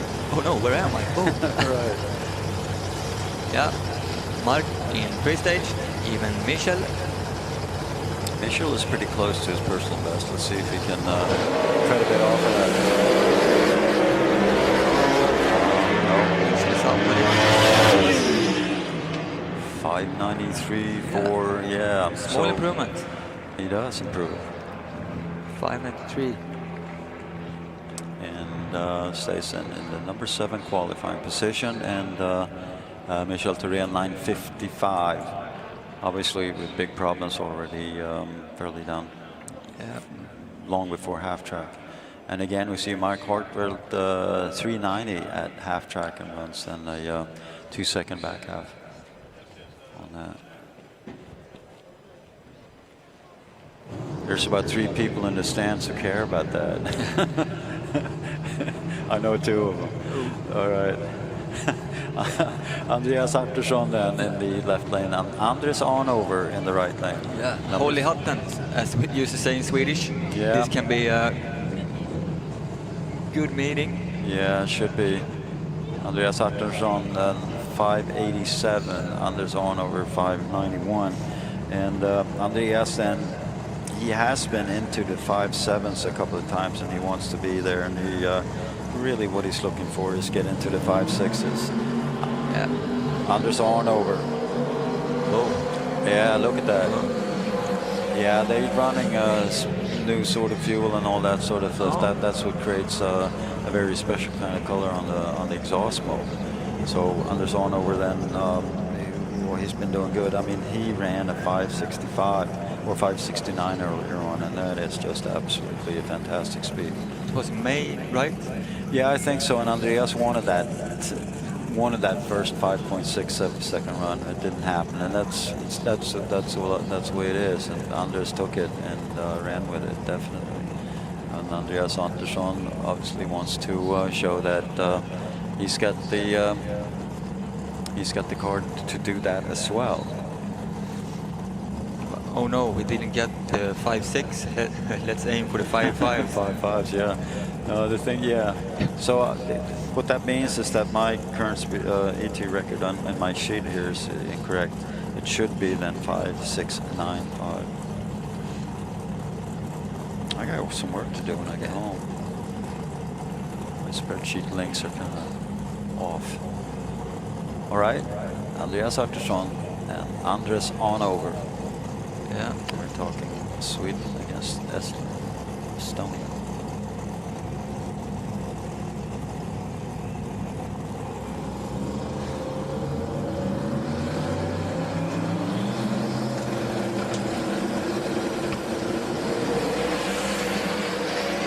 Problems for Andreas, but yeah. Andres straight as an arrow, 588, 400 kilometers an hour. That's a good speed. Yeah, I hear people applauding. That's great. 9:46. Unfortunate for Andreas Artursson then. He didn't even get to the half track under the kind of power or performance that he's used to, but certainly Anders did. He ran 3:92 to the half track.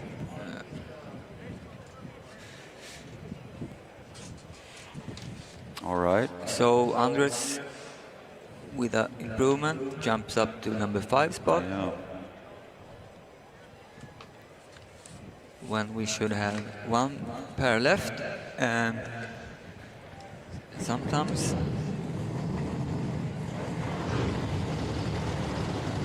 you have right. Jere Rantaniemi, number 1 qualifier in the left lane, goes up against Mats Eriksson in the right. Jere 582 against Mats 586. Yeah, this is neat. We have the number 1 qualifier against the number 2 qualifier, and this is a showdown, I would say. And there's a 400-second difference between these two guys, with Jere Rantaniemi holding the ace. All right, and he does so on the speed as well. I mean, 400 kilometers an hour, that's where he's running all the time. But 407? Where do we have him? Yeah, right, 407. That was pretty crazy, yeah. And the European record is 418 by Tierp Arena. Yeah, by a colleague of his, Tierp Arena, and it was just absolutely devastating, the speeds wherever he went.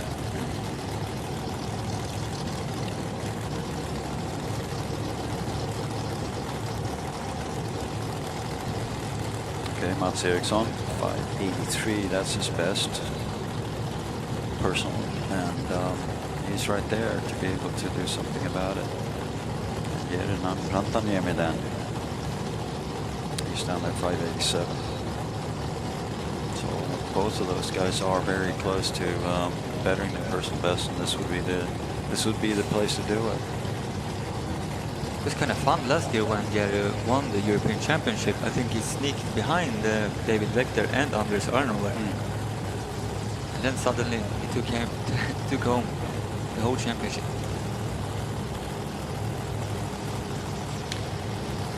So Jere to the left and Mats to the right.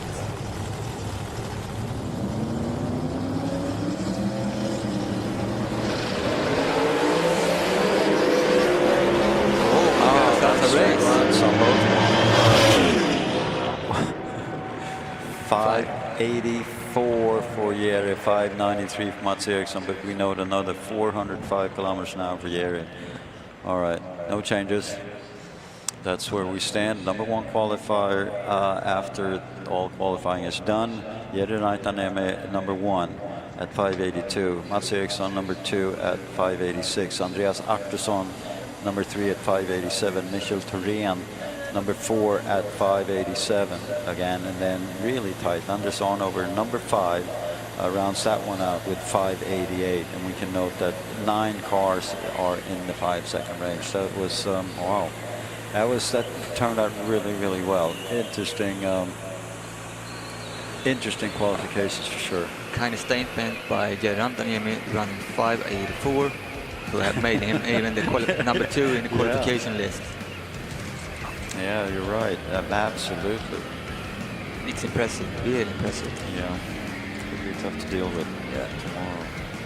Next up, Rostock, and then we have Top Fuel, right? Yeah. So stay on there, folks. Get your beers if you're on the beer garden terrace or whatever. They still serve because we have Pro Stock car, 10 of them, and we have again Top Fuel dragsters coming up, and they've been doing really good. It's Susanne Kalin and Liam Jones who are kind of a shootout, but they are racing for points, and in the FIA European Drag Racing Championship for Top Fuel Dragster.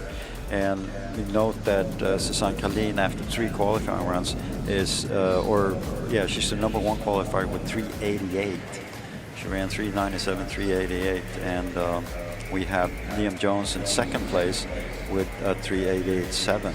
So that's really, really tight. And kind of speeds, what we're talking about, well, Susanne Kalin, 506 kilometers an hour. That is just unbelievable. And then Liam Jones, he's right in the back there with 500 kilometers an hour. So don't miss that, because it's been really, really good, really good. So, but we do Pro Stock car first, and then we do Top Fuel dragster. And then we got a new round of holy crap! Right? Yeah, we do. FIM bikes. Oh, yeah. Oh my God! Okay. And that's going to be really interesting, because we saw some fantastic numbers in Q3 or Q4 for these guys. Q3, sorry, for these guys, and it's just mind blowing. We hope to see even more of that. But right now, Pro Stock car. And as you said, we have got a 10-car field, so 2 of them will be outside. Yeah, bump spot racing. Right now, I think it was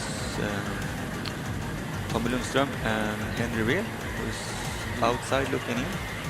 Right, okay, good. We'll get the list up fairly soon here.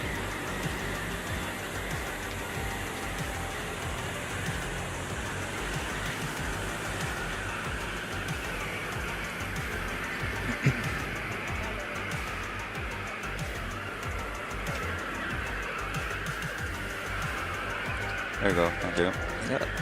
So we have number 1 qualifier, Jimmy Åhlund, 6:56, Robin Norén 6:60, Rickard Sundblom 6:64. It's as we were talking about the last qualification round, it's kind of impressive. Rickard doesn't do the whole European Championship, but when he's well there, he's doing it great. Yeah, he improved, and it's just it's going to be interesting to see. He's going to do this round, because he's been really getting the better of everybody so far, and we'll see what comes up here, if he can even better and make put really good pressure on Robin Norén and Jimmy Åhlund. So what's the bump then? Oh yeah, right. 6:76. And who's on the bump? Michael Malmgren. Okay, that's unusual. Okay, so he's got his work cut out for him. I mean, maybe he feels safe there. I'm not sure he does. I mean, he knows this sport better than most people. And we have in number 9 qualifying spot Henry Real at 7:07, and Tommy Lundström then in the back there 7:02. But that's the cool thing with drag racing. You can't really. It's not over till the big lady sings. Yeah, exactly. It's kind of big everything. So 6:56 for Jimmy Åhlund, 6:60 Robin Norén. That's 400ths of a second. Yeah. And then we got 400ths of a second down to Rickard Sundblom, who's number 3. And 300ths of a second down to Christian Sagal, number 4. Then it's kind of tight. 667, 668, and 669. Yeah, because you're making a really good point there. Yeah, the thing is that I got a message from a guy over in the UK, and he said, "Wow, what's going on there? How come the Pro Stock cars are so tight? Are they running the same tuner?"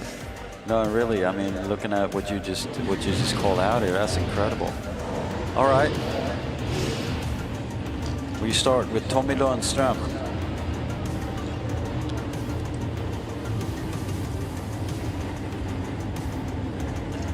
Tommy Lundström in the left lane. Oh, sorry, right lane, and Lasse Britsmar in the left lane.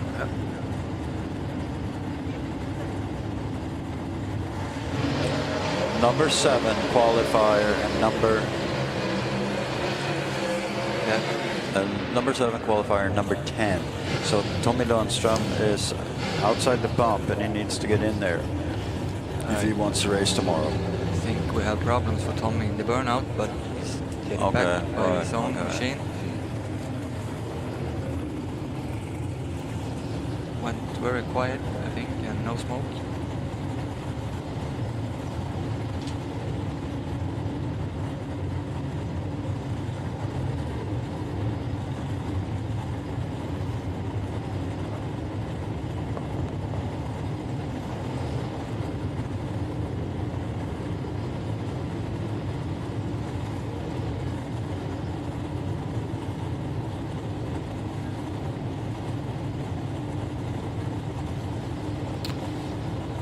Setting wheelie bars heights, that's really important. That's actually part of the entire chassis.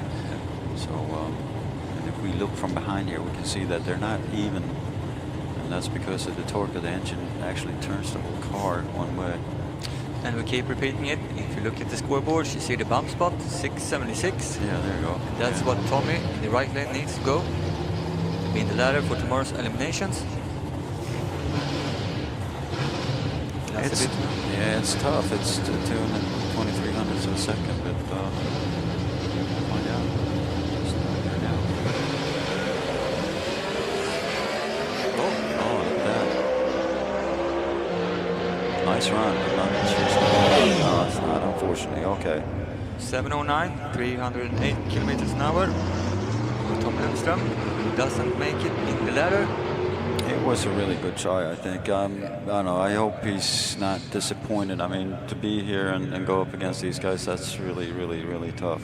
That's a bit fun, then 25 seconds doesn't make a difference, of course. It was the car went straight. Yeah. But it's missing a lot of speed. Yeah, 60-footer, I don't know, 105. I don't think that's too bad, actually. But if you're going to be on top here, you need to run 0.98 or something like that. All right. Next up, yeah, you got him. Yeah, Simon Ekengren in the left lane and Henry Riel in the right. So Henry, last chance to make it in the ladder. Right now, number 9 spot, 700. And as we noticed before in your papers, Pippi, you need to go your personal best to get in. Yeah, he does. But the cool thing is he's been in the 6s, but still it's quite a it's a jump. But we've seen some really cool things all weekend, and this might be one of them. Yeah, I think he drove his personal best here in June. So why not do it now again? Right. Yeah, he probably did. Yeah. Good burnouts. Everything looks good.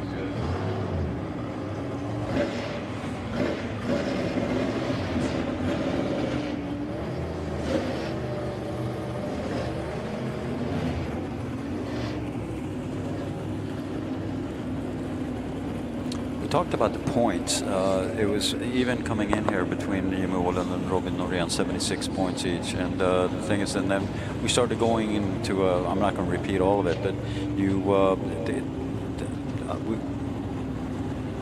I think it's still even because you get points for where you are in the qualifying list, okay? And then you get what we call the small points. If you're quickest in a qualifying round, you get 3 points, okay? next quickest 2 points, third quickest you get 1 point. We were doing all the numbers there, and I'm not sure where we came out, but it's really, really tight. It doesn't differ more than maybe 1 or 2 points. So this is really really important to be up atop and get the quickest qualifying time in each qualifying round.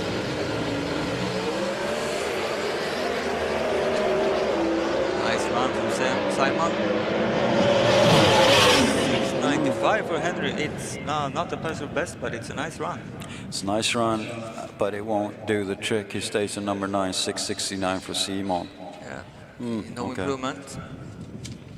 All right, so the ladder is set, but then we have to keep in mind again that there is provisions for, you know, if one of the cars can't show up, the first reserve goes into that place. Yeah, absolutely. And the interesting thing is that depending on which car goes out, you go take that car's place. Yeah. And that is really crazy. So if number 1 goes out, you get to go in the number 1 place. That's crazy stuff, but obviously that's the way it's got to be. And as you were talking about the small points, the reason both Jimmy and Robin could have the same points in the standings of the one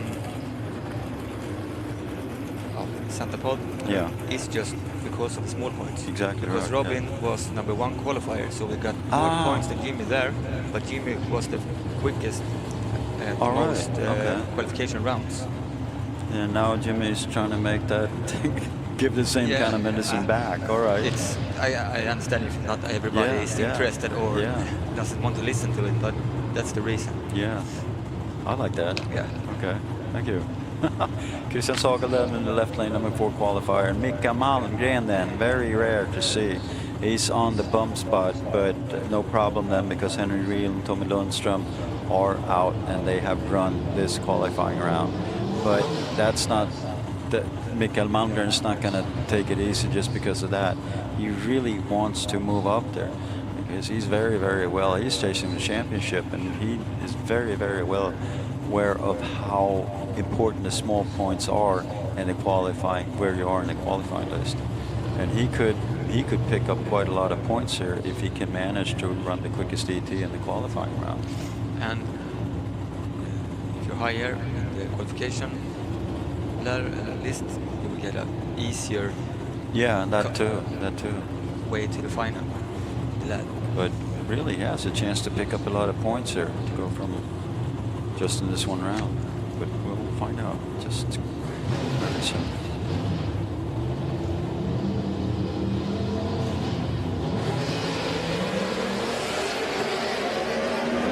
Yeah, that looks a lot better for Mika Malmgren. It's already doing really good. 669 for Michael. Yeah, 667, Christian in the left lane. Improvement for both of them. Yeah. And Michael takes over the 7th place.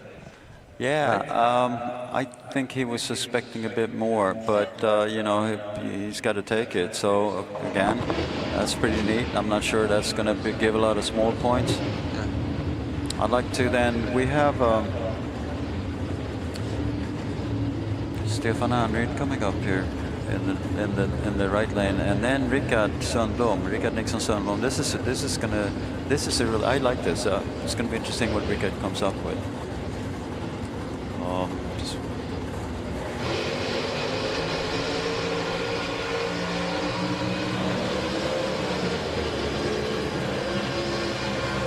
Well, if you've been here all day, you know that we've been talking about Rickard Sundblom. He's been at it. He was really a huge part of European pro stock racing a couple years back, and unfortunately he doesn't do all the rounds today or these days, but he comes here every year, and it's really good to see him. Stefan Anryd, just want to say that obviously Stefan Anryd is here, and if you go by his pits on the Market Street out there, he's got a bunch of really nice work pickups that from Stefan or Anryd cars that you can take a good look at, and it's definitely worth doing it. These are cars for work, big pickups, Silverados, Rams, whatever you have. Really, really nice cars. Take a look at them because it's, I don't know, I wouldn't mind having one. No. but no, just go by there on your way home or whatever, you know, take a look and check it out. Some of them look really brutal. Yeah, they are really brutal, and you can get all sorts of cool accessories and all that sort of stuff. I used to work for a company who sold those cars as well, and it's really neat. All right, Rickard Sundblom, Stefan Andri, number 3 and number 6. Stefan Andri are obviously looking to improve. Sundblom chasing Robin Norén. Needs to go 660, so pass him. Stefan Andri right now, number 6, qualification list, chasing Simon Ekengren. So needs to go quicker than 668. Yeah, and for the rounds I've seen, Rickard has been improving every one. Look at that. Oh, good 60-footers for both of them. This is a good pair. Yeah. We have no improvement for Rickard in left lane, but Stefan in the right, 664. He does. Yeah, I was looking at the wrong numbers there. Okay, so I thought I saw 661, but 6661, and then 6664 for Stefan Andri. So they stay in number 3 and number 4. That was a good pair. That's a good pair. Both left really, really well. They had sub 1 second, 60-footers, so forth. And what I see here would be that we have. How do you say giganternas kamp in English? Yeah, the giganternas kamp. Yeah. Well, the duel in duo or something like that. I don't know. I mean, these guys are the number 1 and 2 qualifiers. They're the number 1 and 2 in the point standings, and they are just neck and neck. Like we said, it might differ 1 or 2 points between these guys. We'll figure that out after when we go into eliminations tomorrow. Nice solid burnouts. Number 1 qualifier would be then Jimmy Wallon 656 and Robin Norén 660. But we know that that can change quickly. Jimmy, what did he do in the second qualification round? 656 in then? Yeah. Yeah, I have him at 656 and then some problems in Q2, then 656, and now let's see what happens. So he's been running a bracket bike there, or bracket car. That's absolutely incredible. And he was running 340 kilometers an hour, I think, also. And if you can hit 340 kilometers an hour with a Pro Stock car, that means that, you know, the things under the hood are working really, really well. Now this is important then, because with the small points, who gets the quickest run here? Can they do it? I mean, can one of them do it? I mean, we've already had all the other ones run here. And the quickest right now would be 6666, Rickard Sundblom. So he's got the 3 points right now for the small points. He's going to get 1 small point. But who's going to get the 3 points or and the 2 points? Oh, they are right together. My goodness, Jimmy Wallon. It's a bracket car. 656. Again. 340 kilometers an hour. Again. That's just absolutely insane. I think it's been running 340 each of the rounds. Yeah. Like I said, I missed the Q2 there, but he didn't get out there. All right. He didn't have a chance. Yeah. Right away on starting line. Okay. Crazy stuff. Okay, that was impressive. Then Robin Norén runs 663, a bit off from what he'd been running earlier on, 661, 660, and then 663. Okay, I think we will see Jimmy Wallon in Super Pro Yeti. Yeah, at Mantorp. Yeah, he'll do that. Why not? No, I think basically Jimmy Wallon, he's thrown the gauntlet, so to say. Han har kastat handsken, och wow, that was impressive. I don't know what to say there. So he gets the small points for that one, and Robin Norén, he will get 2 points for being second quickest here. And then we should be even again. Yeah, they should. Yeah, that's right. Yeah, that's right. Okay. Yeah, we'll find out. I'm not going to go that route right now. But okay. So we ending that up with number 1 qualifier, Jimmy Wallon 656, Robin Norén 660. Rickard Sundlom then 664, Stefan Anryd 664, Christian Sagelöv 667, that's crazy. Simon Ekengren 668, Mikael Malmgren 669, and then rounding out the top 8 there, Lasse Britsmar 671. I don't know.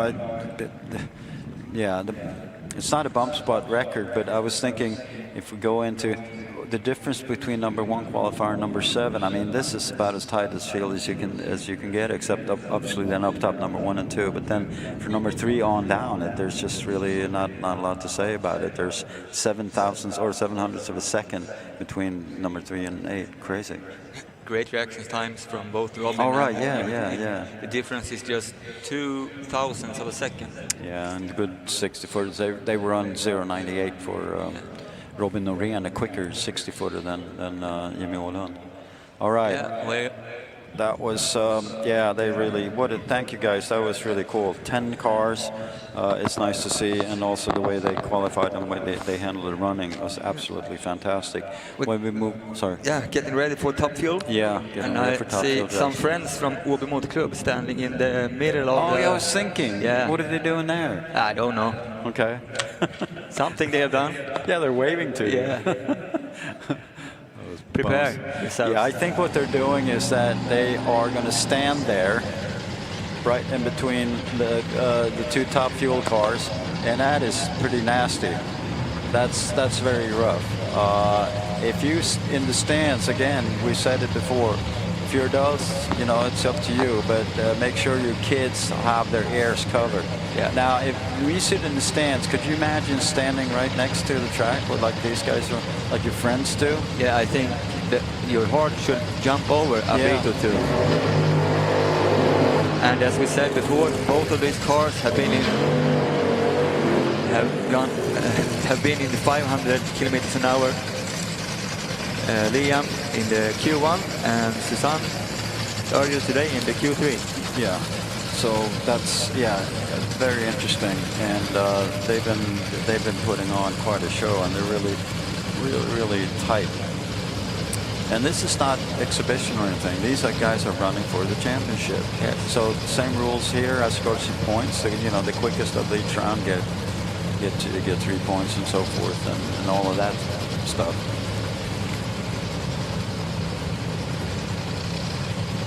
But right now, Susanne Kalin is the car that has been sort of the 397, 388, and then Liam Jones 388, 649, 640. But again, doesn't matter, because what matters is what's coming up right now.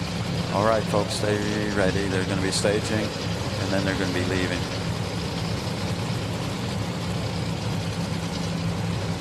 Let's go. All right. Great run from Liam Jones. Oh, Liam Jones does it this time.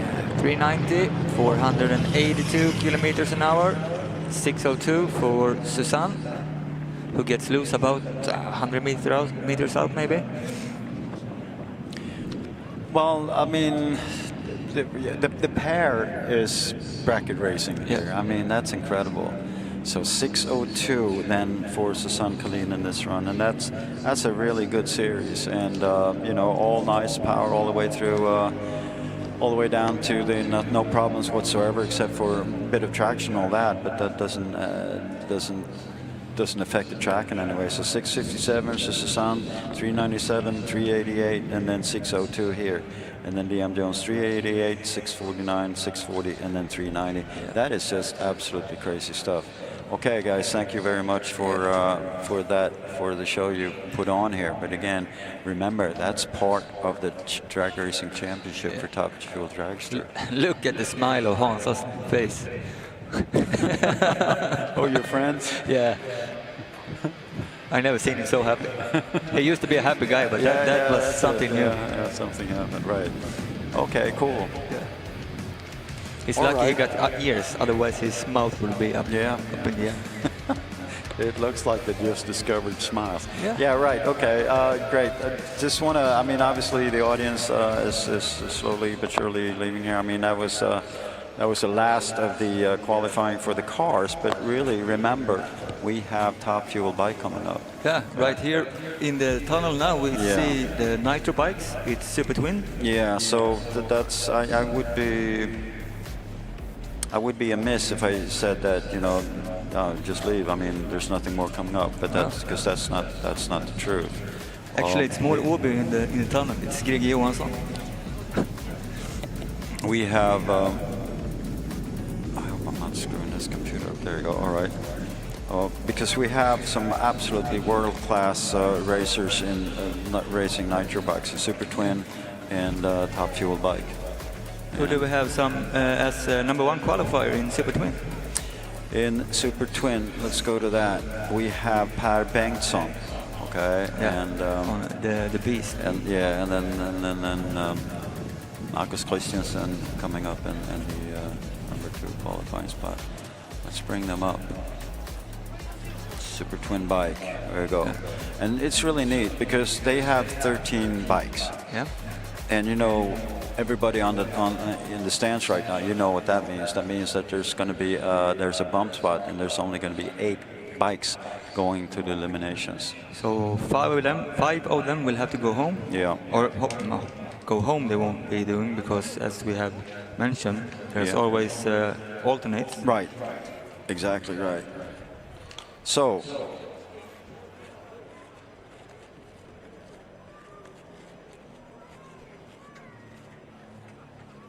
So here we get true Q5. This is for the points and the standings and the qualifying list and all that. So the end of all the qualifying sessions for the nitro bikes, and in Top Fuel bike we also run the funny bikes, and they've been putting some damage onto the into the nitro bikes, and this is really cool. I'm very much looking forward to this round.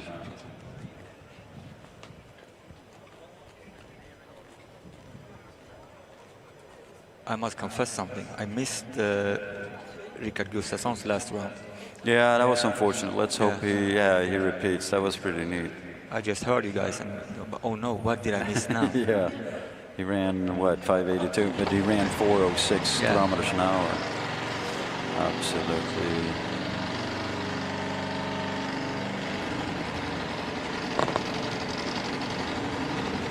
All right, I hear nitromethane.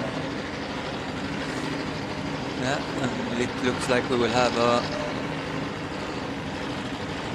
solo run. Okay. So, the number 5 qualifying round starts out with Karsten Horman.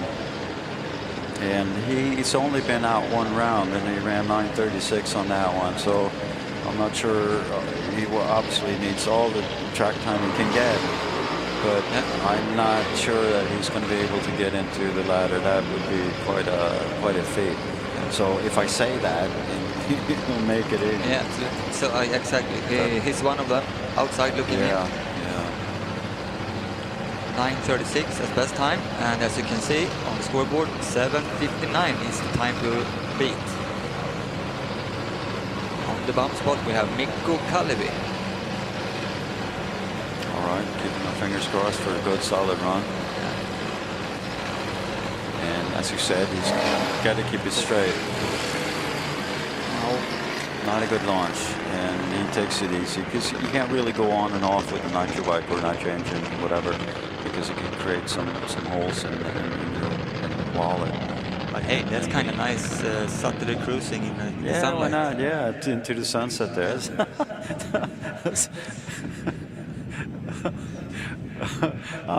gotta stay positive. Okay, yeah, I'm not sure you saw it that way, but no. maybe. I mean, just got to take all the benefits of the day here. Okay. But I didn't think of that. Yeah. Thank you. Now, when the sun is starting to go down, can it make problems when half the track is covered in sunshine and the other half not? Yeah, definitely. The thing is that the track is, well, you know, the track is black, and that means that it'll soak up energy, and there's all the leave energy as soon as it gets cold. So yes, it will make a difference. How big a difference? Well, I don't know. I mean, I think that all the drivers then would be very happy if it would have been the same kind of sunshine on both of the lanes here. Because now we see about the start line is not covered in sunshine, the right line, but not the left line. Yeah, exactly. And, exactly. But the thing is, I'm not sure that's, you know, because these guys are going to be running through it, you know, in even maybe 10 minutes or something like that, and I'm not sure that's going to make a difference. No. Let's hope it does not. So, Greger Johansson then. Yeah. Up against Tony Andersson. Oh, that's cool. Yeah, they're good at this. What they usually do, you can see when they start the burnout, they look at each other, nod, and then they start doing the burnout at the same time. Nice, thank you very much. Can you call this a cat fight? Yeah, blower cat against a stray cat, yeah. Good, yeah, right. Greger in the left lane from Finspång and Tony in the right lane from Inköping. Greger on his blower cat, Tony on the stray cat.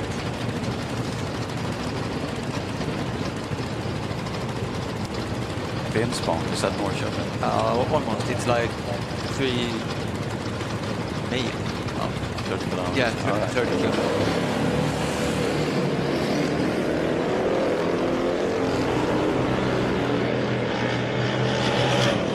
.793 for Tony Andersson. No improvement.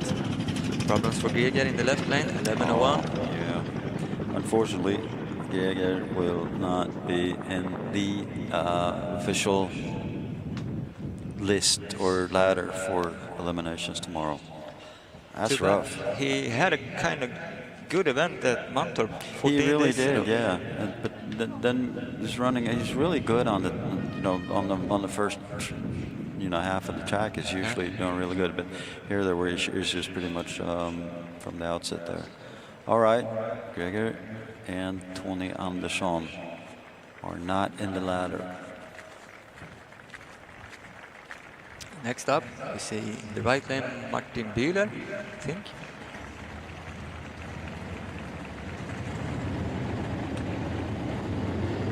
Yeah.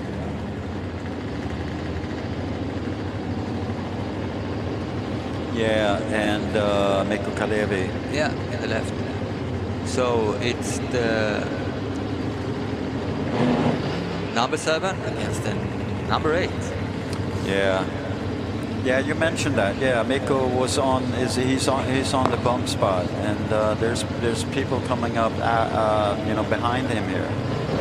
Olaf Nancy, Chris van Nimmen is coming up, and so nothing is for sure right now. Oh, so this is bump spot racing at its best. This is it. This decides what these guys are going to be doing tomorrow. Or actually, if I won't find out. Looks good for Martin. 768, Martin Bühler in the right lane. 10:10 for Mikko Ville Kalevi. It sounded like you were saying they were riding into the sunset, you know, on a good summer evening like this, and that didn't result in any changes for any of the drivers. So Mikko, then number 8 right now, he's on the bump, and Martin Bühler, I think, can consider himself in the ladder. But if I say that, I probably haven't thought it all out. But we'll find that out in just a second, because I can't see anybody else underneath here. Then Tony has run. Chris van Nimmen is the guy who can really put something to these guys. Yeah. He's in the number 9 spot, and certainly has the possibility to do, you know, to get in the ladder and do some stuff here. All right. Martin Bühler is the safest of these two. Mikko Kalevi, nah. His team is checking this out and waiting to see what's going to be going on here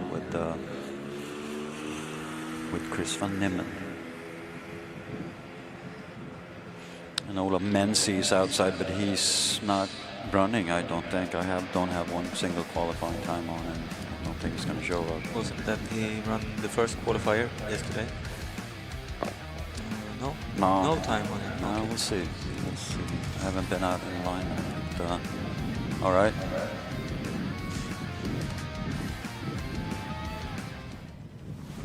I'm looking forward to see Roman 6 to do his stuff. He's been going really, all his runs here have been really, really great. All the way from Czech Republic, and it's always nice to see him with his 60 bike. And you know, there's always one guy who stands out. I mean, maybe not because he's up in the #1 qualifier, so, but I think that Roma 6 to 667 or 677, 662, 663, and running straight as an arrow. He had the only blip in the chart here is he had some issues in the first qualifying round. All right. Liam Jones. Liam Jones, giving him applause that they've been putting on a really, really good show. They're going to be back tomorrow. Hard to imagine how it feels to go 500 kilometers an hour. No, it's another one of those things we've been talking about. How can you quantify that? Absolutely crazy. And if we look at the European record for speeds, that would be 517 kilometers an hour, Duncan Mikhailov. And Actually did that at last year. Yeah. Wow. And then we have seen new world records this year in top fuel. Yeah. Really, yeah. And that's What did they run? 550. Brittany, right. Yeah, 550. That's That would be Brittany Force, right? yeah, 550 kilometers an hour. Yeah, I haven't read the articles, but I've seen the headlines, and they're like, you know, what's the deal here? How can you do it? Like, how is it possible to take a vehicle, you know, piston-driven engine in the back and go from 0 to 550 kilometers an hour? I haven't read them. I really should. It's probably really interesting. Yeah, and then when you have done that, you're going to get the vehicle to stop also. Exactly right. Yeah, and that's why they're running 1,000 foot, because you know we really need the braking distance. So first you got a horse kick in the back, And then you got get one a in the horse kick chest. in the front. Yeah, right. And then when you get out, you look like a... You get a slap in the back of the head, and then bam, right one in the front as well. That's just crazy stuff. Why are you looking like a blueberry? Yeah, Yeah. I got beat. Yeah, the interesting thing is, I mean, even with that kind of performance, they run, you know, when they go to the ETs and they have the qualifying and the eliminations, some of these races are bracket races. Yeah. I mean, really incredible. At 550 kilometers an hour. Let's go to the next that would be Anders Jansson against Marco Lanto.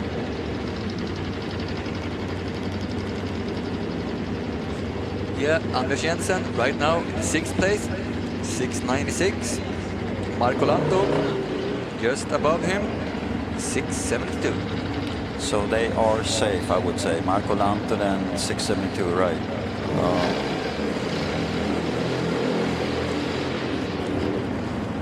Yeah, as you said, it's only Chris van Immen who haven't... Yeah, who can do something there. All right, Marco Lanto then, he's been doing well, 672, 699, 699. He had one dip in the chart, 13 seconds, so, you know, he wants to make sure that everything is checked out so he can take a good solid bike that they know how quick it's going to go to eliminations tomorrow.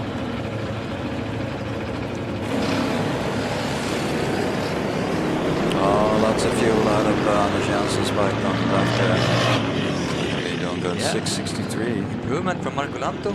Great. Yeah, almost a tenth of a second. From 672 to 663, right?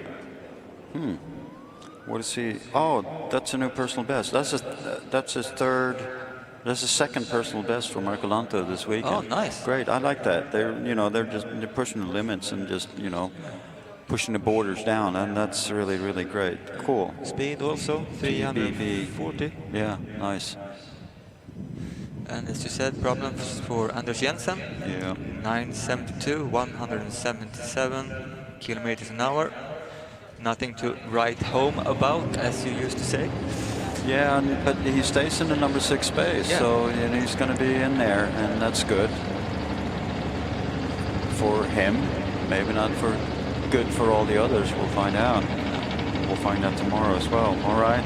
So What's coming up? Roman Sixta in the right lane, and All right. Marcus Christiansen in the left. Oh, that's rough. Marcus chasing for the number 1 spot. We could guess. Yeah.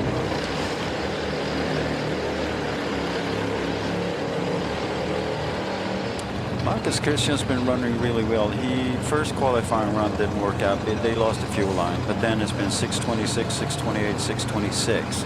So again, that's incredible performance, because these are not easy vehicles to ride or to tune and get them to run as consistent as they do. That's pretty crazy stuff. And as you mentioned yesterday, I think it was Marcus Christiansen almost always go straight. Yeah, very, very straight. Now we're behind Roman Sixta, and I hope that we can see him go as straight as he's done pretty much all this weekend so far. We know Marcus can do it, and let's see if Roman Sixta can keep it up. Oh, look at that! Look at those guys. 624 for Marcus. That's incredible. Yeah, great. It's just there. Okay, and what did we get for 669 for Roman? Nice. I'm so happy for Roman. I mean, he's been doing this for a long time, and he brightens up the championship by coming from such distances and coming all the way up to Sweden here. So 660, 677, 62, 63, and now 69. But it's hard to beat Marcus Christiansen's series here. 626, 628, 626, 624. Yeah. That's what he had now. Yeah, okay. Absolutely amazing. Absolutely amazing. Now, that was good running, but obviously they're still number 2 qualifier. And they wanted to stay ahead of this guy, Per Bengtsson, coming up in the left lane, but they did not. That's really interesting. And we also have Vesa Lipponen in the right lane. It is Vesa, right? Okay, Yeah. I didn't see that. Okay, perfect, thanks. And he's chasing from behind, maybe. Do you think he can pass Marcus Christiansen? Well, not on this bike. No. Not on this bike. That would be exceptional, but again, we've seen a lot of exceptional things happening here. Yeah. So Per Bengtsson, the number 1 qualifier, and he will probably stand as the number 1 qualifier. He's setting their personal best on the road here.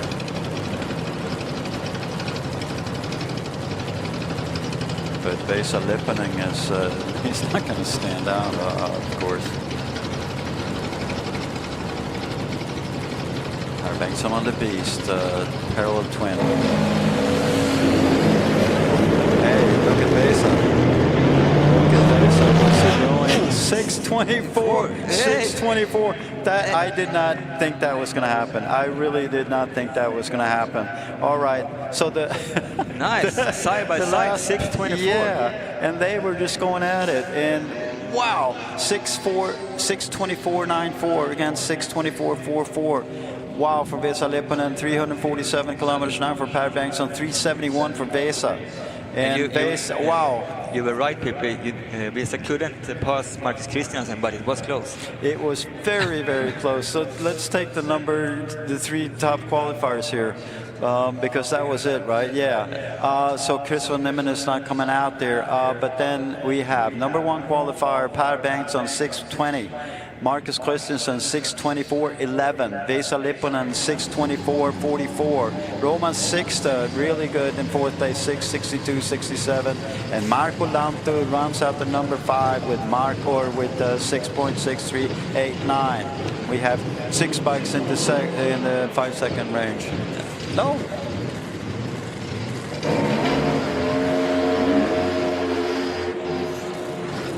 No, it's top fuel bike. Yeah, I was thinking, I saw it said Martin Buell. I go, that's not right. Okay, it's not, because that's Anders Sundström, obviously. So we're over to top fuel bike, last qualifying round of quite a fantastic set of qualifying rounds. And first out, Anders Sundström. And With the lovely nickname, the the Hornstormer. Hornstormer, yeah. I have learned so many things from you this weekend. great, yeah. I love it. I just love it. Hornstorm, that's, we were over in the US and they couldn't spell his name right. It turned to Hornstorm, and that's what we did. Now what we see here is really interesting. Inline nitro bike in the left lane, Anders Sundström is his second race on this bike. So it's a tough situation to be in, but Carter Rautanen then in the right lane, he runs a funny bike, turbo and methanol, I think, or gas, but at least not nitro. Got problems for Anders in the left lane. Oh, yeah, you can't restart a nitro bike. That it stopped it broke online, and that's unfortunate because he's a number 10 qualifier. There's only going to be 8 of them. Oh man, heartbreak. But Kari Rautanen, yeah, he's number 8. He's on the bump, and he wants to improve on that one. Okay. 688, 331 kilometers an hour. Nice. No improvement, but he repeats the 688.09 he had since before.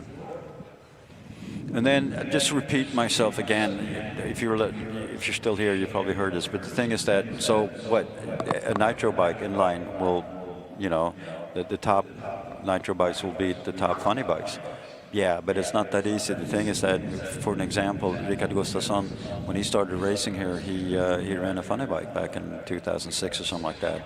And it was like 2/10 slower than all the nitro bikes, but he made it to the finish line every single time. And he got the championship, top fuel bike championship, running a turbo bike on methanol. So that's really the whole thing that I think is really great with the with the series, with the championship like we're doing here. What do you call it? You say it's more reliable than a nitro bike? Yeah. It's more likely to take yourself from A to B with a bike like that than a nitro bike. But when the nitro bike moves as it should, then it's quite fast. Then it's unbeatable. Yeah, exactly. In that sense. I learned even more. Yeah, now. no, it was kind of funny because Rickard, he was so good on dialing in that funny bike. I mean, he said, okay, I'll run a whatever, I don't know, 630 or something like that. And then he told me that, and then I would go in and be the speaker, and I say, he's going to be running a 630. And everybody thought I would know what I was talking about, but he did, and I didn't know what I was talking. I was just listening to Rickard Gustafsson.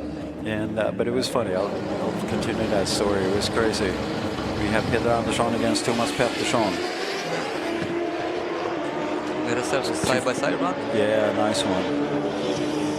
706 for Peter Andersson in left lane, 672 for Thomas Pettersson in the right. Oh, he improves again, Peter Andersson, and then 672 for Thomas Pettersson. He's in the show, number 7 spot there. So okay, good. You did sit in the speaker booth and the thing is that then, so my colleague, like you, okay, he asked, how do you know that? No, it's really cool because Rickard has this little dial, okay, where he sets the turbo pressure. And it says, with ET he wants to run, and he sets it like that. And the guy, he looked at me and he believed it for... No way, this is cheating. 2 seconds, yeah. People putting in the numbers on Rickard's scoreboards. So it was kind of funny. We still laugh about that one, but that was a nasty trick, All right, Mikko Rajaniemi then in the left lane on an inline nitro bike, and he's one guy who has the... I love that sound. Yeah, he has the ability to put a dent in the top 3 here, where we have Rickard Gustafsson, Sverre Dahl, and René van Berg. He's definitely got the capability to do it. That's a 5-second bike when everything runs, but he's been having some issues. He dropped a lot of valves, changed the cylinder head, and didn't come out last qualifying round, and I'm not sure they have all the tune right in there. But he is number 4 qualifier, and will show up tomorrow. And then Glenn Board has been doing really good on the funny bike. He's number 5 with a 647, and that is pretty interesting to do 664, 65, 647. So he runs nice and even, and let's see what he can do here. He's from Malta. That's kind of... Yeah, that's a long way to go. What you call it, dedication? All right, this is... Oh, no. Okay, let's see what Glenn Borg does. Problems all over the place. 842 for Glenn. And then big problems. Oh, that's again, I'm using the word heartbreak, because it is 886 for Mikko Rajaniemi, and you saw a lot of really light, bright yellow, white lights shooting out from the engine, and that means that the weekend is over. I think, but I heard discussions that he did have might have an extra engine sitting there. Okay, so that was it for top fuel bike. Oh, so Rickard and Sverre sitting out this? Yeah, they're sitting this one out, and it could be. I'm not sure. I don't know. We'll find out. But yeah, you mentioned here that the left lane and so forth is covered by shadows, and I don't want I don't want to put anything in anybody's mouth, but let's suffice it to say they're not showing up here, and that's very unfortunate. They already #1 qualifier, #2, so there's not much to... Yeah, but knowing those guys, that would not stop them from coming out. No. They really want to put on a good show and improve the numbers. So Rickard Gustafsson, #1 qualifier with 575, and he ran a 406 kilometers an hour, something like that. Saradal, another 5-second run, 595, and then #3, René Vandenberg, 613. So, but they're going to be out tomorrow, so just make sure you come back if you want to see it again. Pro stock bike thing. Yeah. We got Pro stock bike, super street bike, and then a round of competition.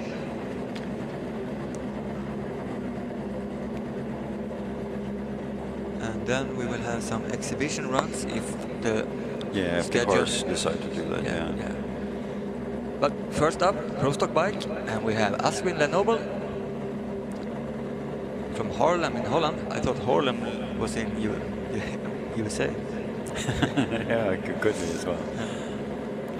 Right, so I mean, Sweden's in the US, and whatever. Okay, let's not run on that. Aswin Lenoble then, #9 qualifier, 853. He's outside the bump, and he needs to run 805, and it does not. So sorry, Aswin Lenoble, it will not make the ladder unless he gets in there as a reserve, which is highly possible here. I mean, if you're #9. So the bump spot right now, 805. Timo Savolainen from Finland is on that one. Oh, here we have all these lovely names from Greece and France. France. They're easy. They're easy. I think they are. Shalampos Bousinis is down there in the #7 spot. I thought that was pretty good. Dimitrios Petridis. Yeah. See? Yeah, absolutely. And what Filippos Papaphilippou? Filippos Papaphilippou. Yeah. Fast Phil. Yeah. All right, here we have them. Didn't he run light blue and orange bike? Yeah. The Golf All bike. Yeah, exactly. All right, let's see now. Dimitrios Petridis.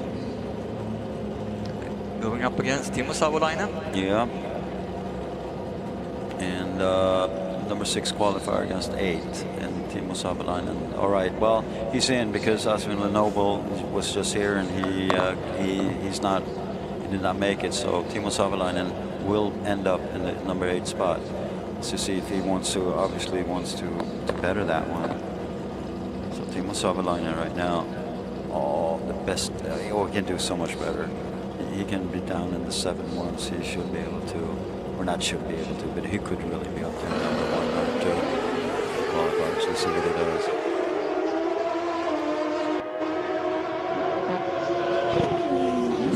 All right. 7:28. Good improvement from Dimitrios Petridis. Definitely. Timo Savlainen, 8:05. He's repeating what he did have before. 8:05.02 he had, now he goes 8:05.12. So was that all right? Look at so Dimitrios is in number 2 qualifying place there with 7:28. That's excellent. That is just absolutely really that's really good. All the way from Greece to come here and then put those kind of numbers up is great.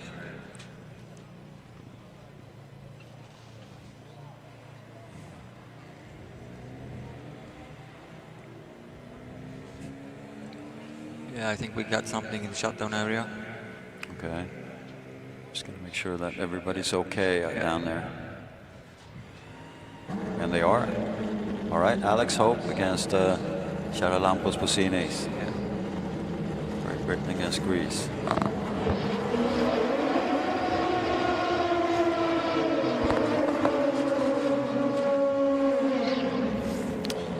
Alex in the left lane, number 6 qualifier right now, 7:55. Charalampos in the right lane, number 7 qualifier, 7:79.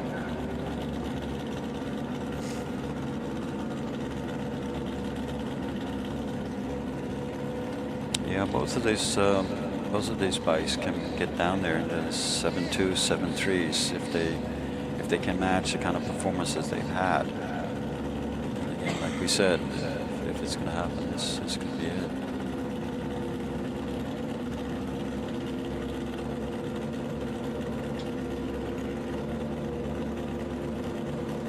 Oh no, what do we have here?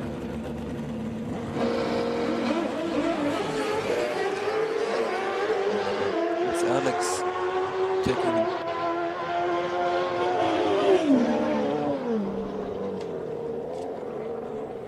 Charalampos going 7:84, 257 kilometers an hour. No improvement, stays in the number 7 place. What happened to Alex? Oh. Yeah, he came rolling by here. So, oh, okay. Some problem. Oh, that's unfortunate. Yeah. Stays in number 6 and 7:55. But they, you know, all these guys they need track time to make sure they have all the settings right. Next up, Jerome Rougemont against Karl-Heinz Weikum. Number 5th qualifier against number 4. What do we have separate them? There is 600ths of a second. 7:45 against 7:51. Yeah, another class that is really tight. France against Germany again. Karl-Heinz Weikum. Yeah, he used to be part of the European Pro Stock bike circus, so to speak, and he would be running in the 7.0s actually. He's far away from that, but maybe he can hit it right.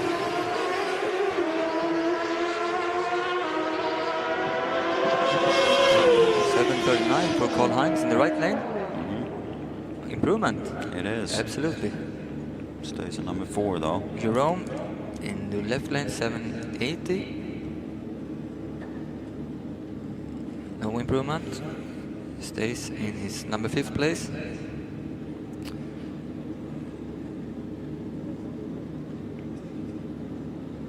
When we watch Bertrand Maurice in left lane and Jörg Liemand in the right. France against Germany again. Yeah. And Bertrand in the left lane is our number 1 qualifier, 7:08. Yeah, he's been doing really good, and he's been up top there, and he actually set a personal best with that 7:08. And Jörg Liemand then on a V-twin in the right lane. What we call it Buell, you know, all built for pro stock bike racing, and it's a tough situation to be with running that kind of bike. It's hard to find spare parts and all that. They are absolutely totally expensive, so he just does not want to break anything. He has been, yeah, he's been down in the 7.1s. Let's see if he's going to push it here. 7.19 for Bertrand. That's a really good time, and 7.9, you cannot improve on that. But Bertrand is the guy to beat here, obviously. not easy the way he's been running.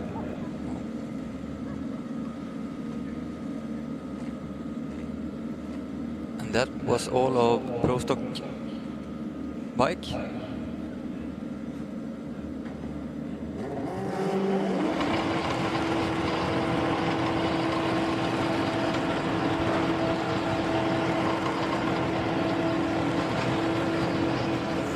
Correct.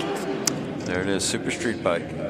Yes, Uber. And again, like I said last time, there's no way that we can keep track of all these. Well, how many are there now? There are 18 bikes, and there's just no way we can keep track of you know, all the personal bests and all that for these guys. And certainly some of the numbers are actually wrong. But let's just suffice it to say, enjoy what we're seeing here. We've seen, you know, really, really tight racing up top where there's been changes in the #1 qualifier all the time. And we've seen the Morrison brothers fight it out, and Jack Michel and now Luke Ferrugia went up to the top in the last qualifying round. 18 bikes, only 16 of them will be in the ladder, in the official ladder then, and that would be outside is Vitaly Melnik and then Erich Gruber. And Erich here is wants to get it right here. Broke online. Broke online. Yeah. BOL. Okay, unfortunate. All right. Again, there could be reserves. But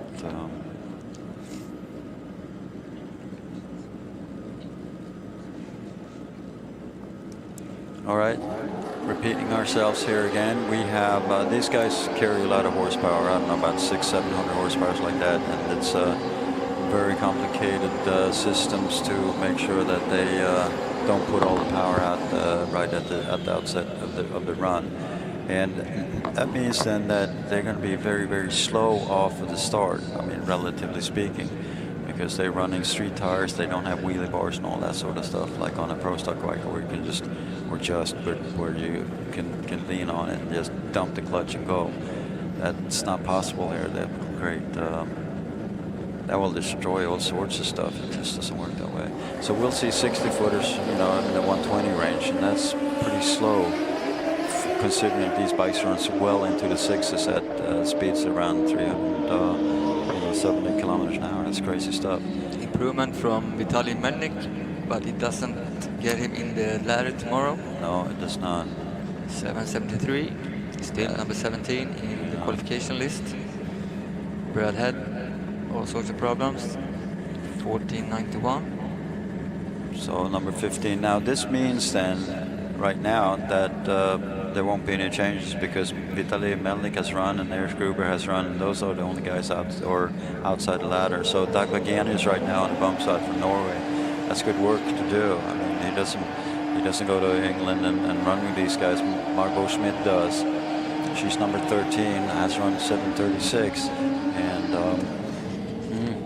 I don't think. Yeah, we'll see what she does. I mean, she has the capability to run into the sixes, and she's a bit off on that one, 736. And let's see what this last round comes to be.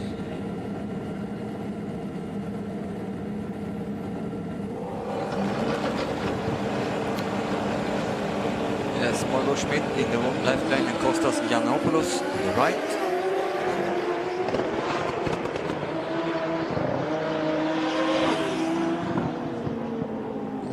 .46 is the improvement for Kostas. Yeah. So stays in the number 14 spot then. Yeah. Just some information for you. It's not as dark outside as it looks, okay? Because these are tinted windows. So when you walk out, then you go, oh wow, it's still daylight out there. But it looks lovely on the stands there. Yeah, it really looks great. Okay, Rudy Sorsi in the left lane, Martin Hallett in the right lane.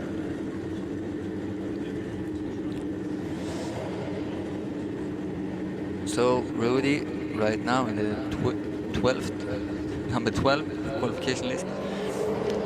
Martin, where do we find Martin? We have him there, number 10.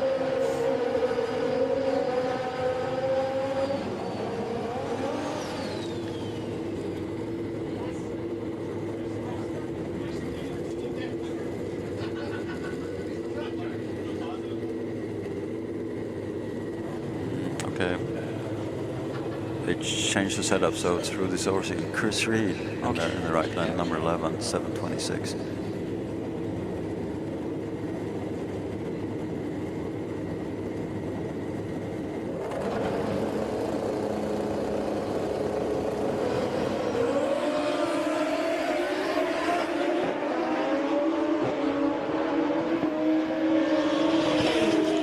All right, look at that.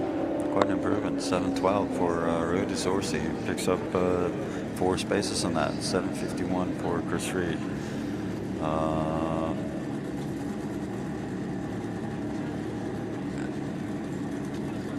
And we got a cloud smoke down in the shutdown area, but seems to be no problem. Took the turn, so. All right, good enough. Next up, Agelos Samretsidis, the left lane against Martin Hallett. Now we get Martin Hallett here.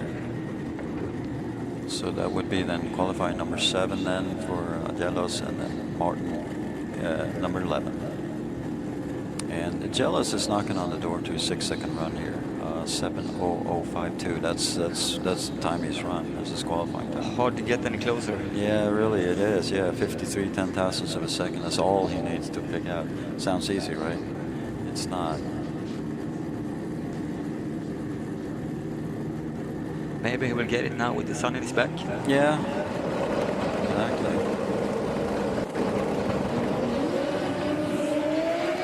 Problem for Martin in the right lane. All right, let's see what he is. 125, 60 foot. I'm not sure. Oh, 686. Great. Am I reading this right? 686. From 7:052 to 686, number 7 qualifier. Let's see where he's going to end up. Number 5. Okay, that's pretty crazy. Let's see. That's a good improvement. 1500ths of a second.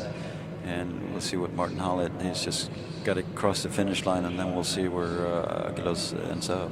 What do you say, number 5, something like that? Yeah. There you go, yeah, number 5. All right, that was neat. That's cool in the last qualifying round. And I'm not sure. Problem is, I'm not sure about my the numbers. Yeah, I don't have a personal best for him, but I wouldn't be surprised if that was it. I'm not going to dwell on that. But 686, that was quite an improvement. He's into the 6s with solidly in there.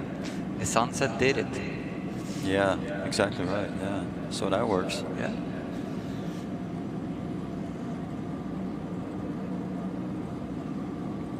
So next up, our number 7 in the qualification list, Agapidis Christos, and in the right lane, Clemens Valai.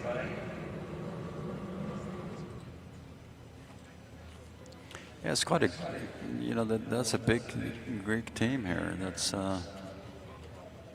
en villaförening från Düsseldorf. Nej, från Aten. Oh, that's a stupid joke. Shit, sorry about that. It's a lovely movie. Yeah, we're making fun of a Swedish movie. That's kind of a cult movie about camping. We'll leave it at that, okay? All the Swedes here know exactly what we're talking about. Soon the sommar, of course. All right. Just making sure the track is okay after the finish line down there.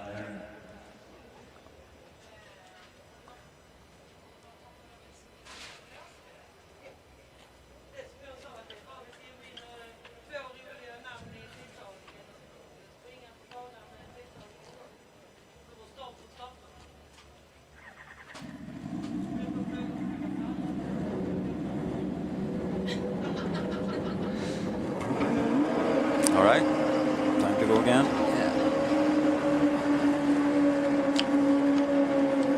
There's one important thing everybody should learn about that movie. It's that never clean your pipe when you're watching tennis.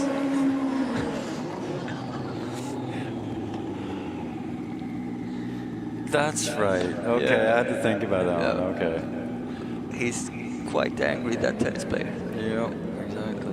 He's trying to serve. No, focus, Niklas. Yes, I promise. Yeah. Agapidis Christos in the left lane and Clemens Valai in the right. Followed by number 7 and number 10.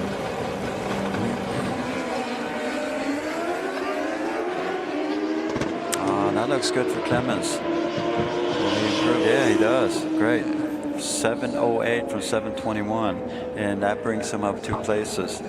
Wow, 7:15 for Agapidis did not improve him, but okay, we're seeing list changes in the list right at the back end of all the qualifying for the European bikes. That's pretty cool. All right, this is going to be interesting. Ross Morrison on the left lane. Number 4 qualifier, and they've been fighting it out big time. Jack Shook in the right lane now, number 10 qualifier. Now Ross Morrison, number 4 qualifier, with a 6.7831. Ahead of him is Jack Michel, who just went up there in the last qualifier around 6.74. Alan Morrison 6.73, and Luke Ferrugia 6.69. That's very, very, very tight. And well, you know, number 5 6.86. So this is going to be a good one. Ross Morrison, bragging rights for the brothers Morrisons.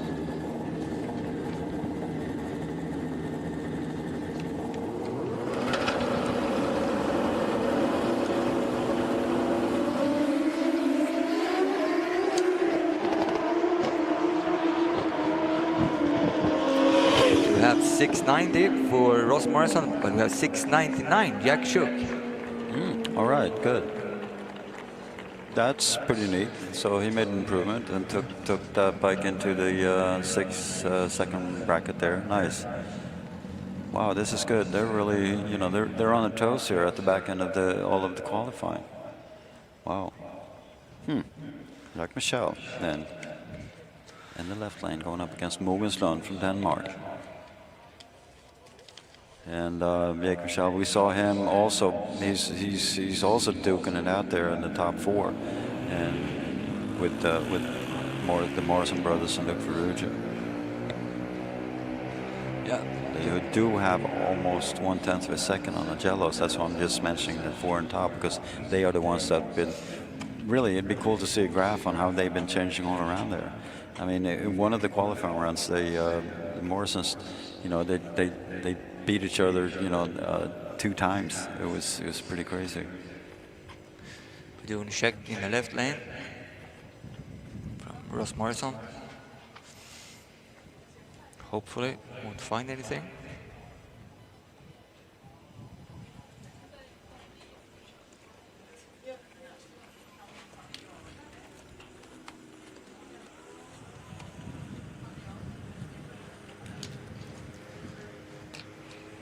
Green light, thumbs up, everything you want to hear. That's positive. Means. Well, if they follow the trend here, both of these guys are gonna improve. Yeah.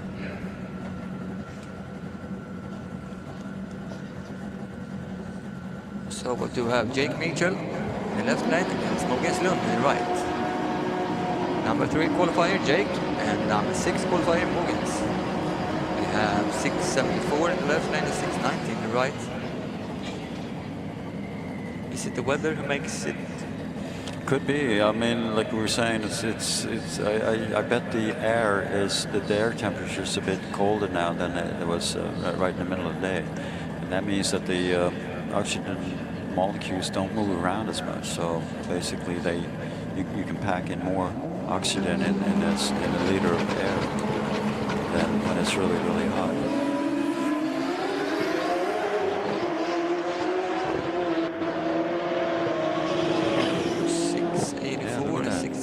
No improvement for Jake, but improvement from... Yeah, he takes another 107 seconds off there, okay. Now, if I had all the speed, or if we had all the speed numbers, that would be a different thing, because then we could see a bit more. I mean, now we're looking at ET, and it's improving. Yep. But if we had the speeds as well all lined up next to them, we could then see if that might be an indication of their being a lot better. So now, last pair, the battle of the first place. Yeah, this is good. In the left lane, Alan Morrison Jr., and in the right lane, our number 1 qualifier, Luke Ferrugia. The time to beat is 6:69. Yeah, so this would be a grand finish for the super street bikes. This really good qualifying here. If this changes, Luke Ferrucci did change the setup or change the list in the last or the former qualifying round. Let's see what he does. What does Alan Morrison do? He put a 668 on the board. Oh, that's not 684. Okay, thank you guys. That was pretty neat qualifying. Unfortunately, then for Luke, couldn't get off the line, and that was it for super street bike. So number one qualifier, Luke Ferrugia 6.69, Alan Morrison 6.73, Jack Michel 6.74, Ross Morrison 6.78, Agelos really good there, and the number 5 spot 6.86. All right. So interesting, tough to keep track of, but really interesting stuff. 8 bikes under 7 seconds. Yeah, that's pretty neat too. Yeah.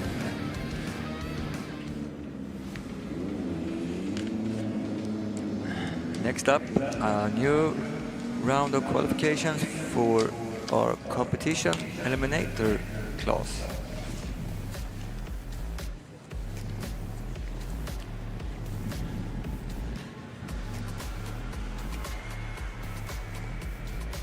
But before that, we are taking care of the track and give you some music.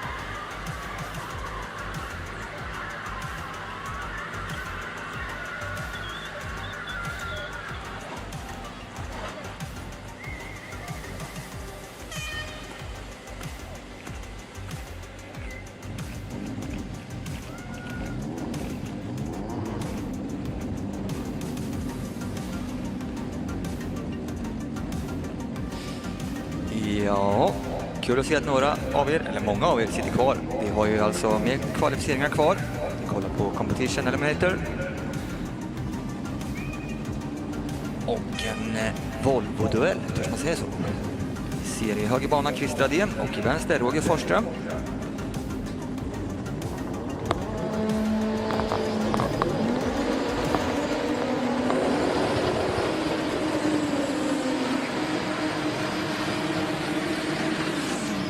Christer i sin blåa Volvo S60 och Roger i sin gröna Volvo C70. Roger han tävlar för SMK Söderhamn, medan Christer han kör för SORA Avesta.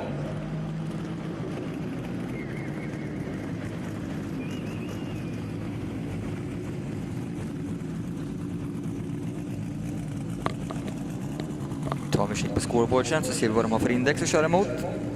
7.09 höger bana, 7.39 vänster. Chris Dradén i höger, han har kört 6.52 som bäst.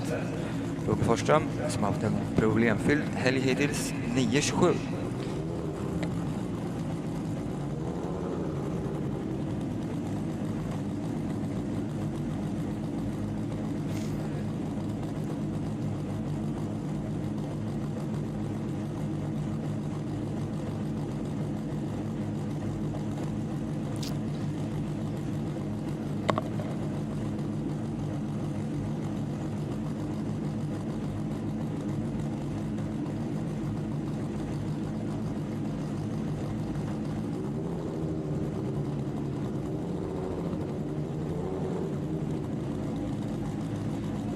Passa på att nämna också att vi skickar iväg den här först. Chris Dradén i högerbanan, Roger Forsström vänster.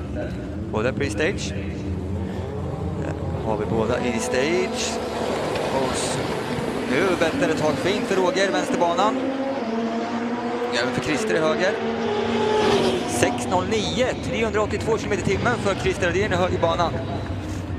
Bättrar sig med en halv sekund. Snyggt jobbat. Och med det blir han kvaletta Chris Dradén. Snyggt kört. Det såg fint ut för Roger Forsström i början. Sen drog det vänster, han tog en slav. Men alltså nu kvaletta. Chris Dradén, 6.09.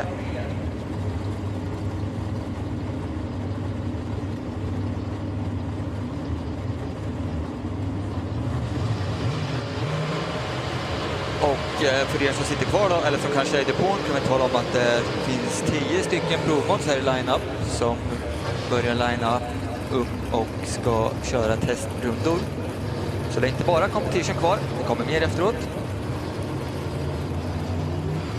Medan vi alltså tittar på i högerbanan Stefan Winter och i vänster Max Hoffbrandt. Hoffbrandt, som BNA, har då ett index på 7,65. Stefan Winter i högerbana, DA, index 8,31. Stefan, han har kört 7.77 som bäst, medan Max Hoffbrandt 7.03. Max kval 6, Stefan kval 7.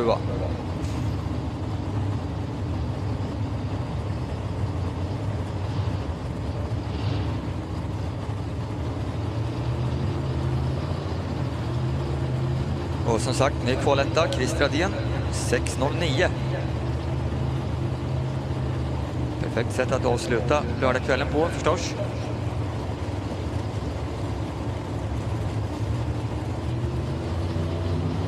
Stefan Winter högerbana, Max Hoffbrandt vänster.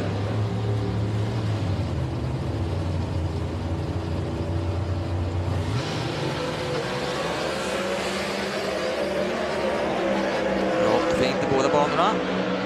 Och Max Hoffbrandt på 104 km/h. Stefan Winter 7.74, 286 km/h.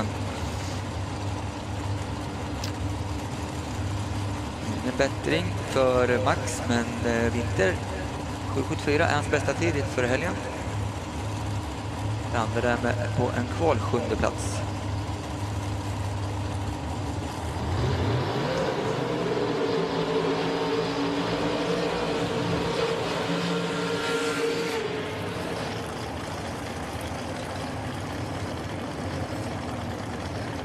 Mira Luska spelar på banan. Vi ser i vänsterbanan Emil Höglund, Camaro.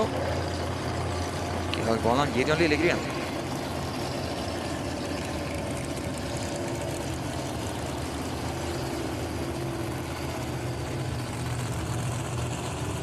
Emil, han har 6.94 som bäst på ett index som är 7.0. Ide i högerbanan mot 6.98, index 7.65.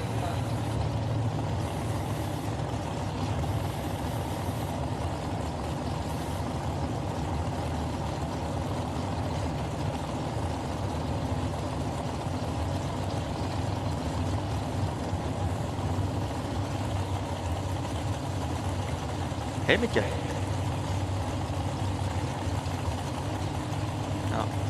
Jag förlånar dem om det.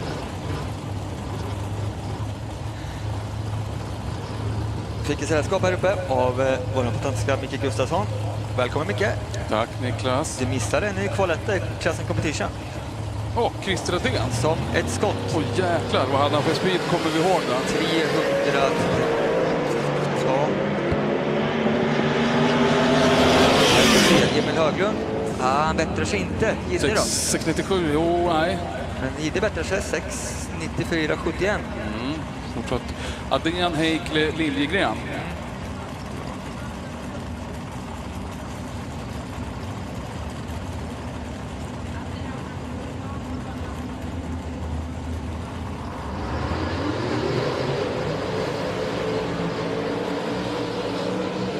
Sista par ut i klassen competition innan vi ska gå över till lite som vi kallar det exhibition runs. Och så här är det. Precis innan vi ska köra promad, den här exhibition runs, because of some reason. Det är att vi har en... Det här är riktigt, det är en landskamp. Ja. Så är det. Det är inget skoj. Det här är nog den mest allvarliga utmaningen som har skådats, eller på att säga. Nej, men det är på riktigt. Vi har ju full koll på Björn Anderberg, Fredde Fagerströms, en av hans mekaniker. Han som springer framför och dirigerar tillbaka. Jag har ju ansett att han har haft ett bra löpsteg, men vi har ju konstaterat att Jens Lönngrens... det är ju tjejen som springer framför. Hon har ju helt enkelt sett till att hon ska utmana. Ja. Så det kommer bli så här, efter competition inför promad så kommer de att stagea in och de ska springa 100 meter och det är första de har på 100 meter som gäller. Och sen kliver de av innan vi drar igång promodified. Det är planen. Så vi kan se. Vi hoppas på att det lyckas väldigt, väldigt bra. De är snabba som hinner undan. Per Mikkelsen i vänster och Niklas Heikel i höger. Kvalfyrande vänster. Ja, Mikkelsen han var väl uppe på kvalet ett tag. Ja. Ganska länge. Yes. Fick du fram vad... 352. Ja. Det är standard Volvo. Bitvis är det standard Volvo. Någonstans har det varit kanske en gång. Yes. Per Mikkelsen, vänsterbana, index 765. Enkle. Ja, lite överallt. En leder 62 på Enkle. Han ger sig där. Han slår av. Han känner att det där verkar inte gå som det skulle. Så då backar han av lite grann. Förbättring tidsmässigt med Per Mikkelsen 6.95, 315 km/h, men behåller fjärde platsen. Ja, och nu som ni ser slut på det roliga tänkte jag säga. Du sa det alldeles nyss. Men vet du vad de inte vet, de här två? Det är att jag är snabbast. Ja. Det har du sett. Ja, det beror ju helt på vad man lockar med det där. Okay, we're going to try to find out who's the runners the fastest. And I don't have a name on the right lane. To the left, Björn Anderberg, Fast Freddy's runner. But we know... You gotta love his. Yeah. On the right side, Jens Lundgren, the top door slammer guy from Finland. He had a woman who runs very, very fast and much more elegant than Björn Anderberg. Yeah. I noticed her already on the Thursday. It looks like a... Vad säger man? Löpsteg. Yeah. She runs like an elite person, at least. Yeah. Yeah, she's a sprinter. I don't know how Freddy get Björn, but I think it's about money then. So green light, red light in the Lotta in the right lane.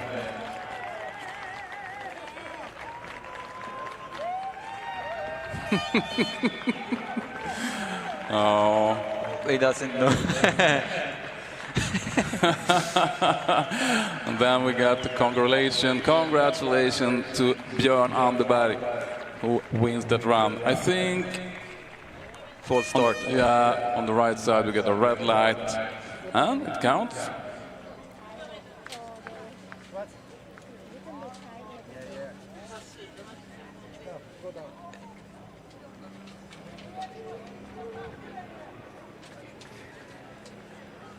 Ja, jag trodde faktiskt inte det där. Jag trodde att Björn skulle ge sig någonstans där, men ja, han kommer ju bli omåttligt stolt. Jag kan säga så här att han är säkert en dålig förlorare, men han är en fantastisk vinnare. Och hashtag ödmjuk, det har han väl inte riktigt koll på. Ja, okay. Men han var ju också smart. Det får ju anses som lite doping att han sprang utanför banan. Ja, fast ibland så slår ju rutin allt. Jag kan i alla fall säga att hon har ett bättre löpsteg. För det, ja, jag kan tänka mig, Björn är rätt snabb för att vara så plattfotad, det måste jag säga. Han är glad i alla fall. Ja. Okay, we have a couple of pro modifieds and even a pro stocker. This is not a qualification run for the FIA, but a couple of it's full all the way back. Yeah, pro mod and what pro stock. We have some. I saw at least one pro stock when I looked back. Okay, I see Andreas Artursson in the left lane, and on the right side we have Olof Andersson.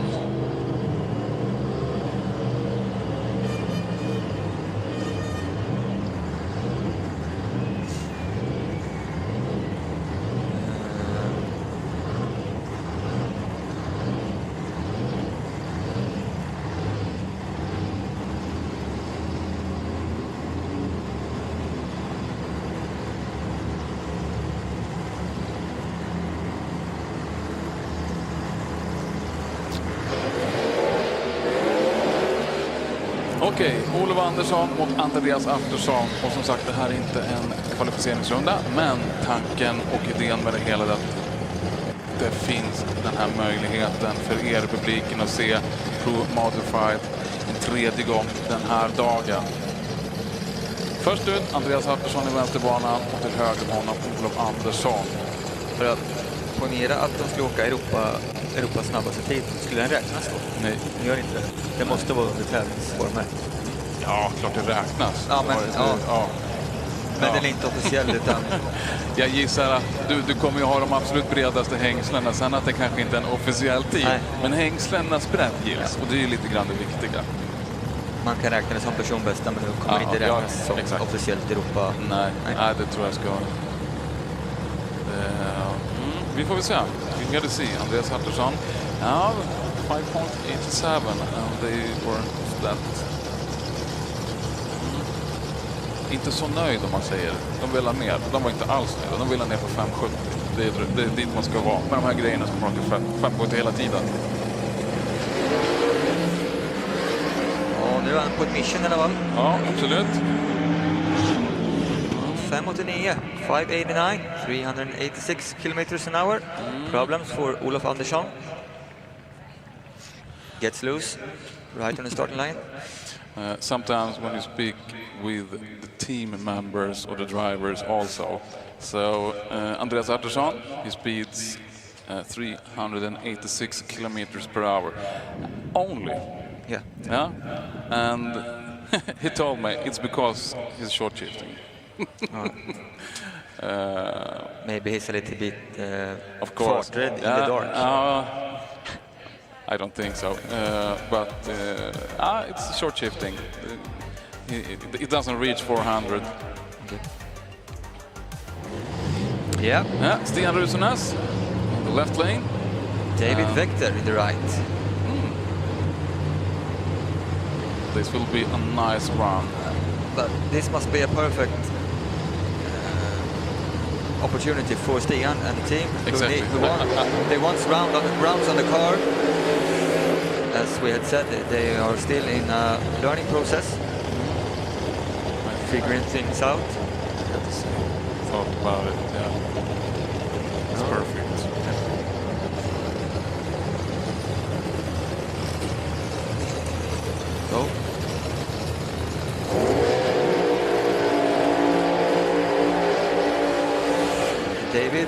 best of 590 this weekend.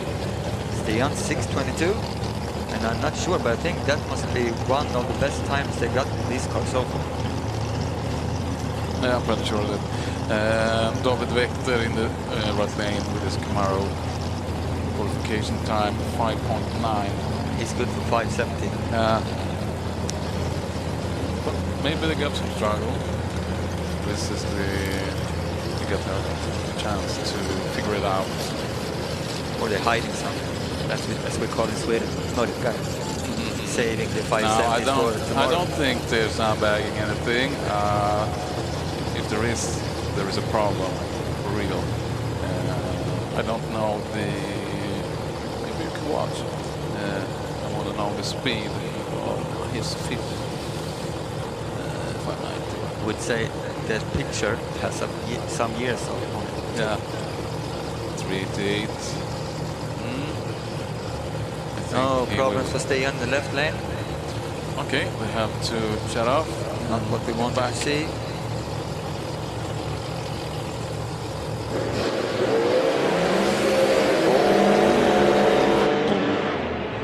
Sadly, he's going to the left.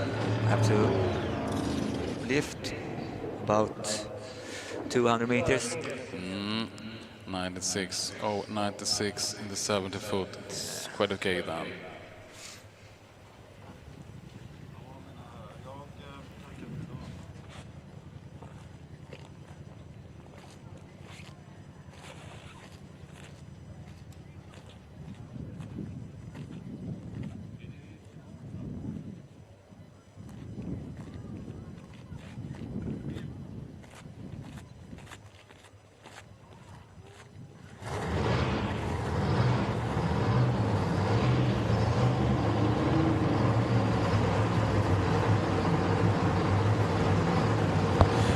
Okay, next, Kim Christiansen in the left lane with his Pontiac, and to the right of him, Mark Hartevel, Holland, with his Pumas Superbird.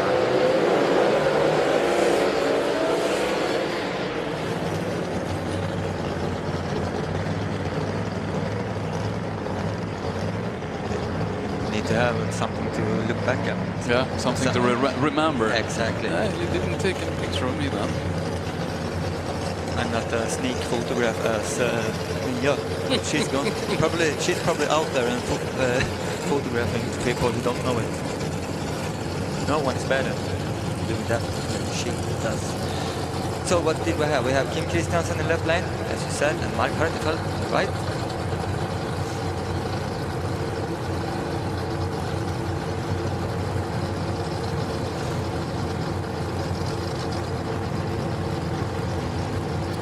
Kim with the best of 601, and Mark have gone 593 so far this weekend.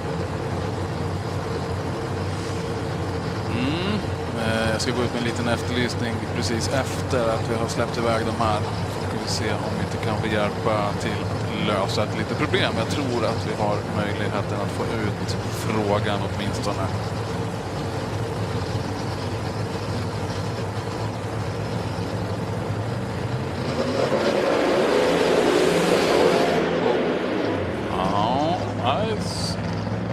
Tire shake. Yeah, tire shake in the left and the hard hit in the, it took up, but then about 100 meters it looks like he have to lift the pedal for some reason.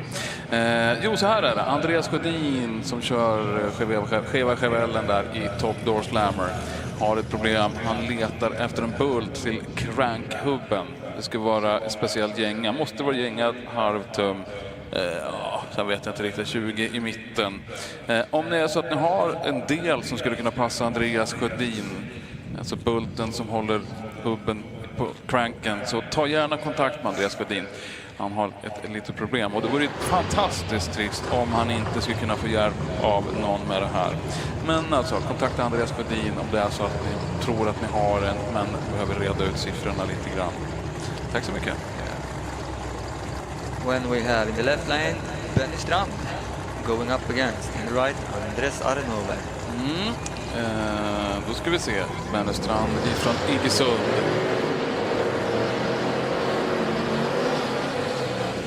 mycket rutin i det vad gäller att hantera racerbil. Wennerstrand har hållit på med det här i många år. Och framförallt då lustgasmotorer, precis som det sitter någon 870 kubik eller någonstans. Nej, 780, förlåt, 787 eller någonting sånt i den här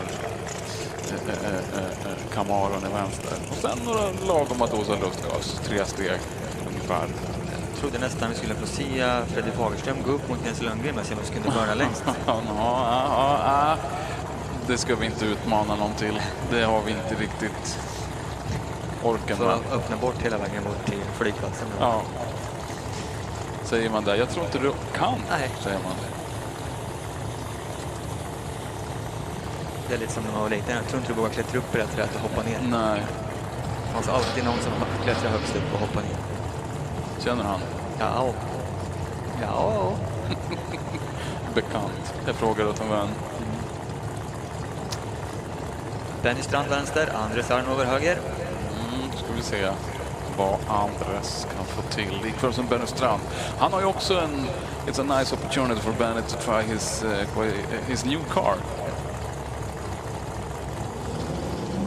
6:11, that's the best time this weekend. I think they were... This looks great in the left lane. 6.37 in the left lane. Looks good. 394 to half track. Yeah. 516, 300 meters. And then a poof. Sometimes nitros gives and takes. Yeah. Maybe this wasn't anything, but it sounds quite weird.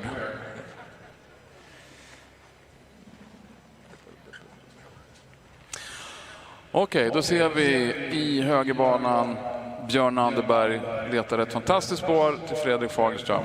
Jag tror inte han har fått ner pulsen riktigt än, eller? Tveksamt, men det nu är i alla fall, nu går den mitt i banan. Undrar om man kan fokusera. Han ser nog kanske de här hårda hjärtslagen där på sidan på halsen. Det är lite så här, ögonen vibrerar fortfarande. Och Fredrik Fagerström i sin pickup såklart går upp emot Leif Karlsson, den svarta Camaron i vänsterbanan. Också en lustgasbil.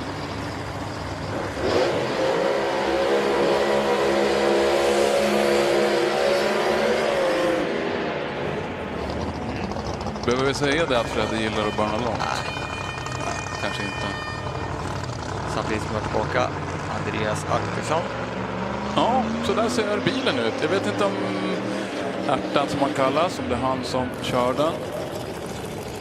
Eller var han huserar. Det är lite coolt. PPF och Andreas Aktersson och hans grabbar, de är rätt duktiga på media. Så de har ju såklart en egen kamerakille som följer och lägger upp allting. Det är snyggt. Riktigt snyggt. Jag tror han satt i, va? Ja, det kanske han gjorde. Ja. Jag såg honom inte. Nej.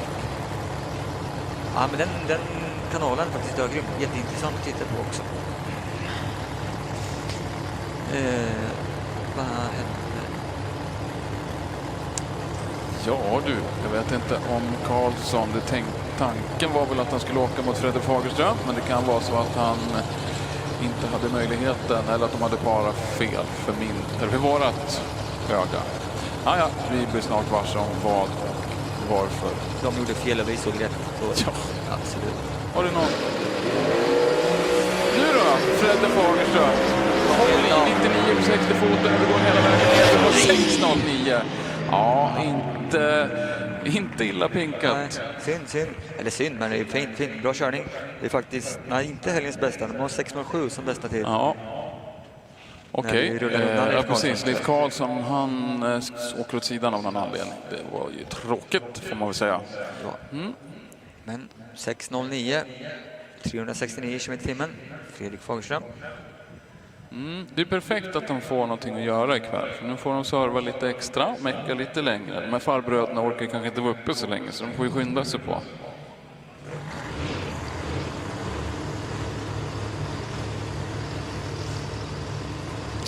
När vi rullar fram Micheltoren från Rotterdam, Holland. Just nu, eller det är som att det här är utanför tävlingen. Ja, precis. Han ligger 5.87. hans snabbaste kvaltid. Så ja.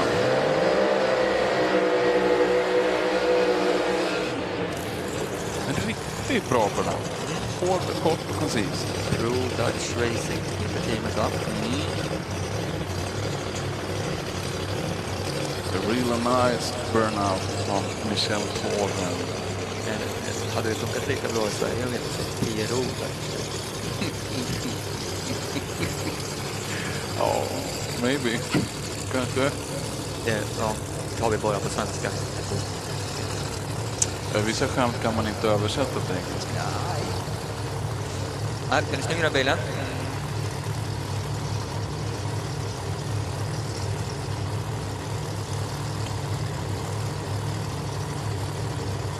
Som sagt, bästa tid 5:87 från helgen hittills. Har kollat in på en fjärde plats.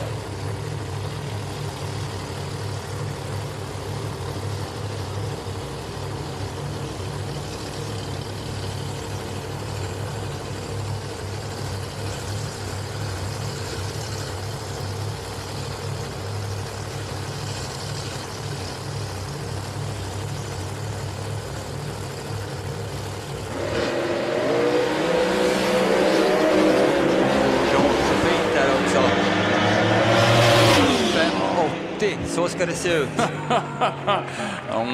396 med timmen, 580. Michel Thoren, 396 kilometers an hour. It's a great run. 0.95 in the 60 foot. Så ska man ju göra, som en känd sportkommentator sa en gång i tiden. Hockey-VM i Globen. Men vi har ett par kvar innan vi ska stänga banan för kvällen, va? Ja, jag tror det. Står det inga fler i tunneln så ska vi avsluta dagen. Jag ser inte, vi tittar, vi kollar runt om oss.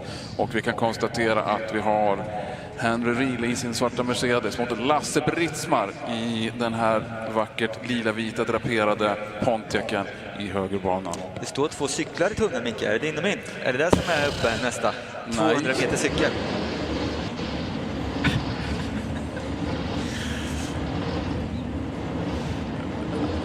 I'm quite sure it's not our bicycles. Okay, Henry Riel in his Mercedes. We're going to go proof of car. Yep. Against Lasse Britsmar. And it still stands Camaro Killer on the scoop of Lasse Britsmar's car. And that's because he defeated Jimmy Åhlund last year on Santa Paul. Wasn't it? I think it was, yeah. I do understand why he put the stickers on.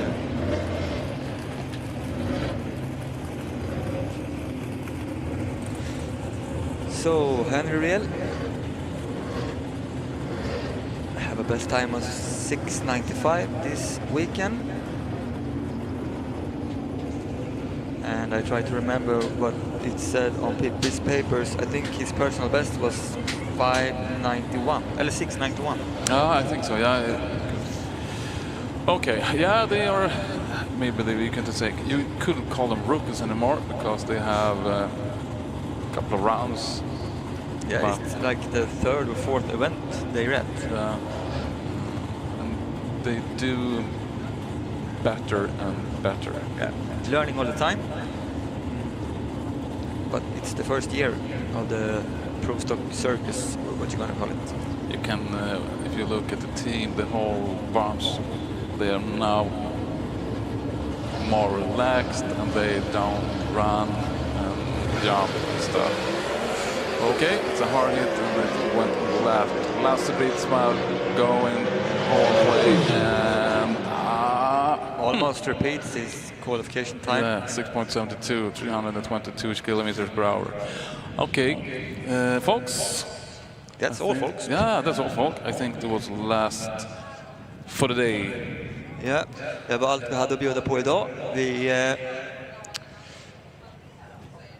tycker att det var kul att så många hängde kvar. Det här var väl perfekt att avsluta kvällen med det här. Ja, det här kan vi göra om flera dagar i veckan. Absolut. Vad säger du, Niklas? Lekander från Åby? Nej, du kanske är från Norrköping, eller? Nej, jag är faktiskt, från början, men både och. Ja, det är skillnad på Norrköping och Åby, det är vi klara med. Du, var du från Ljusdal eller Hälsingland eller vad var det? Ja, Ljusdal, det är en liten by mitt i Hälsingland. Fantastiskt ställe. Händer absolut ingenting efter klockan 18. Det är väl skönt? Nej, det är tråkigt. Speciellt om man börjar sluta jobba klockan 7. Man missar allt.